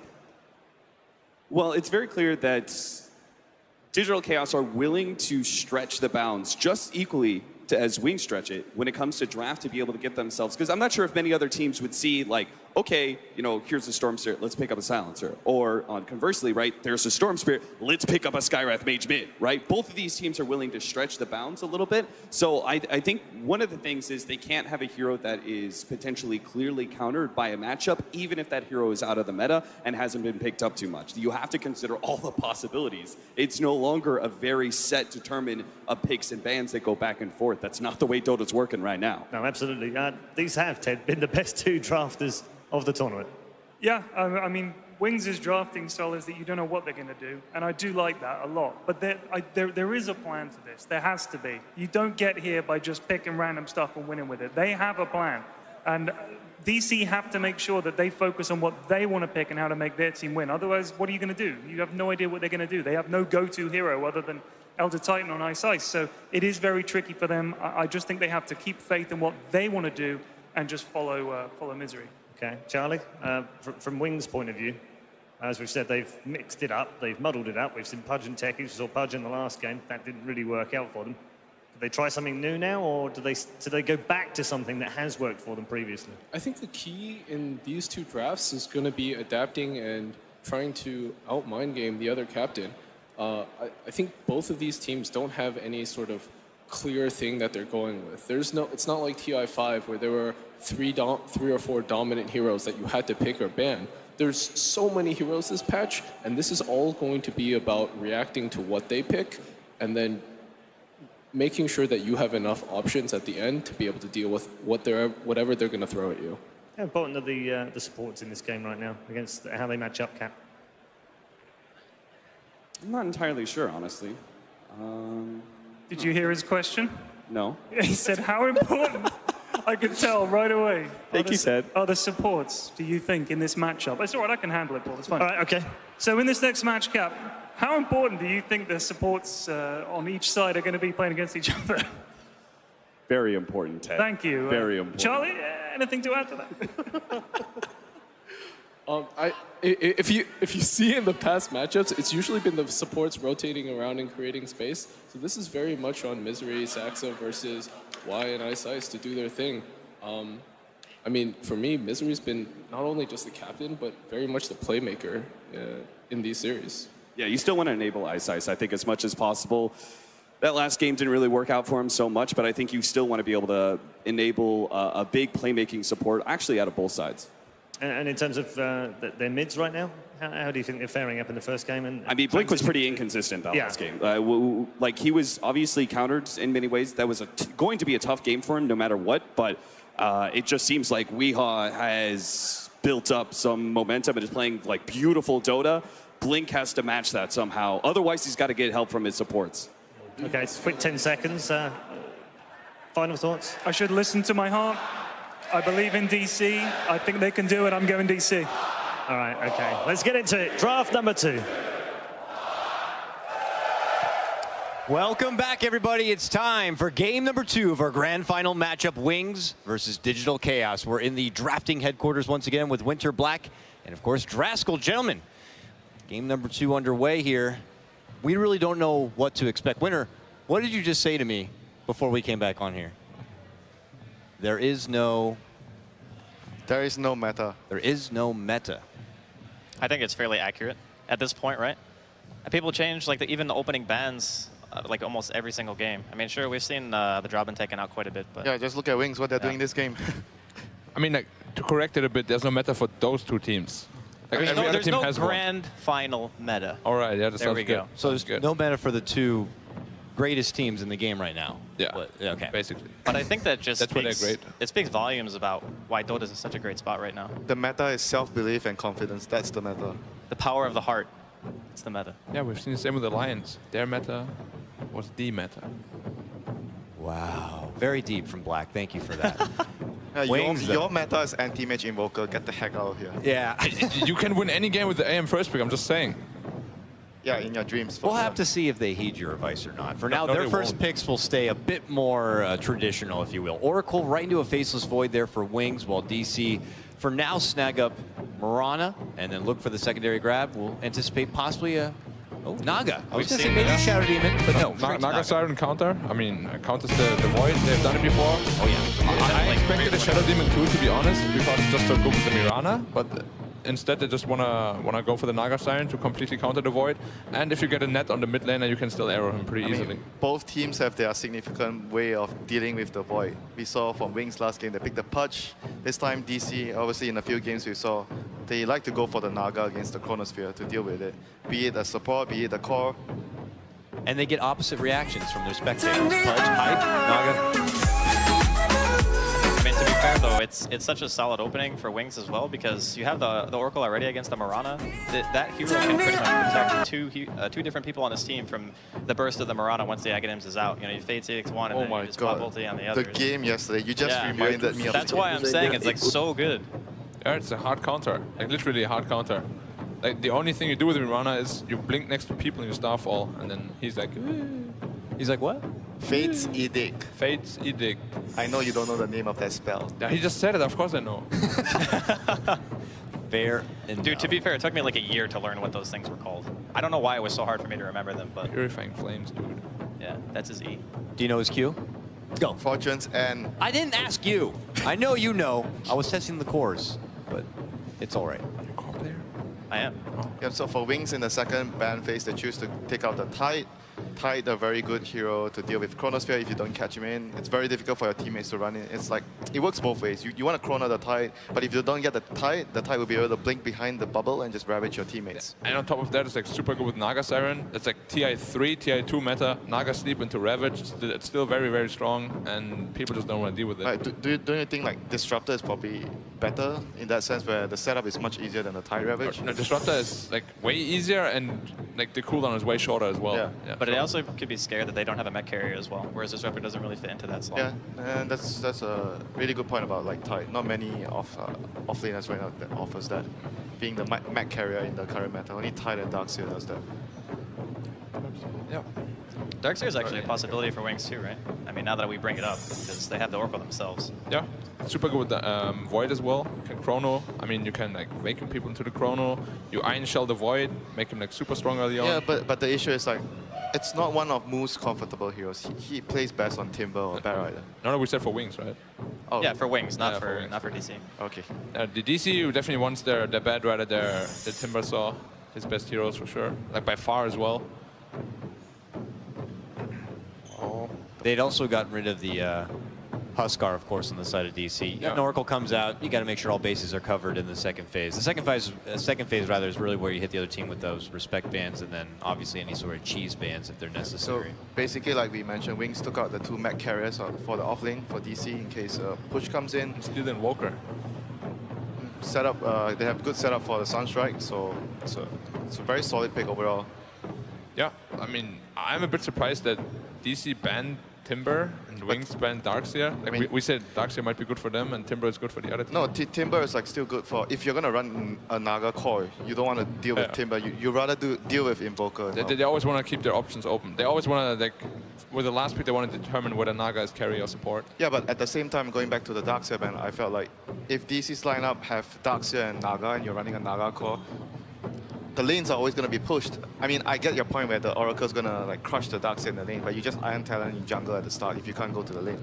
And when it comes to mid-game, it's going to be so annoying with the Iron Shell spam plus the Naga. That's a very good point. I mean, that's all putting a lot on the fact that it's going to be a Naga core, right? I mean, yeah, but they ban Timber. It's like it's like a good sign that Naga might be a core. I mean, they also ban Husker. Of course, Husker is like a really good ban against like Oracle in general, but that can also lead to like a Naga core because the game can't be like you won't lose the game in like 20 minutes to the Husker. Yeah, that's also very true about the Husker. Like Naga, you want to prolong the game, and Husker is kind of those cores where you just run at the enemy when you have one or two like medium items, like Armor plus one item, and you try to end the game at that point when Naga is not ready to deal with you. Yeah. Like that being said, DC, they've changed it up. They can change it up again. I mean, there's still Shadow Demon for them. Shadow Demon seems really good for the Mirana setup. Naga, make more illusions. And on cue, Shadow Demon comes out for DC. Super good. Very stable pick. Yeah, for Wings right now, they might have to consider getting heroes that can deal with the illusions because it's kind of obvious that DC are going to go for this core Naga with the Shadow Demon here. But like, there's not that many heroes that can really do it. There's like a Lion, but there's way too many illusions for Lion to deal with it. Then we have like maybe like a Legion Commander off lane, but you don't really want to have that either. Like a support Zeus or something. I only suggest because it's Wings. Who knows, If it right? was Wings, maybe, yeah. Dude, I like it. I like support Zeus. If they didn't have Invoker, I would look back to something like Magnus just because what we saw. Yeah, maybe go for Cleave. Like I'm thinking. Yeah, I mean there's still Sand King. I was like thinking there's something is still there in the pool that we are missing that deals with illusions. They usually run Sand King off lane, right? No, there was one game that I saw Isis, maybe two games that he played the Sand King like support on a position for. Yeah, would be pretty good too here. Like they can go greedy if they want to, but usually DC with that draft they go like aggressive tri-lane, and they like want to make it really hard for the enemy team Scary to like farm up. And Void is a pretty like he's not a bad safe laner, but he doesn't offer like any damage. He doesn't pressure the off lane as much as like someone else like Luna. Yeah. So like I do expect the Naga Siren to be most likely like in an aggressive tri-lane. Shadow Demon plus How about one. mid? You don't think there's a chance that they might do it mid? No, it's very possible too. If you want to like avoid pressure. Yeah, but have they ever actually? Because I know Wii doesn't play the hero. Have they ever switched lanes where Wii joins the tri-lane and Resolution is mid? No, not so far. I have not done that. So probably based on that reason alone, that might not happen here. Yeah. You think this is gonna go something like Kunkka again? One of their really favorite heroes. Kunkka, Shadow Demon. I mean, it's Naga very Siren. good here. It's good for catching out Sand King, especially the boat buff is great. So you think that they would run like an aggro tri-lane with Naga with Kunkka plus Shadow Demon? I mean, they did that in the past. It's just to pressure the enemy offlane, and usually it works out really nicely, and then they just get like a huge lead. No, dude. We have not seen that baby boy for a long time. Not in a long time. They did it in the group game against OG. The game where they had Doom, they had a support Morphling. It was all against the anti-mage. I mean, it's incredible against Invoker and Void. But that's the offlaner, right? Not position 4 support. Yeah, offlaner. Yeah. Okay, Doom offlaner. I mean, the nice thing about this hero is that you pretty much just go in, you get your spell off, and the damage is pretty much done. You know, one person's just out of the fight, and plus he can go. He's very versatile, can go anywhere. But you don't want to have him against Sanking, right? Like if it's actually Sanking offlane, you get completely destroyed. Just no, you have to let Sand King deal with the tri-lane and not get a 1v1 matchup in this situation. You definitely do not want that to happen for you. That's why I think DC will just like try to avoid going aggressive tri-lane, no matter what they pick. Yeah, but if they go, say, defensive lanes, do you think it's better to have Mirana as a support, or you just go for something else and just let Mirana go for the mid lane and be a core position? No, I think whether it's better or not is not even important for DC because we is just like so confident and comfortable in Mirana right now. He just makes plays happen like every game. Like we spoke about it before. Positions are like good and fine and all, but I guess with that in mind, so Dazzle would probably be their best pick, right? Like Shadow Demon, Dazzle, and Naga, your lanes is super strong. Dazzle is amazing with both their heroes and against the enemy heroes as well. Yeah, when they are trying to focus you in the bubble or the Sand King Power Strike, you just have the Grave to bail your teammate out. But that being said, might still be a support Naga. It's very unlikely, but you know, DC, you never know until the last pick. Yeah, I guess so.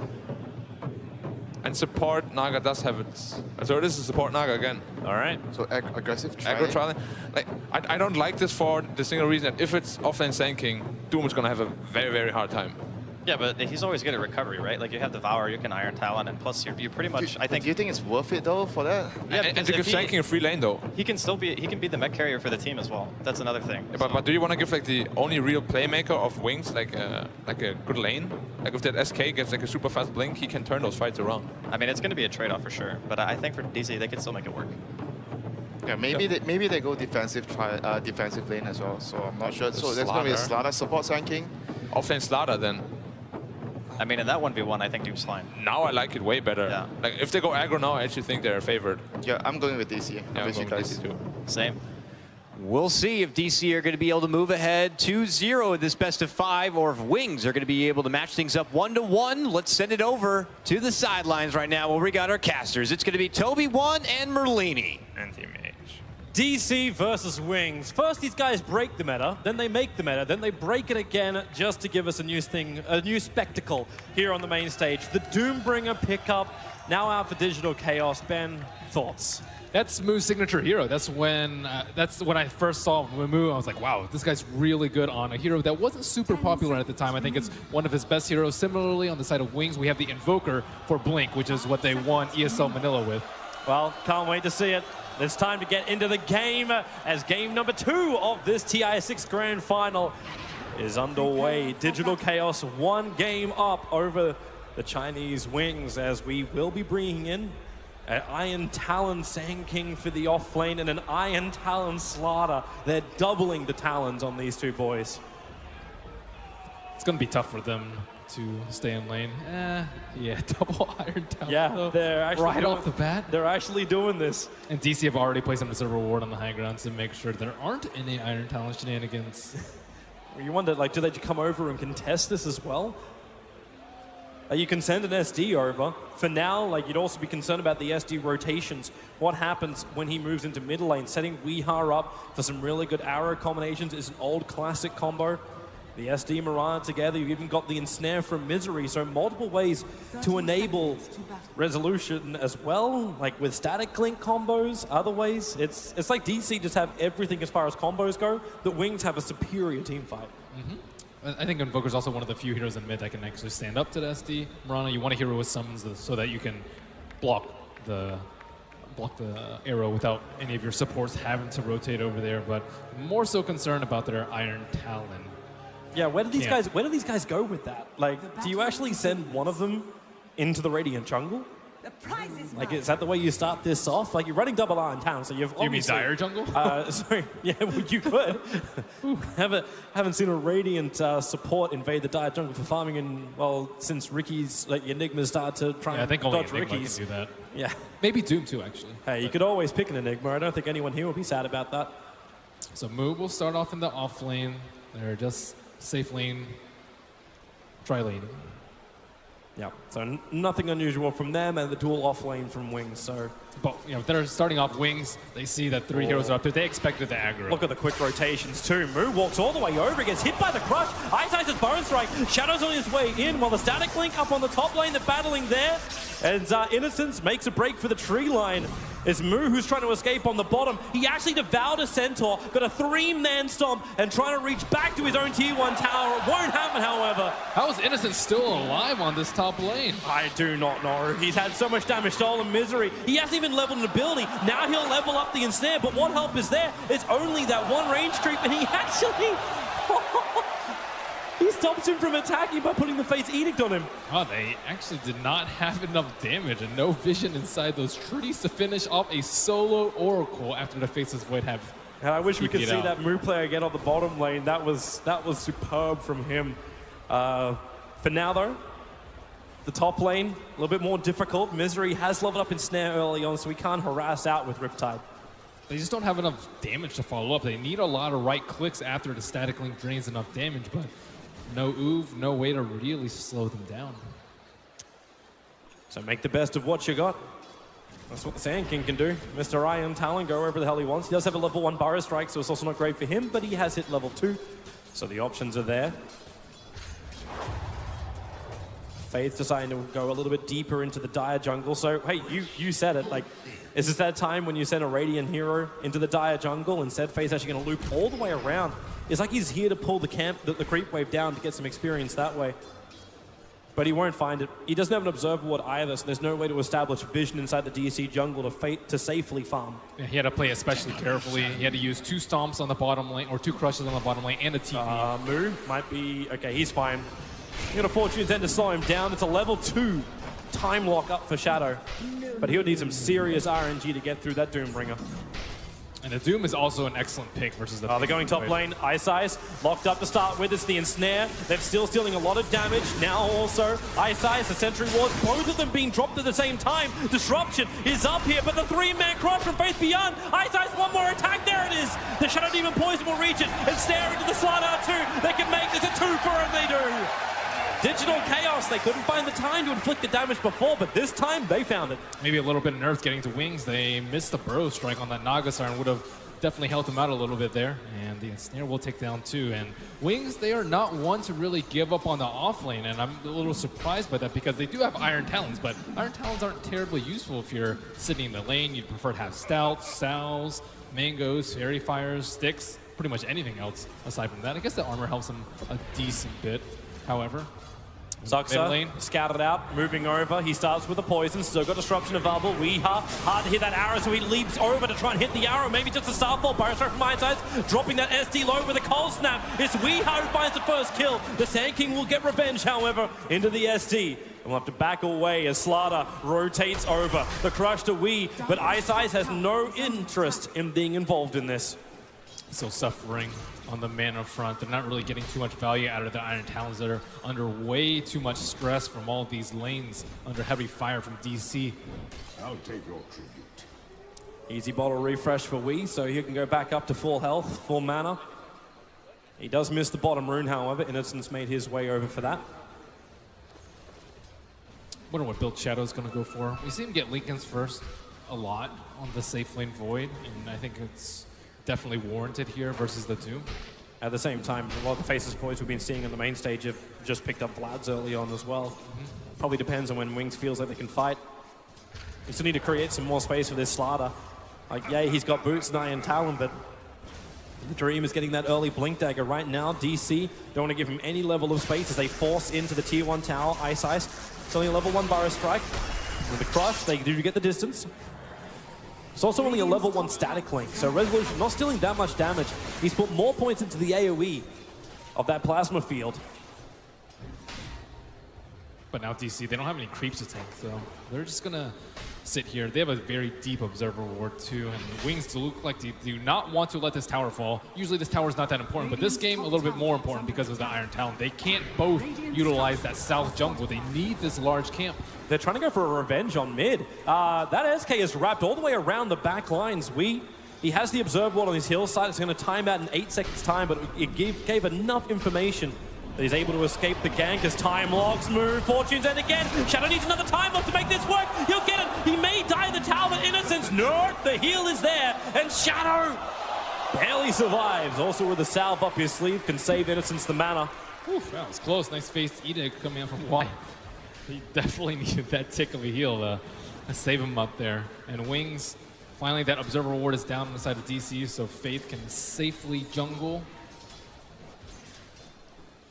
So this early on, haven't seen the Invoker really being tested that heavily. Like obviously he still got that 1 death early on, but like Wings, how's your timing looking? Are you gonna get your double Blink Daggers up when you're feeling comfortable? The thing is with the Invoker, they don't actually need too many items. They can easily set up with a Burrow Strike during nighttime. He has the move speed build too with the Windlace or Chronosphere from the Faces Void, and just farm out with the Invoker. You typically don't see them getting involved too much. And it's not like you have a carry Naga on the opposite team, so they're okay. The main concern is the Mirana eggs. Concern up on the top lane. Misery ready to wrap around the rear. He's got illusions available, so no problem diving the tower, but Faith, he understands something is wrong, but he can't see. Now you'll see the illusions arrive. But they just want this top tower. Support's on the way in the form of Innocence, heading to the top lane. T1 tower, there's no fortification, so Faith actually just running himself in. They've still got disruption as well as, and snares on cooldown for 2 more seconds. But TP, it's Faceless Void, Chrono is available. They're going to be careful in DC. The Chrono catching Sasha rolls on Resolution. The Sunstrike will help them. They take 1, they take 2, they move to Resolution. Time locking him up. The Crush still on cooldown. Actually, no matter. Resolution will steal the damage. This stops the Faceless Void from finding the kill. Resolution, he's walking out of here. And he gets away under the cover of the Moonlight Shadow. At least Misery got the tower there, expertly baited by the Slaughter. He forced him to go on top of him and committed to that fight as Void TV'd in. Misery, oh, okay, again the Forge Bros are blocking the angle. Sorry, we were sitting right on top of Blink. Like he was itching to go for the kill, but just didn't have the support for a bottom lane. They go for the kill, Sunstrike, Moo, gonna dodge it. Only barely, but turns on the 3 points up in Scorched Earth. He's at life to survive. Ice dropping down. It was the Infernal Blade, which is still ticking him down to 38 HP. He'll make a break for the tree line and survive. As Moo just reminding us all why the Doombringer is difficult to kill in that off-lane position. That was a really nice position by him, though. He expected a Sunstrike and actually ran towards the Radiant side, expecting it to go into his walking path. It actually shouldn't be, you shouldn't be able to dodge it at this point in the game if you place it just right on top of him. But, you know, it's normal to lead it a little bit. Lincoln really needed that Sunstrike kill. His Midas is going to come out a little bit slowly. He's doing very well in terms of CS from Wii. The tables have turned since last game. They're going to try and create some space up on top. There's no level 6 for Ice. Faith does have the crush. They start with Burrow Strike Disruption. Soxa right on top of it. They still need to get that crush with a sprint forward. They can move over the Shadow Demon with no defensive disruption. It's an easier setup for the Sunstrike, but the damage still not there. The Burrow Strike! Ice gets 3, catching Weehaw mid-lead. Soska so low, but he doesn't die. Ice wants to be denied to the creeps. May not happen. Hiding inside the Sandstorm, the arrow from Weehaw pulls him out. But where is the matter? Ice doesn't have it. The last attack from Wee will do the job. Wow, that's static Link. He was just 1 hit away, but he had no damage. All of it was sucked away by that level 2 static Link, and they were just unable to chain their stuns, get a clean kill with the Sunstrike. That's what they're aiming for at this stage in the game. And falling a little bit behind in terms of XP as they search for kills around the map. And this is before Misery hits level 6. Crazy thing to think when you don't have that Naga song to get you out safely. That level 6 you're talking about. But things can start to slow down a little too. DC holding the biggest gold advantage we've had in the game so far, but it's not even 1,000. Shows you how close this is. Innocence currently being chased down by Misery. Fate's going to rotate over. They start with a Fortune's End. This will hold him in position. Sunstrike, Crush, and there she goes. Very simple combo for Wings to execute. Gotta respect the Sunstrike. And now Moo probably calling for someone over. He is level 6, ready to kill this Faceless Void.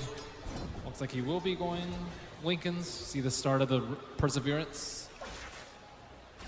Perhaps Vanguard too, but I think with a Pulmi Shield, it's pretty clear that he's going for Lincoln's this game. He can make Black weep by buying a Battle Fury on him. So they may make a lot of other people weep. There's that Hand of Midas timing, so 10-16 is how long it took for Blink to finish it. But this will now give him really good progression. He's already the top net worth on the field. Yeah, pretty decently far ahead of the Murano. See a smoke gank Moo. Yeah, they have Doom up and available. One thing they may reach is the Courier. That's too far away. Instead, they're rotating over. They're searching for Invoker. They don't have to really search that far. He's still attacking the creep wave. That's a really hard gank to hit. Maybe if we had a better rune, but they're going to have to do it the hard way. Blink is up far enough. You just Scorched Earth, tank up the tower. You can start with Disruption and catch it. Blink may be far enough away with the Starfall. There's still Forge Spirits available with the Disruption. Moo didn't find the target. The Burrow Strike from inside into the epicenter. He has to back up. He cancelled it before he got doomed. And that is not the way to go. Resolution brings in the deeps, actually stealing the deeps away from the Slaughter. That Ice Epi was almost done. But Moo's timing right in the money. The SD is down. Ice coming back in for more. 3 stick charges. Not enough for that Burrow Strike just yet.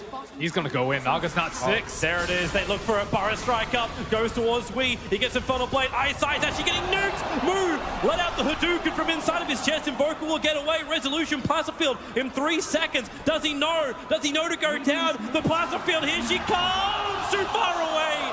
The heal is there from Innocence. We will look for the arrow as well. Blink! He's stunned. but invisible, so he will be okay. But an interesting time for DC to start that fight up before Fortune's End is available, before that saving grace is up.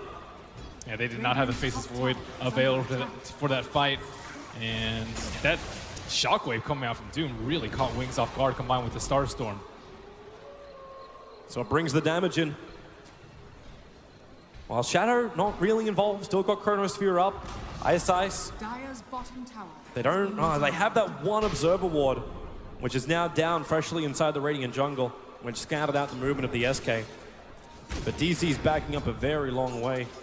They need to get 6 on Naga first. They're taking it up on this troll camp really quickly, and now they can deal with a Chronosphere. Even, it's pretty good to interrupt the Sand King ultimate too. Weeha? Not certain exactly what his plan is here. Looking towards Faith, he hits the Starfall to begin, but no follow-up with Leap Arrow. Has to be careful going against the Slaughter, having Leap down. Looks like Dire had used Scan. I'm actually surprised they used Scan there. They have pretty good wards inside the Radiant side, and Faceless Void was already showing on the bottom lane, but perhaps looking to protect their precious Mirana while she still tries to farm up that Ags. Now that she's level 6, smoke coming out. Here comes DC. Doom is off cooldown in 8 seconds time. Faceless Void already time walking back towards the tier 1 tower. No mistakes to be made here by Shadow. He just has to make sure they don't like drop behind and place him as a reward. That's the easiest way to lose your T1 tower, is a smoke gank from behind. Well, the Naga illusions can look for them. Don't need the Observer Ward when you got the illusions up. Shadow's out. Wings is heavily grouped up in the mid, both Ice as well as Innocence together. They still need more time. Faceless Void is still really weak with just Perseverance in inventory. Invoker hasn't had enough time for his Midas to kick in, and it looks like they will just sack that tower and look. They're looking for Invoker. Top lane, there goes your Disruption out. Catcher as well. Resolution starts up with the ultimate with Purge 2. Blink, he's just trying to kill off Saxa before he dies. The Sunstrike will be off target. And now it's DC's turn to have an easy execution. It will come as a trade-off.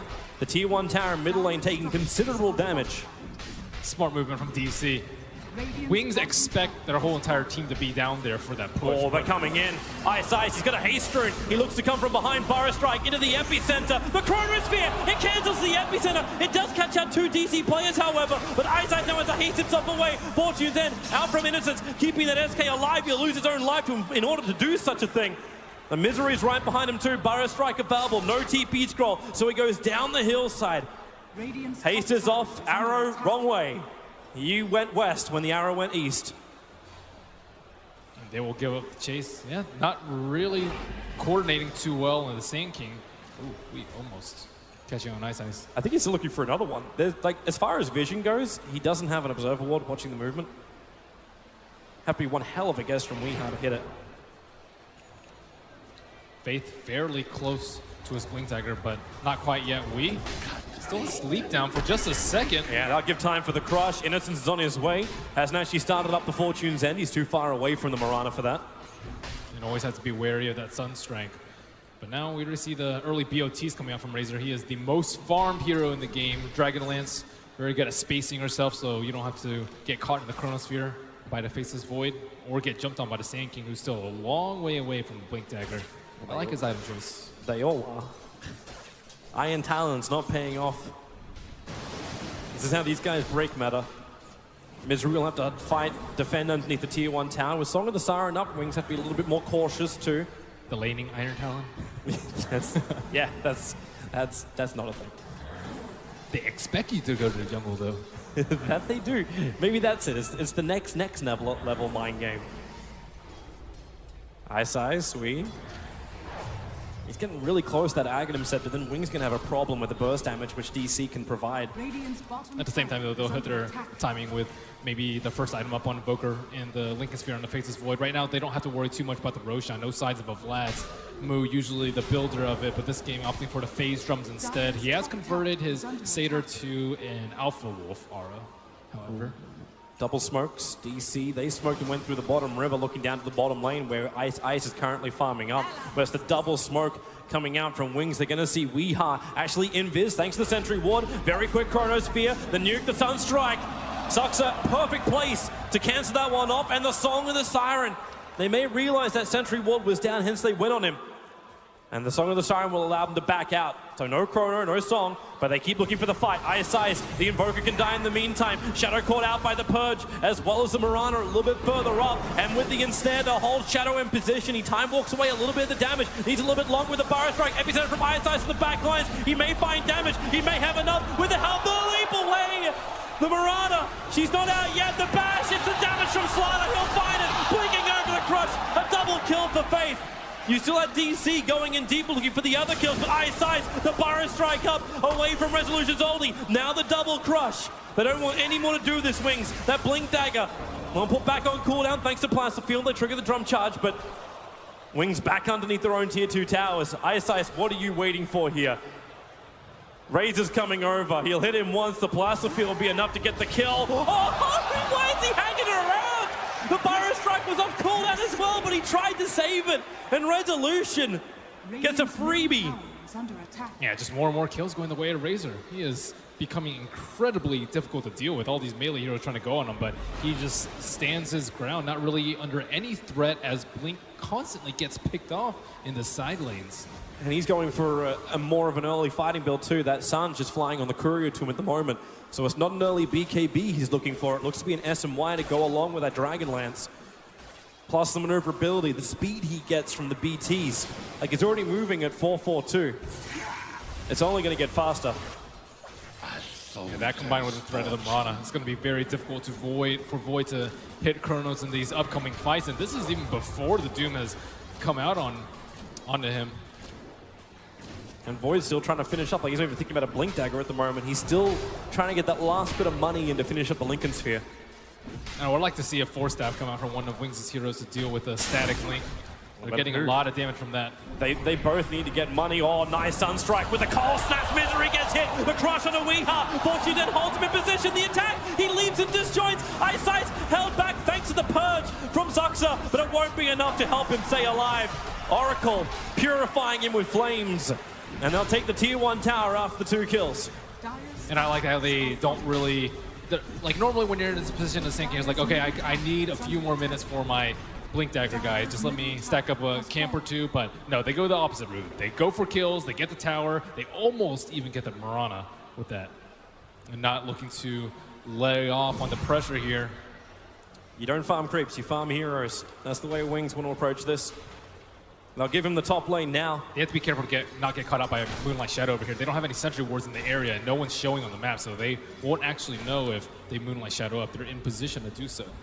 And with a TP arriving from Zuxa, comes in as that SD. Already Misery waiting in the trees, and that's that Moonlight Shadow you're talking about. Moo will walk forward. Ice is the one to go on, but where is your damage output? Fate's coming in. They just have to let him go down. He was so close to having his Blink Dagger, but is stripped away by DC with a kill. Yeah, 2189, and that's what you get. You don't pay for sentries thinking that you can get away with it, but they were missing off the map for a very, very long time. That should always be a warning sign that Moonlight's about to come out. Surprised he was still then underneath the tower so far. With the Observer Ward up from Wings, they do have good vision. They realize both Zuxa as well as Misery are on the back line. Space looking for the perfect blink. Chronosphere, it hits on the SD. The crush, no Song of the Siren out. They already get the kill on the SD. Misery holding that ultimate while Resolution steals the damage. Faith away with a Fortune then. Resolution wants to keep fighting here. The Slaughter, there is a time lock. Song of the Siren, hold the fun, but wait for it. It will be released as the arrow flies in. Who's the connect on the Slaughter down instantly? Burrow strike up into the epicenter. DC, the damage. They may have to bail out this moment. Ice, no Resolution. Kiting with the Plaza Field. Blink will finally arrive with the Deafening Blast pushing DC back. Cold Snap moving a little bit too deep. Time lock as well. They bring down Moo. As he is forced back almost up to the tier 1 towers. A Sunstrike looking for a target. A little too early, however. Misery and Weeha were still trying to run away from the lane.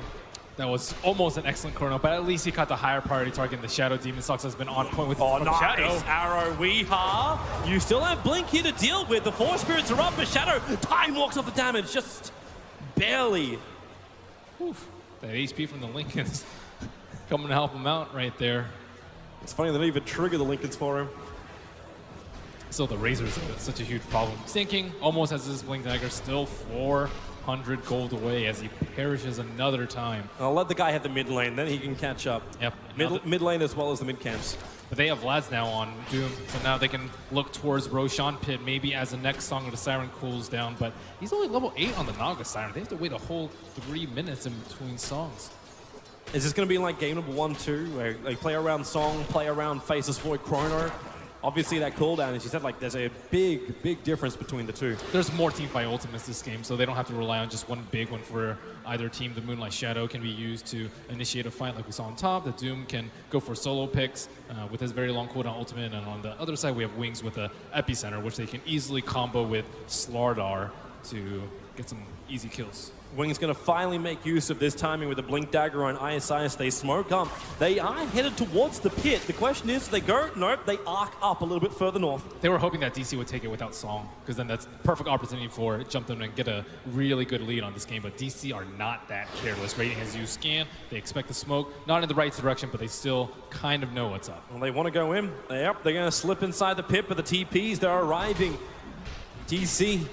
The scan was on bottom lane looking for the Naga Siren. Look how close they are. The Plasma Field from Resolution hits on Innocence, actually dropping him by half of his life. So they already start the heal and they get out of Roshan. And with the Naga Siren illusions going to the pit and the Song coming out cooldown soon, there's no way that they can do this Roche.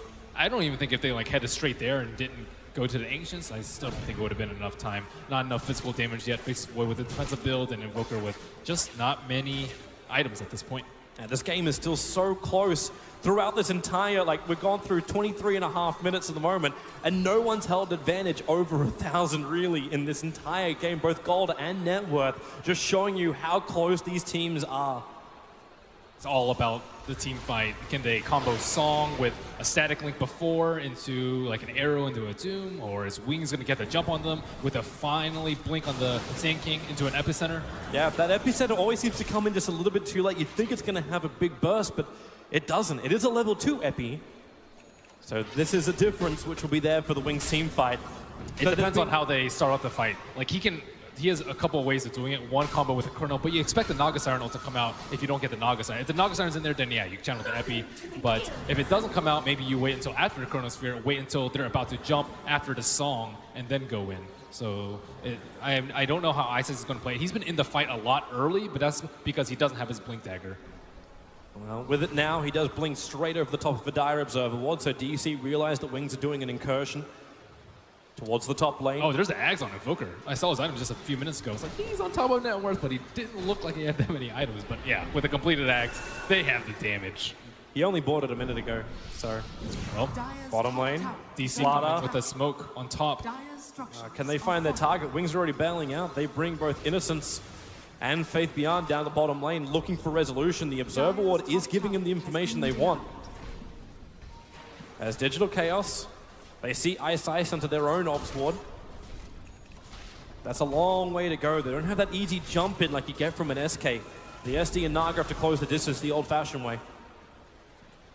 Wonder what they're going to get on the Doombringer, because they ideally want him to initiate the fight. Like, starting with a Song is very risky, because then you leave yourself exposed to the Chronosphere. And Razor, like, he's strong, but once he gets BKB, maybe he can run in. So Razor and or Doom is going to be your main initiators, unless you get a straight arrow. So a lot of different ways, but maybe going something on the Doom like Blink or Shadowblade can open up a lot more options for Wings. Maybe not able to gank the Faceless Void, but everyone else can be an option. You want to be able to deal with the Invoker as he's split pushing. There's the 4-staff you're asking for. It's over on the Slaughter. So he's got both Blink and 4-staff, a highly maneuverable team from Wings, while the Blink deck, I guess, completed on Weeha. So that Blink into double Starfall and then leap away to safety. Will be problematic for Wings if they get hit by that before the fight begins. And Wings actually buying up a new item of their own. They instantly TP'd the mid lane. So once again, after the fresh Blink Dagger on Wings, this time it's on Shadow, they smoke up and they look for an opening on DC. The Observer Ward tells them everything they need to know. Burrow Strike down. Suxa gets popped by the Invoker Sunstrike, and then the Blink double cross. The Chrono, they'll catch out to Misery. The Song comes out. The beautiful tones. At least beautiful for DC. The arrow will hit perfectly on Shadow, but Ice, they're trying to keep up. Where's that 4-star forward? They don't have it. They look down into the tree line. They find Misery. What a perfect time for a smoke. And I think if you trade Song for Chrono, it's actually pretty good for Wings because now they can do Roche without fear of reprisal from the DC side. You can't really go in there with Razor and a Doom. Maybe if Mirana hits an arrow, but that's a big maybe. And Roshan is dropping fast. They let it go. Moonstade's up on top lane, farming up. We will push out the mid, so at least Wings, they can't just rotate down to the bottom lane and take out the tier 2 tower. They must come back and defend their top and mid lane. Oh god, look at Blink's items now. He is so farmed. It was the Shadowblade pickup from Mood. That was his item of choice. Yeah, this is the best way to deal with Invoker. But now that he has an Aegis, it's like, you might have a lot of wasted time with your Shadowblade. You can't gank the Faceless Void with that. Just kite him out, like let the Invoker sit in the back lines while you kill off everybody else, if that's possible. Yeah, I think that's how it's gonna go.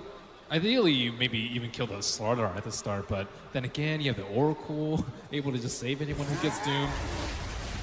It's difficult for them. I think Mirana has to be in there to do a lot of damage and pressure the Oracle to use his cooldowns very early on into the fight. A lot of this rests on Wii.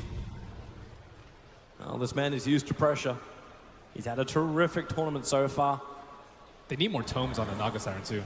Like, she is really far behind in level. She's doing well on items, but you really need level 2 Song. Like, they're forced to play so defensively because of this, and the windows for Wings to engage just really huge. Now, Naga Siren Ultimate is like way longer cooldown for Faceless Void. Faceless Void can find a fight perhaps in the next minute where DC can't respond. Say hello to a fresh BKB over on Resolution. Avoid the Chrono, or maybe he can be a big influence in the fights. He still has to be a little bit careful. Amplify damage with Force Spears beating on him and Sunstrike all can take him down during BKB. I don't think careful is really in his vocabulary. He's running straight down into the lane. He'll actually Plaza Field, revealing the Slaughter. They're TPing out. The crush will happen. Slaughter has a TP scroll of his own. They have no stun on Resolution, but that was one man. DC were a mile behind him. That's also a BKB reveal, however. Normally you want to bait it out. It's like, okay, Sand King's going to go in with a Burrow Epicenter, and then you turn around with the BKB. That's the ideal fight for them. But now that it's Wings, face coming up, they don't realize that Shadowblade's on the Doom, but now, okay, yeah, they do. They caught a glimpse of him as he backed up. Wings also scanned a little bit further up. They're trying to see if DC was going to move through the river entrance.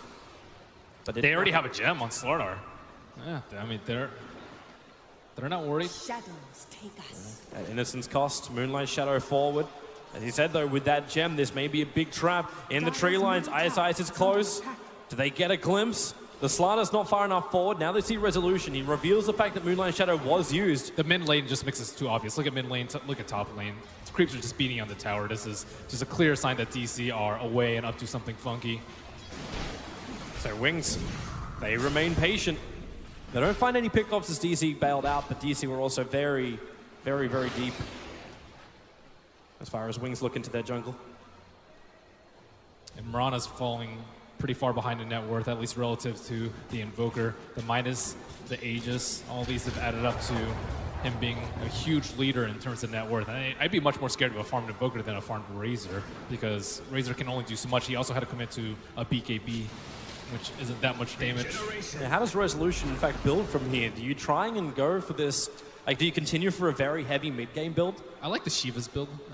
Gives you a lot of armor versus Amplify, and you need that AoE presence in a team fight, so you can run in there. Your biggest fear as like a BKB hero is running there, and your whole team dies around you because you can't pressure them enough, you can't do enough damage, you can't soak up enough spells, and I think the Shiva's is kind of the perfect medium for that. You're also self-sufficient with the static link. You can link heroes without relying on a disruption or a demonic purge or an ensnare.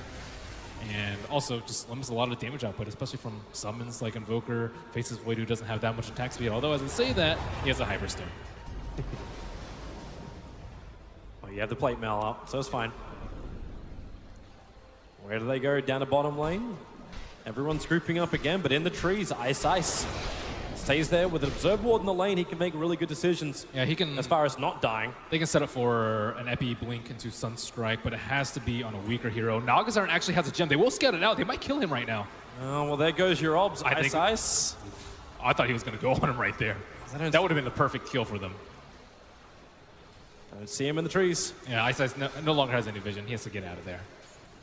Blink's almost finished up his Lincoln Sphere. He's got almost all of it.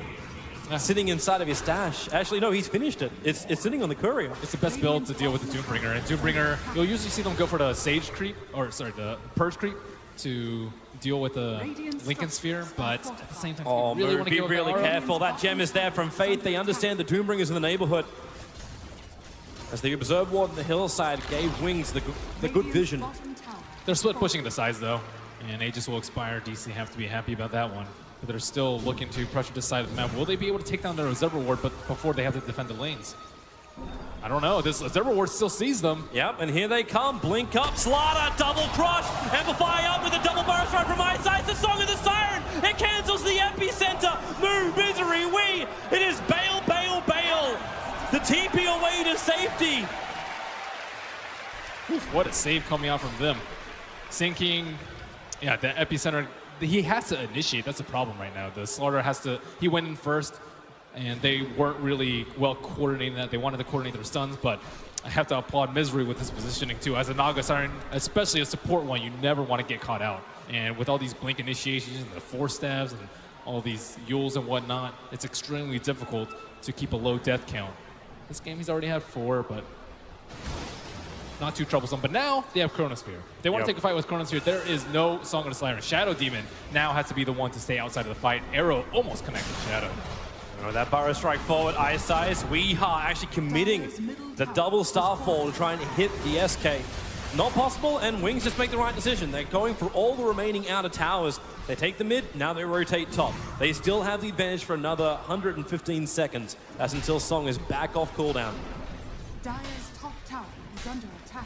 DC, they're trying not to get out-farmed at this point, especially with the Invoker getting out of control. But these are only 2,000 gold ahead, although that will spike up after these towers. And with the next Roshan, have to be very troublesome. Naga's still not 11. Ice Ice cops a 5-second arrow, but he's got almost every member of Wings around him. So there is no follow-up to this. And as of right now, there's only one Observer Ward left on the map with the Battle of the Gems. DC only have eyes in the Radiant jungle as both teams circle around Roche. Invisibility. Wings are starting to stretch ahead. As far as the Golden Experience goes, we're either over or at 4,000 in both the Golden Experience. So Wings slowly, bit by bit, they're getting a small advantage in this game.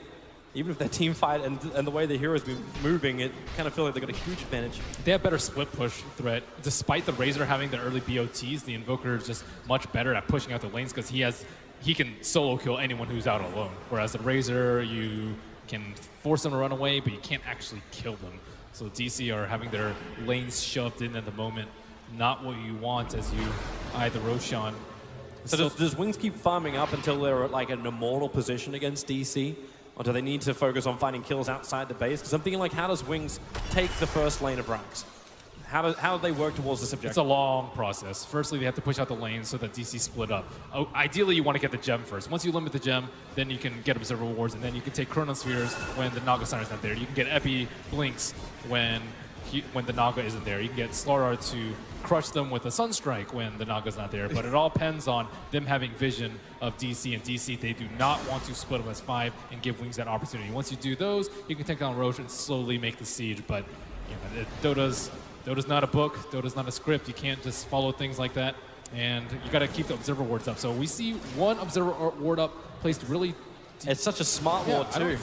I barely see that. It's in the trees at the very eastern part of the Dire jungle, and because Misery is sending illusions everywhere, because he got the gem on him, so they get True Sight out from all the illusions. They've never found this Observer Ward, so Wings, they can see where DC are moving. Yeah, those are the wards that win you games, especially in the gem on gem ward. It's extremely difficult to keep them up, and I think that's the one that's going to stay up for a very long time. Roshan looks like it's going to be a 2.5-minute respawn.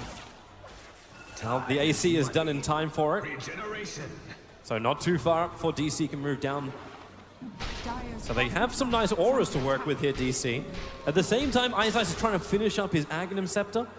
He's rapidly approaching it. This is his primary choice of item after getting the Blink and the Yule Scepter. Dire, as you scan Ice Ice, looks like he may run into it. No! Oh, he TPs. He's going top lane. He wants the money, remember?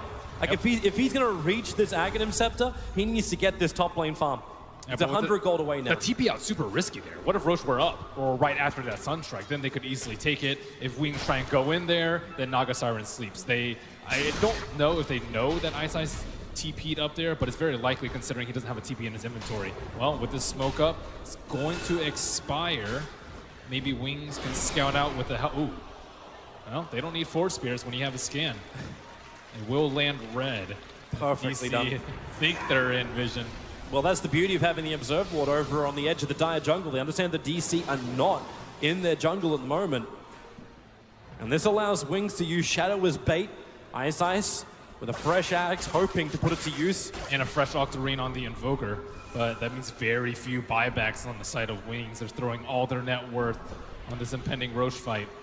And DC are just hoping for an opening, but while this goes on and while they group up, they didn't achieve anything. Wings was getting the farm they wanted. Wings going to show in mid. He could get jumped out right here if they're not careful. Well, they're headed down for Roshan instead. The Naga Illusions are on their way. It's smoke-covered Wings moving up to the Ancients. Weeha comes in the middle of a burrow strike up. They find Resolution Crush as well. Can they kill off Weeha? No, the leap out. He'll get the Starfall. Oracle purifies him with the flames once again. And it's Resolution bashed up. The fight splits into two different parts. Ice Ice will down the backlines with the Chronosphere. Sunstrike's coming in. The damage isn't enough. Disruption.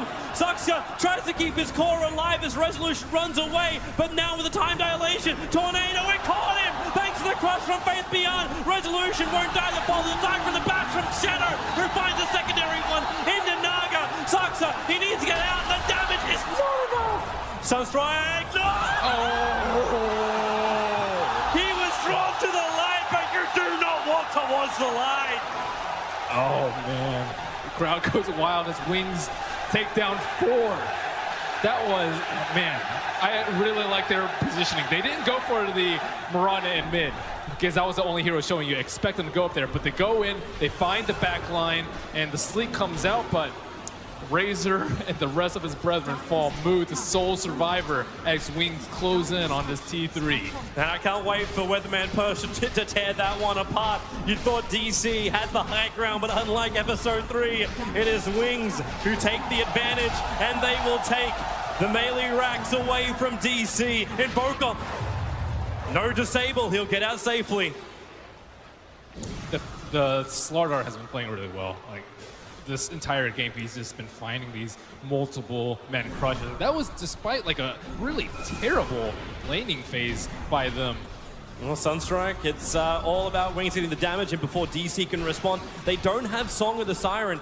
Misery's moving over. That's on cooldown for another half a minute. And they actually find Moo into the epicenter. He'll die in the bottom lane. The mech is not enough. The arrow will connect on Shadow. Weeha, he jumps in. He needs double damage right now, but it's not there. Shadow time walks all off, and he's actually in the perfect position with the burrow strike from my side. They catch out Weeha. Sentry's dying underneath the tower, so they can't keep the vision up. Moonlight Shadow helping him to escape, but Suxia will not be so lucky. The arrow will connect again. The DC, they lose 3 heroes trying to contest Wings on Roshan. DC are imploding at this point, and Wings just played so carefully around that Roshan respawn. The way that the timing of their smoke, the items coming out at the perfect time in DC, they were just not prepared. They needed to be grouped up as 5 behind their cores, but they were just far too spread out, unexpecting Wings to come around from behind. Oh, the Blade Chrono! Resolution caught, amplifying to Sunstrike. They need more damage. The Burrow Strike's gonna do it, combining it with a crush.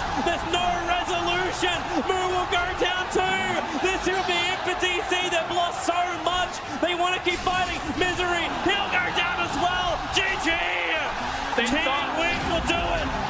They thought they had the Faceless Void counter with the first big Naga Siren, but this insane amount of stuns from coming out from Wings, their excellent team play, the farm on, Blink. Oh my God, did it come together at the perfect moment. Well, at least we get one of the dreams. There's a guaranteed 4 games here in the grand final. But Digital Chaos, there was a lot of smiles going into the end of the draft of Game 1. And now, well, the smiles might disappear, but they've still got to keep the mentality up. They've managed to bring the second game off Wings. Wings only losing one game prior to this grand final up against DC. It was a techies game. You didn't know if it was really going to be the thing, but we leveled the series at 1 apiece. The meta has further developed. Faceless Void, not an auto loss versus Naga Siren, and We Marana, not an auto win for DC. What's in store for the rest of this grand finals, I Toby? can't wait to see it, man. I know there's a couple of other guys that got opinions on what's next in store. Paul, are you with us? Absolutely, yeah, we're here and enjoying a grand final. All we really wanted was 5 games, Ted. We're on the road.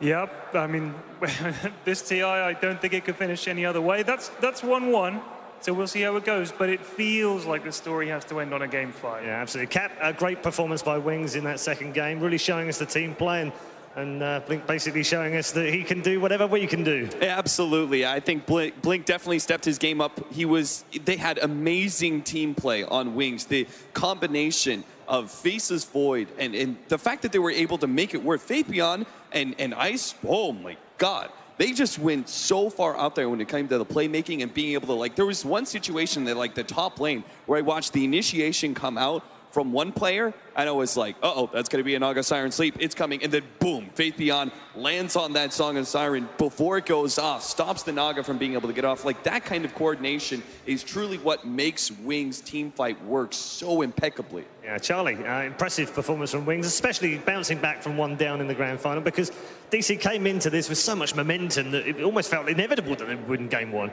Yeah, this one was so important just because they were able to beat the Naga Siren with Faceless Void. If they had lost this game because of the Naga Siren sleeps and encounters are set up, they feel like, oh, every time we play Void, we have to ban the Naga Siren. So it frees up their draft. This was like, beyond just the, getting 1 on the scoreboard, this was a huge win for them. Yeah, absolutely. And think of what the Faceless Void gives you in the draft. Like, there's so many combination of heroes that it works with. You saw the Faceless Void picked up, and the 3-4 ban, you see heroes like, Timbersaw banned away to keep it out of the hands of Wings because it works so well with the Faceless Void, and also can't really be picked up very agreeably against that time dilation. Same thing applies to Invoker, right? Like, it's one of those heroes that sets up so many other heroes and denies others that it becomes, I think, in some ways a power pick, perhaps, in this specific matchup. Yeah, okay, we're going to get more thoughts from you in just a moment, but let's head upstairs to our draft panel. They've got plenty to analyze from that one. We certainly do, Paul. I'm here back at the desk, of course. Got Winter Black and Draskell by my side here. Winter, Wings are able to do it, man. They put together what looks like somewhat more of a conventional draft, but they managed to stop the hype and momentum of DC, and we're going to be going into, well, championship rounds, it looks like. Game 4 at least in store for us. Yeah, I mean we didn't really like the Sand King was pushed to a support position, so all 3 of us went with DC. But in this game, like, the Doom didn't really do so much. Like, he needed to help his team initiate. We were always seeing the song, yeah, you great, you counter the chrono, but where's your initiation? Where's your Doom starting the fight for your team? Yeah, I think it had a lot to do with the item builds. It's just like the Shadow Blade choice after the drums and the Vlads. Like, obviously you get the Alpha Wolf Aura, you want to 5-man with your team. It's a very powerful combination, but you need something to be able to get in, Doom any target really. It doesn't even matter. You just need to be able to take somebody out of the fight. That's the whole purpose of picking the hero in the 5 versus 5. And like, there was only really one time when he was on the front line, and there was when he just like ran into a tower alone and died. After that, yeah, top lane. After that, he was never really on the front line anymore. He was like scared of dying or something, so he was always running around the Naga Siren. And whenever they slept, they just all TP'd out every time. They never counter-initiated. They never wanted to fight. Every time they picked off a hero, they suddenly got turned around on, and they would just run away. It was like a really weird game. To help us go over a bit about when things were looking brighter for DC, and particularly in the laning stage and some possible setups, we go over to school once again with Mr. Purge. Hey guys, yeah, DC was way ahead in the early game, and I think it was really all about Sox's play on the Shadow Demon. I kind of like Shadow Demon a little bit, so I thought I'd look at this anyways, but just constant right-clicking between his attacks, really good decision-making here, and just as Ice is about to escape here, getting the disruption off right before he gets away. Buys him that kill despite the Slardar stun, and then they're able to follow up on Faith Beyond here as well, using the Entangle. Pretty nice play there. Immediately after this, though, he does rotate to the mid lane. There's a couple of really crucial things that he does that really shows his skill level. First of all, he Shadow Poisons, attacks, waits, and then Disrupt. This buys him enough time to get another Shadow Poison off, and we just missed something very briefly that's absolutely amazing here. He could see the Sand King coming in, so what he actually did was, instead of standing here, he actually ran to the left a little bit, and by doing this, it forced Sand King's Burrow Strike to be angled in this direction instead of being angled in this direction, preventing a double stun onto Weehaw. And because he did this, That would have been Mirana stunned. She wouldn't have gotten the double the starfall off on the Invoker, and then Saxo would have died before Invoker did, and then the gank would have completely failed. So just that small movement made a giant difference there in that little gank. Another clip here. This is something I've done many times to lose pro games. Normally, when you have 2 stuns coming up, you expect to disrupt the guy that's stunned. In this case, it's actually better to get the follow-up stun disrupted, because then you know that he isn't going to be able to follow up on his stun. So a really nice disruption there. And then he also kept getting right clicks in, throwing shadow poisons, and then he juked away from the low HP hero. That way they're forced to go on him instead. Really nice arrow here from Weehaw, and he just kind of lucked out with a bare, just 20 HP there, very, very close, but ends up not dying there, but really just showing his skill once again. Nice reaction there. And then the final really cool play that he did here, he got burrowed. Okay, he just died in this one. That one wasn't good, but he mostly played amazing in the early game. Had some mistakes later on, but he was really the reason that DC got so ahead. Fabulous, Purge. Thank you so much. Unfortunately for DC, though, that momentum stopped pretty fast, and they ended up being taken out of at least game number 2. Winter, any closing thoughts for that game and anything you're looking forward to for game number 3? No, just +1 to what Kevin mentioned. I think Saksa is really underrated on this team. Like, he does so many small things that actually help his team so much. In the game previously, he made so many saves for his carries. The carries were going to die in the Chronosphere. He was just right at the right place at the right time to save them. Just excellent support play overall from him. Yeah, he is a silent killer, that's for sure. So with that, that's our wrap-up, and well, that's our thought on game number 2. Let's throw it back down to the Aegis right now with Paul and company. Thanks very much. Yes, great point by Winter. Charlie, you agree? Saxa, very underrated? Very underrated. His play throughout the tournament, especially on Winter Wyvern, has been the reason why DC is able to turn around so many of their fights. I expect great things from him in the future as well. Yeah. He's an incredibly good reactive support. He's the kind of support that you want to see on those defensive style heroes, because he always is able to read positioning really well and is able to get the fast enough reaction to see this hero is being gone on. This is the right opportunity for me to be able to use that saving grace. Ted, absolutely fantastic. Yeah. Brilliant support. You see what he does for his teammates by enabling the other cores heroes. You know, people like Weehaw need that help, because it is a team game, and people like Saxa are the guys who come out there and help them out, rescue them, secure them kills, and throw themselves in the line to take the bullet instead of the president. Do you feel, Charlie, that over the last 8 or 9 months or so, we've given supports much more credit? I think looking back a year ago, I think there was a lot of talk about supports don't really get the credit they deserve. We miss a lot of little things that they do for their team. Do you feel like after the performance by Pylai Dai in particular at Shanghai and Saxa here and many other supports, do you feel like finally we're giving them the credit they deserve? God, I hope so, because for the most part, the early game is all controlled by the supports.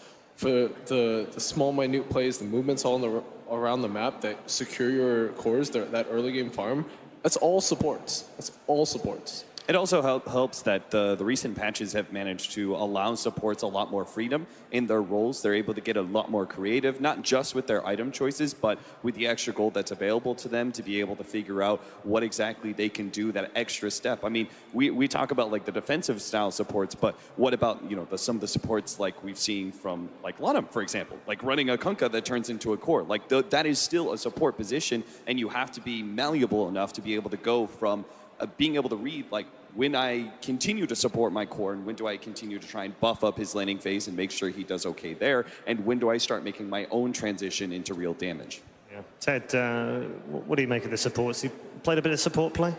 I do. I would not Despite compare not voting myself for to Wisp? these guys for a second. I don't want Wisp Arcana. I'm sorry, guys. I'm sorry. I wanted the Jug Arcana. I was happy I got picked. Anyway, I think the thing with supports is it is a thankless task a lot of the time, and it's great that people are highlighting the plays that these support players make, because they do help win games. And yeah, I hope people are watching it. I watch them and I try to learn from them as much as I can. I'm glad they're getting that recognition. Okay, speaking of supports, we couldn't do this without the ability and the enthusiasm and the fun that this man provides. Sir Action Slacks, where are you? Oh, hey. Oh, man, the stadium is so loud and hot, so there's other places to be. What about outside with all these nice, calm people? Say hello, guys, we're outside. They don't yell, they just wave. Oh. Yeah, we're calm out here. It's a different atmosphere. Why are you outside, bro? Cool summer breezes and sweet Dota 2 action.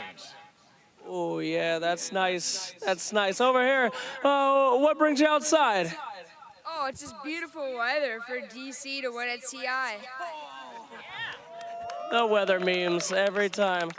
Well, I gotta say, you can watch it in a stadium, you can watch it outside, but nerds do go outside to watch Dota. So back to you, Paul. Thanks, man. No. Paul, help! Paul! No! Sorry, buddy. You're on your own out there. You made your choices. Lay in your own bed. Yes, Sir Actions Lakes. Enjoying it out on the green. We've been out there today. It's been lovely out there as well. They look especially relaxed. I did look quite chilled. I mean, it is Washington after all, you know. Moving swiftly on. Capitalists, we're going to head into game three momentarily. The teams are just getting ready to come back out. So what do we expect to see in game three? You know, I was looking at the draft in game number 1, right? I said that, you know, after game 2, I thought that Faceless Void might be one of those power picks. And part of it was that game number 1, Faceless Void wasn't actually heavily prioritized. It was actually only picked up, but I think in the 3rd or 4th area. Now that Wings have shown themselves capable of being able to counter that Naga Siren, that, you know, that one of the big advantages that Digital Chaos brought to this tournament was them being able to pick up the Naga Siren early. It serves as a counter to the Faceless Void, and it also, in a very clutch series, managed to fool the enemy into going, that's a core Naga, and putting it into the support. They have that versatility, but I think now that Wings have proven them being able to do that, I think this hero may become more important as the series moves forward. And because of that, we're going to see a heavy focus on team fight. And one of these teams, I'm not sure which, maybe Digital Chaos, will adjust, I think, and maybe we'll see less team fight. Maybe we'll see a little bit less all-in aggressive action that we're going to see, and one of these teams will try and change up the pace on the other. Yeah, Charlie, I want to talk about momentum because we talked about Digital Chaos before. I think the teams are just about ready to come back out into the key arena, so we'll watch them come out. In terms of the way that a best of 5 is set up, let's just enjoy this. There we go, DC back in the house. Wings back in the house as well. They'll get set up in their booths. In the way that best of 5 is set up, Charlie, it has its own meta. We spoke about this last year at the TI5 Grand Finals. We speak about the meta changing throughout the year and throughout patches, and then through tournaments. But actually, best of 5 seem to have their own little meta of their own. This is no different, is it? No, not at all, especially between two really, really high-tier teams that you come to learn to expect what do they like, what do we like, what do we value, what are they going to value. But, you know, I think this one is probably going to be more interesting than the ones that we've seen in the past because these are incredibly versatile teams. These guys play, their hero pool is so deep and they play so many different things and they can win with so many different things. I think the meta here is going to be a lot more deep than in the past. Yeah, absolutely. I mean, I think you're already seeing Digital Chaos. Part of the way they try to address the Wings style of play, right, is it used to be that they would draft these, what would you call it, very pretty drafts. We were talking about how they had multiple win conditions, that their lineup was oftentimes very well rounded.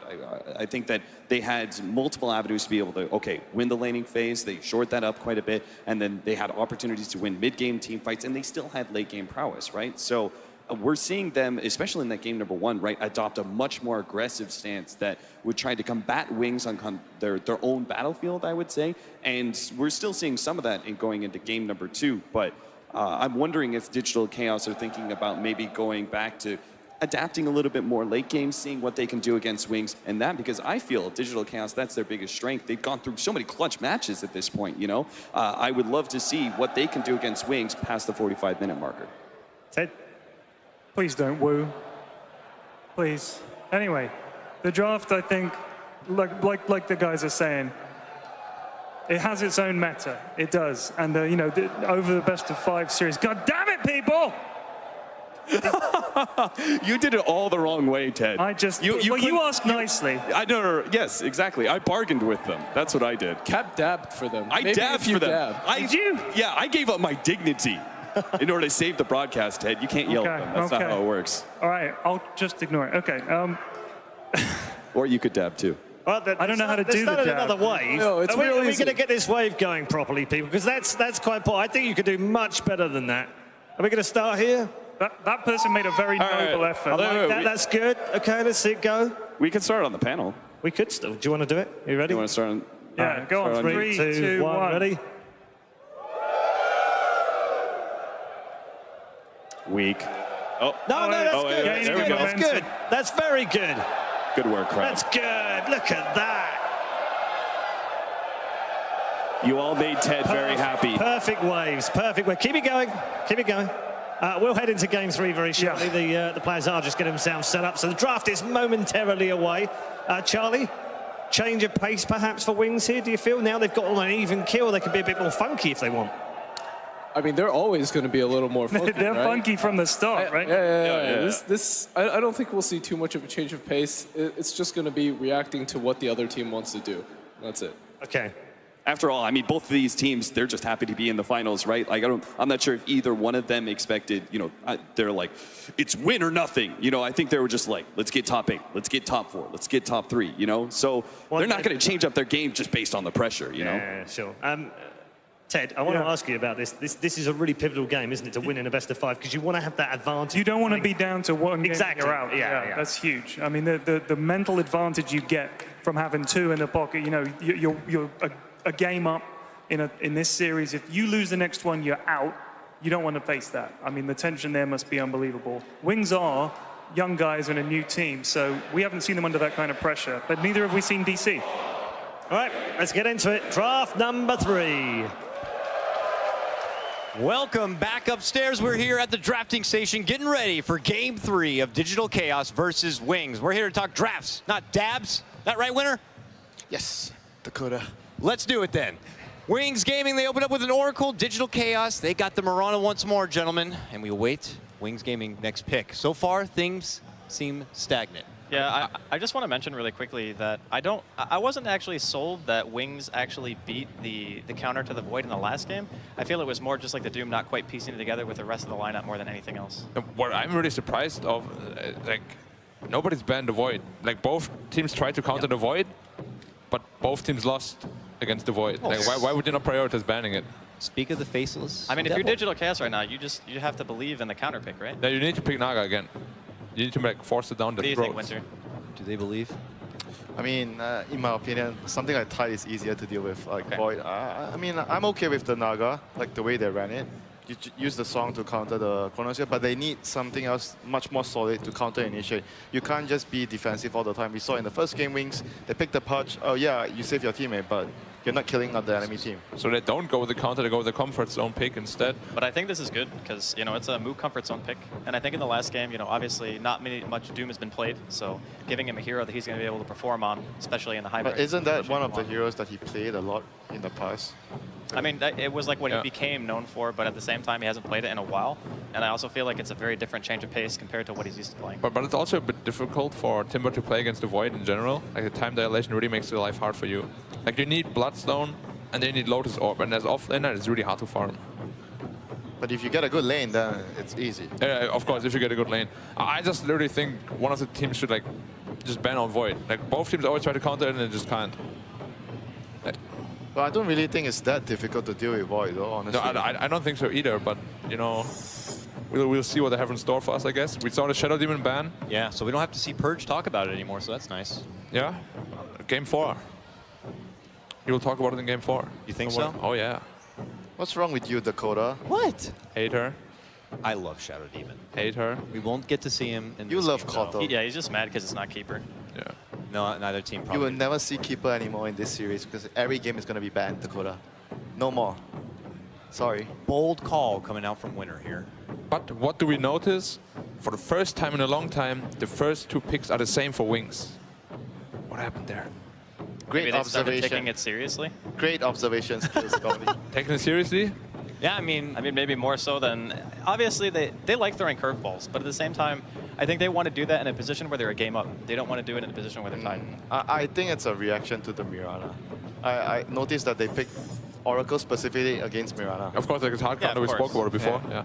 And Void is just like their comfort good hero, zone. like a good hero for them. Yeah. They could run him off lane, they could run him safe lane. Like we spoke of this time and time again. You want to have an opening where you can change your lanes if you feel you have to. Like you don't want to go into the draft like, okay, this hero, we pick a hero that can only go to one position. Then it will be difficult to outdraft you and outmaneuver your opponents.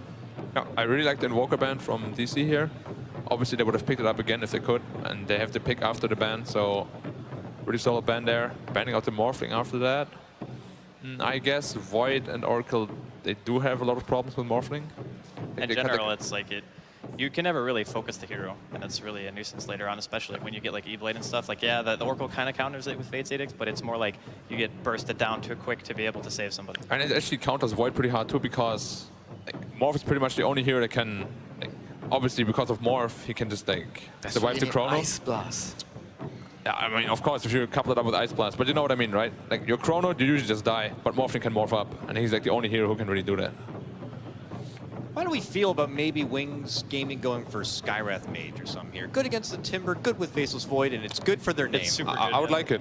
Together with Oracle as well, your Ancient Seal, your nuke deals like 400 damage. Just perfect, it's their mascot. But no, they say, Sorry, screw dude. that, we're gonna get a Kunkka. I mean, Kunkka's also good for like catching these two heroes. Like DC's opening is very mobile, like Timber Chain and Leap Away.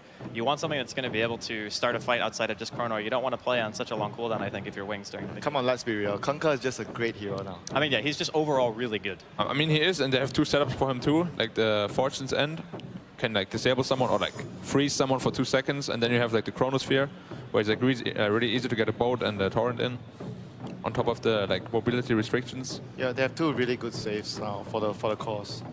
Like both the supports can keep their cause alive in team fights very well. So for DC, do they go for more bursts, or do they go for like, I guess you might want to consider going for heroes that can kill the supports behind, like run past the front lines, go behind, kill the Oracle first. I mean, Potom and Timbersaw should be able to do that usually. It's just gonna be like really hard regardless to get there. They have X-Mark, they have time dilation. You need stuns, right? Yeah. Right now, these 2 heroes are, I mean, Arrow is not so reliable. So you need someone else to initiate for you so you can go in and kill them. And you don't want to jump in the back at the bottom because, okay, you kill one support, but then you're dead after. That's a really interesting choice. That was great. That was a fast DP pick. It was a really fast DP pick. But DP Void, one of the most old school combos, as well as DP Oracle, super good, strong so together. good because of that ult and the soul. How are they suck. actually going to kill the DP with their heroes? Their last 2 picks have to have No, like... their picks are not meant to kill the DP.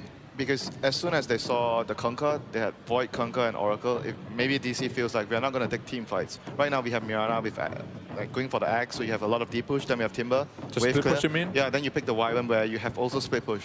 So you're never going to be able to take a team fight in the early game. They just have to make sure then. dangerous though, right? Like, if you can't take a team fight against Wings, you're just going to take your towers. Yeah, like DP is just going to high ground you if you don't want to fight against them. Depends how you play around it though, because they're cooldown based. You can always cut the creep wave if you're allowed to, like the AM game where Fear, like he bought his team so much time by cutting the wave. Like something like that would be useful against a 5-man lineup. I would really like Wings to dealt with that super well. Sorry, go ahead. No, like I would really like to see like a split push style too, but they need to pick a hero that can actually kill objectives too, because right now they don't have any. Timbersaw, Potom, Sand King, they're all really good at clearing waves, but they can't actually hit buildings. Yeah.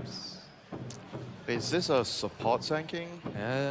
DC showing that they have flexibility now. Yeah, Weeha doesn't want to play it for sure, like the Timber, I mean. Do we see Moo play Sand King very often? Not really, right? I think it's a Misery Sand King. Yep. Yeah, that would make a lot more sense. Saxa, Wyvern, Misery, Sand King, and Moo on the Timbersaw. That sounds more likely for DC. Saxa's Wyvern is out of control good. So. Is AM too greedy for DC? AM would be pretty greedy, but they need something like it. They need some split pusher that can also burst like heroes down later on. No, but if you think about greed, since they're never going to be able to fight anyway, so you just pick a hero that's going to allow you to siege later. I mean, it's greedy in a way, but that's your game plan. Like, you're not going to be able to fight early. But with that being said, like, Kunkka is a pretty hard counter to like heroes like AM. The setup, yeah. Yeah, like you X-mark him, and you're pretty much dead. Until you have like Manta Style or BKB. Does Slark fit that similar profile? Slark would definitely fit their heroes a lot more. It's the same thing. Like yeah, X-Monk. that's what I was saying. Same as AM, like he falls in that same problem. Yeah, pretty much like. Just in general, Kunkka is like always a mobile hero counter. He has always been, like even more now with the like 8-second X-Mark.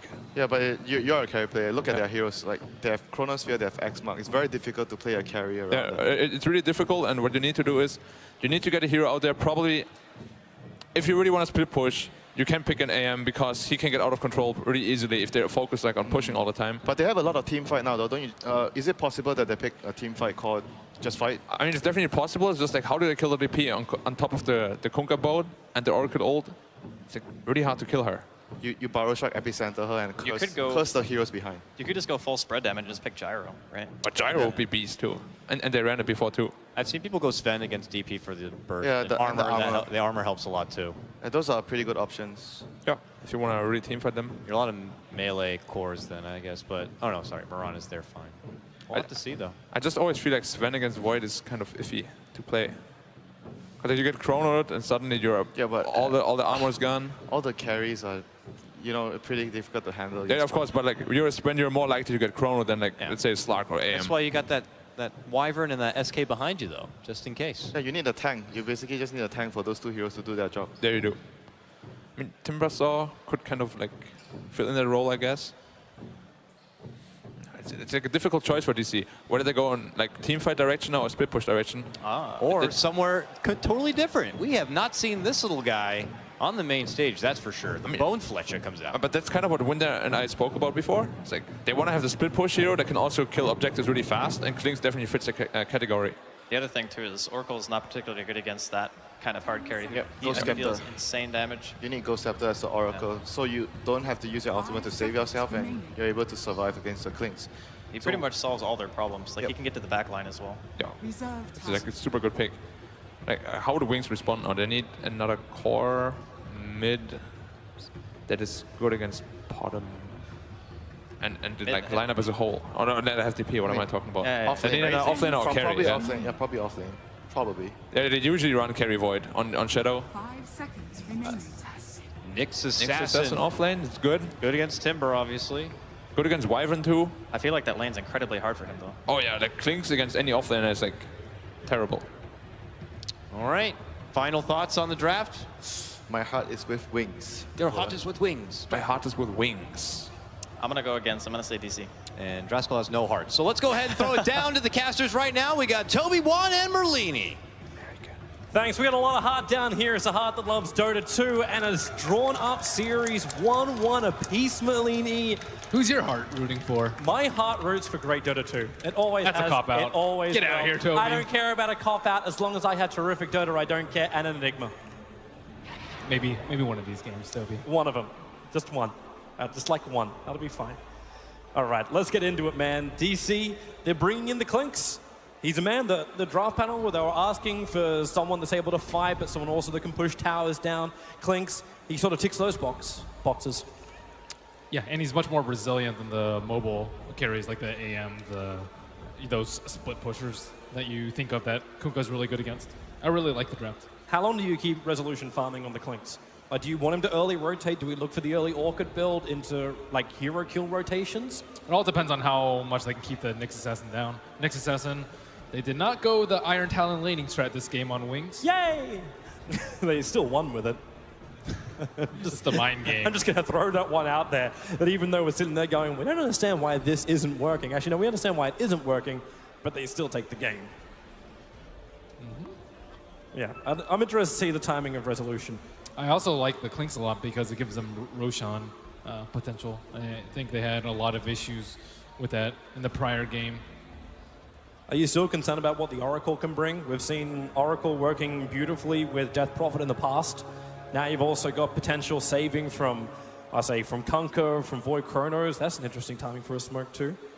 It's just really great versus the Mirana because it's really difficult to stop her Ag's timing, and this way you don't really have to worry about it so much. A double Starstorm, if you get the Fate's Edict out on time, it's not going to do any damage. This movement from Wings, they smoked up underneath the tower as the Foghorn was going. They're going to make a break for the side shop. Now, a lot of the time, actually, Misery, he's walking over towards this. He's going to reveal the smoke. So they start with the Fortune's End. Eyesight is there. He's waiting for the Fortune's End to connect. Now they go into the torrent. Misery up into the air. Burrow strikes at Babel. Goes up into the tree line. There's a small path to get out, and Faith's trying to block it. He's actually got himself a stun available. Resolution turns on the damage. Misery will escape. Saskia does actually have his defensive Cold Embrace. Another torrent will fly in. Resolution. Fortune's End will connect. Misery lining up for another Burrow strike. Double stun on that one. Faith dropping down very, very low. Misery Misery doesn't have the damage, and he also doesn't have the life to stay on the front lines. They look for another torrent. Nope, Ice Ice just started the animation that he didn't follow through. So Wings trying to get aggressive and contest this safe lane until they TP their support quickly down to bottom lane. This is something that we see out of the teams a lot. Just don't give them an easy lane up top, and Soxa and Resolution are having a very difficult time dealing with Oh, that helps. double melee. Moo just got time locked on the bottom lane. Combine that with the Fortune's End. Moo's going to go down. First blood, it goes to Wings. And on the top lane, yeah, Misery's rotating around. Faith so low. Resolution lower. Cold Embrace is still available. Now Misery will arrive. Ice Ice. Burrow Strike is just going for the last swing, trying to find Resolution, but these searing arrows doing the early damage that DC required. That arrow fly down. There she is. Resolution will find himself a kill. And all three of these heroes are very, very low. They're going to have to come in a lot of resources unless they want a suicide. Misery will spill blood to the Centaur. That he will, and he looks for movement speed. Windlace and TP scroll. He'll come straight back out to the lane. Look for another rotation to fight.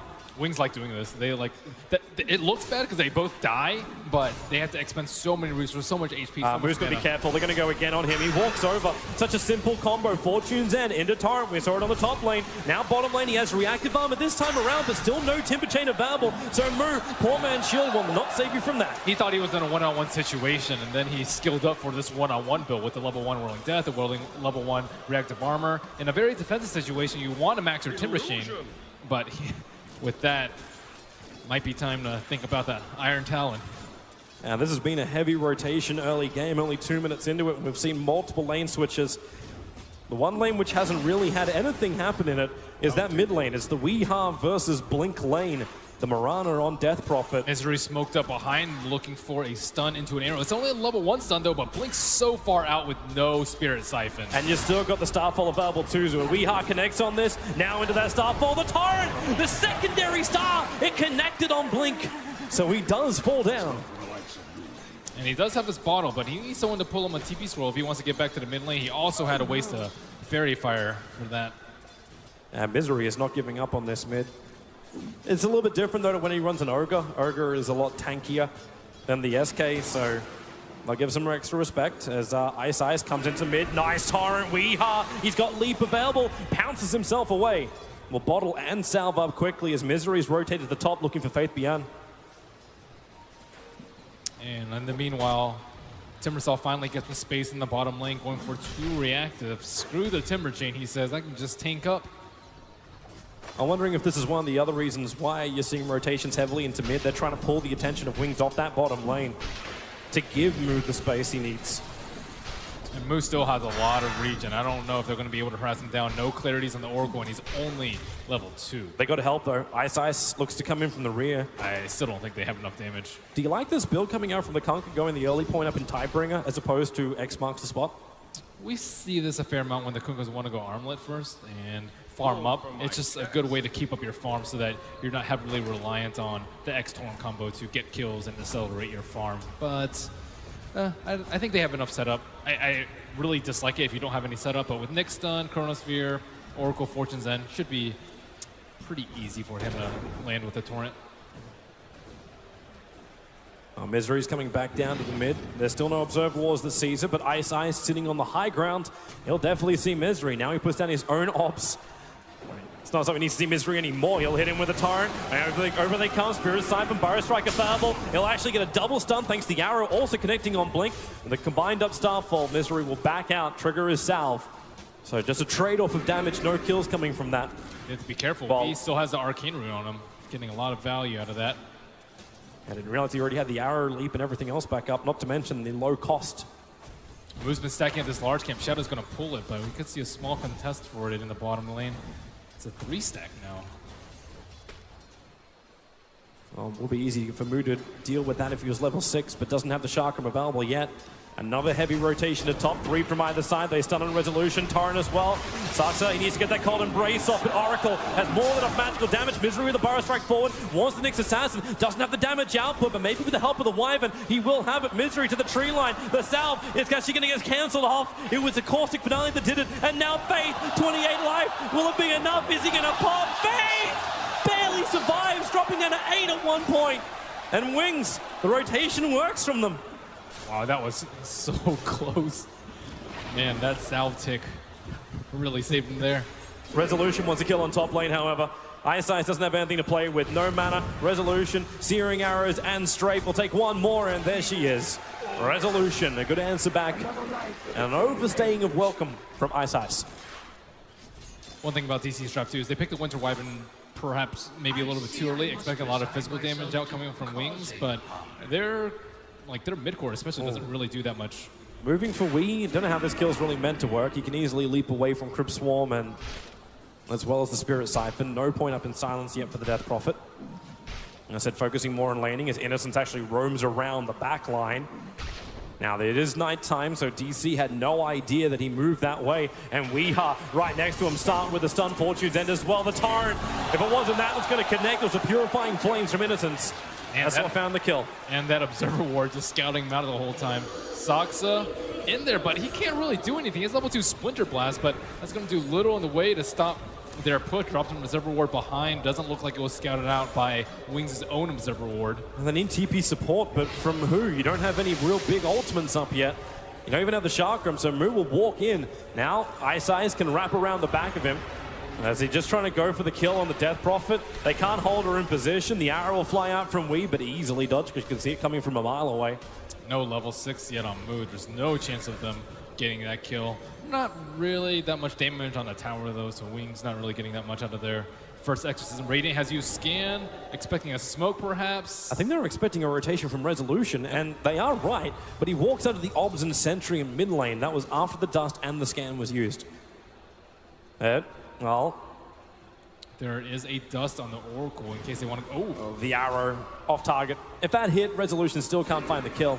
He doesn't have enough damage to kill off the Death Prophet in time. They don't actually have the Fate's Edict on the Oracle, so you can't disarm the... Oh, top lane, Misery. Nice Sandstorm dodge. They put down their own Sentry Ward. Cold Embrace will pull him out. The Sandstorm is Faith Beyond. Burrow Strike cancels the TP out. Digital Chaos. They're looking for that kill. Misery dropping down low. Faith doesn't have much to work with. He's got stick charges in 1 second. He's got that up now, and he's actually holding on to them. He won't pop, however. Not while Shadow chases down the Winter Wyvern, but support comes in. It's Resolution. He's running down, looking for the kill over on Faith, leaving Suska by himself underneath his own tier 1 tower. Shadow commits the Chronosphere, so that won't be available, but Resolution shows himself. Time Walk on cooldown, 3 seconds, 2 seconds, 1 second, over the tree line and far, far away from DC's line.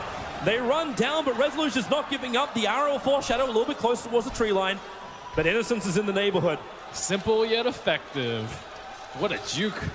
While on bottom lane, Mu can finally take out that stack. Ice is leeching a little bit off him. Well, the Torrent, okay, Ice just TPs away. I'm surprised he didn't go for an X, especially considering the heroes that he's up against. Mirana, a Timbersaw, I usually see like 1 or 2 levels, but not 3 like he's committed. But it's nice damage. Maybe they just want to be able to burst people down during Chronosphere combo with that Torrent boat later. What do you think about the build on the Faceless Void? Is Lincoln Sphere really Dude, he viable? always goes Lincoln's. Like, even in this game, is it really that viable? They usually go pretty strange items, but that's the only thing that I've seen that's consistent amongst their items. Faceless Void carry Lincoln's first almost every game. Good versus Winter's Curse? I guess. Last game is definitely good versus the Doom. This game, yeah, I don't agree with it so much, but they like it a lot. Nice detection from Resolution. He was just hovering around the tree line, and Nyx Assassin walks through a Sentry Ward while Resolution still had vision. And this is the reason now why Misery hiding behind his own tier 1 tower. But Nyx has moved into the mid lane instead, looking towards Weeha. Not going to find an opening. The Vendetta Rush is going to wear out in a second. They saw him with the Observer Ward, though. He thinks he's in the fog, but he actually was not. And perhaps they might spring a trap for Faith. And the Clinks isn't actually going for the Oracle because he assumes he has the Disarm. But little does he know, he doesn't have Disarm, and he's probably not going to pick it up until level 8. So he's kind of been walking around with a get-out-of-jail-free card, even though he shouldn't be. Resolution steals the regeneration rune right in front of Blink, and Blink is just like, wait, I didn't pick that up. It's not inside my bottle. What the hell's going on? It's the Skeleton Dwarfed Clinks. With that casual Blightstone early on. Trying to find the extra damage. Clink's very, very good at bringing down tier 1 towers. He's been running around a lot, though, and hasn't really been able to find that much. He was really doing really well in terms of the CS, but now he's falling behind in net worth as he struggles to... Nice scan. Builds up.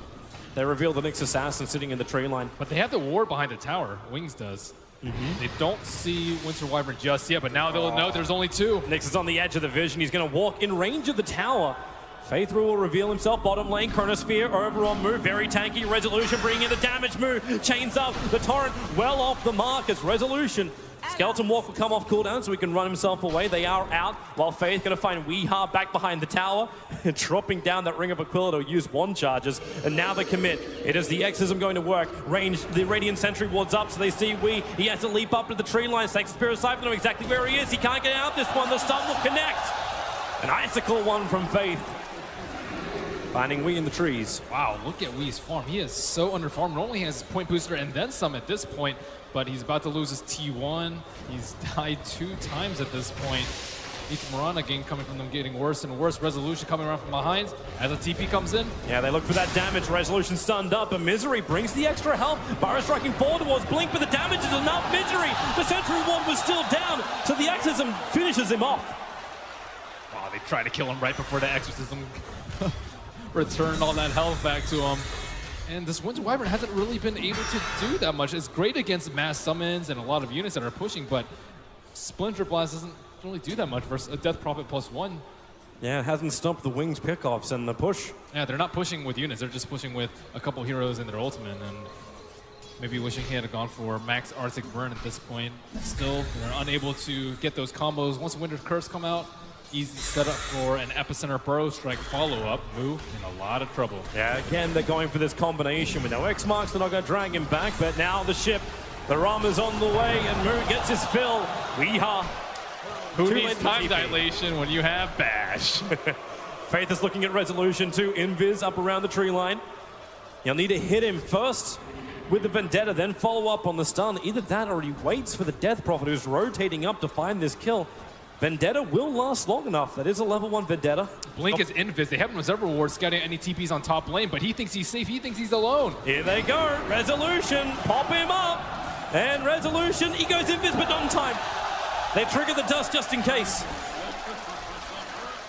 Man, that invisibility rune, he might have been a little bit scared. It's like, oh, okay, Nyx +1 can kill me, but if you don't see any heroes, there's no way you can predict that gank coming. Saxa, Shadow jumping in, double Chrono, Misery. He can prep the Epicenter. The question is, can he get in range? Wyvern's already down, and now they're running closer. Misery will just walk over. Shadow's still got Time Walk available, so we can repair all the damage that's done to him. And DC, again, getting picked off with no rebuttal. Very patient Chronosphere from Shadow. However, they are lacking a lot of mana on the Kunkka, not enough for that boat. He's going for more of the damage bill with the Max Tidebringer with the phase boots. And another tower. And without the committal of Exorcism, this is a troubling sight when you can't even hold your tier 1s. Is really looking for a kill. Epicenter. With a Timber Chain into Chakram, they commit the Epi too. Innocence will walk into the side of it, but now we can just use Fortune's End. Slow down Misery. It will connect the follow-up stun with the Mana Burns by Carapace. The curse is out. It holds Oracle in, and Moo comes in with a Chakram, but false promise. It will keep Innocence alive as he TPs himself away to safety. Moo's still looking for something. Actually, he's just looking to get the hell out of here. Exorcism is triggered, but the stun is on Moo, and it's going to be Wings holding the Timbersaw in position. No, the chain up. The last attack from the Death Prophet will find the kill. The supporters arrive for DC. They arrive in with a big searing arrow damage. Faith makes a break for the tree line. Still alive, triggering dust too. So no extra inputs for Resolution. Time lock, not going to be enough from Shadow as Weeha, Cold Embrace, Resolution. The torrent is going to connect the double stun. Faith the end. He walks himself out. He walks over. He wants the last finishing move. He won't get it. Ice will finish him. The torrent, it may not be done yet. Saxa set up in towards the air. X marks the spot. You ain't going nowhere apart from down to the briny deeps. Faith doesn't have enough for the stun. Spy Carapace up unless she connect over on Misery. He tries to create space. No timer from Shadow. Time will forward. Now he finds the kill. More TP support arriving from DC. Another connected torrent from Ice on the Misery. Stuns. Chakra forward. Mooney to turn the tide. This fires Misery. The one charge will keep him back into it. He can go for another Burrow Strike as Moo. Time lock for a century. He wants to walk out to the tier 1 towers. No stuns available from Nyx Assassin, but these ones really playing dividends. Oh my goodness, what ungodly teamwork coming out from Wings next to that side shop. It's not over yet. Innocence is coming over. The Chrono is on Weeha. Innocence brings the damage. Weeha, he is gonna pop like a top. They look for more. Ice. Where is it? No, the Ice X mark's not gonna hit. They turn around, look to the tier 1 tower. DC. Do they still try and defend this? Icesight's looking for an X from the back. He hasn't got it. Instead, he was actually starting the animation for the torrent. But this tier 1 tower is gone. DC, no more fight.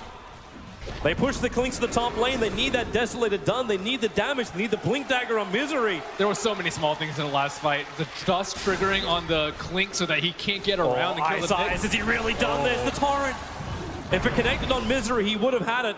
He's actually chasing him down. X marks the spot is available, and support is on the way. Misery back to the tier 1 tower. Now the X mark right on top of the tower pulls him into the torrent. Innocence with the damage. The arrows are flying forward. No one's going to get caught by it. The curse is on Faith, but it's too late from Zuxa. Weehaw wants to do something. Resolutions on the hillside, just watching his teammate die. This is without Faceless Void. He's just up there happily farming top while DC have all 5 mid. Just trying to thwart this aggression. There is no downtime for Wings. You don't need downtime. They just keep getting advantage after advantage with every minute that passes. They're really finding their stride. They grouped up again to go for a smoke. They're under the tier 1 tower, so yeah, they are. They really don't want to stop this aggression. DC, they really need their Dezo out on Clinks to threaten the Roshan. They need some more items to get back in this game right now. All their cores are falling like flies. Wee's net worth is almost half of Shadow's. Misery. Luckily for him, he doesn't turn to the side. Unluckily for Zuxa, X marks the spot. And once again, it starts in. Misery will not be able to get back there in time to help out. The Cold Embrace has done next to nothing in this game, though. The Oracle Max Purifying Flames has just bursted hero after hero. Wings should claim another tower off of this. Surprisingly enough, they commit Exorcism. This early on, they potentially could have been looking, I don't say they look towards a tier 3 tower when they're 17 minutes in. The way the game has developed has been completely different from what DC had expected, though. Shadow maybe going for a Chrono on a Wii, but they wanted to just hold out the lanes. They have the spam with the Timbersaw, the Starstorm, the Winter Wyvern spam, but the way Wings are taking fights, it's not really at towers, or they're circling around behind you, splitting up, so they're not getting caught by the curse, not getting caught by too many multi-man burrow strikes. It's just a very chaotic fight where DC need order. They need time. They need Dezo. They don't have time. They're playing up against the Master of Time, Faceless Void. They keep getting controlled. His time dilations have been really spot on. I was like, man, that thing's only level 1. It just seems like it lasts forever. It seems like Wings always know. The Oracle did tell them how to play up against DC. If they can keep this momentum up, they could be looking at a 2-1 advantage in a TI Grand Final. I think the bigger problem is that the Kunkka's getting far. You mentioned his early Tidebringer build earlier. Now he has an armlet complete along with the phase. He is becoming another core. And the Blink Dagger on Death Prophet makes her almost an initiator. Wow, she has Blink. That is a very unusual build for the Death Prophet. But I think it's really good because they need the position. They just need to be able to run on the back line, force Moran to use Leap, force Timbersaw to use Chain. He's not denying the Sentry Ward, so it doesn't reveal his position. He knows it's there, but now DC smoke up, and they're coming for an opening. They're pinging and saying, I can see the Kunkka. We know they're headed down. There's no bottom runes. Not going to go that far. Oh, the scan. Both teams, the sentries are down, but now Faith, he moves over. The sentries, he's out of range, but he actually just walks straight past him. Gets a double stun on Nu and Weeha. Blinks. Oh, no, he's stuck. He has to go invis for now. They don't know where he is. No, they don't. He's not even meant to be there, so they can't predict he's going to be there. Shadow will come over and free his teammate. At least they have 2 Observer Wards in the area. They got something out of this smoke, and one is just out of range of the Radiant Sentry. So perhaps with this, Clinks can sneak in and take Roche. I don't think he's strong enough to take it by himself, but maybe a Cold Embrace here and there will be enough to secure that Aegis. But more importantly, they need towers. I'd like to see some maybe backdooring resolution. Playing stuns by Carapace. Sent instantly back that Starfall of Weeha. Shadow, he's there. Chrono's up. Moonlight Shadow will not protect the Marana. No And now bottom lane because they found the Death Prophet. But Death Prophet, what? She blinks away. No one attacked her. She just gets her out. She had the Yule Scepter as well. With the Exorcism up, DC was, well, hoping to kill her up before it could do a lot of damage. Now she'll bring it back over. Something a little bit longer left on it. Timbersaw up, but Faith gets the stun. Now the Exorcism goes to work. Misery prepping the epicenter. Burrow strikes forward. Blink's going down with the Fortune's End! The save is huge. Resolutions, time dilation out this fight. Sux has the TP out, but DC, they're losing everything, including the kitchen sink. Wow. I can't believe that Blink Dagger just worked out for him so incredibly well in that position. I was like, oh, that sounds odd. Well, that's everything about Wings, right? It's unusual, it's different, and it works. Yeah, that is the craziest part, that it works. That was a nice epicenter by Sand King, but they don't have enough damage not to take down Blink. With the Rum and the False Promise, like, it's just such great synergy, too. Purifying Flames, you don't even need to cast Fate's Edict, because Purifying Flames almost does no damage to you. All right, good team, tier 2 town now, bottom lane, going the way of Wings. And DC, they are on the ropes, almost 10,000 net worth and experience behind. The graph just keeps rising for Wings. And I don't even think the Axe is that game-changing for DC at this point. They have Fate's Edict to counter it, but more importantly, Nyx Assassin, you can just carapace right in front of him, and it's gonna hit on him if he hasn't had a creep. So a split-pushing Murano can normally get out of control and farm, but not this game. DC looking for a smoke. Oh, it's like they're trying to contest a Roshan play from Wings, but Wings aren't in there. Instead, it's Misery, who's gonna get initiated on by Faith Beyond. Shadow actually gets a first hit time lock. Misery into the Sandstorm Burrow strikes, but it's nowhere near fast enough. You'll end up going down the Fate time, not being his friend, and now DC Fate, he's so close, you can smell him! But he doesn't know! Timber will be the tank with the reactive armor. The blinking around, Shadow to the neighborhood. A quick sentry down from the Wyvern will at least let them know if Nyx Assassin wants to walk in. But Shadow initiating on the Wyvern. This is even more distraction. If DC can get this AUC Immortal, it leads to nice Wings and extra life. Sux is going to have to give his own life up for it, but Roshan down to 3.1 now. Slowly ticking. Mirana's taking the top tier 1 tower. It's almost done. And Wings are none the wiser. DC, they've pulled a quick one on him. Very important for them with the Clinks. He spent so much time running around in the early game. He needed something to compensate him for his troubles. The precious Aegis goes his way, but I don't know if he's the only one left at the end of the fight. I'm still not sure about DC's chances coming up in a team fight. They just need to keep on split pushing, get some more towers to equalize this net worth. It's becoming close to uncontrollable with a 12,000 net worth lead for Wings. Well, they need some other key items as well. Like the fact you've had no proper initiation from DC, Mirana arrows don't connect, and until that Blink Dagger is over on Misery, he also has no joy. Resolution can jump in through the backlines. Maybe that's going to be his fun key, but he's going a BKB build next. So he doesn't have an Orchid to control up the Oracle, which may have been his better chance. If either that or you force a False Promise on Innocence. And now, here they come, bottom lane. Innocence, they see him behind the trees, no shadows on the lane. And there goes your first one. False Promise, Innocence has to use on himself. Shadow, he can time walk off the damage. Chrono is still available. And Resolution, he's actually got no mana to work with, but Clinks, the damage is still enough. Thanks to False Promise wearing off. Misery get the hell out of top lane. The fresh Blink Dagger will get him away from Faith, who has a Blink and Ether Lens of his own. And now the Clinks can start doing what we are caught by Chrono. Start the Siphon or actually wait for it. The Cold Embrace, Weeha staying alive a fair amount of time, but then, okay, Exorcism committal is real.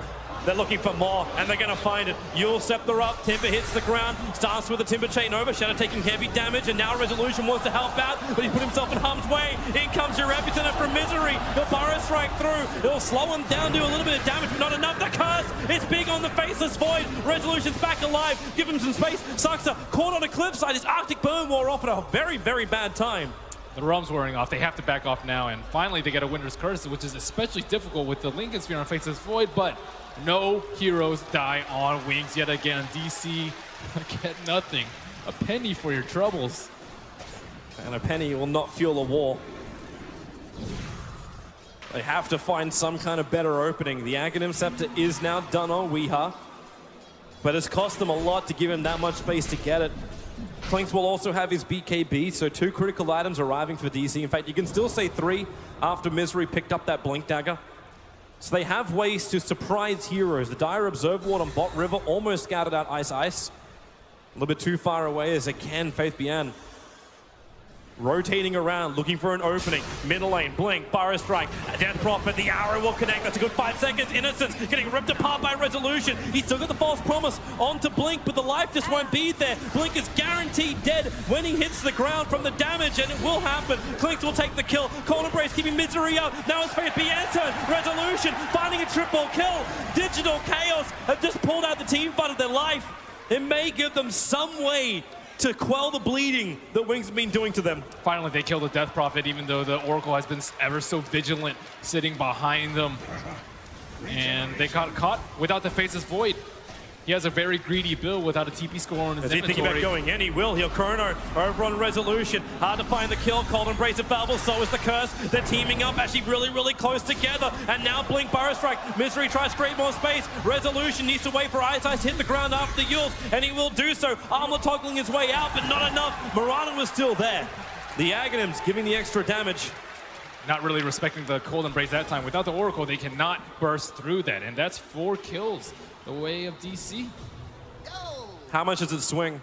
They had 14k advantage in gold for the net worth. It's going to come back down again. This will be a bigger momentum shift because Wings will still have to get themselves back into the lanes. The Void has to be the one to protect the Death Prophet Faith. at this point. Do you think you can do this, Faith? He's looking at Misery in the tree lines. Misery can actually get body blocked in if he's not careful. He's starting to stun. He's not certain he wants to do it. The Faceless Void is on his way. Wait.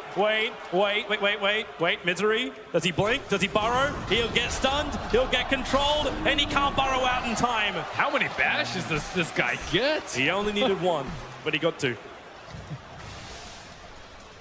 And even with those 4 kills, DC... Oh, Resolution, this could be a good snipe. That courier went over the Observer Ward. It's got the rest of the Assault Cuirass on it. So Resolution, 1 attack is all it needs. 3,000 and a bit to spare. Net worth hitting the deck. I'm surprised that Innocence hasn't gone for a Ghost Scepter with how farmed Resolution is. He is the biggest threat. They have a Sentry Ward, so they know he's in between the mid T1 and the that's why T2. Ice Ice is scared to death. He thought he was running down through the Ancients. Resolution will move up. He'll find Ice Ice, but You doesn't can't want to fight battle there. it. It's way too much fog for a Clinks without Blink to jump in.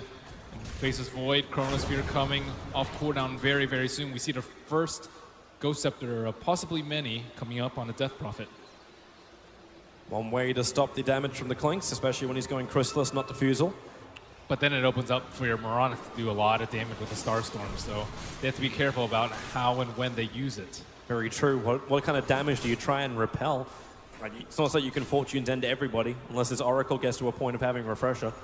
After those 4 kills, Wings only possess an 8,000 gold lead. Nice Blink Dagger up. Now for the Mirana. They're looking towards middle lane. Wings, smoke up, rotate around. The arrow won't connect. Kunkka. Death Prophet is not close by. Wings have to be careful not to take a fight while he's not here. Oh, they're going to walk straight in. The Arctic Burn is on cooldown. Dust will trigger the blink. Misery evading the Chronosphere. He's fast enough for it. X marks the spot. Try and drag Resolution back in again. The arrows will fly forward. With the BKB on him and no Chrono up, this is not the fight for Wings unless they pull them You're back. under a Sentry Resolution, but now he's not. He's back far enough. Right behind Innocence. Starts attacking. Oh! Burn! And now Timber Chain forward. Moo once more. Blink Burrow. They found Ice Ice. Resolution. Putting that Chrysalis to work. He'll need 1, maybe 2 hits. They'll hold him up. It's the Cuss. Chakram, 1 attack, 2 attack, 3 attack, 4. Resolution, where is it? Okay, now he's finally going to hit the deck. The arrow will connect a triple stun. Misery will turn with one of his own. The Tidebringer. Ice Ice will finally take a fall. Misery's too far out. They spot out Shadow now. They ping out on it, but... They'll walk under an Obsword to get to him. Yep. I wonder if he's going to go for Bloodthorn. They just want the T1 tower. Resolution can easily take this. There's no fortification. Yeah, that's more important than the Faceless Void. You don't even need the creep wave. That's the beautiful thing about the Clinks. His damage output is just so quick that these towers don't stand a chance. And finally, the supports of DC getting some items. Shadow. Too close. Time walks up. They're on the chase. Weeha. Arrow off cooldown in 4-second time. Leaps forward. Actually missing. I don't know exactly where he wanted to go with that. Just maybe hoping he would TP down there and get an easy arrow, perhaps. If he stayed on the hillside, he would have just been in the tree line. Another Blink Dagger coming in. This time, it's for the Winter Wyvern. And Misery has dewarded all of the Radiant wards with his shiny gem. And Roshan going to respawn, and Wings probably pretty unhappy about the last way that Roshan went down. They don't have any armor items. This can make him happy. Soxa just blinked himself down and put down an Observer Board into the Arctic Burn.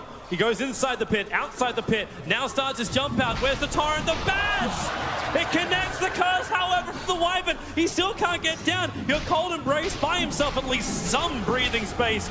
As Wings, they commit the Coco's Run, they commit everything. A 5-second arrow will connect on Innocence, but Well, you kind of knew the Wyvern was going to die. At least the arrow scouted out that there was no Roshan around. They see the Observer Ward right now, and that is the gem on the Nyx.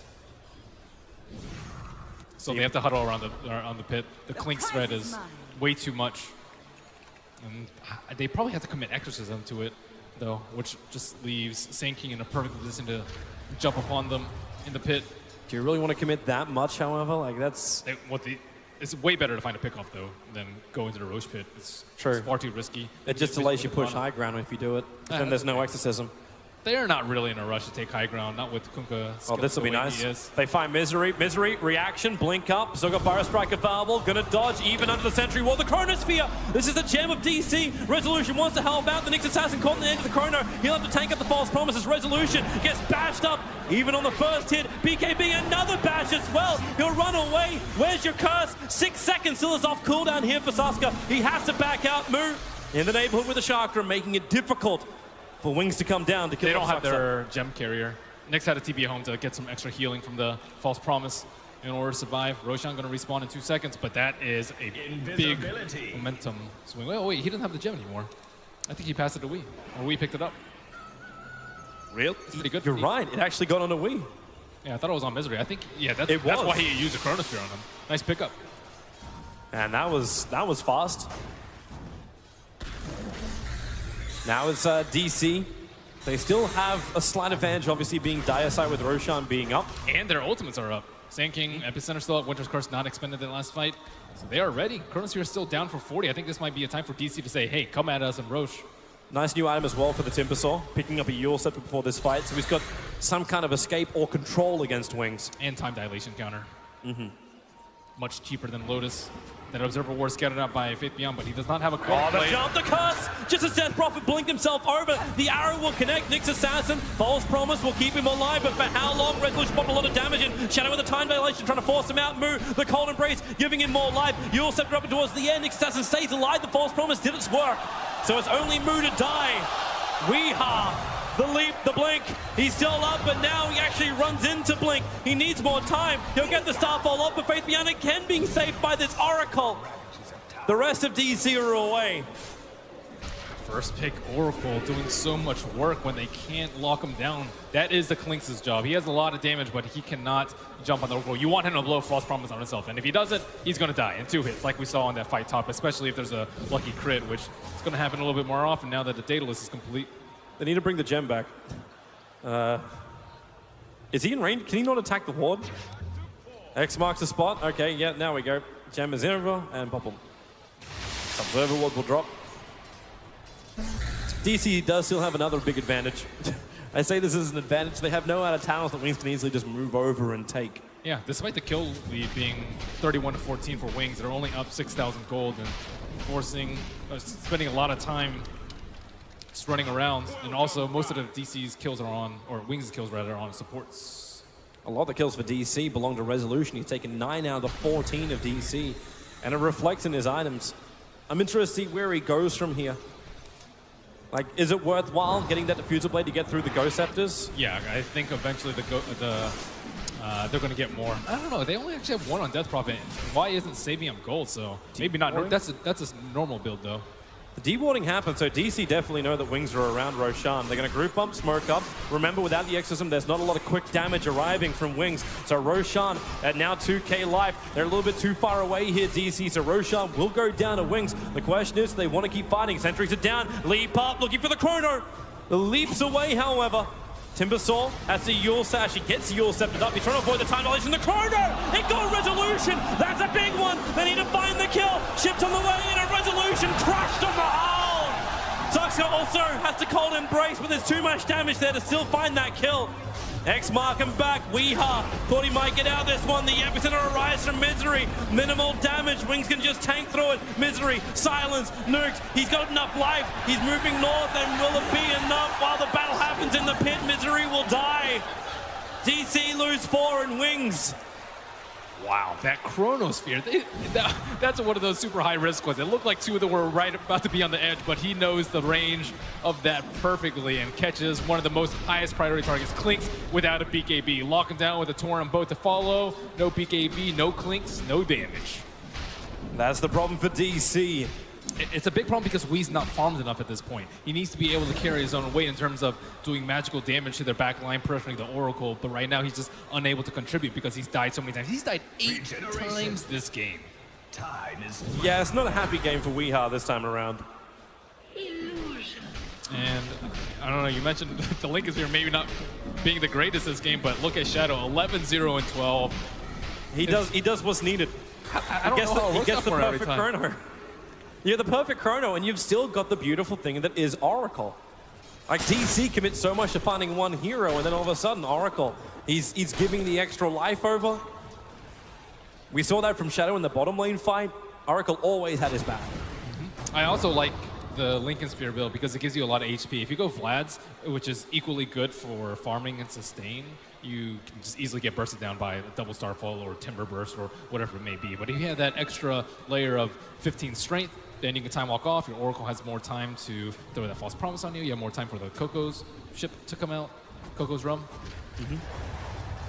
DC's ready to go. You're so Warcraft, man. You really want to fight into this if you're DC, though, with the Aegis, with Chrono up, with Not when gems. Wings are basically reaching around it. It's going to come right behind DC. The scan comes out from Radiant side. They don't find anyone in Viz. They know the Clinks isn't there, and here they go. Blink triggers the Exorcism up to the tier 3 tower. They wanted to be able to spam this with the Timber Saw and the Winter Wyvern, but they're nowhere close. This T3 is going to fall before they really get any damage. Yep, now the jump comes in. Quick chain away after he blinks forward. Burrow Strike. It connects on the Death Prophet. The Chrono. Weeha remove. Shadow catches 2 again. The Torrent combo. They move down towards Moon with a double stomp from Faith. They ensure the kill. No buyback available for the Timber Saw.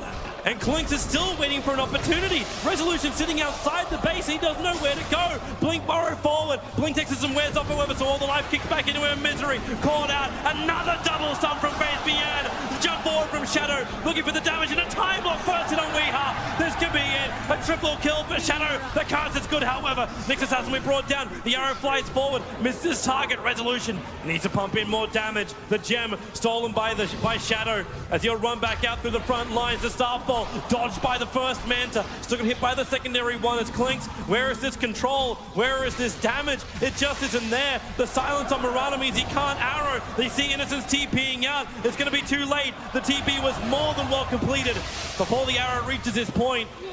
Man, Betty wish she had Diffusal now. The Ghost Scepter on the Oracle. Just popped out of nowhere at the perfect time. A clean sweep of the melee racks for Wings. These Chronospheres from Shadow, he's really quick with those. They had no Zebra Ward in the base, but it just lined them up for a perfect impale after Nyx Assassin, and Winter Wyvern had to blow so many of his spells to try and keep his cores alive. I like how much Shadow doesn't want to go back to base, actually bringing salves out to himself instead of holding on to the gem, which is on the courier. I'll trigger the second one in a second. I mean, he has Oracle on his side. He doesn't even need the salves, but hey, when gotta get your farm up. When you have a 15,000 net worth advantage, you can splurge a little bit.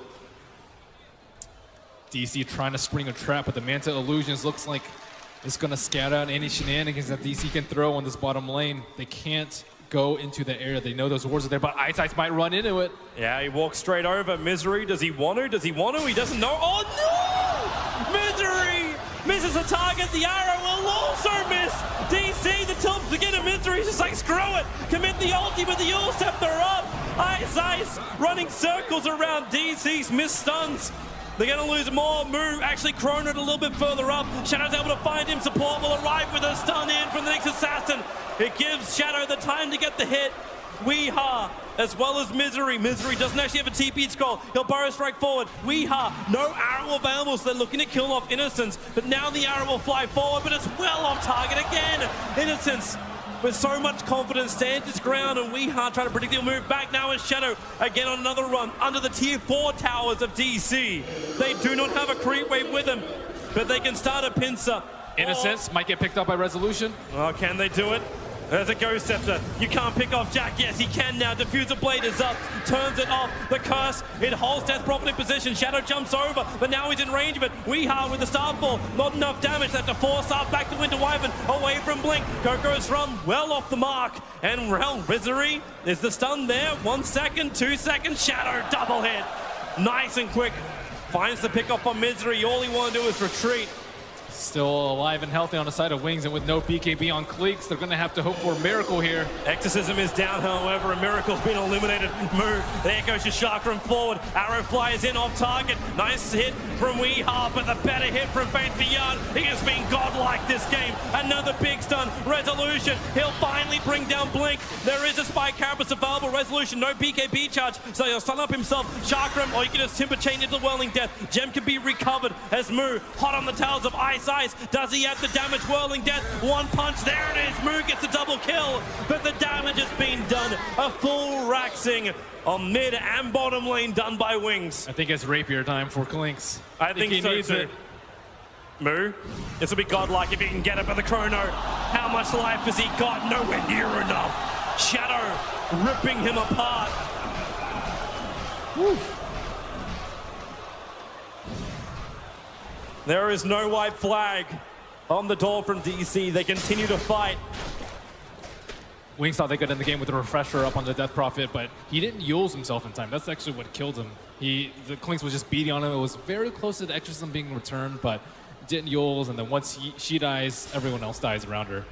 Luckily, they have a backup gem, I think, on the chicken. Yeah, it's on the chicken along with the rest of almost the entire Shivas for the Death Prophet. Invisibility. Resolution, I want to see that 6,200 gold. He needs something. Yeah. The Relic is picked up on Resolution. He needs any kind of damage he can get at the moment. Yeah, you want to be able to like 1 or 2 shot the Oracle, because the Oracle, he usually doesn't actually have the camera on himself. It's usually on his cores, and he doesn't have a Blink Dagger, so he's especially vulnerable to the Clinks.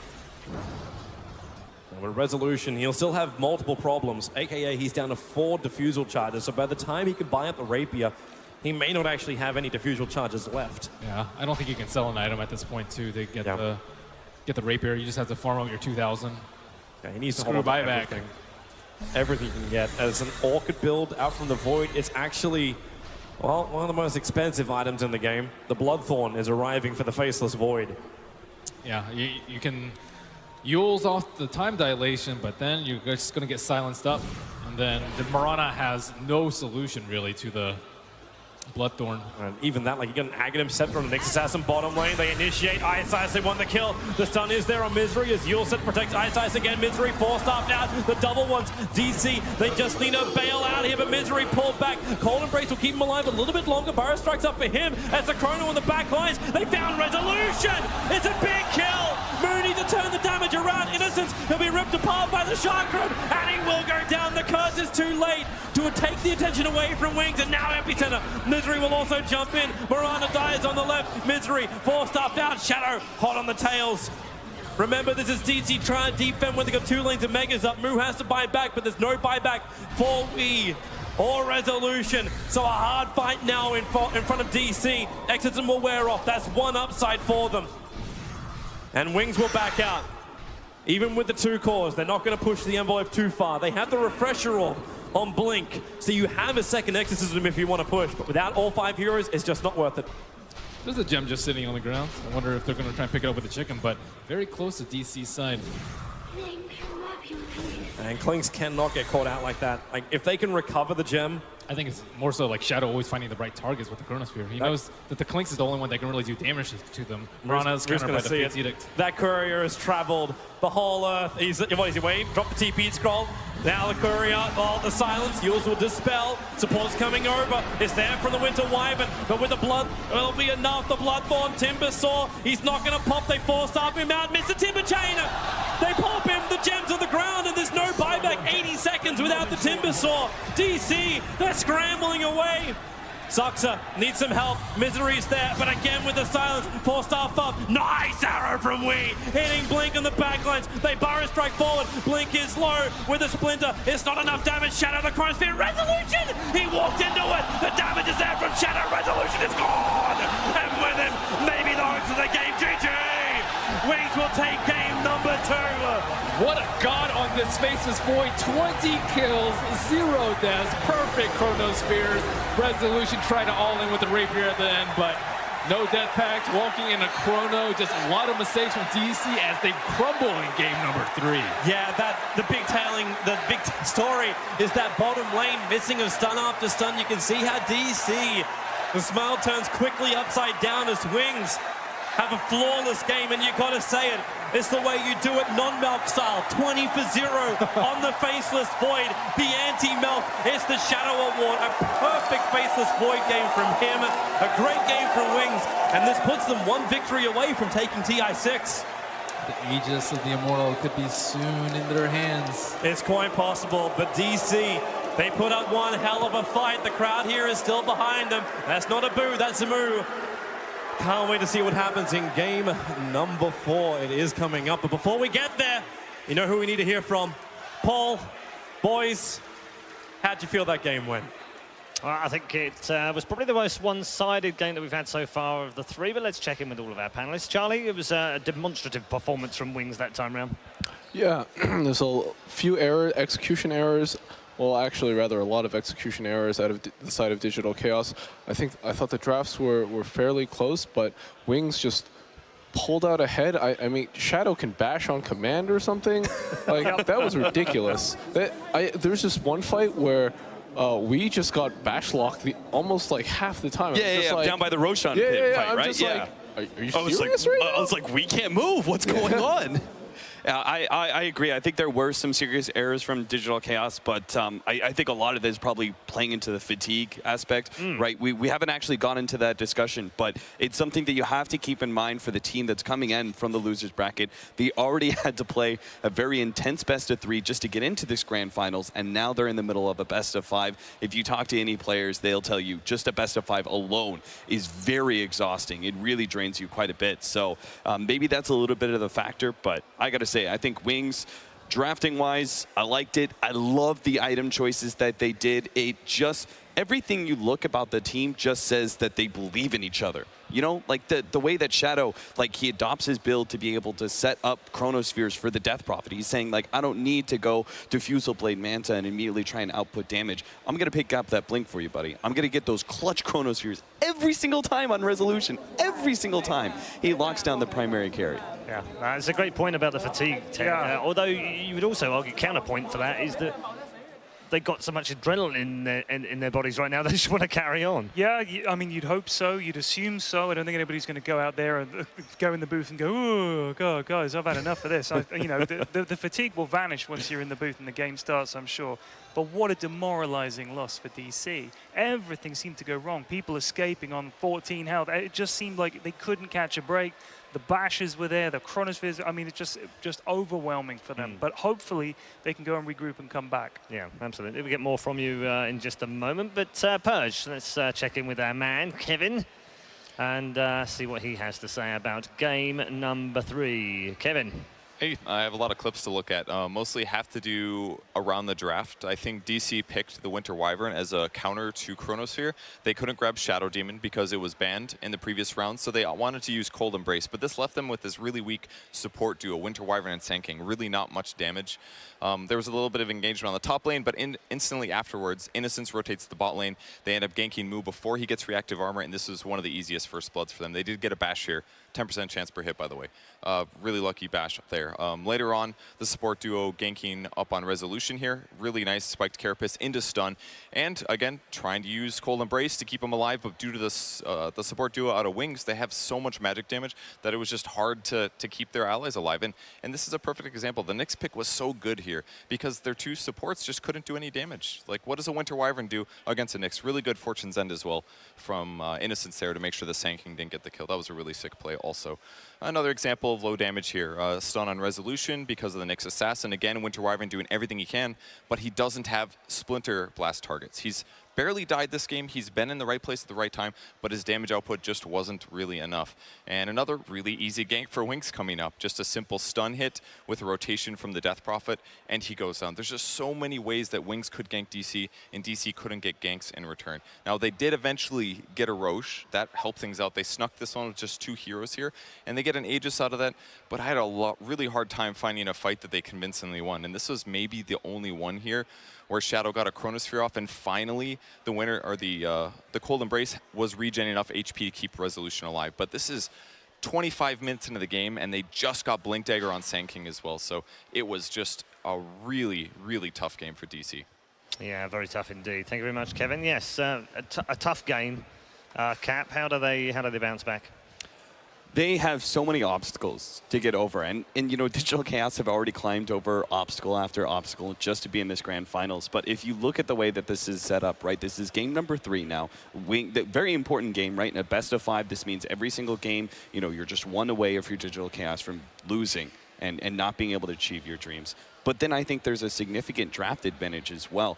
That is really where Digital Chaos are going to have to try and shake things up, because now in game number 2, we affirmed that Wings are able to pick up the Faceless Void and are able to deal with the Naga Siren counter. They're also apparently now able to deal with Winter Wyvern, not a problem there. They have now addressed Moo's Timbersaw, undefeated here at the main event. Yep. Right? That is gigantic, right? They picked up that Nyx Assassin, very good counter, and their coordination in team fights was amazing at being able to deal with the Temper as well. So I think draft is really the best way to approach it. Okay, well, talking to draft, why don't we head over to our draft panel right now, find out what they made of game number 3, and perhaps what they can change for game 4. Yeah, thanks, Paul. Back here in the arena, of course, with Winter, Black, and Draskell. Gentlemen, we see Wings now. They can get up into 5th gear.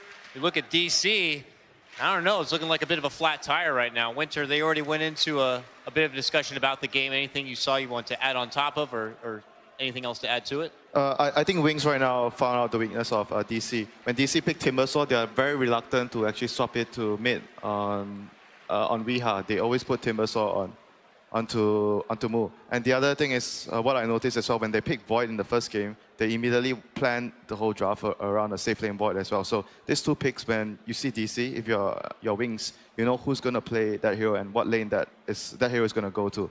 So I think right now, Wings have a very significant draft advantage over DC when they pick those heroes. Yeah, and I think it's even more speaking to, because you know those heroes are going to have, like, they want to have huge impact on DC, and you're playing against, like, this Nyx, especially during that game, and you're playing against, like, the Void Time Dilation as well. There's just nothing really that Timber can do. You give him a bad lane, he doesn't snowball, and then you're playing against 2 hard counters, possibly the 2 hardest counters in the game. And I just want to add a little bit to the Nyx, just how much he's able to do. And drafts where you have a tremendous amount of AoE damage that's very easy to spike carapace, you can be massively disruptive in that game. Not to mention, like, Faith Beyond and Ice played phenomenally throughout the entire game. I mean, it's easy for them to pick when they know what hero is going what lane, who's going to play what hero. And when Wings pick those heroes, they have 2 players that can play it. It's either Faith Beyond on Timber, or sometimes they put it on the mid lane on Blink. So Wings right now have like much more flexibility. But like, let's not talk about like what they should ban for Ice or Blink or what's his name? Faith Beyond. Yeah, Faith Beyond. Yeah. Like Shadow as well as Faith Beyond. No. Shadow as well as Innocence. Innocence, yeah, why? Yeah. Those 2 players, they just played Oracle and Faceless Void twice, and they completely dismantled you twice.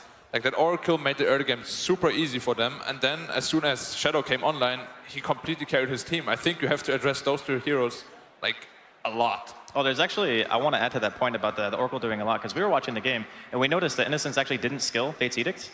He went 2-0-3, and he went for the mass burst, and they were just rotating all over the map finding kills. It was actually one thing to abuse the Oracle is to pick like roaming supports like Ricky, like heroes that can contest your safe lane. Because Oracle is very good at bullying one off laner, but when there's 2v2 matchup situations, he's not that great. So maybe they should exploit that factor if Wings open with the same draft again. Well, the next time they come back our way, we'll have the answer before us if that's going to be a change or not for game number 4. So let's throw it right back upstairs and out to Paul and company. Yes, thank you very much. Great analysis, of course. We'll go back to our draft for game 4 very shortly. Ted, some thoughts from panel members there. Well, what do you make of that? I like the way Black couldn't remember the names of the players. I have the same problem all the time, and it is tough when you put on the spot to think of them. But I thought that I was talking to them just before we came on. I was talking to Andy and Winter, and I was saying what the hell do they do when you get the heroes you want? Like we got his Mirana and Moog got his Timber, and then they just pick the heroes that just beat you senseless with it. What do you do? How do you come back from that? And I don't know if DC have something they can go to that's just going to give them that morale boost and give them that, all right, lads, come on, let's do this. It's really, really hard. And when you ban, they can play everything. And apparently, when they do play them, any kind of crit chance or bash chance is doubled. It's ridiculous. Yeah, Charlie, it seems like Pycat's got his work cut out with the boys before they go out for Game 4, but it's not all lost, is it? They've come back before. They've shown great resilience in games in the lower bracket and, of course, earlier on in the group stages. So we know they can do it. Yeah, absolutely. I mean, you can argue that they looked even worse before the tournament started, and look where they are now. Like, you can't let that affect you. I mean, something that I used to tell the players is that, like, the worst thing that you can do is be emo about a loss. Like, get over it. You are good players. You've proven it. Yeah. And, like, don't let these like one loss or little mistakes here affect you for the next game. You saw that a little bit in that bottom fight where they just missed all their spells. But, you know, it happens sometimes. Move on. Yep. Okay. Let's move on and see if we can find Casey. Casey, are you around? Where are you? I am way up here in the rafters. Hello. In fact, I'm going to have Myron pan down. Beautiful view of the stage from up here. Yeah. Hey, you guys can wave. Go ahead. Now there. See, now you're actually on camera. Good job. Good job. No memes. Is that a reference to Slacks? I just hate memes. I just hate memes, man. I just hate memes, brosif. That's just how we roll. So we came up here to figure out what the excitement was like all the way up here. Still very, very loud and proud. And you are really holding out for DC. Yeah, I think Wings plays like geniuses, but I want to see Siraction Slacks on the Aegis. Go DC! And you came here as an EG fan, so I know last year was exciting for you. How does the level of gameplay rate this year compared to last? As an EG fan, obviously I was happier last year, but it's exciting to see the diversity of the hero pools from both teams, and I think it's still good Dota. And we do have a Wings fan up here, sir. What are you thinking? We're gonna go one more game or two? Hopefully just one more. Some of my friends have to leave soon. I'm really... I'm sorry about your schedule. Can we rearrange some things? I mean, it's not me, so I'm not that upset about it. I can't help but notice you're wearing a Team Casey and a Team Slack shirt. I came up here thinking we were coming up the highest, but Slacks, aren't you way up there? Hello! It gets higher, Casey. Woo! There you are. We in the back. We can touch the wall. I'm back here with the back boys, as I like to call them. That's not good. Anyway, hello, sir. What brings you all the way up here? You know, I've just, throughout my life, I've always been a bit of a bad boy. Don't really fit in with these people down here. Dang, dude. That's dark. Anyway, what do you see from up here? Well, I think they're playing a video game. Oh, okay, come on, you got a great view. Sir, what brings you up to the back? Why be on the as literal far away from everything as possible? Oh man, I get to see everything up here, and that's the best thing about it. Yeah, I mean it's not too bad. Like, what do you describe? What do you see? The amazing production that you guys put on for us. So when hero spells go off, we see that from up here. We got screens all the way around that we can see at. I get to see my players come in, get to see them leave. Oh man, it's the best thing up here. So you guys, you know, Slacks is here. Okay, no, not always, not always. So it's not about vision, it's about heart. You guys got passion. You just want to see it all. You don't want to see just a little. You want the whole thing. Well, when you're trying to be the best out there, you got to study from up top, you know? So you got to see everything. Well, there you go. The higher the seats, the higher MMR. You heard it here, folks. Oh, they like that. All right. I guess we'll send it all the way back down to you, Paul. Indeed, yes. Thank you very much. Yeah, it's a long way from up there in the nosebleeds. Well done. Very good. I like the fact that they're enjoying themselves everywhere in the arena and not just at the front as well. It's fantastic. The teams are about to re-enter the Key Arena. DC on their way out. Wings, one game away from claiming the Aegis at the International 2016. Both teams entering the booth. And that'll give us a chance to look ahead to game number 4, Cap. With the way that this is set up right now, obviously they came in as favourites. They're now big favourites after coming back from 1 down But you can't count DC out. No, you certainly cannot. Anything can happen in this international, as my two analysts like to repeatedly tell us that anything can happen in this TI. And I'm not an analyst. It's true. Cap. Don't trust it. I'm just here. That's it.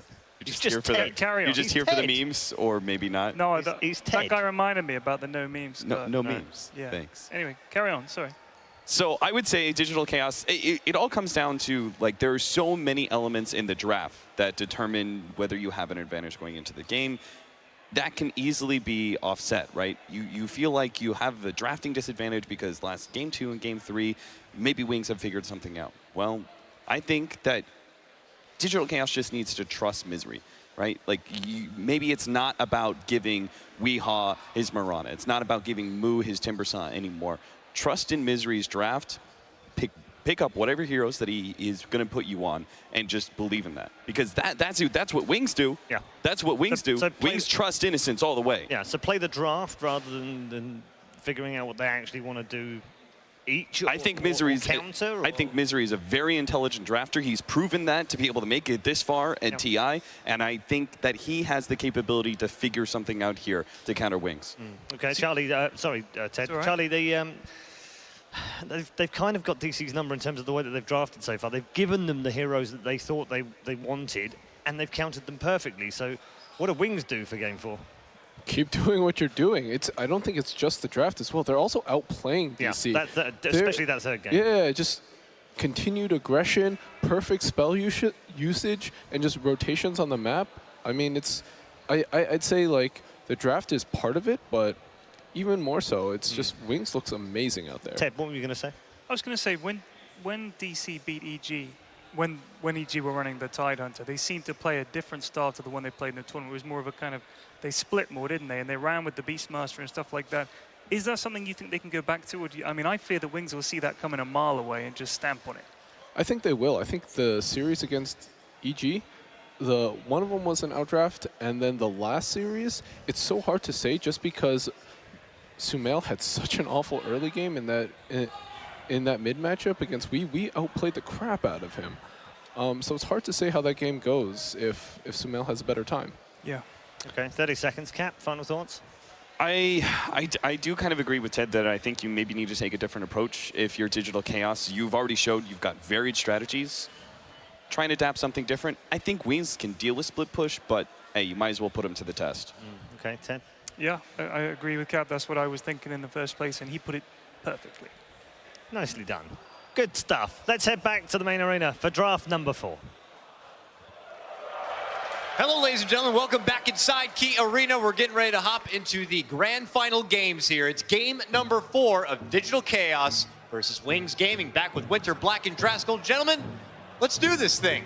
Wings Gaming open up with their first pick, Elder Titan, and if you haven't noticed, we've had some adjustments in the bans, Winner. Well, they choose to ban the Void this time, but giving away the Elder Titan, not so sure. Like, we talked about this before. They are amazing with the hero. First game, Wings banned it themselves, even though they had first pick. And now they didn't. It's a little bit weird, but I mean, Ice, I mean, in my opinion, he probably played the best Elder Titan here so far. So Definitely, easily. If you're a Wings fan, you got to be happy to see them pick that up. And the trend continues of banning the Beastmaster very early on. He's trying to limit Moo's hero pool a little bit. Feels like he's only been able to play a couple of heroes so far. I think they really want to force him to like play that Timber. Yeah. They always want to like force the Timber pick down their throats. And we'll see what DC will pick up here. I mean, they've been really flexible with the Naga. Why can't they be flexible with Timber? Pick Timber, make the enemy think that they're going to do it on Mu on offlane, and then put it on Wii. No, I don't know whether he practices or not, but like at Manila, they tried to do that once, and he couldn't play the hero like pretty much at all. And I don't know if he practiced since then, but it would definitely be a good curveball for the team. They do have the Mirana for him though this time. Yeah. Again. Once again, yeah.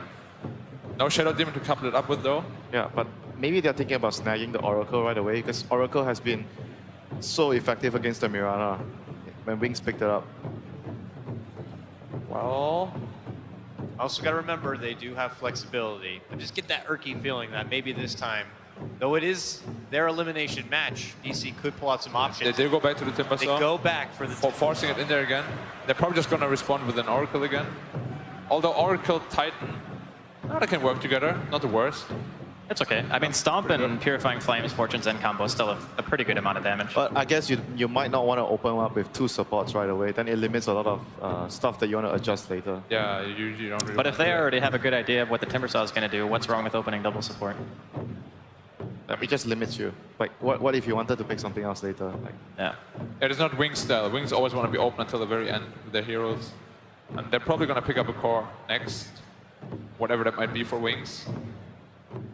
A solid staple core, maybe a solid off-lane grab. I mean, I don't want to speak too soon. I mean, Wings is up 2-1, right? They might do something crazy again. We never know with Wings. I just hope there's no punch. I mean, DC have actually played against Wings probably more than any other team in this tournament. They've been grinding against each other, boot camping, and finding each other in various tournaments. So I'm sure they've had a lot of experience developing their own meta within itself. So I think, like, no other team played as much against Wings as DC did, right? At Manila, they also played 2 best-of-3s against each other. And they should have a good idea what they want to do. Or, like, if you can even have a good idea of what they want to do. yeah. The Bat Rider, though, comes out. For the Bat Rider, yeah. First That's a time good we've time. seen today, I almost feel like. I mean, it's still a flexible pick for Wings. They play it on their mid player and their off lane player. Like, this is the thing when Wings open their draft. Like, you have no idea who's going to play what and the hero is going to what lane. It's very, very difficult to draft against them. Yeah. The other nice part is, too, now if Wings want to, they can just take out the Oracle themselves during the second phase and even ban Nyx if they feel like Digital Chaos have the opportunity to pick it up. And Bat Rider, obviously, like a natural gem carrier, very good against Mirana. And against Timbersaw and Mirana, very good too, because you can push them out of the leap and out of the Timber Chain with the Flame Break. It's not that reliable. Like, it's not very reliable, but it's like something flashy you can do, I guess. It's definitely something Wings players are capable of. I mean, Ice Ice got a freaking Echo Stomp on a charging Spirit Breaker. Wouldn't put it past him to be able to Flame Break a Timber Chain. Very true. Well, banning out the Juggernaut. Wings banned out Oracle themselves. Yeah, because they have the bat. They bat. So you want to be able to limit the options that the enemy has to dealing with the lasso. I mean, there's still the Venge, there's still Dazzle, but they aren't as good as the Oracle. Do you take it another step further and just also next day something like the Venge? Or do you think just getting rid of the Oracle is more than enough for you? I think Oracle's more than enough. Like, the only team that prioritizes Venge a lot is TNC. I don't see any other team prioritize picking Venge as a Bat Rider counter as much. And DC are on the Radiant side, so they can't really use the Roche power that Venge provides you as well. I'm trying to think of what Wings coupled up with Elder Titan the last time they played this, because they've picked Elder Titan first a couple of times. And they had like 1 or 2 support heroes they really like to couple it up with, but I can't really remember. Well, Bat Rider, Elder Titan offlane usually. They like to apply a lot of pressure. Skyroth, possible. Skyroth is pretty good with natural disorder, but they don't have setup yet, really. Only like Bat Rider. Yeah, Bat Rider's their only setup right now. They might have to go for a support that has disable setup. What about like Disruptor then? It's pretty good to be able to lock down the pull back the Mirana. Disruptor's really good against the 2 cores they have right now.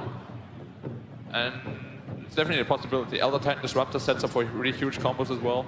It's really good with Bat Rider. Wouldn't put it past them.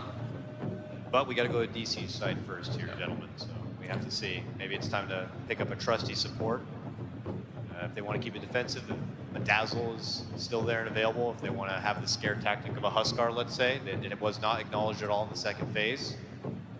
I think Wings is so far the only team that picked up Huskar without it, like the saving ability. Yeah, that's true. Like, I wouldn't put it past Wings to just like pick it up last pick again. Vengeful Spirit. Very good against Bat Rider. Obviously, we spoke about banning it, but they didn't ban it. And of course, it's like a very natural pickup. Pretty good with Timbersaw, Mirana too. It can be okay at roaming. I mean, there is also the possibility they decide to just make it a core again. I mean, it's not like as powerful, I think, in this kind of setup, but it is always a possibility. So now Wings have to. I think it's more actually DC want to do the aggro lane more than it is about just wanting to pick Venge to be a core. Don't you think it's just more of the Bat Rider counter? Like, it's actually just a support here right now for DC. Yeah, I mean, it obviously could be. But I think it's one of those picks where DC take it because it might make Wings think that there's a possibility for something else that could possibly switch. Yeah, but that game, the reason why they switched was because they were totally changing the pace of the game. They had a Naga on their team, so enemy thought that they're going to play a slow-paced game, and right now, they have a Venge Core and they have an Exalt Invoker, so they could play a lot faster. Yeah, there was like a last pick response to an anti-mage, who's like really slow. So Yeah. I don't think it will happen this game, but it definitely could happen.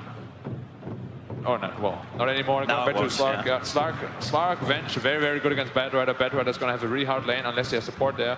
But we have seen Wings do a lot of aggressive dual lanes. They work out really nicely. And we'll see how it works out for them this game. Yeah, you want to be able to pressure Slug. Slug is extremely weak for the first few levels. Not very good stats, low armor, not much damage. Bench as well doesn't provide too much in the early game. So Bat Rider plus Elder Titan might be able to put a lot of pressure on the Slug. Wings have played AM, right? They do play AM, yes. Like occasionally, only if it's like a hard counter. Like when OG picked Storm, for example, they would just pick AM. But like Wings also picked Coddle, which we didn't mention yet. I mean, they also play Naga Core. Yeah. That was also one of the heroes that Shadow plays, and right now they have a lot of D-push. Kotal and Elder Titan, I would say, are two of the best supports to pair with Naga Siren, because you keep the lanes always constantly push out. You have the Recall, the Chakra, extremely good tools for the Naga. I mean, Kotal is just amazing here, right? It counters Timbersaw and Mirana. The best hero, for sure. I mean, surely... I just want to mention that if Wings win this game, he'll be forever engraved in the 5-man black. Oh, yeah, there we go, there we go. Two of the best heroes ever. Oh, yeah. Picked by Wings. But it's so good, you know, you mana leak a Timbersaw, you know what happens? He's like... Timber chains away, and you just mana void him, and the whole team just goes boom. I also think he's naturally a good matchup against Slark, because they both kind of do the same thing, except Anti-Mage does it better. And then in fights, in the fights, the Slark, if he's ever out of mana, the same thing as Timbersaw, you just get destroyed by mana void. Yeah, and Slark wants to build like a Skadi, and if you ever fight an Anti-Mage with Skadi, you're below health mana, you just like get exploded. But could you pressure lane with Elder Titan, Kotal, and Bat and leave AM alone against Timber? Do you do well? How well do you do against No, it's very, very bad. Like, even if you dual lane as AM against the Timber, if he gets level 3, he will just like dual, triple wave you because he just right clicks you all the time. Yeah, it doesn't matter if he has no mana from the mana. Yeah, exactly, yeah. He'll just tank it up. Mama Moo's here. Does not want to see her son go home. Not yet. Banning the Storm Spirit. Good catch for the Kotal. Like DC actually banned the Storm Spirit. Yeah, DC banned. Oh. Yeah. I mean, it's pretty good against both Mirana and Timbersaw, and I guess if you're really far ahead, really good against Slark too. I think it's actually just because they keep the lanes pushed out so well with their other heroes that I think Storm would have a lot of space to be able to find picks. Yeah, basically with the AM, they want to be able to have two cores that make space. So AM could actually farm the whole map. Like DC needs a last pick with the Sable for sure. They have nothing against it. Nyx Assassin's pretty good against Coddle and Yeah, Bat Rider. that's good. As support is really greedy though, but if they survive the landing stage, it will definitely be very good.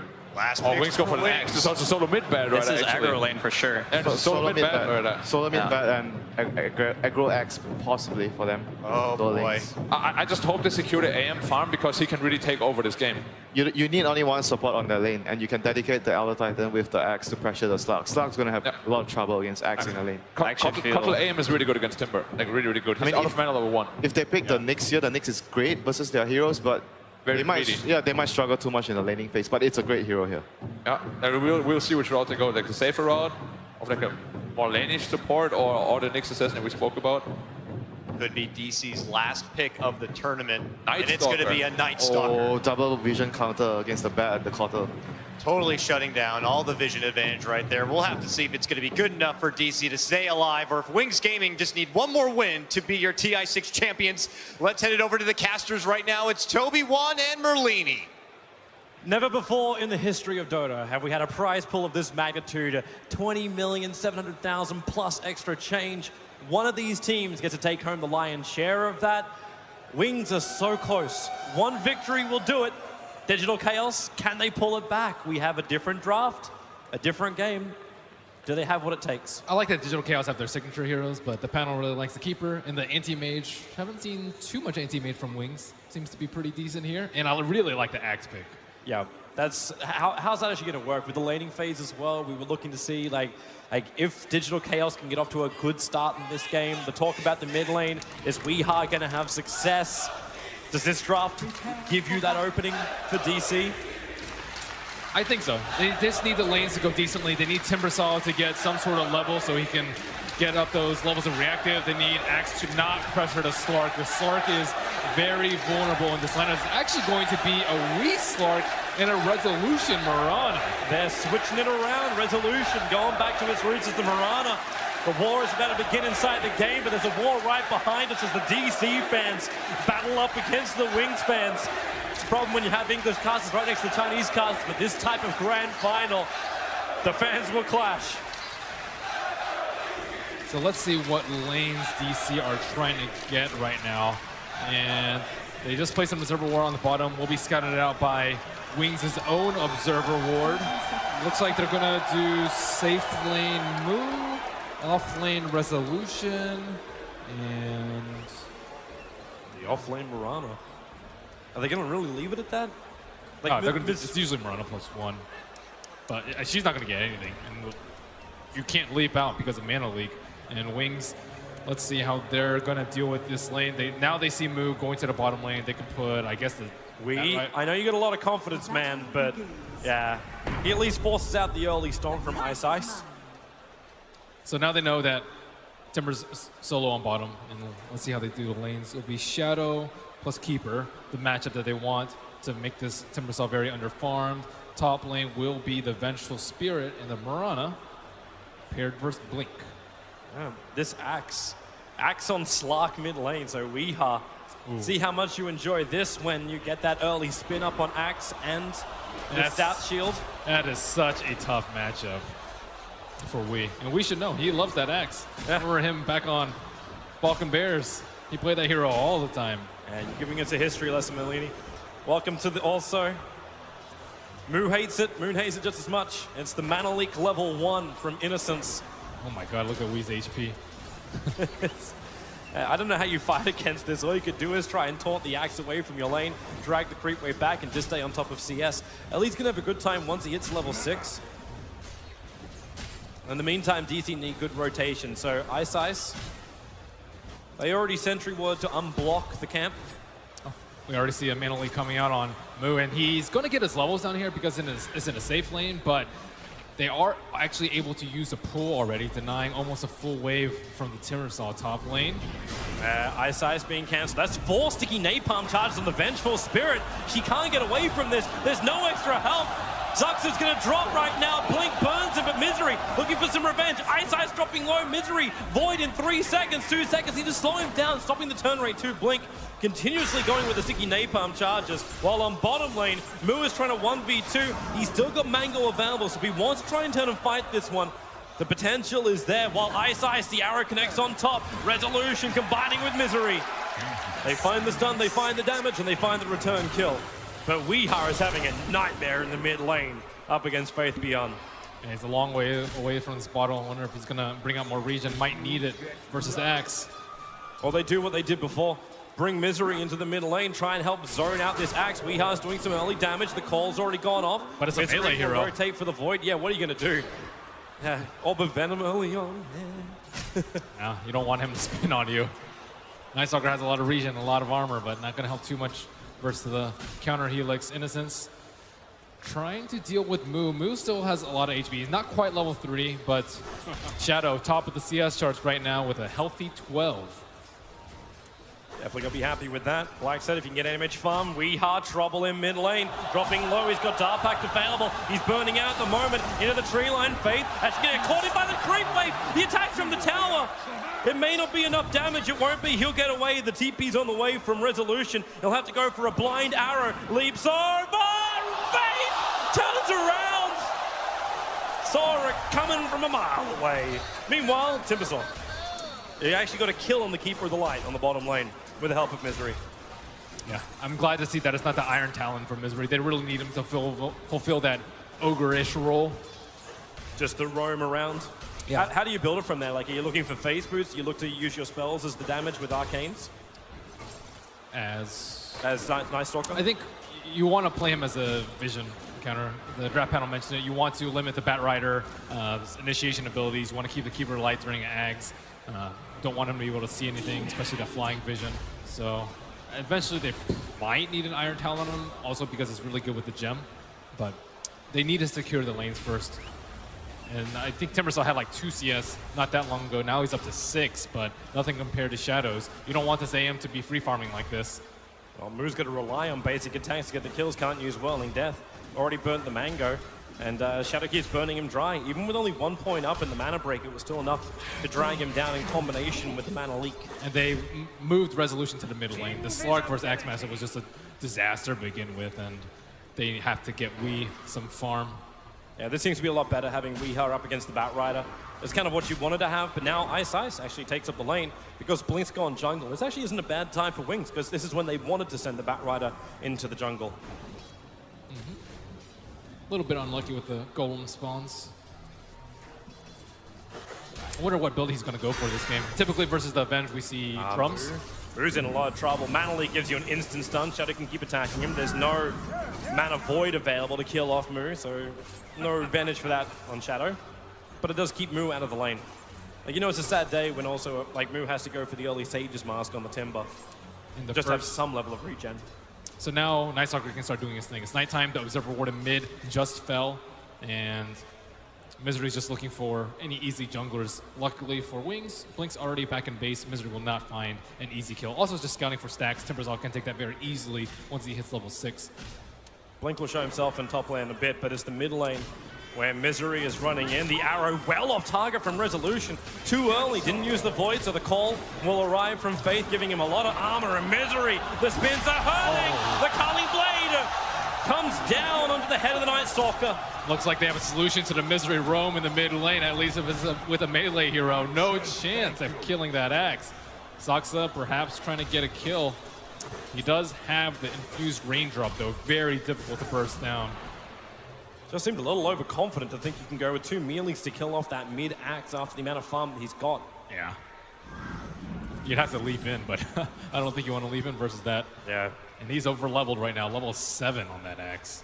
Well, Soxa's moving over. Ice in a vulnerable position and get actually sandwiched 3 ways, but he'll take the 4th way. Okay, the arrow flies just out of range of the regeneration rune, which Resolution will take. Ice killed by the Starfall. Resolution wasting no mana with that, had the regen rune going the whole time. So DC finally catch a break, killing off the roaming ET, but they still have that problem. Faith Beyond's going to get really big on this axe. And Anti-Mage, they're keeping the supports busy, which is really important for them. Night Stalker, not enough levels in Crippling Sphere, but he will try and pick up some as he go for Blink. Top lane. Firefly was just used. Yep, and they know it. They're waiting for it to wear off.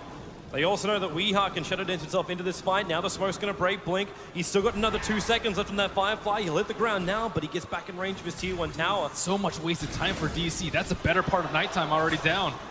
Moo's going to get stunned up. He's yeah, it's a level 1 Mana Void. And against raindrops. But Faith is in from behind. They have a Soul Ring in case he wants to Soul Ring TP out. They revealed themselves. They came in too close to the creep wave. So the surprise is blown. Misery is chasing down Blink up in the dire jungle. Just trying to keep him out of the lane. He's still got that extra nighttime movement speed for the moment. There's only 1 hour left of nighttime. Sorry, 3 hours left of Dota 2 nighttime. Depending on how you want to clock it. What's the conversion here, Toby? In that case, they have 40 seconds-ish. And then it's over. And that's when Wings is prepping for mid lane. Faith's already started up with a call. Innocence moves over. Mana Leak, that's a level 2 Mana Leak as well on Innocence. Resolution will just hold his ground.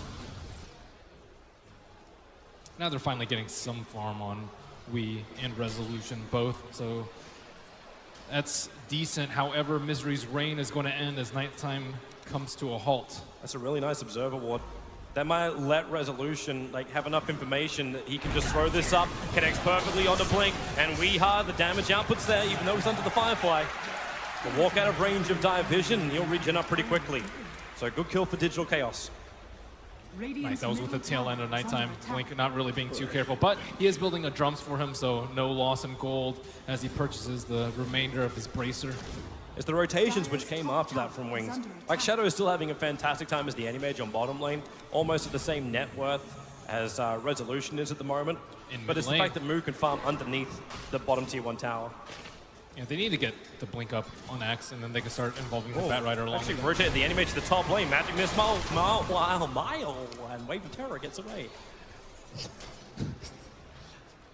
Looks like they're smoked up. They do have vision of the Batrider, so they probably won't expect this.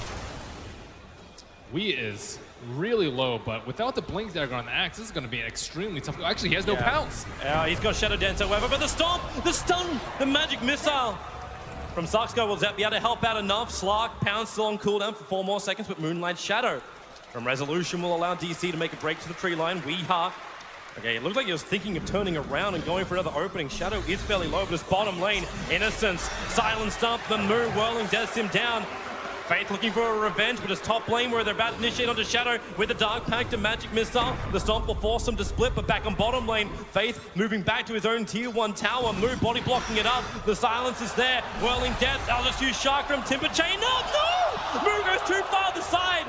The enemy mage got a revenge kill in the top lane in the meantime. He'll lose his life to the Slark. One charges galore going off to make this work, but it ends up being a 1-for-1 trade called for support. He had to blink in to finish off the Vengeful Spirit, and that left him vulnerable to the Slark and his pounce. Whew, Moo almost getting a kill right there. I think they want to go again.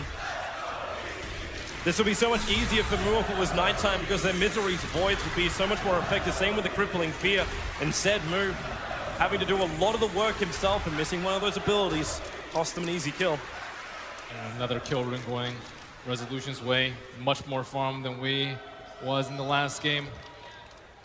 This is around the same time as Moo normally likes to creep, skip it out.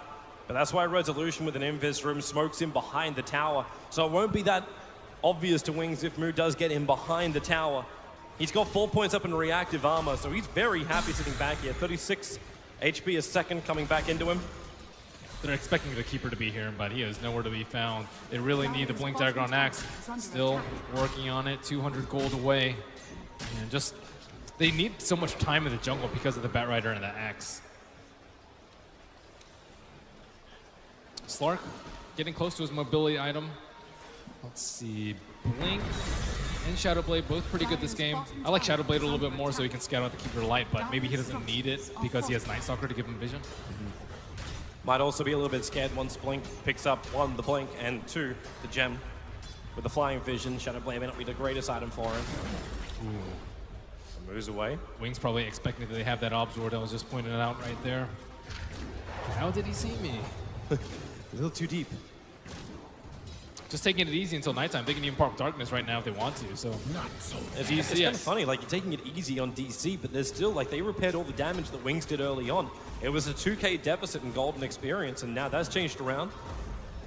Is that enough, though? Oh, Faith, the Blink gets a call on Resolution. Culling Blade's available with the lasso. Resolution will die here. No way survival. No! Leaps! Can he TP out? No, he's locked to the tree line. They can see him. He will take a fall. He had a little bit more time to buy an item. But that Culling Blade, fraction of a second too early thanks to the stick charges. Or too late. Those creeps helping out. Murano there not getting sent. But she did buy her blade, so halfway to her axe. Not a big deal. And that was a Blink reveal for Faith. Oh, bottom lane, Ice. They were looking for a small opening. Suxo as well as Moo together. But they couldn't find one on Ice. He was back far enough behind the tower. Oh, wow. We already has a Shadow Blade. That's very good timing considering how poor the early game was. Misery. Yeah, they found him out. They push him back. And Misery will burn, or will he? He can't get to the other side of the tree line. But maybe with Batrider caught out, the ET split is coming in. DC need to split. Arrow is not available for the moment. Chakram doesn't actually reach up to Wings, but Weeha is in, and he's looking for the Batrider. The perfect leash. Batrider comes down to the ground, so the Firefly will wear off. And so will all of his live Faith, a little bit too deep himself. The Chakra flies out, and now it's just fight after fight. Maybe going the way here for DC. Moo goes in deep. Reactive armor charges don't exist for him. And his mana pool is also quite low. Yeah, they have to be careful for the AM rotation of Moo. He's actually really low, man. He's 700 deficit right now. Radiant's top tower is under But some good pickoffs from DC. Originally, like, thought, well, Misery goes down, there's going to be no trade-off, but DC brought everybody so quickly to that tier 1. And Wings also, they didn't have a reliable way to keep people asleep during an Echo Stomp. The Firefly woke them up. One really nice play that I liked from Wings yesterday is they turned off Split Shot during the Echo Stomp so that no one woke up. Winter mentioned that to me yesterday, but this time you can't stop a Firefly. Resolution trying to play for some kind of execution on the mid lane. He's right underneath an Observer Ward, and then Coddle does his thing.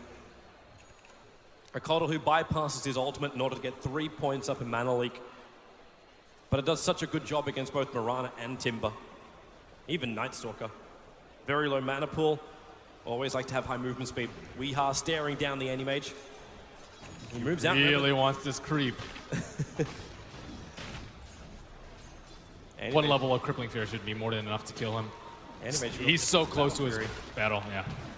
Oh, now they see Saksa. They know something's up. And Saksa wanted to place him as a reward right there, but maybe a little bit too obvious with that movement. Looks like Wee's rotating. Nope, he's actually just going to pick up the rune and head back to mid lane. So DC. Wee looking for a weak support like the Keeper of Light. He has scouted out.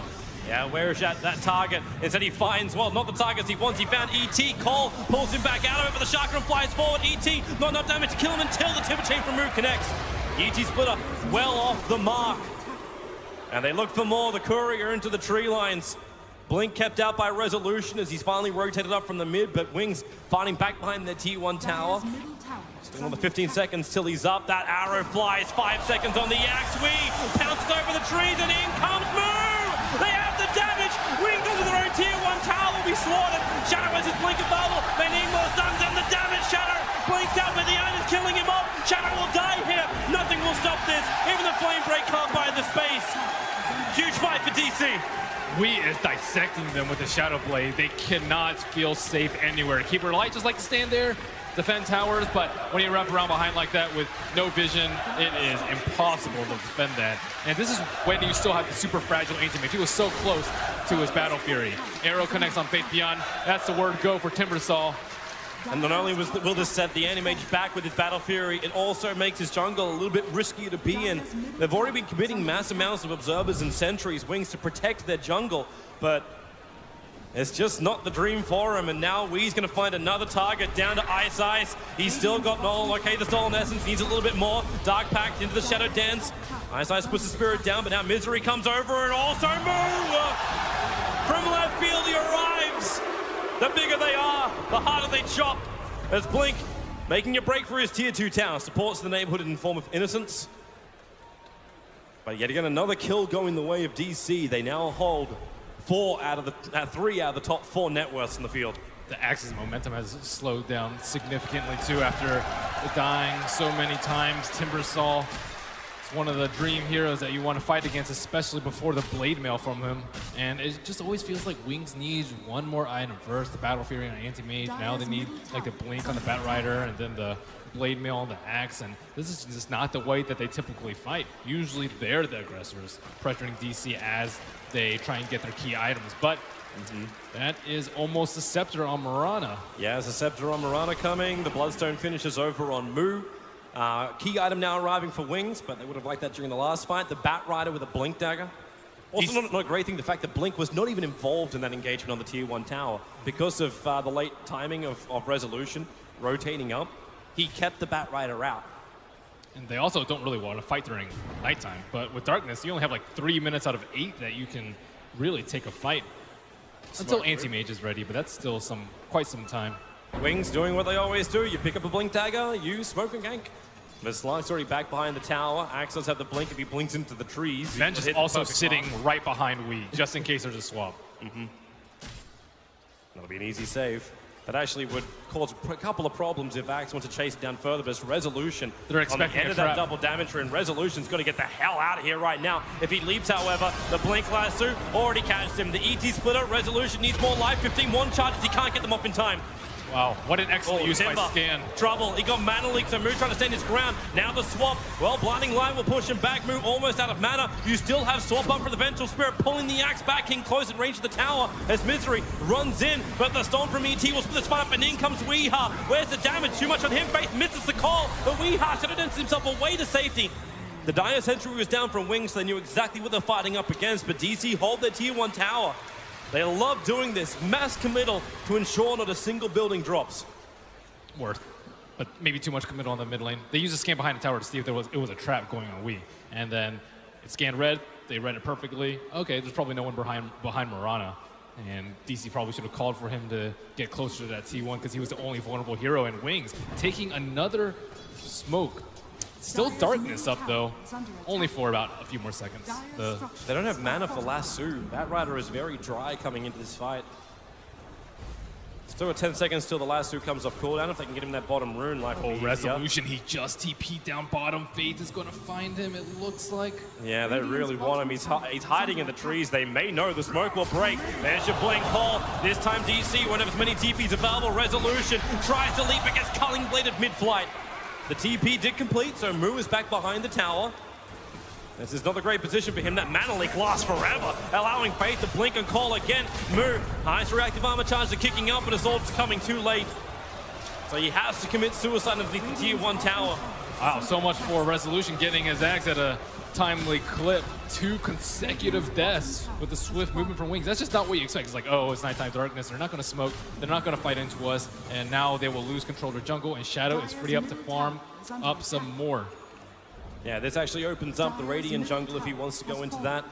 He also has a couple of Ancient stacks prepared with Love is Vlad before he does it, and that's what's coming on the courier. They need to do Roche, I think, before Night Stalker gets his axe. He's only 1,100 gold away, but...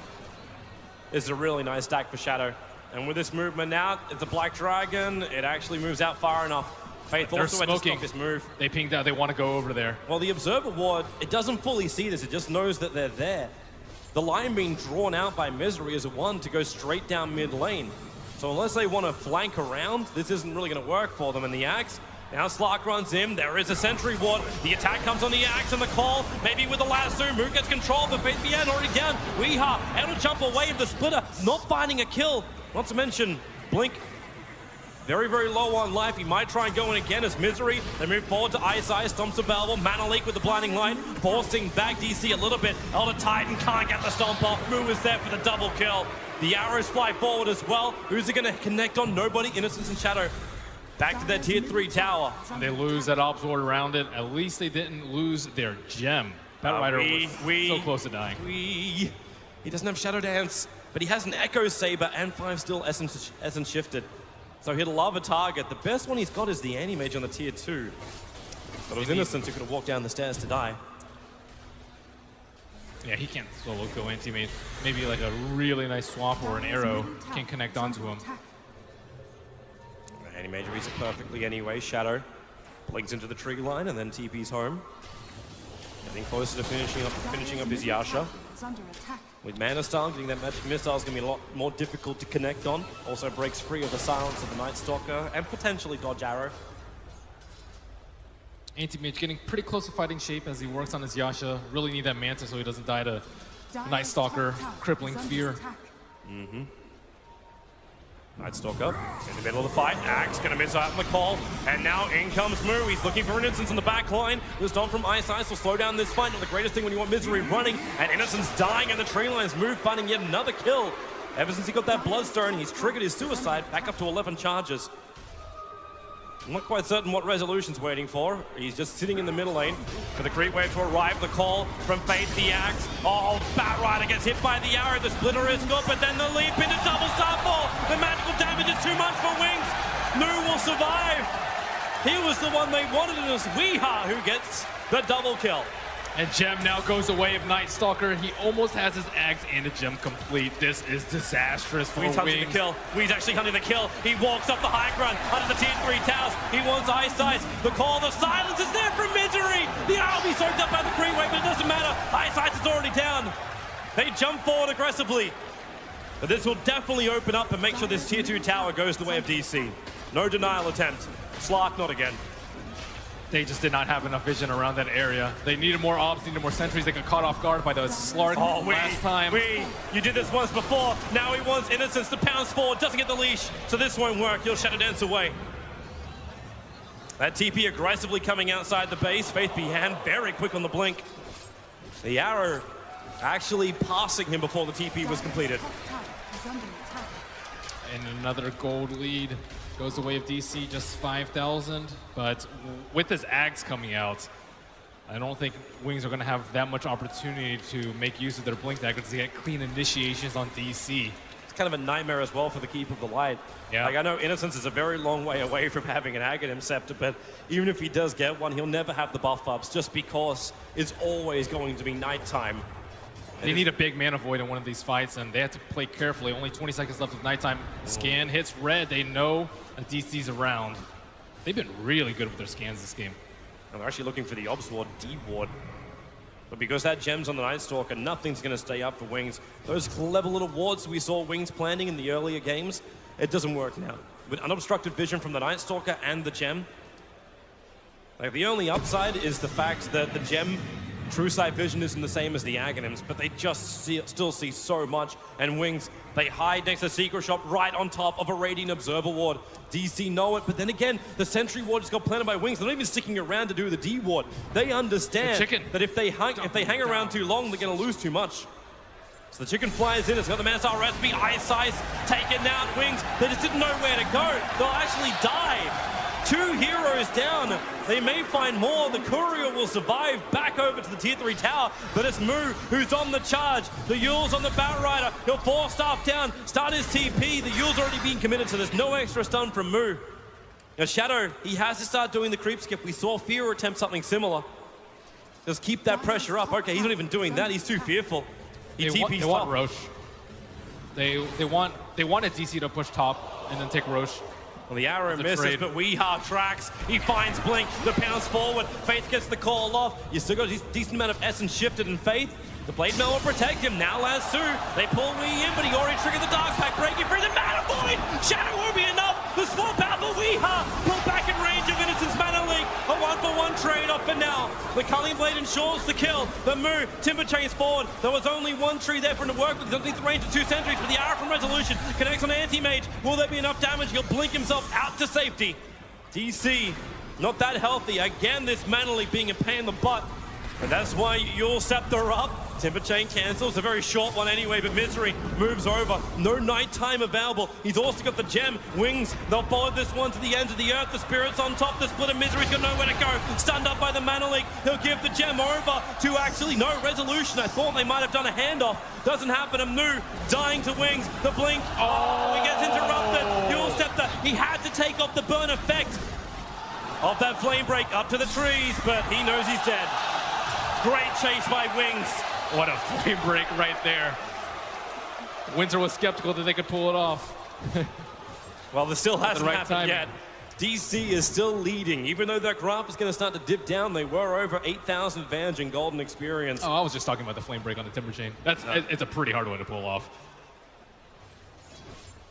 All right, Manda is finally in for Shadow. It's only during daytime. With daytime and without darkness, they can take pretty good fights, but they just lack so much vision. Finally, they get the gem returned to them, though. The rightful owner on the Batrider. So he has that good flying vision. Wings, they're attempting this, but it's a little obvious when that Observer Ward from DC. They have to use darkness, though, to see Roche, and as soon as darkness pops, they're going to back out. But is Wee strong enough to take down Roche? I don't think so, not without a Scotty. He needs that extra life. But he also used Mill as a punching bag last time they did Roshan. That reactive armor. They need Lotus ASAP for the Mana Leak, especially because he's maxed it over Illuminate. Well, they keep using Yulesep just to dispel it. Yeah. It just, you're stuck there, right? Yeah, you can't go anywhere. You just have to stay. Like a Stomp or Charge Up Illuminate, an Axe Call, like any of those spells can catch you out after. With Lotus Orb, you're still free to run around and dodge these AoE spells from Wings. It's a shame you don't have like what Anti-Mage has. Take one step, then blink max, and you can avoid the Mana Leak out. Instead, it's like Timber Chain and Leap. So they saw Mirana TP over to the left side, and she was really low on mana, and they might look for this small window to take down Roche. Well, Resolution has gone all the way back to base because he was low on that mana. But still, does Wings have enough damage? The Anti-Mage? Oh, he has boosted travel. Oh, okay, never mind. Still a long ways for his cooldown. Well, he can jump down to the bottom creep wave and push that in. Roshan's not really down that far, only at 9k at the moment. Yeah, I'm not sure if they can do this right now. They have no damage aside from Anti-Mage, but it's only at half HP. Here comes Misery, and that True Sight. It goes inside the pit. They understand what's happening. They have the Observer Ward. He's looking to jump out, but he actually gets the blink call over on the Misery. So the jump out, the ET splitter, they really want to get that kill, and they got it. The Vengeful Spirit trying to swap them out. The Moonlight Shadow won't do enough. The Axe finds the kill. Moves some really good damage though with the Shark Drum, but it's just the lasso. Too good for Wings. They catch out the slot. They get 3 down. Now they can finish what they started. The death of Roshan. This Observer Ward saw that Night Stalker. That swap just crushed them as 2 heroes got hit by the Earth Splitter. And even Slark got caught by the Echo Stomp, and no chance for him Dark Pacting. He got lasted right out of it, and that's going to be a free roach for Wings. Faith Beyond continues to deliver on his initiations. As the dream for Wings, if they can keep it going, the Aegis Immortal will give them extra incentive to take more aggressive fights. Instead of Faith just having a fantastic time with 2.4k gold in the bank. His next item choice is just around the corner. Even BKBs won't really save them from the Wings lineup. Minus armor from Elder Titan, a lot of physical damage even from Earth Splitter, pure damage from Axe. I'm not really sure how they itemize here. They need to be able to kill the anti-mage at some point though. Right now, like Night Stalker, Crippling Fear, gonna be dispelled by the Manta style. Mirana is unreliable, so maybe I would like to see Basher Echo Save or Basher Abyssal, something like that so they can keep him in check. Well, you got the Basher on Shadow. He just bought it, so looking for his control item next. Soxa, really big trouble for him. Mana leaks, Lasso, they just keep draining him dry, and he will die in the river. It's a really big problem when Wings can get aggressive during nighttime. They aren't scared anymore. Yeah, but DC definitely are. They just try and keep the split push going. We are down the bottom lane, but Wings, they understand the objectives. They split one tower. They split push earlier with an Ursa and Slark. This game should be a lot easier with a Mirana into Slark in case they want to go that route, but then you have the ticking time bomb and the anti-mage, who with Abyssal can easily crush any of DC's cores. He's so far ahead as well, like sitting at 18,000 net worth. The nearest to him is 12.5k over on the Mirana. Yeah, they went for the break on the Slark. He has a Silver Edge, and that combined with like a double Starfall from Mirana can maybe burst him down, but now that he has Aegis, he has no fear. The advantage for DC is the fact the Axe hasn't spent his money, still holding on to 3.7k on the Axe. I think probably BKB. They don't really have any BKB at this point. Slark, kinda, but he doesn't do any physical damage at the moment. I think just go mass BKB so you can team fight them at will. Wings systematically taking out towers. They'll see Faith thanks to Misery's vision. They do have a new gem purchased by Moo, so putting the Timbersaw back a little bit. There's Shadow. He's getting caught in the chakram, but they're perfectly all right. A bold build coming up from Elder Titan as he swings home to try to pick up the rest of his Dagon. Okay, hello. He's going to actually be a courier as well. Recalled back in. He brings the BKB of Faith Beyond. Oh, they're not going to see this coming. Oh, they are not. DC, like at least they might be able to see something coming in. One, if this arrow can connect, which you won't be able to. Oh, or two, if you can get the Night Stalker close enough, but that's also been a problem. Move, but hey! Chains forward, blinks away. Shadow's Abyssal Blade is also coming on the chicken. It's at the secret shop right now. Vanguard and Recipe. Wings feeling really good with his Aegis. This next defense from DC, it has to work. The arrow, 5 seconds over on the Axe. Resolution jumps in. The double Starfall damage, they'll bring down the Axe. So finally they get a small break, but Wings have rotated over the swap, instantly canceling out the lasso. Move! Huge damage! Connell is gone! Ice might join him in a moment as Mirana blinks forward. They've got the damage. This could be the fight. We leaping forward. The BKBs break Batrider free. Moose still in the neighborhood. Shadow. There's your Abyssal Blade. The Mana Void on a Resolution. Doing heavy work with the Chakram doing more of it. Shadow is burning inside of it. The Aegis Immortal will trigger.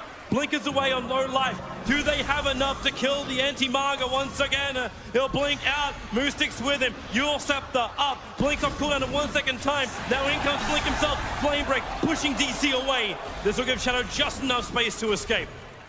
Wow, that could have been so much worse for them. Looks like Batrider was also able to take down Mirana in the backline. She was so low after that Mana Void. I don't know if she was the prime target for that. It looked like Moo was pretty low, but in the heat of the moment, it looked like Mirana almost killed her entire team. I think you should still be scared of that Mirana at all times, having that passive, like, big damage, chasing everything. I'll take that. Weeha's got a lot of money too. Where does he go next with 4.1k gold? Is this the time where, like, does BKB even help the Slark, or does he look for a more controlling and damage dealing item? I don't know. It's hard to say with the he answered BKB. anyway. You got the Basher. Basher's better versus the AM, who's causing the most problems, but BKB is like a free kill on Batrider and or Keeper. Wings is coming down. They're looking for a kill on Mu. Almost everyone's here apart from the Mirana. She does have BTs, but it can only TP the tier 2 tower. Now Coddle, 2-3. Can't get the fourth hit. The Shark will do the work. Bash forward with the Abyssal. The arrow, it connects on Shadow. 5 seconds stun. The ET splitter. It's not enough damage yet. Misery still tanking through all of this. The Mana Void. He wants Misery dead with the Moonlight Shadow. They don't have the vision at the moment. Mu will go back into the Moonlight Shadow too. Timber Chain, 1 second. This will bring him back in range of the tower. Unless they want to fight. Arrows off cooldown. Blink forward. The arrow will miss. Weeha waiting. The Ninja out from the trees. Faith triggers the Blade Mail as well as his BKB. The pounds forward. Faith getting caught in the back of that. Weeha explodes the Mana Void. Luckily for the rest of DC, they weren't in range for it, but the Stomp forward from my side can go for the Stomp. No real way to get away from this one, especially when he gets the blade down by the Anti-Mage. Mu can't chain away. He'll Yule Scepter up. The Blink Dagger won't be off cooldown in time, so he just has a suicide when he hits the ground. The Blink goes for more, burning up the Vengeful Spirit with the Firefly. Okay, it is confirmed. Shadow can bash on command. What was that? Right on the Timber Chain, right as when Slark was about to escape. And I talked about it in the Basher versus BKB. BKB, you would really love to have it for that fight. But it was the Abyssal as well. That's the thing that does the work for him. That's how you make RNG, actual command. Digital Chaos. Well, they had a good defense last time. Wings tried to go high ground. Now they're down a couple of men. The difference about 3K swinging both ways. Arrow hoping to create a little bit of time, but it goes between all of Wings as they attack into the tier 3 tower, trying to get that one step closer to the Aegis. As now Timber locked down the double starfall, but Mu is too low. He has buyback available. The Culling bladed out. Slark up, 4 seconds until he's alive. No fortification, arrow, it doesn't connect. Innocence, the Horsetail doesn't catch it, the swap out. Saxo again sacrificing himself just to make sure they can get that double damage out from the Starfall of Resolution. Good stomp. Mu yules up in towards the air. He has a way to get out thanks to Moonlight Shadow. They can play the invis game. Shadow going in very, very deep. Gets the stun over on Misery, but Weeha returns it with a bash of his own. And now with a jump out, Resolution leaves the tree line. He is out of mana. He can't get out of this one. He can blink back into the fight in just a moment. Faith BN so low. Where's the damage from DC? Mu is a dive back for him. Shadow's looking for the kill. They found Weeha. The Bash controller dead! Buyback is available for him though, and he'll need to use it. The rest of DC are dying out in front of their own tier 3 tower. Resolution back into the fight with a Culling Blade. Kills off the Nurse Stalker, giving Wings the pump up they need to go inside. They look for the lasso and they've got it. It's the Slug. Arrow flies in. It'll be a 5-second stun over on Blink, but Wings, they brought down the melee racks. Shadow, Mana Styles out. Weeha has to bounce himself out of this one. Got bashed up, but DC, they will lose their range as well as Wings have done the damage. Oh my goodness. Anti-Mage is so stacked at this point. Wings' team fight is just incredible at that point. That wasn't even like the biggest Mana Void that I saw. I thought he was going to cast it on Resolution there, but Slark can't man fight at this point. How does he go toe-to-toe with this Anti-Mage? Oh, I like this from Wee. He needs to create space, and he's looking over towards Faith Bian. He moves up to the side shop. Shadow's here. Weeha initiates. He needs to kill and get the hell out. One more attack, but he has to bail. 23 HP. Now Weeha. He forced the issue too hard. Will he go down? Yes, he will. 90 seconds. The door has been opened by Weeha's aggressiveness. And Wings, it is a landslide as the graphs drop. Can DC hold? This is their darkest hour, and not in a good way as they have the Night Stalker, but this is becoming so grim for them. We just desperate to do something to save his team. But now he has no buyback. Wings all assembling down the mid line. Here they come, Wings. 52 seconds is the window. And they're going to try and break DC's glass. The Blink and the lasso. Misery instantly swapped back out again. Shadow's in pretty deep, but he'll come over. Sucks are already on the sidelines. Misery, now he's being controlled. The Abyssal Blade is still up. Misery's gone. The Culling Blade, that could be it right now. DC on the ropes as Wings, they look towards the mid-racks. Bring down the tier 3 tower. Mu trying to slow it up with a Chakram. Resolution out of arrows and also out of teammates. DC, they have Slark up in 20. they'll have one more opportunity, and that's to defend their tier 3 racks on top.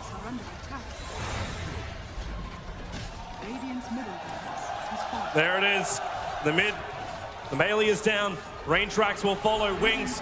Do they play safe? Do they back it up? No! In they go! Resolution! Welcome back and goodbye! You have buyback available, and here comes the push. This is the defense now. DC, you either hold or you die. As Wings, they rip down the tier 3 tower. Weehaw wants to go out through the back lines and attack. Now the lasso. They found Sasuke. Weehaw ripped apart. The buybacks. It won't be enough. Go game of blade. Wings are your international 2016 champions. Terrific display of Dota. You didn't know if we're going to be perfect in the group stages, but only losing games to GC, 2 in total throughout the entire playoff. 1 to Techies, 1 with the punch. And now they topple DC in a 3-1 victory here in Key Arena. Black has to be happy that Anti-Mage is going to be plastered there for a full year. And we can be as happy as that as Slack's not being on the Aegis. Terrific battle. Big props to Digital Chaos. They overcame so much to get to this point. They played terrific Dota. They made the meta, but Wings broke it to take the championship, to take the biggest trophy in the Dota 2 calendar year. And finally, they found their consistency in the finest of times. It only matters during this month, Toby. That's right. The International is the big one. You can win as many majors as you want to, but if you take TI, you become immortal. As Digital Chaos, well deserving of it. Very, very well deserving of their second position. And now but it is Wings. They can greet their fans. And they claim what every Dota 2 player wants in their life. The Aegis of the Immortal. It belongs to Wings. Ladies and gentlemen, the champions of the International. Wings Gaming.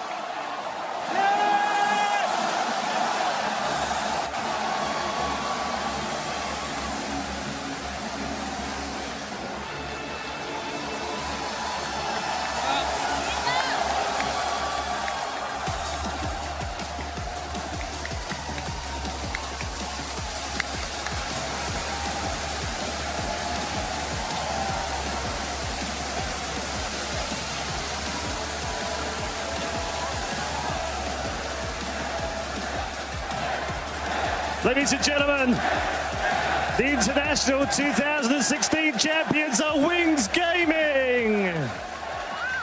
Innocence, I just want to have a very quick word from you. Explain to us what it means to lift the Aegis for you. 跟我们简单说一下，举起这个冠军对你来说有什么意义？依着我们 Wings 这个队这1年来的辛苦，包括我跟跳到 Face 边从出道开始在一起，这2年多的成长没有白费吧。It means that this year's hard work for all my time that I spent with Blink and Fabian for all these 2 years didn't go to waste. Okay. You've had a lot of support here over the last 2 weeks and a lot of support back in China. Explain what it means to have all of these fans cheering your name. 在过去这2个星期，那么多人的在这里，你的粉丝在支持你。他们对你来说有什么特别的意义？需不需要感谢他们一下的？很感谢吧，他们每一次在背后的呐喊，然后对我们一直的支持，包括我们吃的方面，感觉就是我们这个队的第二个父母吧。I thank my fans a lot. It means a lot for us to have people cheer for us, and they're kind of like our second parents.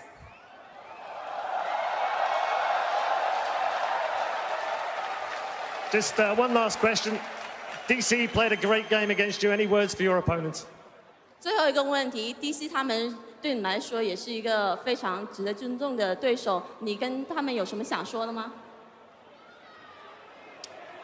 他们可能在最后，在赢了，在我们第二把扳回的时候，可能心态没有第一时间的调回他们最好的状态吧。After we beat them in our second game, I feel that they didn't adjust to their best forms. Okay. Okay. Any good words for your teammates now? It's been a fantastic year for you. What does it mean to be up here with them? 有没有什么想对你的队友说的？现在赢了这个冠军之后。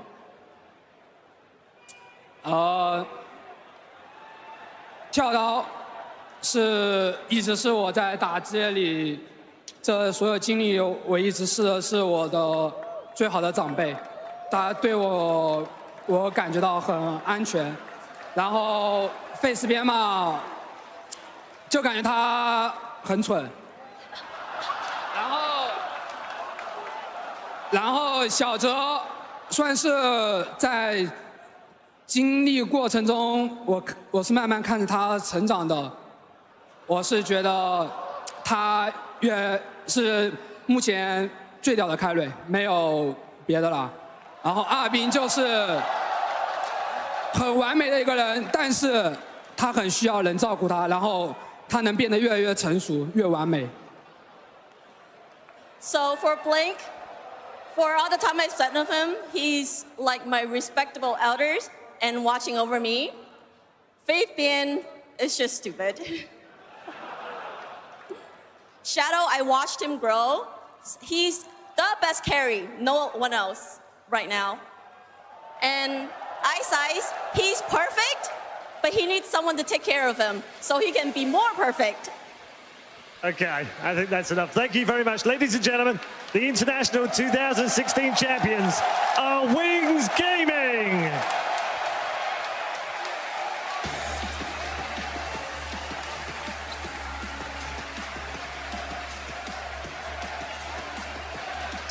What a showing, what a performance, and what a spectacular run for Wings Gaming as they soar and fly through the whole tournament.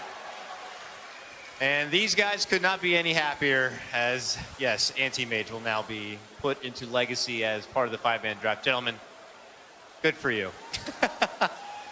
Kotal won. Kotal won too. And won too.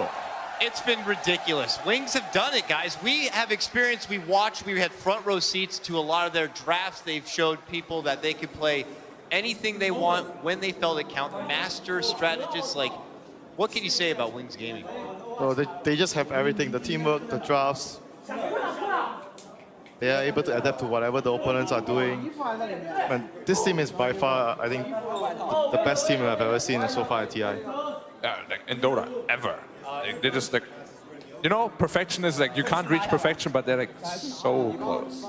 Yeah, I mean, I want to just talk about the drafts a little bit more because, I mean, this is a patch where we've had the most heroes played out of any TI, and for a team to be able to pretty much utilize that gigantic hero pool as well as Wings. In the past few years, people were saying, you know, limited hero pools are a problem for a lot of people, and Wings just don't care. They just play anything, and they'll beat you with it. They got in, we got in about 105 heroes, I believe, picked and banned this event. Incredible number as it is. And once again, of course, congratulations to Wings. Let's touch lightly, though, Digital Chaos. Obviously, also an incredible, ridiculous run. No one imagined they'd make it that far. They themselves didn't even think they were going to be making it that far. they're another powerhouse team that we also have to look out for, winner. You know, in my predictions, I had DC last 4 and Wings champion, so I got half right. Half right. Good for you. 50% ain't bad. No, I think that DC, obviously they had an incredible journey, you know, going all the way through the group stage. People were kind of like surprised by what they were bringing to the table, and they kind of hit their stride, especially as the main stage started. They had a very, very rough journey, but I mean, they made it this far, and I think that as a team, you can be nothing but proud. Yeah, both of these teams are very, very united. I think that is like the most important thing about these two teams. They are one unit. They're not like 5 players just playing their game. They're like one unit. I mean, they've exceeded everybody's like expectations, right? Like even their own, and they have like some little problems to sort out, but really, what problems? I mean, you know, we're not gonna touch on that. It's up to them to find out. Yeah, in case you happen to go against them in the future, right, Black? Exactly. I don't want to tell anyone. All right, like, fair enough. Secret. But you know, like they will fix the little problems. They're like a super good team. Obviously, you don't come second at TI if you're not. Couldn't agree more. So, gentlemen, that does it for us here. Any closing thoughts on TI6 for you before we send it back for one last time there, Draskell? I think this might just be the best TI. Just ever. I think I almost lost my voice when I screamed for AM. No meta, boys. No meta. From all of us here at the drafting panel, it's been an absolute pleasure to bring you all the coverage and bring you all the analytical nonsense and nerd talk. It's been absolute awesome time. Let's go ahead and throw it out to Paul and the gang to close the show. Thank you very much, Dakota. Yeah, it has been fantastic. Thank you all for your hard work on the draft panels. It's been a real great feature here at the International. For the first time, we're going to close the show, of course, and we'll get the thoughts of our panelists in just a moment. But Purge is with us, so why don't we bring Purge in right now for one more time, not just for the weather either. Talking about Dota this time, believe it or not. The big thing that decided a lot of this game was laning, and Wings did a really good job about it. DC was expecting to do Slark versus Batrider mid, but what they did instead is they actually swung all the way around, sending the Batrider to the top lane, and Axe, where maybe he would have been to the top lane, ended up coming mid instead, and it gave them a huge advantage in the mid lane. In fact, there was a solo kill here by Faith. Was able to go for a call when we got a little greedy with last hitting, chased him down and went for the last hit in the trees. That kind of kill, it's not too unexpected in that kind of matchup, and it really started them off on the right foot and put we behind consistently. Oh yeah, before I show you this clip, there's a really good ward for DC that they utilize pretty heavily. They did the typical cliff ward about there, and they kept seeing these rotations coming through their spots. This wasn't the only kill that they got, but this is this is the second one they got actually. But these kind of kills really got them back in the game during the nighttime when Night Stalker was really useful. There were some other good kills that they had as well on the bot lane.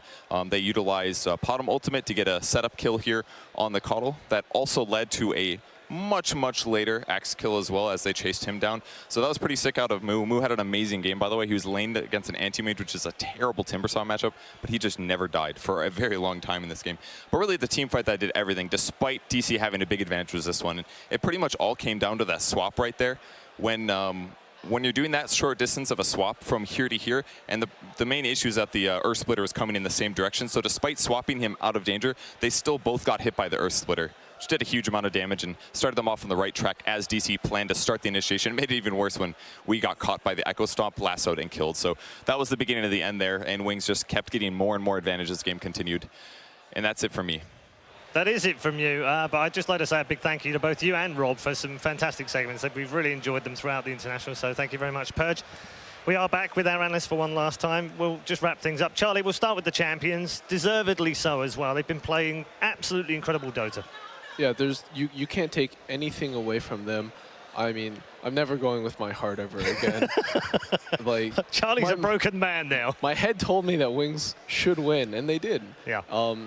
They played immaculate Dota, immaculate drafting. I think it really showed sometimes you know you have a team that is like really smart or executes a strategy really well throughout the tournament. Wings did it all though. Yeah, Ted, I want to talk to you about their style of play, because it's not just the fact that they've won and they've been great, but they've been hugely enjoyable to watch. I mean, even playing to the crowd with a Techie's Pudge pick as well. They're brilliant. They're absolutely brilliant to watch. And I mean, this is my sort of perception of what Chinese-style Dota used to be stems from like TI3, and it was kind of like very farm-oriented. And this new breed of players has just come about with this whole new. I mean, they formed a new dynasty around this new way of playing. And I mean, they are now going to go on. I have no doubt to dominate the game because they are that good a team. I can't believe that they're not just going to go on and improve from here because they're young, they're incredibly smart, and they're just, their execution is unbelievably good. Yeah, maybe it is a new dynasty, Cap, because these guys formed on the 25th of August, 2015. It's not even a full year that they've been together, and here they are as champions. Yeah, I mean, some of these guys, they've only been playing Dota for so long. You've got, like, even back in the day when you looked at Innocence and like, they were that small speed gaming group, you didn't really see a whole lot of promise in that. But once Wings really started hitting their stride, it goes to show you the kind of just what hard work and just trust in each other and everything else that went into Wings can do for you in such a short period of time. They truly just grinded themselves into champions. Yeah. Okay, we're going to get more thoughts from you. We're also going to hear from two of our other illustrious colleagues. They've been fabulous for the whole week, giving us a lot of entertainment, a lot of fun, and we'll say goodnight to them as well. Casey and Sir Action Slacks, how you doing? Good night, good night. What'd you think of that TI? Whoa! Wonderful. Wonderful. Well, hey, you know, the best team won. We saw them. I mean, Wings have been amazing this entire tournament. And the variety, the skill, and gosh darn it, they deserve to win. They Congratulations. did. And a great story for all three teams that we saw in the top three today. It was really fun. And I'm seeing a giant image of myself behind Myron, so I'm just going to back up just a little bit. No, Casey. Oh, no. Okay, wait. Hey, what's up? All right. This was poorly planned on our part. Yes. We thought, what? Hi, yeah, it was very poorly planned. The Thank you for your insight. Well, anyway, Casey, it has been a wonderful TI, and I'm sure you guys had a wonderful time, right? Good time. One more. Congratulations to Wings. Congratulations to Wings. And I think that will just about do it for me. I'm Slacks, and this has been me at TI6, and you. I'm Casey, and this has also been me at TI6. All right, thank you guys. Thank you very much, both of you. You have been absolute stars. We love you to death. You're brilliant. Thank you very much, Casey and Sir Action Slacks. Let's just finish off on the desk before we shut down for the day. We'll finish off by talking about DC. Ted, disappointing, obviously, for DC, and they will be heartbroken right now, having come so far and got so close. But when they look back on this in maybe a week, maybe a month's time, they'll realize that they actually achieved something incredible. I hope so. I hope they're not too down. I hope they realize what they did here. They came through the losers bracket like nobody else. None of these big teams could do it, and they did it, and they should be so proud of themselves. I understand they'll be devastated. Yeah. I understand they'll be heartbroken, and that they were this close to doing it, you know, but guys, come on, just think about what you achieved and what you were up against. I hope they should be very pleased with themselves. And I mean, they've got a lot of fans here now. They have, absolutely. Cap, thoughts on DC? I think that in order to really encapsulate the journey of Digital Chaos and what they've done here today, I think you have to go back to the beginning of this team forming together and look at how, hey, 3 days before roster lock. Yeah. Anybody want to form a team? That may not seem like the most romantic way to start, right? It's not the goddamn dream team. It's not the group of friends getting together and be like, hey, we're buddies, power of friendship. It's not any of those things. This isn't some fairy tale, but it's something so much greater than that. You know what it is? It's these 5 players all having a similar dream. That's what it is. Yeah. They see something bigger than themselves. You know, I bet you talk to each one of these players and you say, hey, what's your dream team? You can have anybody to play with, you know, but before this happened, anybody you play with, it wouldn't be this team. Yeah. It would not be the Digital Chaos that we see here today. But every single one of them put that aside and race together to be able to go for something that was greater than themselves, something greater than what they wanted. They achieved almost immortality. They made it here to the grand finals, and I hope this isn't the end for this team. I don't think it's certainly not the end for any of these players. No, I hope it's not the end for anybody. What this TI shows is that almost anybody can do this. If you have the hunger, the drive, the will, like, did anybody know who Wings was before this? Who knew who Saxa was before DC? Nobody. Like, anybody can achieve this. Yeah. And I think you don't have to be a favorite. You don't need to win majors. You don't need to win tournaments before this. If you come together at the right moment, like, anything can happen. All right, final words on the tournament itself. Charlie, have you enjoyed TI6? This is hands down the best TI ever. This has been the best games That ever. comes from a man who won TI5, by the way, last year. Yeah. That's high praise. Yeah, I mean, I hope everybody stays hungry. Cap? This absolutely has been the best international yet, and I think it's only going to get better. I mean, we have yet to see. Should we just not do any more then? Should we just stop now? I mean, are you crazy? All right, I'm sorry. How do we stop I don't after care this? if Gabe himself walked on the stage and was like, "Hey guys, I hope you really enjoyed the international, but unfortunately we're going to come to a close." I don't care what kind of internet icon he is. I would murder that man on the spot because, God damn it, TI7 is going to be hype as all hell. All right, we are going to have so many players, both old and new, because after this inspiration, you know there's going to be people seeing this and going, I want this, I can do this. You're going to have so many old players seeking that second spot, right? The two players, the player who's managed to make 2 international wins happen, and you're going to have so many fresh blood coming forward and saying, I want to make my first international win happen. Right. Ted, you've got the responsibility of the last word of the International 2016. Oh, God. See you guys in a year. I hope it was the best. It was the best of times. It was the best of times. That's it. You can't top TI6. Good luck. And on that, I think we'll say goodnight. Thank you very much, Charlie, and to Cap, and to Ted. And thanks to everyone involved in the program. Thanks to everyone here at TI6 and all of the crowd, all of the people that came down and supported all of the teams, cheered and shouted very loud for everyone inside the arena. It has been an absolutely incredible ride for all the players and all of the talent as well. And I'd personally like to thank all of the talent and all of the people behind the scenes that do so much work to bring such an amazing event to you. In particular, 2 sections of people. Firstly, to Valve, thank you very much for Dota 2 and for the International, and for all of you as fans that put the money in, that bought the battle passes, the compendiums, that turned up, that tuned in. It's nothing without you guys, so thank you very much. And if you loved this event, stay tuned for the credits. There's lots of people to say thank you to. That's it from TI6. It's been a blast. Your champions for the International 2016 are Wings Gaming.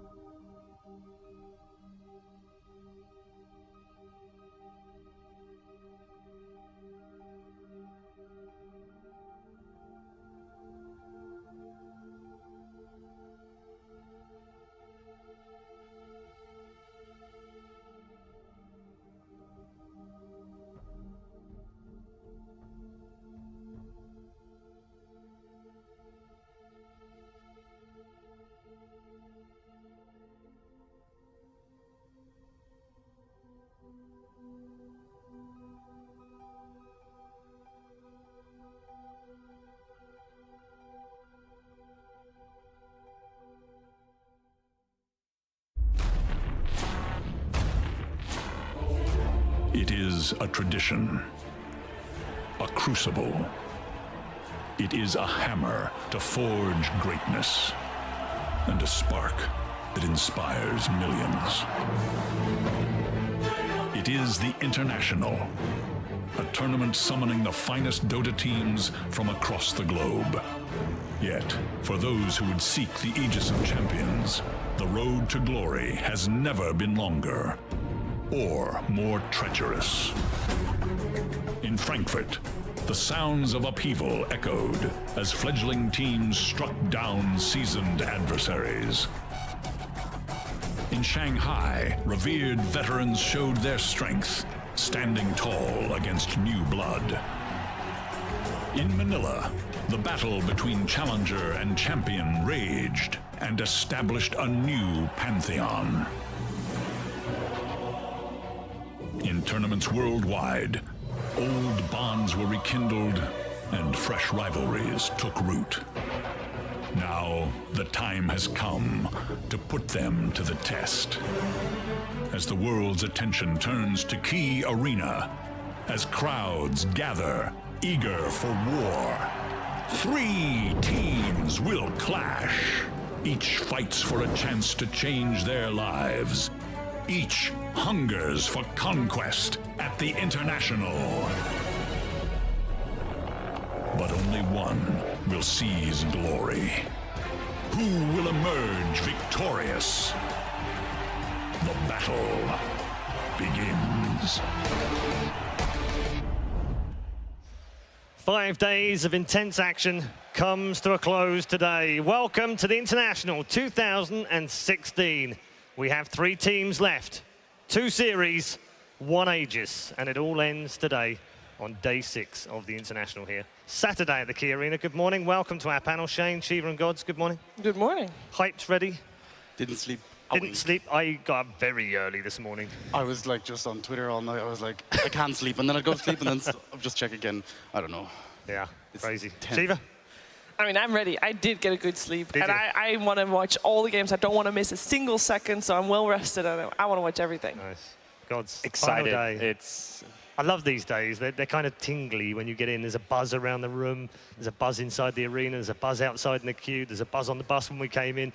It's just great. How can you top this? I don't know. This is my 5th TI, and I still get shivers and just excited like a little kid at Christmas every time I come to the final day. It doesn't get old. Yeah. So many people worked for this one day, this one moment. Yeah. So many teams, so many, and it's not just teams. It's fans, it's talent, it's everybody involved in Dota 2. This is what they live for. This is what they build towards. That's why they call it the world's greatest Dota 2 tournament. Yeah.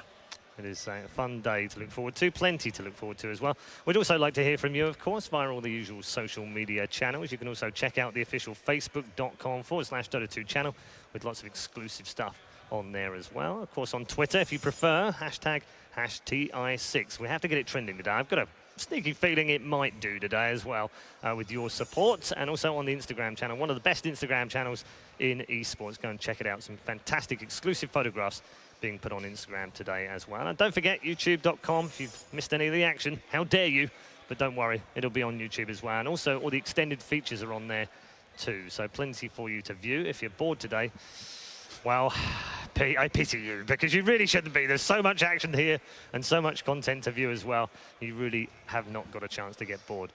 There's also plenty of places to watch as well, not just here at the Key Arena. If you're here live, then you are one of the blessed ones. You're one of the lucky ones. You're like us. We can enjoy it here. But if you can't get down, don't worry. We've got your back as well. You can view it on YouTube. You can view it on Twitch as well. And, of course, inside the client. And if that wasn't enough, you can also go into the VR hub and enjoy the matches from there. So plenty of ways to watch. What's your favorite way to watch? I guess it's here, right? You wouldn't want to be anywhere else, would you? It's either here in the stadium or... On the field's pretty cool. We like that being outside yesterday. Or with your mates in a house or in a pub stumps as well. That's nice as well. Shout out to the lads in Ireland and the pub stumps. Why did it have to be Ireland of all places? Why? Because there's not many Dota players in Ireland. You have to give them the credit. Trying to build them up? Yeah, exactly. Yeah, good luck to all the pub stumps around the world. We do like the fact that you guys are supporting it as well. We've got plenty to get through today, but before we get to talking about day 6, why don't we take a look back at day 5? Another fantastic day, brilliant plays, great pieces of action from all of the teams involved, but sadly we have to say goodbye to 2 more. Those 2 teams were Fnatic and MVP, but the story yesterday really was about the rise of DC.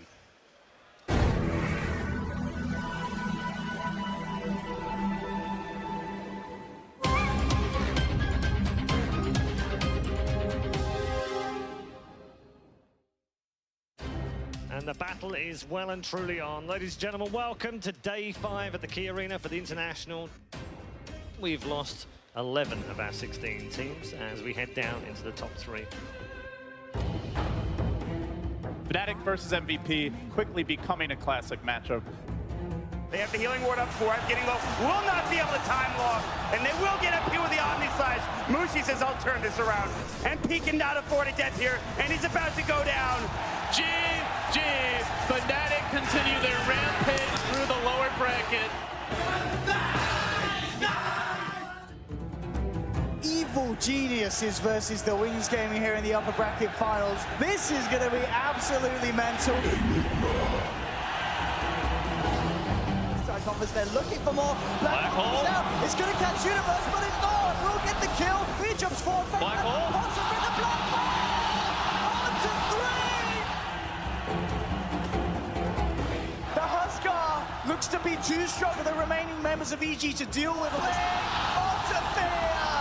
EG are crumbling on this top lane. The Wings are your first grand finalists here at TI6.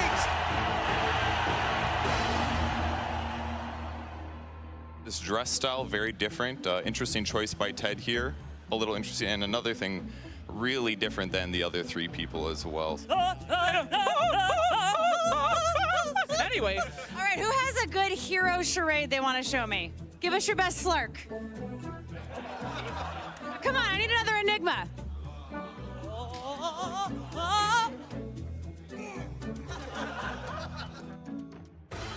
Will it be Digital Chaos or will it be Fnatic? Up and top is going to be able to finish him off. Move. They're going for the Mega Crease. Move takes out one Rex, and the rest of Digital Chaos take out the other ones. Fnatic have to stand strong against Mega Crease and DC. Objectives full in mind. Their race to top 3 is finished. I cannot believe what's going on right now.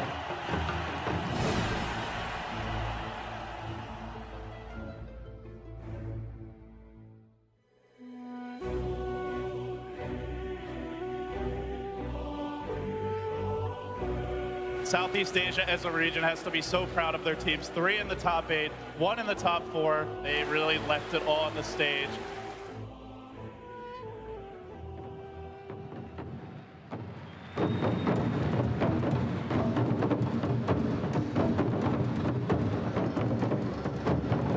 Of all the names I've been called, one has always remained my favorite. King.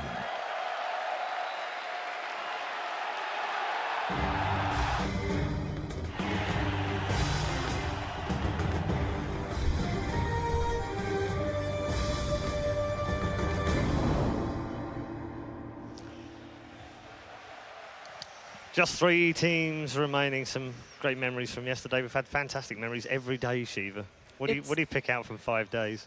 And just seeing that clip, you know, you go from, oh my God, that was so amazing, seeing DC win, and then you see Fnatic all down, and you know, my heart breaks. Yeah, the amount of emotion they show in the teams, like it really gets you invested in them. Yeah, I think I like what Shiva said earlier. It's that the international isn't just about these 6 days. It isn't even about the 2.5 weeks that we spend in the qualifiers and the group stages, or even the wildcards, or even the open qualifiers before that. It's 12 months of this. It's like next year's TI almost starts the day after this one finishes, doesn't it?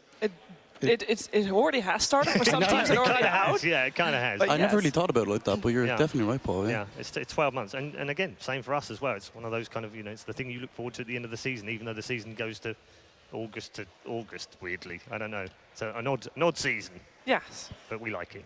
We love it. Love it, yeah. What stood out for you, Gods, yesterday? DC's performance, Wings' performance? Wings, they were dominant, but it's still DC. Like, seeing those clips again, it's like, oh yeah, DC is in the top 3. This team has been the story of the tournament for me, as far as the underdog rising to the top. Like Since when is that? Since I thought they were one of the weakest teams in the tournament. I think that may have happened yesterday. Yeah, yesterday? Look, it's because I we rated them went round and round on the DC train, right? And we stopped at the station, and Gods just didn't want to get on.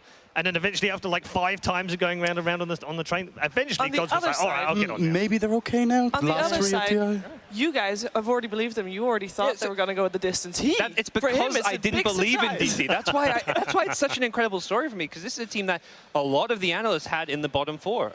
A lot of the Winter, other people I talked to, they all had DC very low in the rankings, and with good reason, I would say, like based on their past results, but didn't stop DC. Yeah, they have been mighty impressive. I mean, even though Shane and I were on there early, I mean, even in our wildest dreams, we didn't think they were going to be top 3. I had them top 4, but still, the fact that they played yesterday and played so well, it's just I had them. An incredible. I think I have them 4th or something like that as well. Yeah, because I think adding Pycat as a coach, like it's something we haven't really talked about that much, but he's one of the most experienced players in Dota as well. And sometimes after the games, he'd give remember the motivational speeches he'd give? Yes. They're actually really inspiring. Like, he'd just get the team around and he'd just say, like, it's okay, guys, you know, we lost the game 1, we can do this. But inspiration doesn't make you play better Dota. They were playing terrible Dota 2 months ago. I'm not sure about that. You're such a robot. They're playing amazing now is the thing. We're talking so much about momentum, and if you lose momentum, having a coach like that just to pick you up again so that you can continue playing, it's a massive difference. Are you doubting DC again? No, I'm not doubting DC. I don't think Gods would ever fully go believe in against DC. No, I don't think he's going against them again today. Okay, plenty to talk about before we get into our first match of the day. We've got a little bit of time as well, so we'll bring you lots more information on what's gone on over the last 5 days and look ahead, of course, to day 6. But first off, let's catch up with the top 5 plays from day 5.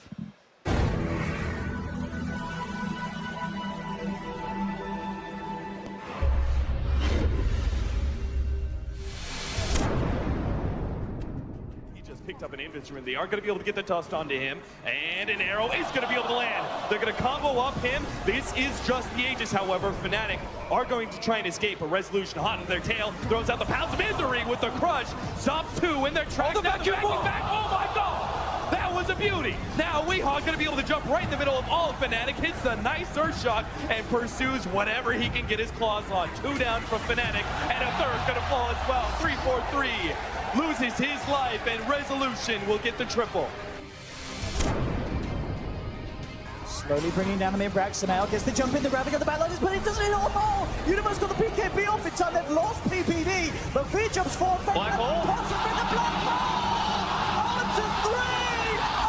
Oh, but Samael with the epicenter return fire. There's a buyback from Zai. Ice Ice backing off.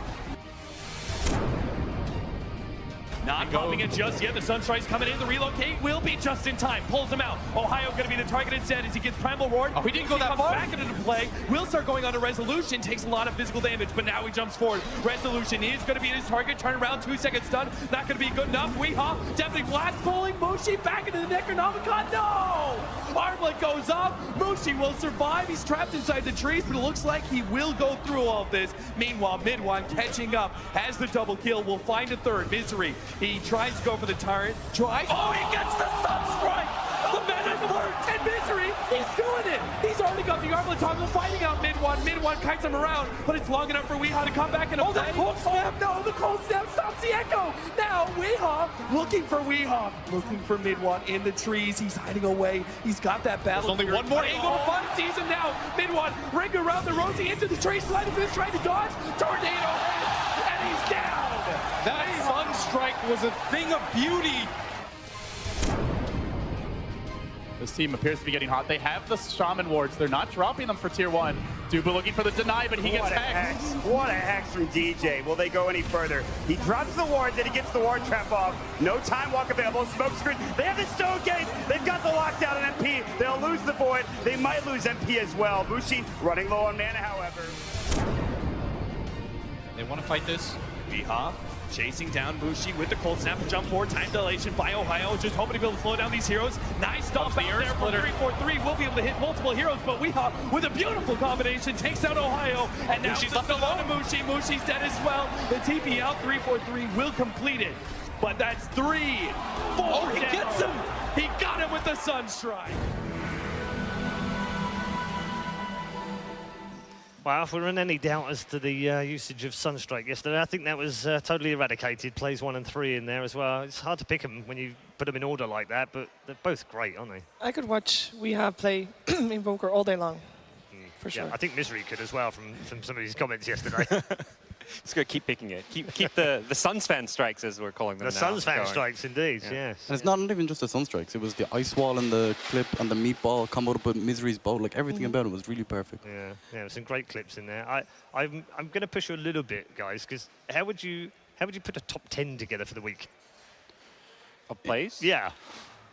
Okay, I want to put the So there's been so many. So I want to put the Zai Juke with KP. actually, that was great. At the Roshan pit. That's definitely in the top 3. Yeah, that was very, very good. The Huskar, I think actually the Huskar Sunstrike was a little bit more impressive than the TP Sunstrike. Sure, that was really fast, but the Huskar, he had to target more where he was and aim time a little figure bit it out. better. I like the fact that you've got to figure out where is he going to go, where is he going to TP to, when is he going to TP, and then get the timing right as well. I think that's really cool. It's not that hard. No, but it's just cool. It looks cool. It looks cool. That's true. Yeah, it definitely does. Come on, Shane. Don't be a wet blanket. I know. I'm just saying. It's like he's an experienced Evoker player. You can time it. If you double click the TP, you can angle it. See, it's easy for you, Shane. Might not be easy for me. Okay. Definitely not easy for me. But it is easy for someone that we have in the broadcast team, and that's Purge. So let's bring him in right now. Good morning, sir. How are you doing? Good, but your line, my Invoker, is terrible. I Is I'm it? pretty much, I have a I tried to W build and it a up, Q. Kevin. Anything cross-flex, I'm okay, Me but too. any Sunstrikes, don't even ask. I think the big story yesterday was actually just the EG game. They had a really good start in Game 2, but this crucial catch-off here for Sumail really set up a lot because this was right before he got his Shadow Blade. He's only about 600 gold away at this clip. Nice save from PPD as well and bought some time with Ice here. But the crucial moment was actually how long Sumail charged his stun just there. It was half of a second. They landed a very short duration stun there on Ice, and because of that, he ended up getting a stomp off before Sumail was able to get the kill. And that led to Sumail dying here, could have killed him maybe a little bit earlier, plus no stomp, and then Zai also had to commit for this kill. So they ended up trading a core and an Ogre for this, which put them a little bit behind and delayed their timing for going for Roche, which was the next clip here. They smoked in, they started working on Roche, got it to about half HP, and that was when Wings showed up. Now, they started the fight off really well with a nice arrow on top of Shadow, and they're also charging up Sumail's Unstable Concoction. He's got 3 points in this already, going for a slightly different build than we normally see out of Alchemist. But because Shadow Demon's already in position over here, he's able to land the Disruption in time to buy him some time. That forces Sumail to get stunned for 4 seconds. And now this part of the fight is pretty cool because Wings is basically separating off this corner of the map with the core plus some supports. And over here, it allows these two guys to deal with basically what EG's playing with over here. So when the fight gets segmented like this, especially on a Huskar here that needs a lot of control to beat him, it's going to be a good fight for Wings. So they pretty much just work this out a little bit, play out the fight. They wasted the Winter Wyvern ulti more or less just to buy some time here.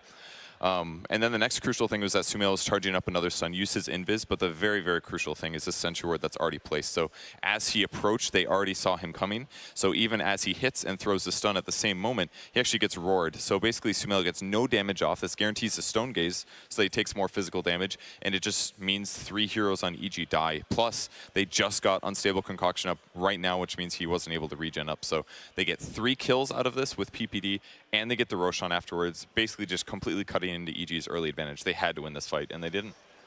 Good breakdown on EG.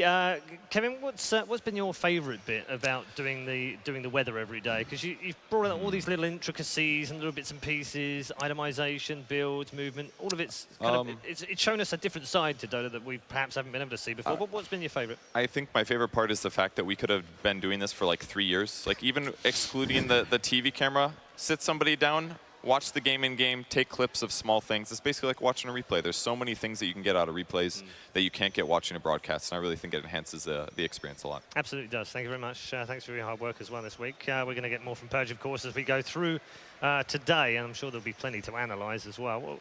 Have you, obviously, we've all enjoyed these pieces, but you get the really intricate bits. I like the bits where he breaks down the laning stage and talks about why people get ahead. Like why this guy won this lane, how they got into the state they were in the mid game. Like I really like that because, especially as a viewer, when you're watching the stream, they're mostly focused on the kills. Yeah.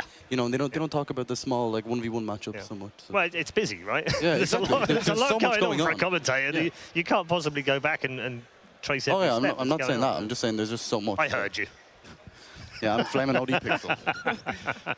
Yeah, gods. I mean, it must be great from your point of view to be able to see these extra little bits and pieces, the edges. Yeah, and like almost all the fans out there, I like the bit where we get to look at Purge.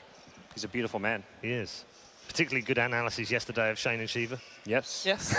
I mean, that was great. Highlight of anything I've done in Dota yes. ever. And the weather, the actual weather. The actual weather. I like that too. Yeah, I could have done with that today. It's pretty warm in here today. Yes. Yeah. It is really, really hot outside too.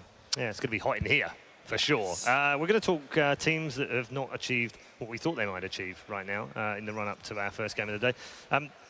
I guess there's 4 for me, really, that we put in a bracket. One is Eheim, which I think after the group stage, we would have all agreed looked pretty good and probably would have been the favourites, would you suggest, after the group stage? After the group stages? Yeah. For sure. Yeah. At least a top 4. 3, top 4 candidate, yeah. And then lose that demoralising game against EG and drop down and then just fall apart. That has to go down as easily one of the best games. If you haven't watched that game, I recommend you go watch it. Game 1. VOD. Game 1 of EG Home. For sure. I think that completely crushed their spirits. Like that was the most back and forward game. There was like Dagons, there was everything. Like You just told people to watch the replay, and now you're spoiling it. Shane, go on. I have to sell it though. I thought that's what he was doing, to be honest. I thought he was selling. I was totally with him. I was on the road with you. But I didn't say who had the Dagon. I didn't say no, it's true. They were Dagons. Yeah, absolutely. I'm with you, That's Shane. a good selling point. I'm with you. The other 3 really are kind of grouped together. If you look at the majors, and we go to Frankfurt, Shanghai, and we go to Manila, there were 3 teams that dominated the majors in the finals, and that was Secret, Liquid, and OG. No one else made a final. Those 3 made finals of all 3. None of them managed to get through to even the top 6. That has to be the biggest surprise in history, doesn't it? I think also Newbie you can add to that list as well. Also Sure. a team that people were having in their top 4. I mean, I had OG, Liquid, and Newbie as my top 3. So rip predictions. But it is still it shows just how high of a level Dota we're at and how close all the teams are. I don't think it was necessarily the teams played bad. I think it's everyone else brought their game. Yeah. You know, like if you look at TMC, they were a team that no one expected to do anything, and then all of a sudden, they're just destroying everyone. Like in the group stages, we were like, first game we casted Shiver, Alliance, TNC. We're like, they started off so rattly. They got wrecked. They actually could. I do remember those 2 games, and Yeah. they were over within a blink of an eye. I think that was the first match to finish in the group stage. Yeah, It was the it very was. first day on the day 1, first games, wasn't it? And yeah, they got absolutely trashed, and then they came back to beat Wings 2-0 in the very next series as well. So we were already going, whoa, what's going on at this tournament? It's crazy. Gods, I do want to ask you about the 3 teams and Newbie as well, because Shiva's right, Newbie are kind of in there as well. Secretly, we might have guessed perhaps that they weren't necessarily having the best form, probably didn't come into this with high expectations, but the other 3 we did. Why do you think it is? I mean, is it that the gap has closed so much that if you have a slightly off day and someone else has a slightly good day, you can get beat? I think the gap's closed, but it's been that close all year round. It's not like suddenly these teams who were not considered the favorites suddenly like caught up to these other teams. I think to some extent those teams just dropped and didn't play their A game because teams like DC, Fnatic, MVP, they've been amazing teams all year round. They've just never been on the level of Liquid, OG. And I feel like the big lesson from this is that consistency doesn't matter for shit. You can be the best team all year round. All that matters is how good you play at TI. Yeah. Let's be honest. And TI qualifies. You've got to get there first. But once you're at TI, it's all about peaking at the right time. And that's exactly what teams like EG have done, Wings have done, Fnatic did. Even though Fnatic out of the tournament, DC, the best example, they peaked at the right time. DC's been a team that's gone from different roster for the last 12 months since they first formed after the last TI. This current team only formed like as a kind of, they were the rejects from Team Secret among other teams, and here they are. Doesn't really matter what happened the other 11 months of the year, because this 1 month, they are one of the top 3 teams in the world. Yeah, okay. One of those teams that went out, of course, were Team Liquid, and it's been good to hear from the players. It's been very good to hear from the players this year that have exited the tournament and find out their thoughts. So they're very raw, obviously, but I think Malk and Charlie have done a great job of getting some information out of these guys, just what they go through when they depart the international. And Jerax was no different when he caught up with Malk.